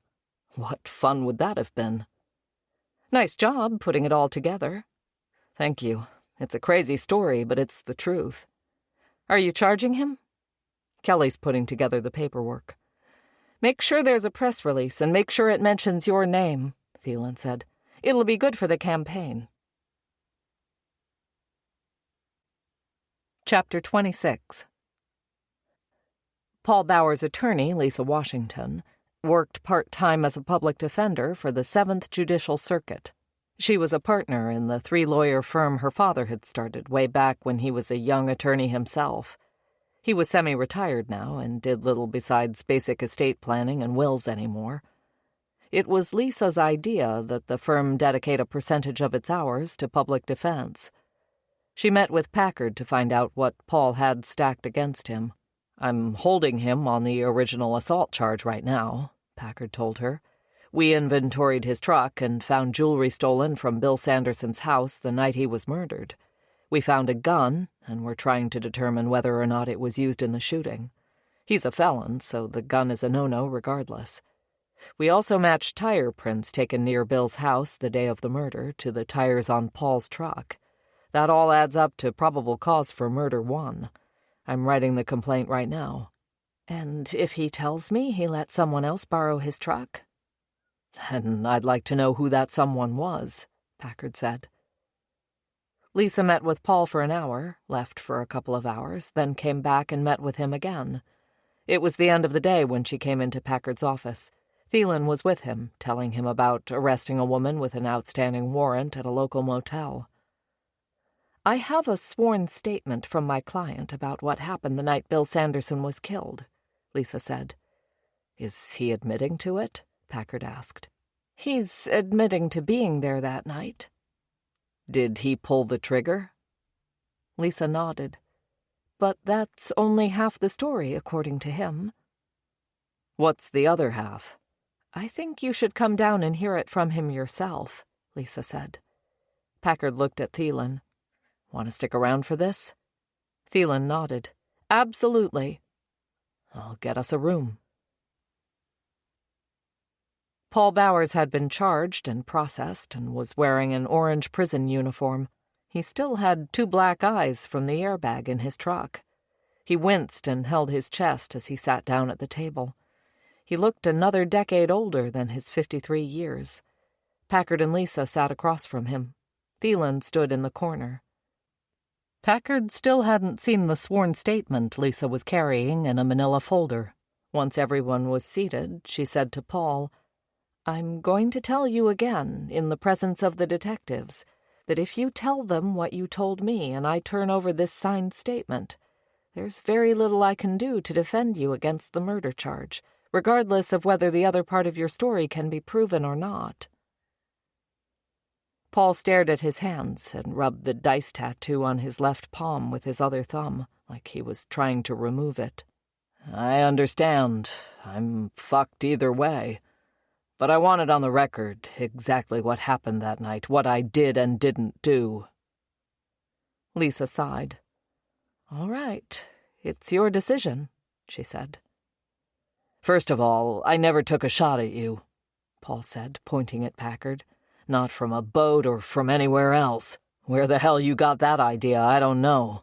I don't know the guy who had the card game. I don't know where he lives. I've got no alibi for that night, but I'm telling you, it wasn't me. I don't know these lakes around here or where to get a boat or a gun that can fire from a distance. I don't know who shot at you, but it wasn't me." Packard didn't say anything. If not Paul, then who? He pushed the question away so he could focus on the matter at hand. "Second of all, I didn't kill the sister," Paul said. He stared at Packard, looking for some kind of reaction. Yesterday he wouldn't say anything and didn't want to hear what Packard had to say. Today he was desperate to be believed. Packard also thought it odd that he referred to Sherry as the sister and not the ex-wife, and not by her name. "How did Sherry get the jewelry box?" Packard asked. "I left it on the patio table in front of her house with a letter inside." Packard and Sherry had sat at that table the morning he informed her that Bill had been killed. "We didn't find any letter," Packard said. "Whoever killed her took it then," Paul said. "Did you send her the other letter, the one that blamed her sister for killing Bill?" Paul nodded. Packard saw Lisa write "first letter" on the cover of the file folder. "What did the letter with the jewelry box say?" "Nothing happened after I sent her the first letter, so I figured she needed more proof. I wrote down everything that happened that night, same thing I'm about to tell you, and left her the jewelry box as proof that I was there and knew what I was talking about." "And what were you expecting to happen?" "I wanted her to confront Bill's wife. I wanted Carrie to see I had the power to turn everyone against her." "And why would you do that?" "Because Carrie is the one who killed Bill." Paul's story confirmed a lot of things Packard had pieced together on his own. The deathbed confession from Evelyn, Paul's adoptive mother, about who his real mother was. The married banker who sent her away to have her baby. The fact that his mother had died under somewhat tragic circumstances coming home from trying to see the banker. The family name that was still prominent in the town 50 years later. Gerlich.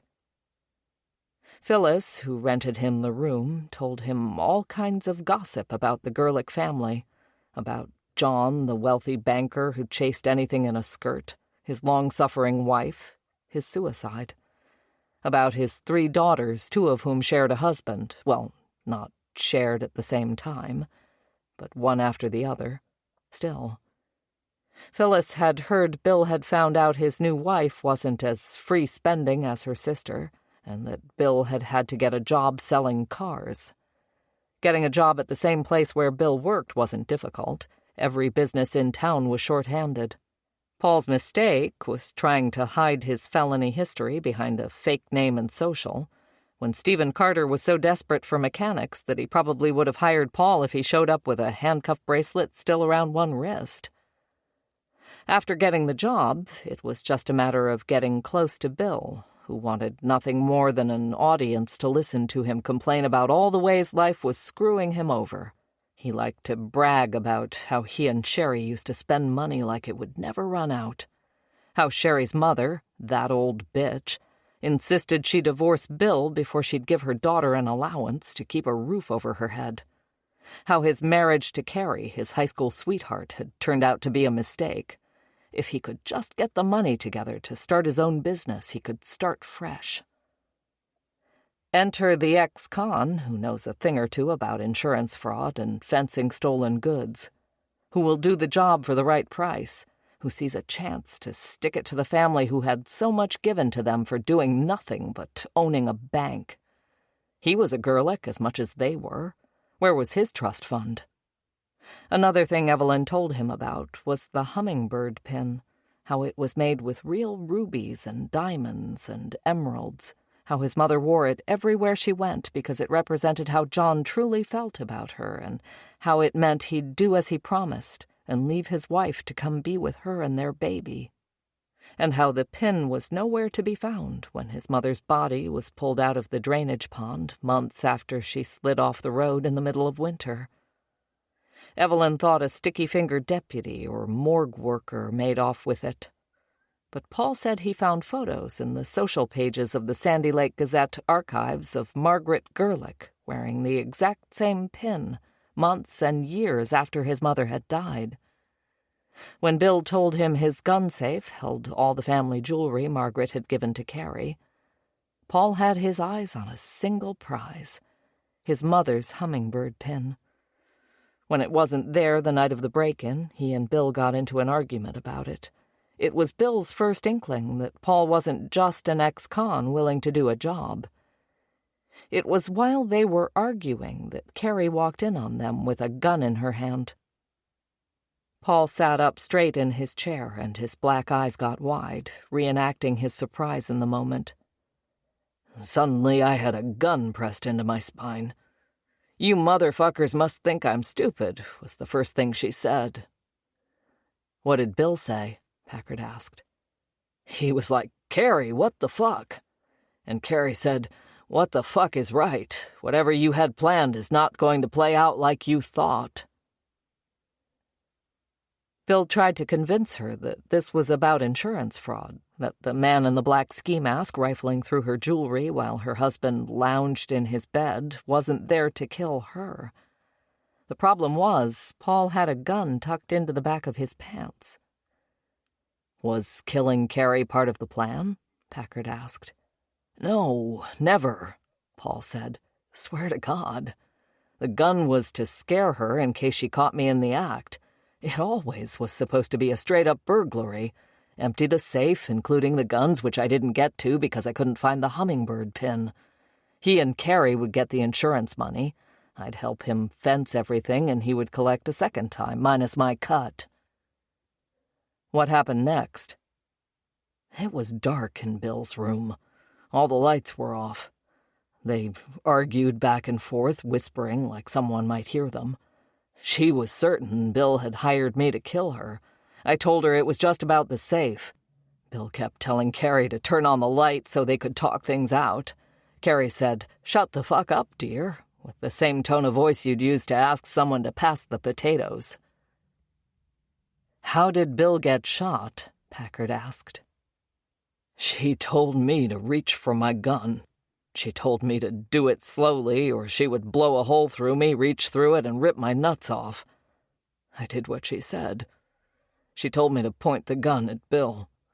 When I hesitated, she moved her gun to the base of my skull.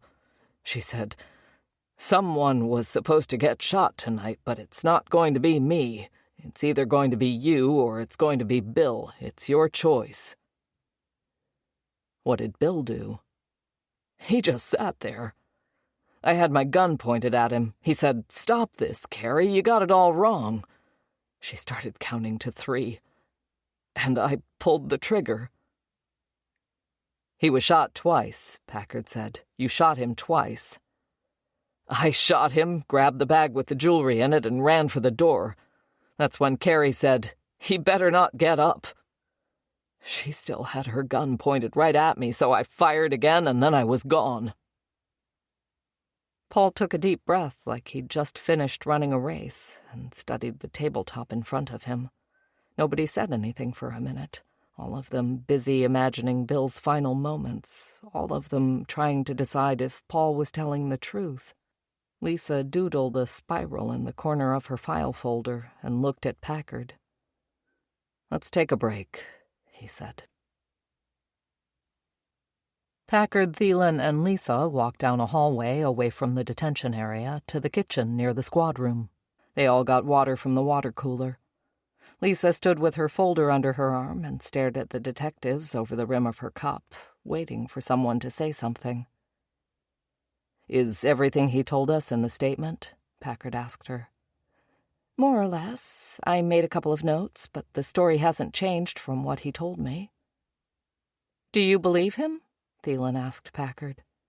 Packard crushed his paper cup and dropped it in the trash. "I hate to admit it, but I do." "Why?" "He's already admitted to being there. He's admitted to pulling the trigger. I don't see what he gains by implicating Carrie in the crime if she wasn't there," Packard said. "Seems like he's got a lot of built-up resentment for the Gerlich family. He could be doing it out of spite," Lisa suggested. "Yeah, he might. But I've also had the feeling that Carrie's done nothing but lie to me since the day Bill was killed. She's claimed to know nothing, seen nothing. She heard 1 shot, not 2. She didn't tell me the jewelry was stolen until I asked her about it. She's offered me nothing this whole time." "It's one way to keep from getting caught in a lie. Claim ignorance of anything and everything, no matter what," Thielen said. "That's exactly what it felt like," Packard said. Thielen refilled her water. "So, if Paul didn't kill Sherry, then do you like Carrie for that?" "Let's just say I wouldn't put it past her," Packard said. "What do you want to do next?" Thielen asked.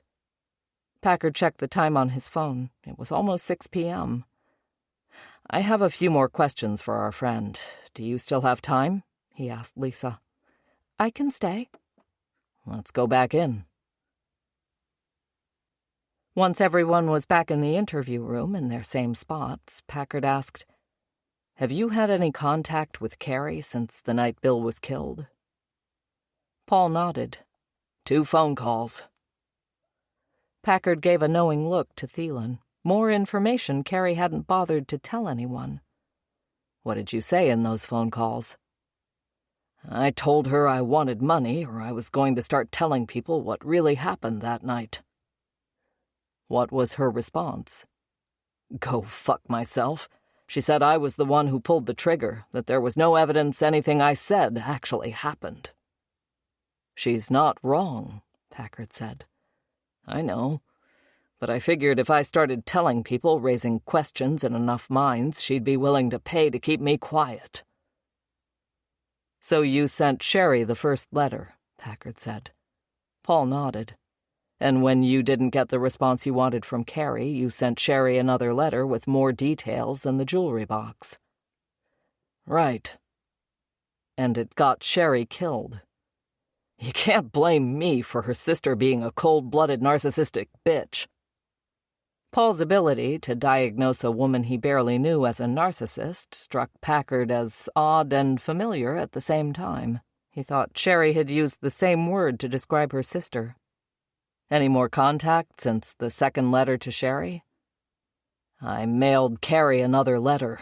I accused her of killing her sister and asked her if she was going to kill everyone else who found out the truth. I made a list of people close to her, her kids, her ex-husband, the board members where she works. Where did you get all these names? Packard asked. Some from Bill, some from Google. Has Carrie ever contacted you? She can't. I call her from a burner with a blocked number. You didn't have a phone on you when we arrested you. I had a deputy go through the trash in the men's room, and he found a busted phone under all the dirty paper towels.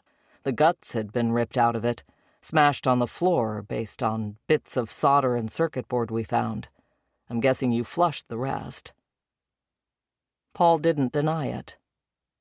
Who were you meeting at the restaurant? No one. The waitress brought 2 waters by mistake. I told her to leave the extra one, that I'd drink it. I don't believe you, Packard said. Paul shrugged. Packard switched tactics. Phyllis said you moved out of her place in July. It's October now. Where have you been staying? Here and there, Paul said, tracing the dice on his palm. My truck, mostly. I saw the list of everything that came out of your truck. It didn't look like it contained all your worldly possessions. I've been crashing at different places. What places? Empty cabins. Sounded plausible, but for the second time Packard didn't believe what Paul was saying. There was something he wasn't telling him, more lies by omission. He'd been truthful to his own detriment about certain things. It didn't make sense why he would hold back at this point. What did he have left to hide? Tell me what your endgame was here, Packard said. You killed Bill on Labor Day weekend. You got away with a bunch of jewelry worth a fair amount of money. A month later, you're still in town. Even after walking out on your job, you're still here. You could have been in the wind and long gone by now. Paul looked at his hands. I wanted Carrie to pay for her part in all this. She put a fucking gun to my head and ordered me to execute her husband. It was him or me. What would you have done? 3 people stared back at Paul. None of them would answer his question. No one was supposed to get shot that night, he said. I figured if the law couldn't hold her accountable, then I'd hold her financially responsible. She could pay to keep me quiet. And pay and pay and pay, said Thielen from her corner of the room. Paul sat back in his seat and shrugged. That's how it usually works, he admitted. Paul's lawyer left, and Packard and Thielen went back to his office. It was dinner time, and Packard could see snowflakes swirling through the lights shining down on the parking lot. What are you going to do? Thielen asked as she opened a can of sparkling cherry lime water that Packard could smell immediately from across the desk. I don't know, Packard sighed. If he's telling the truth, then I've got the trigger man behind bars, but the killer is still running loose. I can pull Carrie's phone records and confirm Paul called her, but not telling us that she got anonymous calls from a blackmailer isn't a crime that I can charge her with. If you can't get her on Bill's killing, which, face it, you can't, then maybe there's something to tie her to Sherry's. If she killed Sherry. Doesn't seem likely there's a third rogue killer out there. It had to be her or Paul, Thielen said. If you believe him about Bill, why not Sherry? I do believe him. I just can't figure out why Sherry's dead. Maybe Carrie thought Sherry was the one behind the letters, Thielen suggested. But Carrie knows Sherry isn't the only one blackmailing her. It's the guy in the ski mask and Sherry. Maybe working together. Killing Sherry doesn't take care of the blackmail. They were both quiet as they thought. The late evening sounds of the department were the ringing of a nearby extension and someone's boots in the hallway. If Carrie would kill her own sister, then she must have slipped up somehow, Thielen said. Said something that made Sherry realize that Carrie knew more about what happened the night Bill was killed than she's let on. It's either that or Carrie uncovered Sherry's involvement. You said the jewelry box was sitting in plain sight at Sherry's house, and killed her in a fit of rage. Either way, Carrie's got to be desperate to know who the man in the mask is. You know who Paul is, she doesn't. Maybe there's a way you can use him to draw her out. Packard looked up at the ceiling and rubbed his hand against the grain of his beard. I'm going to see her this evening. I'll tell her I got a photocopy of the letter Paul sent to her, also mailed to me. Tell her I want the original. Press her on why she hasn't reported getting it. I want her to know that I'm looking at her hard and see if that spooks her at all. Want me to come with you? No, go home. I'll call you if there's any news. Packard still had a deputy stationed outside Carrie's house. He got the deputy on the radio on his way there and then pulled alongside his vehicle and talked to him through rolled-down windows. Snow fell in the gap between them and swarmed in Packard's headlights. She gone anywhere? The deputy said no. I've seen her in the window a few times today. She came out and got the mail. She's had no visitors besides the home health aide who left about half an hour ago. I'm going to talk to her. Why don't you move to the intersection and park to the north? It's the only way out of here. If she sees you're gone, she might try to go somewhere tonight. Understood. Packard put up his window and pulled into Margaret's driveway. An inch of new snow was already on the ground. There were no tracks from the aide's car, which meant she had left before it started snowing. Packard got out and rang the doorbell. Through the oval glass window in the door, he could see lights on in the kitchen and the living room. He waited. No one came to the door. He saw no movement, no shadows. He rang the bell again. Nothing. He got on the radio to his deputy. No one's answering. I'm going to go around back. Let me know if you see anything from where you are. He took out his flashlight and lit the way around the garage. Yesterday's snow had added up to about 6 inches. Packard hugged the side of the house where the snow hadn't piled as high. When he got to the back, he noticed right away the tracks leading from the house toward the water. Far from the house, the tracks made a hard left and followed the shoreline across the backyards. There were 8 houses spread fairly far apart between Margaret's house and the road that went around the other side of the lake. Packard radioed the deputy again, told him what he was seeing.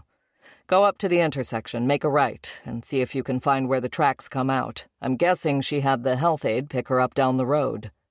Oh, shit, sorry, Sheriff. I couldn't see the back of the house from here. It's not your fault. She's been playing me for a fool this whole time. She got me again. I've got the make and license plate of the aide's car. I'll call it in. Yeah, do that too.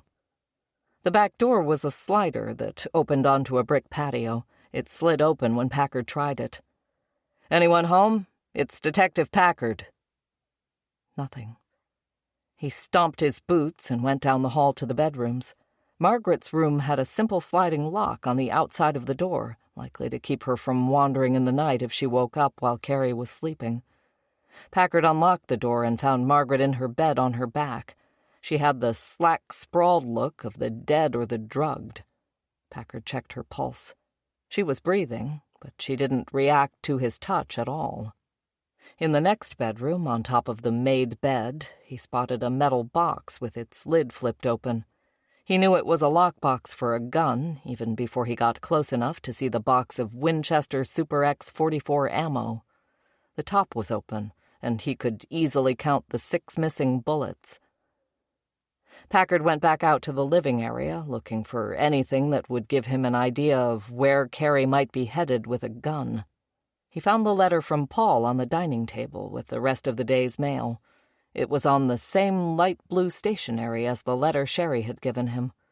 Packard used a pen to flip over the pages and caught the same scent of sandalwood that he remembered from Sherry's letter.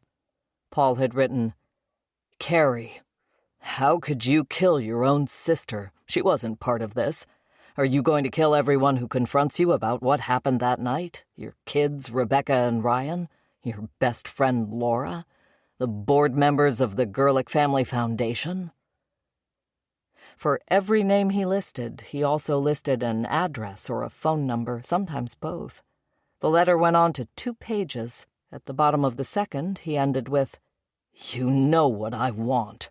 The next letter goes out in 2 days." The letter had put Carrie in motion. It had to have been the letter.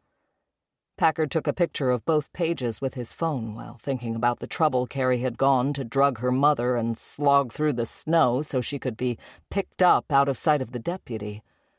She hadn't gone through all that or loaded a revolver to go grocery shopping. Packard called Carrie's cell phone number and heard it ringing from a bedroom down the hall. She'd left home without her phone. She had a plan. She didn't need a phone, and she didn't want its nosy computer brain tracking and remembering her movements. What was it about the letter? Where was she going? Packard went back out through the sliding door, talking on his shoulder mic, getting his people in motion. Chapter 27. Carrie's feet were wet and frozen. Even after Zainab directed the car's heat to the floor, Carrie's shoes refused to thaw. Her winter clothes were still at the other house, so she'd had to lurch 1/4 of a mile through snow up to her shins, wearing tennis shoes, in order to get out without being seen by the deputy parked outside. Zainab was confused by the request to pick her up at the boat landing, then reluctant. She didn't understand why Miss Carrie couldn't just leave with her. Why would the police care if she went to town? Carrie went to her purse, took out $200, and pressed the bills into Zainab's hands. "I need your help, Zainab. I don't need a lot of questions. Can you do this for me?" "What about your mother? Who will be with her if we're both gone? She might wake up." She wasn't going to wake up because Carrie had given Margaret an Ambien with the rest of her evening medication. "I'll call the neighbor and ask her to come over," Carrie said. She went down the hall and made a fake phone call loud enough for Zainab to overhear. "Nancy said she can come over after she gets dinner on the table." "I can't stay, Miss Carrie. I have another client." "I know.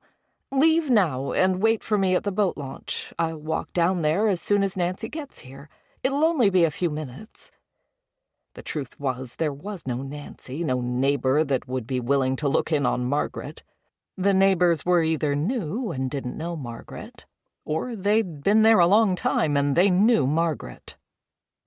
Sitting beside Zainab in the passenger seat of a car that squealed whenever she turned a corner made Carrie feel like she was being unjustly punished. Packard had absolutely no proof that she had anything to do with Bill or Sherry getting killed. She should be able to come and go as she pleased without being observed by cops, and without having to pay a woman who made $15 an hour giving baths to old people for a goddamn ride. Carrie had convinced herself that killing Sherry wasn't her fault. She had waited for Sherry to get off work, then went to her condo to get another look at the letter Sherry had shown her earlier that day. Something about it bothered her, like the end of a splinter that she could feel with her fingernail but couldn't grab and pull out. She wanted to see the letter again. It was near midnight, and Sherry was in fine form after drinking during her whole shift. She was more annoyed than surprised to see her sister on her doorstep unannounced. "Oh, my God, what do you want?" she asked as she turned her back on her sister and untucked her blouse from her skirt. Carrie followed her inside. It smelled like a burning cigarette and 1,000 old cigarettes. Sherry was the only one in the family who had taken up smoking. Carrie thought it was disgusting. Bill had told her he was quitting when they started seeing each other again, but she smelled it on him all the time after they got married. Now she wondered if she had smelled his cigarettes or Sherry's, or... The sight of her mother's jewelry box stopped her in her tracks. It was sitting on Sherry's dining room table, on display like a centerpiece. "Where the fuck did you get that?" Carrie asked. "It was on the patio table when I got home from work. I just brought it in. I thought it was from the girl whose car I borrow when I need one. She told me she makes shit and sells it on Etsy, whatever the fuck that is." "You don't recognize that box?" Sherry walked over to the couch where she had a glass of wine and a cigarette burning in a giant stone ashtray. "Never seen it before," she said. "Do you think I'm an idiot?" Sherry stared at her, squinting behind the smoke rising from the cigarette pinched in her mouth. "I think you're a selfish bitch and a total cunt," she said. "I wouldn't call you an idiot, though." "That's Mom's jewelry box. It was stolen the night Bill was killed. How do you now have it if you weren't part of all this?" "Part of all what?" Sherry asked. She got up, went to the jewelry box, and opened it. No jewelry, just some folded blue stationery. "Look, another letter," Sherry sang. Carrie tried to grab it, but wasn't fast enough. "Give me that." "Get away," Sherry said. "It's obviously for me if it was left with the box on my patio." She held her cigarette in one hand and sidled sideways around the table, trying to keep it between her and Carrie while she read the letter. Carrie walked over to the couch and sat down with her arms folded. "What does it say?" "It says, you were in the room when Bill was killed. You held a gun on this guy and gave him a choice of shooting Bill or getting a bullet in the back of the head." Carrie couldn't tell by Sherry's tone whether she believed what she was reading or not. "He says the jewelry box is proof that he was there, that he's telling the truth." "I overheard him asking Bill about Mom's hummingbird pin," Carrie said. She didn't realize in the moment what she was admitting. All she cared about was Sherry knowing she was on to her. "What pin?" "The pin shaped like a hummingbird she always wore. Gold and rubies and diamonds." Sherry shrugged. "Doesn't ring a bell. I never paid much attention to Mom's jewelry. It was all so gaudy." "And you still threw a huge fit when she gave it all to me." "I threw a fit because it was just another example of you getting everything from Mom and me getting nothing. Look around. I could use a little help." "Maybe if you acted nicer," Carrie suggested. "Fuck off. Mom only ever had one child she gave a shit about, and it certainly wasn't me." Sherry came over and ashed her cigarette in the giant bowl on the coffee table. "So you were there if you heard them talking about Mom's pin." "Let me see the letter," Carrie said. Sherry handed it to her and sat down at the other end of the sectional. Carrie read it quickly. All true. All things she already knew. "I know you're part of this," she said to Sherry when she was done. "The three of you were plotting to kill me for the insurance. Stealing Mom's jewelry was just a cover." "I know this is hard for you to believe, but not everything is about you, Carrie." Sherry's eyes looked heavy, like she wanted to go to sleep. "The only thing I was involved in was taking Bill's dick a couple of times a month. If he had something planned with this guy, I didn't know a thing about it." She sat up and scooted to the edge of her seat. "What about you? You lied to the police. Why didn't you tell Detective Packard what you heard?" "What I heard or didn't hear doesn't make any difference," Carrie said. "The guy was wearing a ski mask. I have no idea who he was." Sherry looked pissed. She leaned over and jabbed out her cigarette. "If you heard them talking, if you saw him shoot Bill, you could at least tell Packard how tall the guy was, his build, describe the sound of his voice." "I've been trying to figure out who he is, how he would know about Mom's jewelry, how he got my cell phone number. It had to be you. Now you two are trying to blackmail me." "It wasn't me. And it's not your job to figure out who he is," Sherry yelled. "It's Packard's, and he could do it if you told him what you know." Sherry stared at her sister, mouth open. Carrie recognized this moment from all the times when they were girls, the moment right before one of them launched at the other and grabbed a fistful of hair and started pulling the other's head toward the ground. The goal was to hurt the other one as quickly as possible, make her cry first, and be the one still standing when Margaret came to separate them. Margaret always took the side of the victor. "I'm calling Packard. I don't care what fucking time it is," Sherry said. She got up and found her phone in her purse, scrolled through its screens with her back to Carrie. "Don't call Packard. I'll call him myself tomorrow," Carrie said. "The fuck you will," Sherry said. "Hang on, I got a text from Christy." For a moment, Carrie allowed herself to consider what Sherry had said, that there was no conspiracy, that Carrie was wrong about all her assumptions about what happened that night, and that all Bill and his petty thief friend had wanted was her mother's jewelry. But what about the argument between Bill and the killer over the hummingbird pin? And why was Sherry still sleeping with Bill if they weren't planning on getting back together eventually? They needed money to do that. The only money Bill had access to was the life insurance he had on her. It was the only thing that made sense. She wasn't wrong. Sherry was lying. She would keep lying, keep producing more phony letters with the killer to show to Packard until he turned all his attention to her. Carrie grabbed the nearest thing at hand, the giant ashtray on the coffee table. Once she was holding it, she realized it was a huge molcajete for making guacamole or salsa. It was heavy and awkward. The outside was rough, like volcanic rock, the inside polished smooth.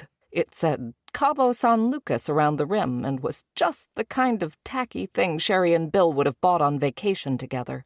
"Let me talk to Packard," Carrie said, coming up behind Sherry. She held the ashtray by the edge and brought it down on the back of Sherry's head. Ashes and cigarette butts rained down like the insides of a bad firework as Sherry slumped to the floor. She caught herself with one hand, turned, and landed on her butt, and tried to crawl backward. But Carrie was right there, and she brought the ashtray down again, as hard as she could, on Sherry's forehead. Her sister went flat. Her leg twitched a couple of times, and then she was still.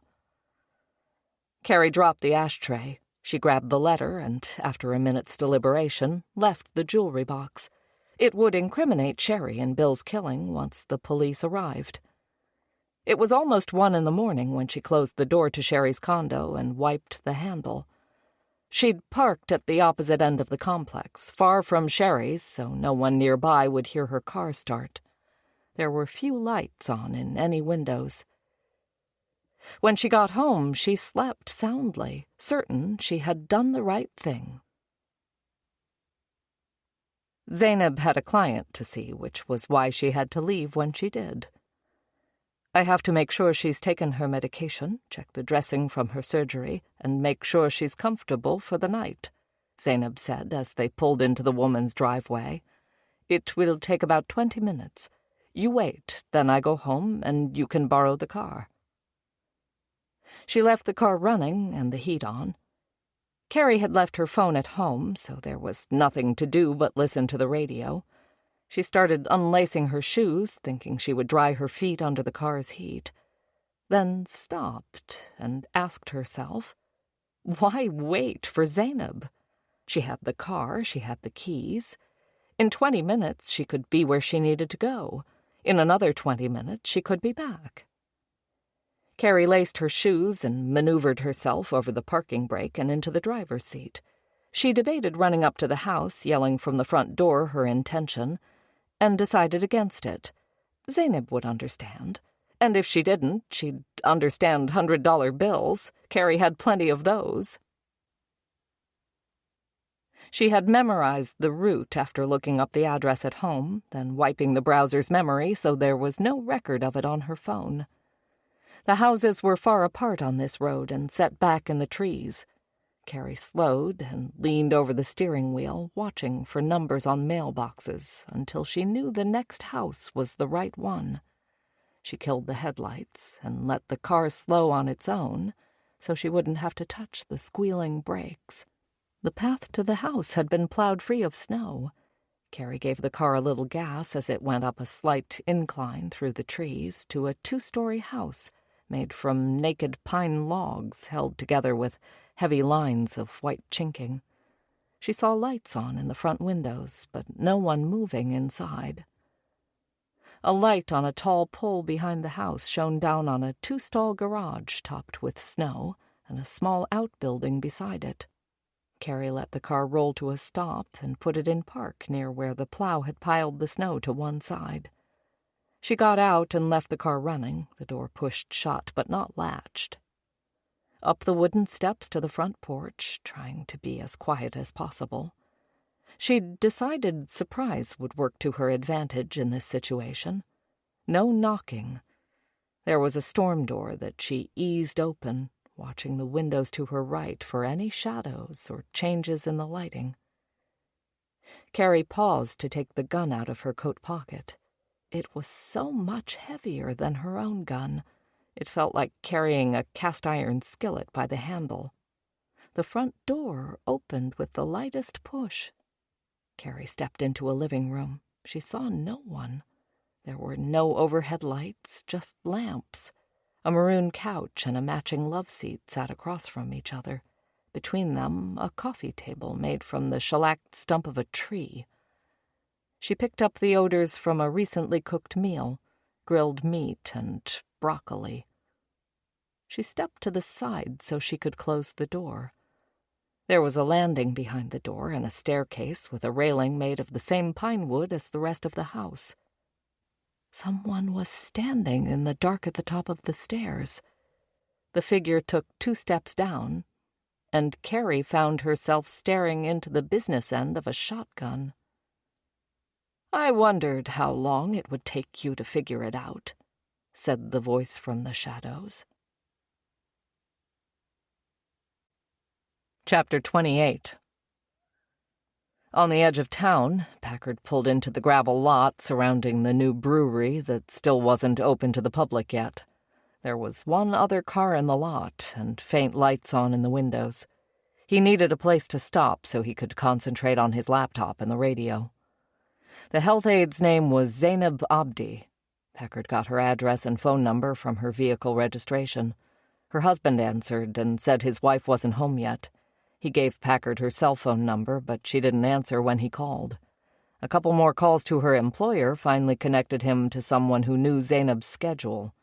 She was at Margaret Gerlich's for most of her shift, then stopping by to check on Tracy Hickey, who lived alone and was recovering from a recent surgery. Packard sent a deputy to Tracy's house and found Zainab there. "She's pretty upset. She says that Carrie Gerlich took her car. She doesn't know where she was going." "How long ago was this?" "She's not sure," the deputy said. "She was in the house for a while and left Carrie alone in the car. She came out after about 30 minutes and the car was gone. Her phone and other personal items are in the car." Zainab's phone was inexpensive and didn't have locator software. Packard asked the deputy to give her a ride home. It started to snow again. Packard looked at the computer to see the calls that had come into dispatch and who was responding. No sightings of Zainab's car or Carrie Gerlich. He bit his thumbnail and tried to think where Carrie might be heading. She couldn't know where Paul had been staying. Packard still hadn't gotten a straight answer from him about that. Somewhere out there was a point where she and Paul intersected. Carrie had the point in sight. Packard did not. Someone knocked on Packard's window, making him start. The man standing in the falling snow had a dark beard and was wearing a gray beanie pushed back. Packard put his window down. "It's Kyle," the guy said, reaching his hand through Packard's window to shake. "From the county commissioners' meeting, you and your cousin requested approval of the license for the brewery." "Yeah. I just wanted to make sure everything was okay. You've been sitting out here for a while." "I didn't mean to cause any concern," Packard said. "I've just been trying to keep an eye on everything going on tonight." Kyle nodded. They talked about the snow and the roads. Kyle had come in to clean the fermentation tank and mill the malt for a beer that would start brewing in the morning. I'd invite you in to try what's ready, but you're on duty." "Some other time," Packard said. "I'm definitely looking forward to this place being open." "I've been getting updates about your campaign from Kelly, my aunt. We're not officially opening until the week of Thanksgiving, but I was thinking if you wanted to have an election night gathering here, just your campaign staff, we could definitely host you." "Thanks for the offer. Let me talk to Kelly. My life is a whole lot easier when I don't make decisions without her approval." Kyle stood with his hands in his pockets and rocked back on his heels. "I get it. We all try to stay on Auntie Kelly's good side." "Auntie Kelly. I'm going to call her that the next time I see her." "She'll hate that," Kyle warned him. "Oh, I know," Packard said. They shook again, and Packard put his window up and watched Kyle walk away. The man was disarmingly good-looking, from the dark hair to the scruff to the scar on his lip. Packard pushed the laptop away, unlocked his phone, and took another look at the photos he'd taken of the letter Paul had sent Carrie. Paul had listed the names and addresses of everyone Carrie was close to. Fairly easy information to come by if Carrie's Facebook account wasn't set to private. The board members could be found on the Foundation's website. Packard thought of the drawing he'd made early in the case, with Bill in the center and all the people orbiting him. He'd imagined some unknown force circling all of them, affecting the pull of the objects on each other. Now he knew that force was Paul. Bill was the one who had gotten himself killed. But what if he wasn't the star at the center of this solar system? What if he put Paul at the center? Packard started to mentally rearrange the circles to surround Paul by his 3 half-sisters, his birth father, Bill. And then he saw it. All at once, all the pieces, things he hadn't noticed or hadn't deemed significant, suddenly made sense. There was a name missing from the list Paul had sent to Carrie. Mary. Why wouldn't Paul list her? Why wouldn't he go to her next, now that Sherry was out of the picture, unless he knew firsthand that Mary was estranged from her family?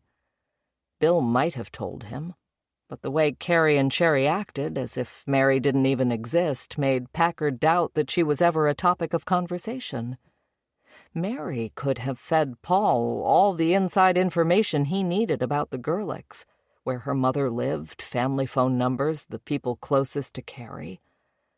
Mary surely sold stationery in her store, and everything that came out of there probably smelled of incense or scented candles. Packard remembered how the strong smell of the store had made him take a step back the day he and Thielen had visited. If Paul's first stop in town was the bank founded by his father, the very next thing he would have seen right across the street was Gerlich Bead and Craft. Packard suddenly remembered watching Paul's hands the night he confronted him outside the Big Beaver. He'd been carrying a beaded keychain. He should have seen it sooner. Mary would have been a sympathetic ear and an eager participant in figuring out what had happened to Paul's mother, maybe even a willing partner in whatever plot he had to get his share of the family fortune. It was Mary this whole time. Carrie must have finally figured out the same thing. Packard called dispatch and requested that a deputy get Paul Bowers near a phone. Then he called the number he had for Mary, hoping he wasn't too late. Chapter 29. "I'll put my gun down if you put yours down," Carrie said to her sister. Mary came down the stairs, the end of her shotgun never straying from its aim at Carrie. "I think you're going to put yours down regardless," Mary said. "You broke into my house with your gun drawn, which tells me you didn't come here to talk. What I need is a reason not to blow your fucking head off." Carrie put her gun inside her coat and zipped it to her chin. "There, I put mine away. Can I sit?" Mary came the rest of the way down the stairs. She was wearing moccasins and jeans and a black sweater that rolled down at the neck. She directed Carrie to the couch with the end of the gun, then sat across from her on the love seat with the shotgun across her lap. "That turtleneck doesn't do anything to hide your double chin," Carrie said.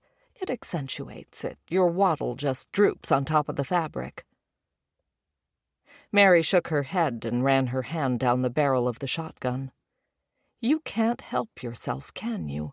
There's never been a word out of your mouth directed toward me that wasn't an insult." "I thought it was friendly advice," Carrie said. "You haven't been friendly a day in your life," Mary replied. Carrie tried to remember the last time she'd been in the same room as her sister. She'd texted both Sherry and Mary when their mother was diagnosed with dementia. Mary hadn't responded at all. Before that, Carrie and Margaret would make the occasional lap through Mary's store, mostly to look down their noses at the worthless junk she sold. The Gerlich name had long been associated with banking and construction and philanthropy. And then Mary went and put it on a store that sold beads and hot glue. She made tacky jewelry and peddled it in her store and at flea markets and street fairs. Mary was wearing a necklace over her sweater that was an asymmetrical mess of mismatched stones of different sizes, ugly enough to be her work for sure. "So who is he?" Carrie asked. "Who is who?" "The guy who shot Bill, the one you've been helping all this time." "I don't know what you're talking about," Mary insisted. "For God's sake, Mary, I'm talking about the guy whose shoes are beside the door, whose Sandy Lake auto coat is hanging on the rack. He worked with Bill. I should have known." The stationery and the smell of incense were what had brought Carrie to her sister's house. The smell had reminded her of something, but it took a couple of days to place it. It was while looking through a drawer in her mother's desk that she found a similar package of stationery and put two and two together. Margaret's favorite thing to do when they visited Mary's store was to take things without paying: stationery, postcards, candles. "I'm your mother, so I'll be helping myself to this," she'd say as they breezed past Mary and out the door. Once Carrie recognized the stationery, everything else made sense. Mary had the number to the phone at the house and Carrie's cell phone number. Most of all, Mary would have known that the best way to get at Carrie was to pit her and Sherry against each other and let them fight like cats in a sack. "Where is he now?" "He went to town to get groceries. Supposed to snow a lot tonight," Mary said. "And why is he living here with you? What's your role in this?" "All I've done is give him a place to stay while he's tried to figure out how not to be framed for a murder you're responsible for." Carrie rolled her eyes. "He seems less interested in clearing his name than he is in blackmailing me." "He told me what happened that night, how you came in with your own gun and put it to his head. He wasn't there to murder anybody." "What was I supposed to do? I found a man in a ski mask discussing the contents of my jewelry box with my husband. It was 2 against 1. I needed to protect myself." "You saw an opportunity to get rid of Bill and you took it. The only reason you married him was to piss off Sherry. Once you had him, you didn't want him." "Bill was a piece of shit," Carrie said. She folded her arms across her chest. The gun under her coat felt like a brick. "Putting 2 bullets in him was doing the world a favor." "Was killing our sister doing the world a favor, too?" "Sherry was a miserable alcoholic without a penny to her name. Mom's jewelry box was sitting right there on her table, proving she was part of this plot the 2 of you cooked up against me. You've both been jealous of me your whole lives. You couldn't stand to see me be happy and successful, so you plotted to have me killed during a phony burglary." Mary's laugh sounded like a bark. "That's the narcissist in you talking. Can you even hear how much you sound like Mom?" She made a witchy, whiny sound with her voice. "Why is everyone against me when all I've ever done is try to be a good mother to you girls? You don't love me. I should just kill myself." Remember that? I'm the only one who saw through her bullshit and refused to play along. That's why she hated me so much.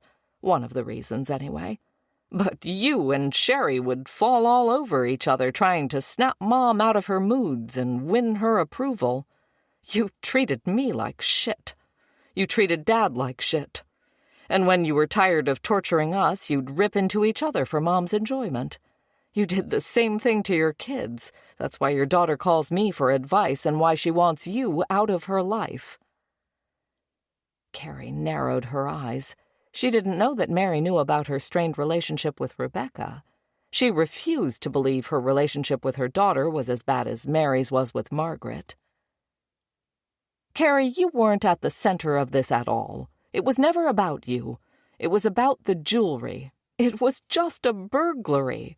Bill and Paul were going to split the money they made selling it. You were supposed to be asleep in your bed when it happened. There was no plot to kill you. Sherry had nothing to do with it. You're the one who turned this into a double murder. Carrie shook her head. Mary was lying. Everyone lied when it came to getting what they wanted. He knew about my jewelry, Carrie said. I overheard him asking Bill about Mom's hummingbird pin. There was a plot. He knew about the pin because it used to belong to his mother. She was a bank teller in the 70s. Her name was Sarah. She had an affair with Dad and got pregnant. Carrie was stunned. You're saying he's our brother? We might share the same DNA, but I would say he's no more our brother than any other stranger on the street. He'd have had to share in our miserable childhood to make him one of us. It wasn't that miserable, Carrie insisted. You would think so, Mary said. What about my experience? Your total lack of empathy is what makes you Margaret's daughter. Mom blurted out the other day in front of the detective that she killed Dad's whore and that Dad helped her get rid of the body. Mary didn't seem surprised. Looks like a knack for remorseless killing may be something else you got from Mom. Carrie ignored the jab. Mary got up from the couch and went to the kitchen, taking the shotgun with her. She held it just behind the stock and propped it on her shoulder as she worked one-handed, putting a pod in a Keurig coffee maker and pressing the button. It would also explain how Mom ended up with a dead woman's pin. Can't you just see her wearing that hummingbird every day in front of Dad so he never forgot what she was capable of? When Mary turned her back to get milk from the fridge, Carrie reached under her coat for the gun and shoved it between the couch cushions. The butt stuck up higher than the cushion, so she moved over a few inches so she could close her legs around it. Light swept in front of the house. Carrie glanced at Mary, then turned to look out the window over her shoulder. A white pickup truck with tinted windows drove past the side of the house. It was snowing harder now. Zainab's car had an inch of new snow on it since Carrie had left it running. "Is that him?" she asked. Mary drank from her coffee mug, said nothing. She still held the shotgun with one hand against her shoulder. A minute later, a man in a parka with the hood up walked under the window behind Carrie. He had a sack of groceries in each arm. Mary had gone to the kitchen window over the sink to look out. Carrie reached between her legs for the butt of the gun, slid it from between the cushions, and pulled back the hammer with her other hand. She aimed it first at Mary. "Stay right where you are," she said. "Don't move that gun an inch." Mary froze. She was holding a coffee cup in one hand. The shotgun in her other hand needed two hands to operate. She was a hand short. They both listened to the sound of footsteps on the front stairs. The man stomped snow from his boots on the porch. When Carrie heard a paper bag rustle and the spring of the storm door, she counted to 1, then turned and aimed at the front door. "She's got a gun!" Mary yelled. Carrie looked behind her just in time to see her sister drop to the floor behind the kitchen counter. She turned back to the door and pulled the trigger on the .44. A baseball-sized hole appeared in the wooden door. She was pulling the hammer back again when a bang shook the back of the house. A man yelled, "Police! Drop the gun! Drop the gun!" A team in black tactical gear poured through the back door and into the kitchen like an oil spill. Carrie put the gun on the coffee table stump and stood with her hands up as the police approached her with their guns drawn. The one closest to her took her gun and yelled, "Secure!" while another reached for her hands and moved them behind her back. The man in the parka pushed open the front door. Carrie wondered if her brother would look like her, or her dad, or her son. The man pushed back his hood. It was Packard. The detective stuck his finger in the fist-sized hole in the front door. "You could have killed somebody," he said. Chapter 30. Election Night. Packard and about a dozen others were gathered at the Hopfenstopfen Brewery. The name was a mouthful, but Kyle and his cousin said they expected everyone to call it Hopstop. The interior of the building was all concrete and stainless steel brewing equipment. At the far end was a long wooden bar with 16 tap handles and enough high-top tables spread around to seat the busy crowds that were sure to descend on the place next summer. The LCD menus hadn't been connected yet, so the beers on tap were printed on office paper. There were baskets of pretzels and potato chips, and frozen pizzas were coming out of 2 electric pizza ovens at a regular clip. Packard, who hadn't wanted a gathering at all, was having a good time in spite of himself. It might have been the beer, or the chance to see his closest friends and family all in one place. Might have been the private tour Kyle had given him earlier, through the forest of towering brew tanks. He explained the brewing process and what was in each tank. The floors were wet, and the air smelled yeasty and funky. Packard was distracted, trying to recall when he'd smelled something similar recently. "Does the fermentation process ever smell really bad, kind of rotten?" he said. "It shouldn't smell really bad," Kyle said. "Depends on what you've got brewing." Packard was remembering the old man with the deep fryer and the underground hidey hole that he didn't want Packard to see and the smell that came out of it. He told Kyle about the bags of corn in the back of this guy's truck. If he was using corn in his mash, then he's making moonshine, not beer. That stuff can smell kind of rank and vomity a few days in, Kyle said. So the old man had an illegal still down there, not dead bodies. Small relief. Packard and Kyle went out a side door to the patio area where there were brick rings for fire pits and picnic tables and wooden barrels people could stand around. They walked to the far edge of the patio and looked out at a path that led down to the river and a dock for kayaks and canoes. Snow had matted down the wild grass along the banks, and the water in between was black as ink.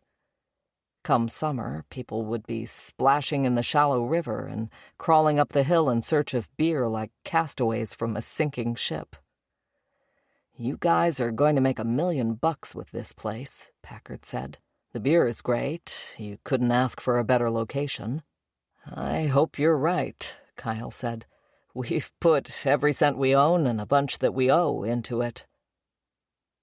They stood side by side, close enough that their shoulders touched. If it were any colder, they would have hurried back inside. Neither of them made a move. Water rolled by silently. Packard thought of the saying about a man never being able to step in the same river twice. "What's on your mind right now?" Kyle asked, giving him a nudge with his shoulder. The election, of course. Packard was already talking when he realized he'd failed to recognize the opening he'd just been given. He wanted to kick himself. He was a detective. He was supposed to be better at this.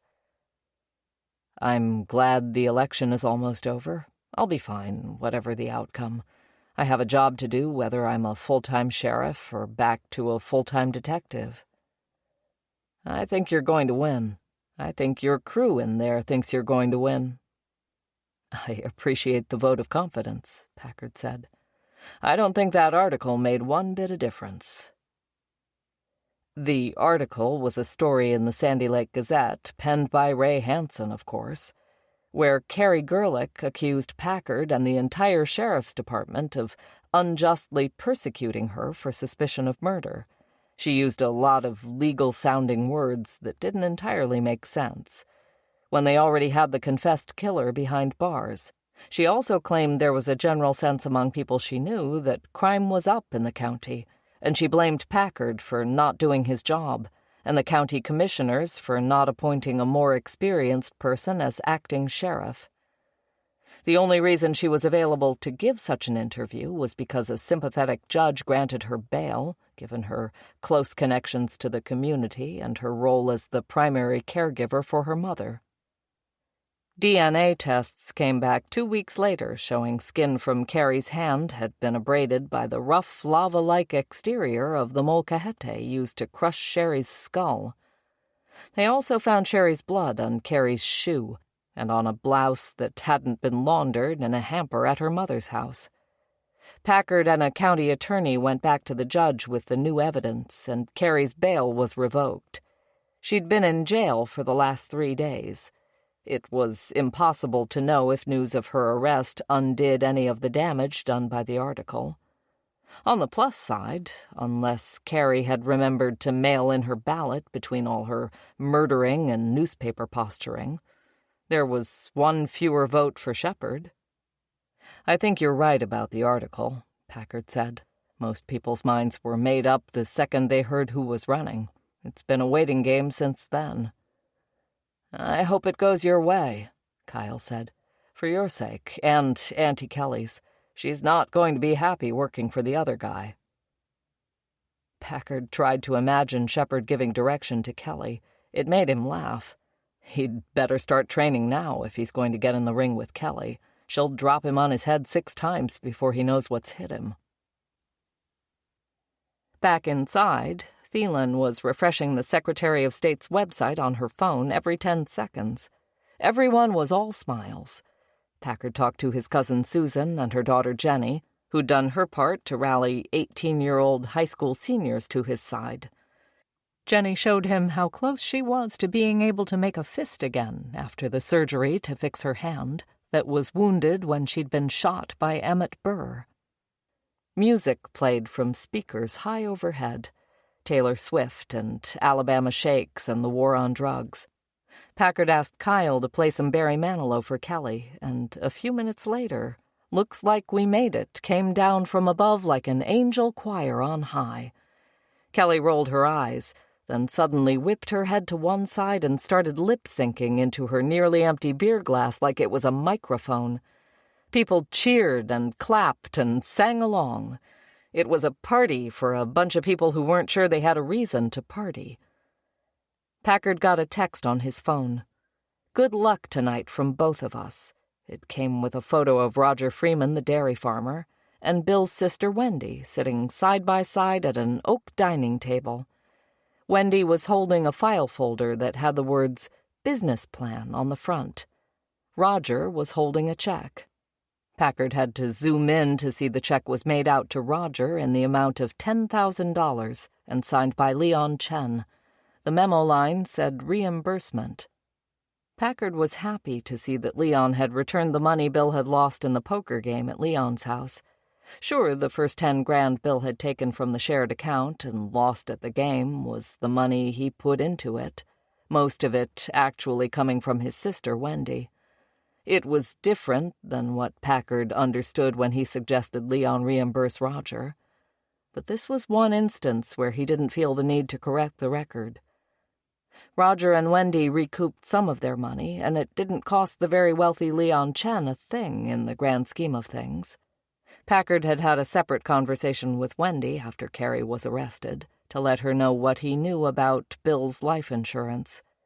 Sherry was the primary beneficiary. With her deceased as well, it goes to the secondary beneficiary, which is you.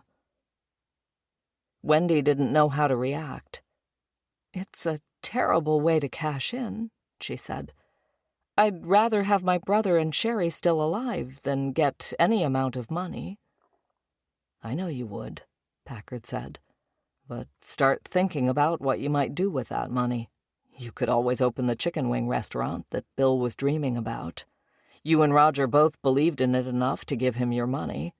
I don't know the economics of owning a restaurant or whether there's enough money to be made to support 2 families. Maybe there's enough to provide some financial cushion to 2 families.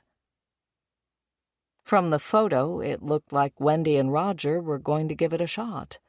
It was one of the few things about the whole situation involving Bill Sanderson that made Packard feel good. The night went on. Packard hung close to Marilyn while they waited. Win or lose, he had a feeling he'd be seeing a lot less of the sheriff's widow after tonight. She'd done everything she could to help him win, just like she'd promised. He was going to miss spending time with her. Kyle and his cousin Mark kept the beer flowing. Packard limited himself to 1. Newly elected sheriff arrested for DUI on way home from election night party was a headline Ray Hansen would be all too willing to write. Packard wasn't going to give him the chance. Thielen came up with her phone in her hand and a tall, skinny Pilsner glass in the other. "I'm going to break my thumb or this screen if they don't post the results soon," she said. "Relax. We'll know soon enough," Packard said. The Bill Sanderson case was all but wrapped up. The same couldn't be said for Thielen's investigation into the boat shooter. Besides the 2 slugs and the single shell casing they'd recovered, they had nothing. No suspects, no witnesses, no leads. Whoever had taken the shot at Packard was still out there. Motive unknown. "Any idea what Shepard was doing tonight?" Thielen asked. Packard shook his head. He'd actually extended Shepard an invitation to combine their events, but gotten no response. They'd managed to keep things civil all the way until the end. Shepard's dig at him during the debate for hiring a foreigner was as low as things went. Packard had never commented on the letters in Shepard's personnel file, and no one from Shepard's side had tried to make the case that a gay sheriff would turn Sandy Lake into a modern-day Sodom, or worse yet, a Midwest province town, nothing but rainbow flags and lesbian-owned pottery studios from here to Canada. Thielen went to get another beer. She was talking to Kyle and touching her phone every few seconds. Packard saw the results in her face the instant they hit. He looked over at Kelly, who caught his eye, saw his expression, and whipped her phone out of her back pocket like she was drawing a gun. The hive mind in the room became aware of the news all at once. More people reached for their phones. Thielen came over with hers and showed Packard the screen. Sandy Lake County Sheriff. Candidate, total votes, %. Howard Shepard, 9,717 votes, 47%. Benjamin Packard, 8,481 votes, 41%.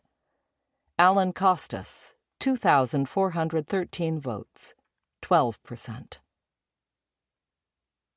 Kyle turned down the music. Packard felt all the eyes in the room on him. "Listen up, everyone. The results are in. It didn't go our way," he said. "I'm sorry I wasn't able to win this for us. It wasn't due to a lack of effort on any of our parts."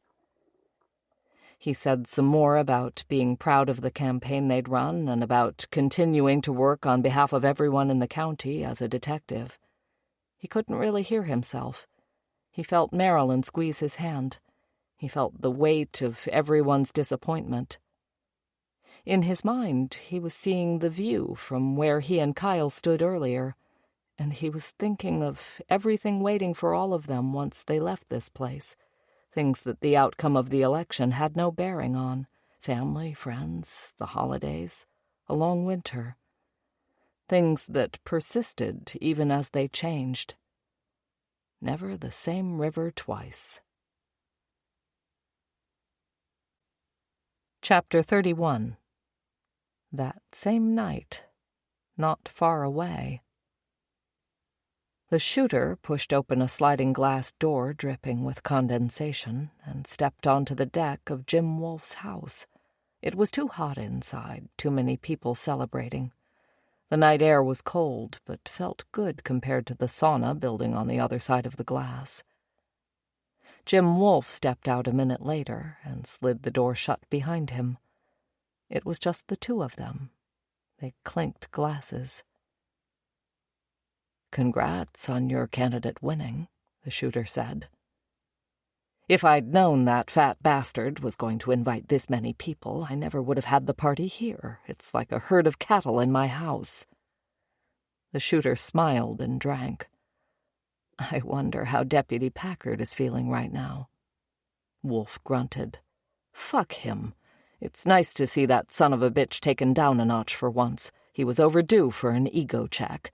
The best part is that Shepard is the one giving it to him." "I'm sure Shepard will make a fine sheriff." "Shepard is an idiot," Wolfe said. "But he thinks we're friends, and it's nice to have a friend be the head of law enforcement when doing business in this county."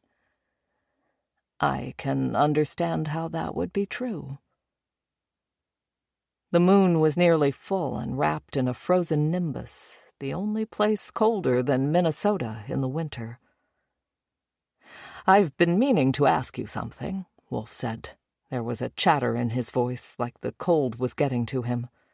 "That night at Chen's when someone took a shot at Packard." He waited and stared at the shooter, looking for some recognition of what he was talking about. The shooter stared at him blankly. "That wasn't you, was it?" Wolfe finished. "Are you asking if I tried to kill Packard? Why would I do that?" the shooter asked. "It's just that your record, it's part of your record, that you—" "My record? Are you impugning my record?" They locked eyes, and the shooter saw the curiosity drain from Wolfe's face. "Never mind," he said. "It was a stupid question. Forget it." Inside the house, a man with the same huge gut, goatee, and patterned baldness as Shepard had the new sheriff in a headlock and was rubbing the top of his head with his forearm. They were both red-faced and laughing. Shepard was sloshing Jack and Coke onto the living room rug. "Fuck," Wolfe said.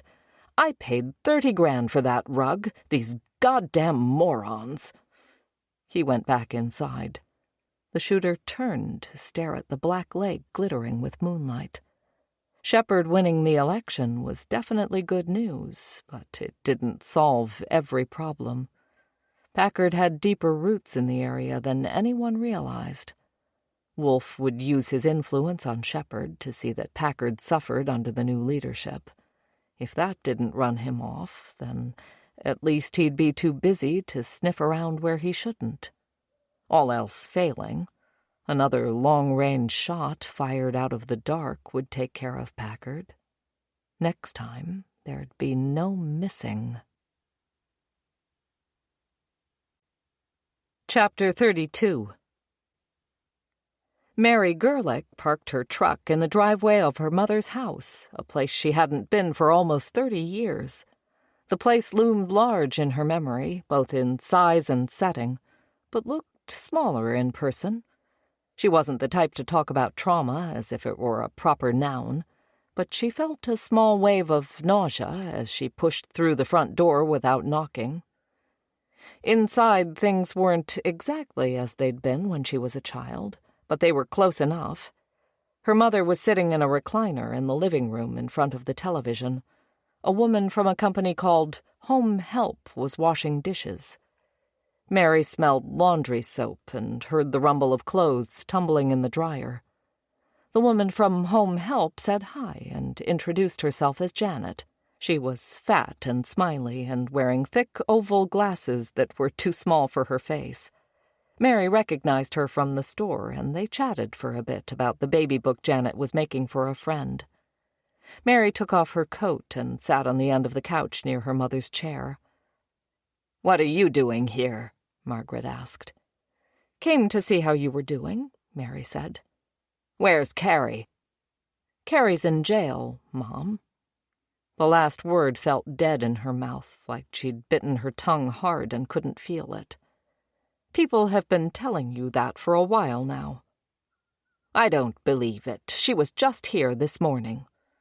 No, she wasn't. She's been in jail for 2 weeks now. She killed Sherry and Bill.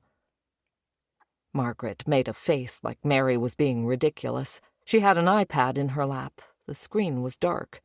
She touched it with a shaky, veiny finger, trying to remember how to turn it on. Janet finished the dishes and pulled sheets from the dryer and took them down the hall to remake Margaret's bed. When she was gone, Mary said, "Mom, Carrie said you killed a woman a long time ago. Her name was Sarah. Dad had given her the hummingbird pin." Margaret's face was blank while her brain tried to process what she was hearing through her broken neural network. "She was a whore. I saved my marriage from her," Margaret said. "Carrie would never have been born if I hadn't done what I did." "Yes, that would have been a tragedy," Mary said. "Who else did you kill? Anyone?" Margaret just stared at her. "I had a fiancé once upon a time. We were very much in love. He was shot climbing down from his deer stand. I was devastated." "Why should you have been any happier than the rest of us?" Margaret said. Her finger finally landed on the home button that turned on the iPad. She found the icon for her solitaire game and pushed it. "Mom, what did you do?" Margaret was gone, lost in the game. Mary sat back and dropped her chin to her chest. She'd never believed Jay's death was an accident. Margaret's question didn't amount to a confession, but it was no stretch to think she might have been behind Jay's murder, especially in light of her involvement in the death of Paul's mother. What happened to Sarah Pellick was the mystery she and Paul had been trying to solve since the day he walked into her store and asked her if she was related to John Gerlich. He told her what he'd learned about the woman who was his actual mother from the woman who had raised him. Mary found the article about Sarah's body being recovered from a car in a drainage ditch. Paul told her about the hummingbird pin John had given to Sarah, which Mary knew from Margaret wearing it all the time. They found grainy photos in the newspaper archives of community events from a time when people used to dress up for luncheons and fundraising dinners and Rotary meetings. The president of the bank and his wife were at many of them. They found 4 photos of Margaret Gerlich wearing the pin, all dated after Sarah Pellick had died. "It's possible my father had 2 pins made, one for his mistress and one for his wife," Margaret suggested. She doubted it even as she said it. Paul wanted the pin. He got a job at Sandy Lake Auto, befriended Bill, and slowly hand-fed him possible solutions to his money problems. Mary knew all about Paul's prison background and didn't really care whether he had motives beyond just getting his mother's pin or not. If he wanted to hawk the family jewels and run off with all the money, she figured it was the least he had coming to him as a legitimate heir to John Gerlich. The night of the burglary, Paul had come home from Bill's truly terrified. After Packard questioned him at work, Paul had decided he'd need money if he was going to truly disappear and hide from any suspicion directed his way regarding Bill's murder. He thought Carrie should be the one to fund it. Mary had money she could have given him, but she didn't feel like she should pick up the tab for her sister being a cold-blooded murderer. Mary told Paul the best way to pressure Carrie was to sick Sherry on her. If Carrie got nervous enough about what Sherry might do with information about Bill's murder, she might be willing to pay. That Carrie would murder her own sister hadn't occurred to Mary. Now she wondered why she hadn't seen it coming. She was going to do all she could to help Paul with his trial. She liked the public defender he'd been assigned, and had agreed to pay for her and another lawyer to defend Paul. How much they could do when he already had a felony record and the police had a signed statement from him that he'd pulled the trigger on Bill was yet to be seen. Janet finished the last of her chores and came to the living room while buttoning her coat. "I'm all done for today. I'll see you again in a few days, Mrs. Gerlich," she said. "My God, you're fat," Margaret said. "I know, Mrs. Gerlich. You tell me every time I'm here," Janet said. She was smiling, but Mary could see the strain. "I'm sorry," Mary said. "I'd blame the dementia, but she was horrible even before that." "You're fat, too," Margaret said to Mary. "Where's Carrie? She knows how you're supposed to look. A woman has to maintain her figure." Margaret got up and gave Janet a hug and a $50 tip and walked her out. She went to the kitchen and took down the things to make her mother a sandwich. "Mom, this arrangement with you staying in this house is coming to an end. It's not sustainable." The only reason Mary was there was because the home health service was short-staffed and had notified her that there was a 4-hour gap in their coverage for Margaret that day. Seeing as how everyone else who might have looked in on her was dead or in jail, the responsibility fell to Mary. She put the sandwich on a plate and set it on the table beside Margaret's recliner. "As soon as I get power of attorney transferred from Carrie, you're going to a home. I've already found the perfect place. It's small, run down, and the staff look miserable." Margaret was lost in her iPad. Whether she heard a word or not didn't matter. Mary looked around the empty house and realized she was the last one standing out of everyone who used to live here. If surviving this family was a competition, then she was the winner. It felt far from a victory. "Eat your sandwich, Mom." Chapter 33. It took Packard some time to realize he wasn't as indifferent to losing as he'd tried to be that night at the brewery. After a few days, he understood the outcome to be a judgment, a rejection of him and the work he'd done, and worse yet, a comparison between him and Shepard as law enforcement professionals, where he was the one who came up short. When he thought about it for too long, it made him grind his teeth. Shepard would be sworn in as sheriff in January. Packard looked at the schedule and put in for time off, a lot of it. Thielen said she'd pick up the slack, which she'd been doing since he was appointed acting sheriff, so no change there. Thielen's attitude about the results was that the world was ending. She saw only doom and misfortune in their future. Quitting wasn't an option, so her plan was to go deep and build a wall of work around her tall enough that she wouldn't be able to see or hear Shepard over it. And then there was Kelly, who looked like she wanted the world to burn. Packard had a vision of her asking every eligible voter in Sandy Lake County who they voted for, and devising a personal vendetta against every last one responsible for making Howard Shepard her new boss. Packard spent his work hours making a transition plan, and his days off working on his house. It was time to finish things. If work was going to be as bad as Thielen and Kelly had already decided was inevitable, he was going to need a place to retreat and relax at the end of the day. He finished sanding his drywall, painted every room, and got help from Thielen's husband to insulate the attic and put down the luxury vinyl tile floors throughout. The kitchen still needed a lot of work and a lot of money, but every other room was brought up to finished quality. He ordered new furniture and resold the used stuff he'd bought when he first moved to Sandy Lake. Frank claimed the corner of the new sectional as his favorite spot. It snowed a lot in November. Packard kept a fire going in the wood-burning stove he'd put in the living room, and organized his vinyl collection into the new stackable storage cubes he'd bought. He made time for books and television. Dave, the drummer from Maneater, texted and said they were playing a winter wedding not far from Sandy Lake.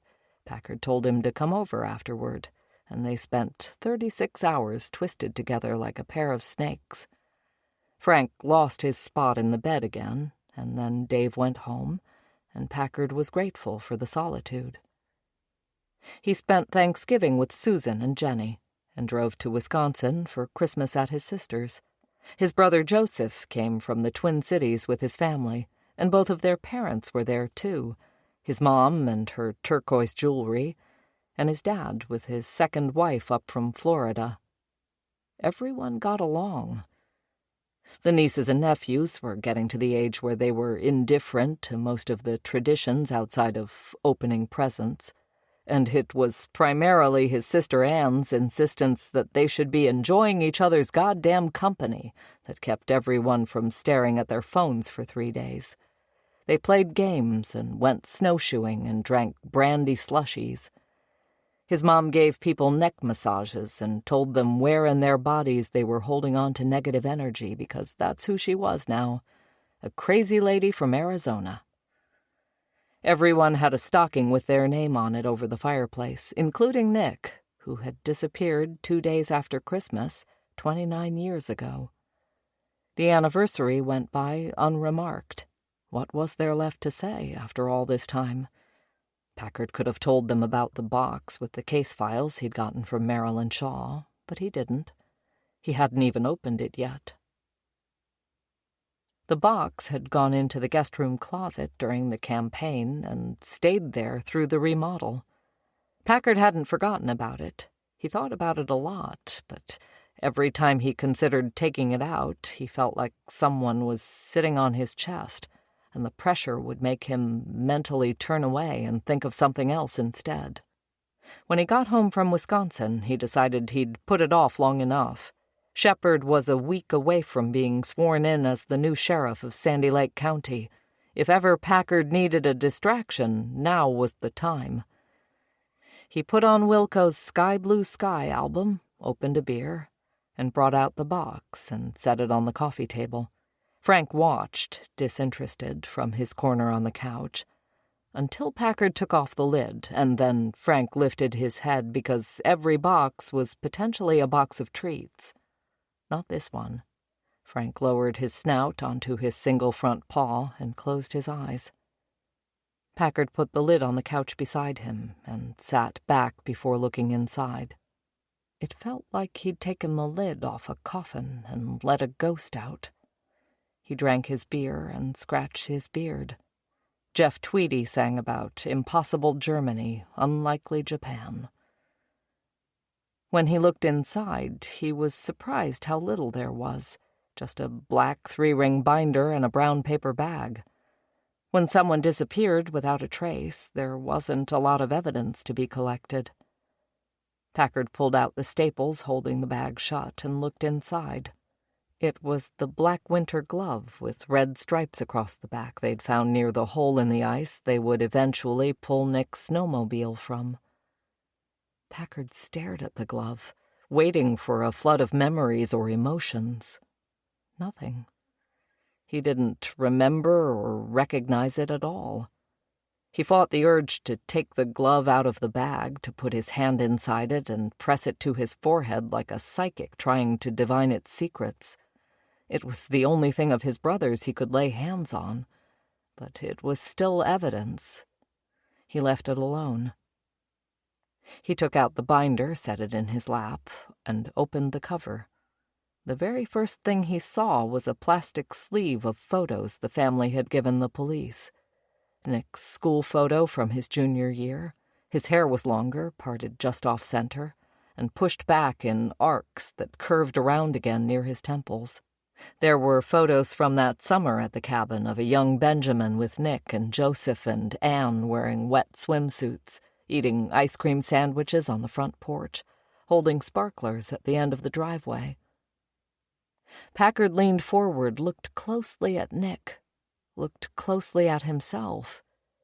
He was 11 or 12 in most of these pictures, a boy in every awkward, scrawny sense of the word. In the inside pocket of the binder was an envelope that said Ben on it. Definitely not part of the original case file. Packard recognized the handwriting. Inside was a letter written in the shaky script of a dying man. A third of the way down on the first page, the ink color changed. Packard could imagine the effort it had taken Stan to put down these words, even before he started reading them. Ben, it took longer than it should have to connect you to this case.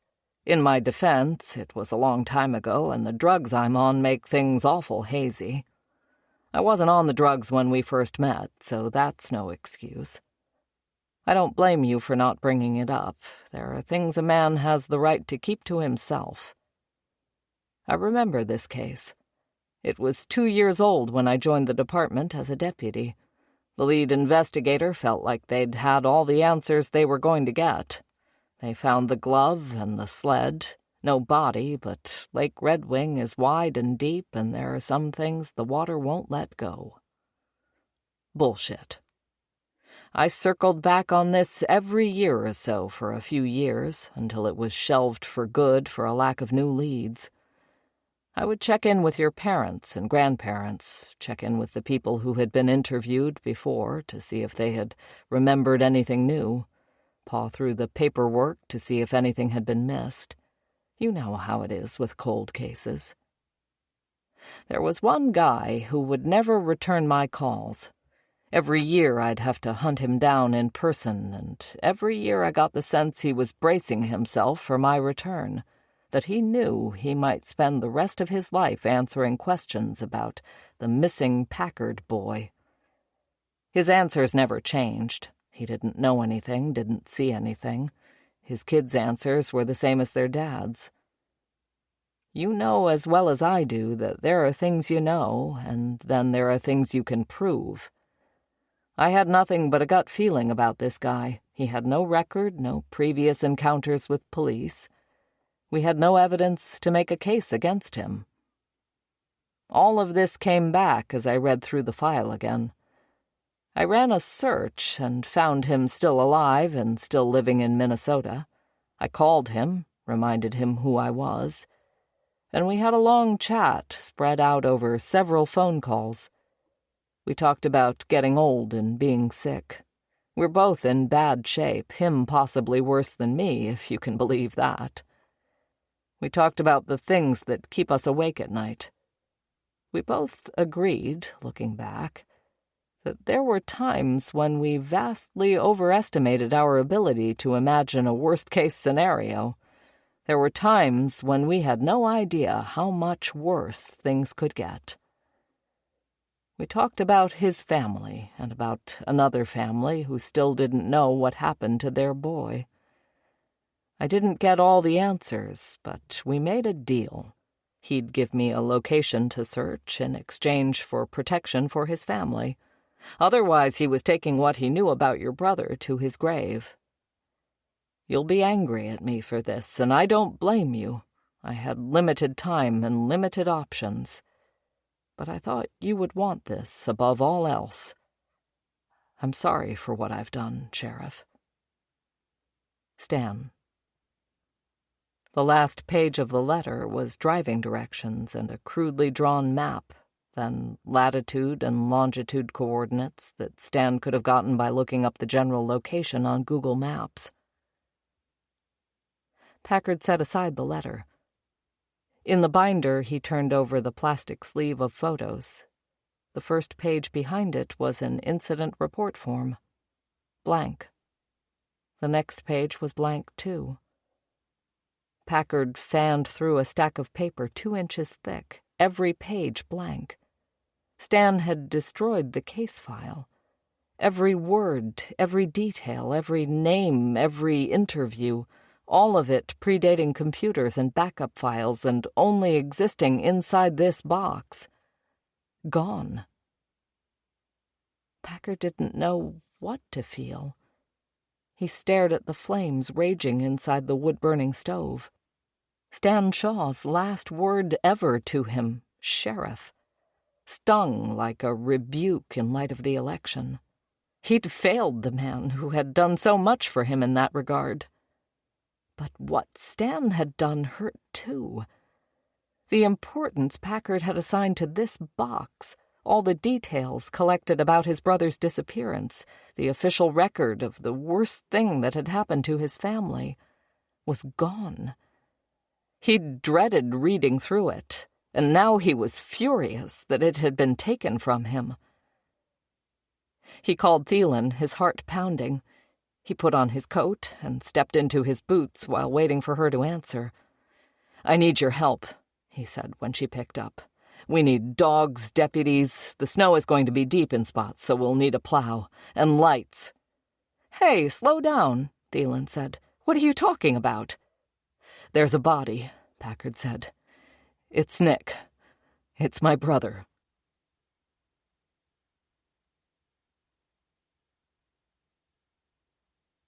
This recording of Where the Dead Sleep was presented by Dreamscape Media, LLC. Narrated by Linda Jones. Produced by Ben Coy. Text copyright 2023 by Joshua Moehling. Sound recording copyright 2023 by Dreamscape Media, LLC. This recording may not be copied or played for an audience without the written permission of Dreamscape Media, LLC. This recording was produced by arrangement with Sourcebooks, Inc. Thank you for listening. Please check dreamscapepublishing.com for Dreamscape's latest releases.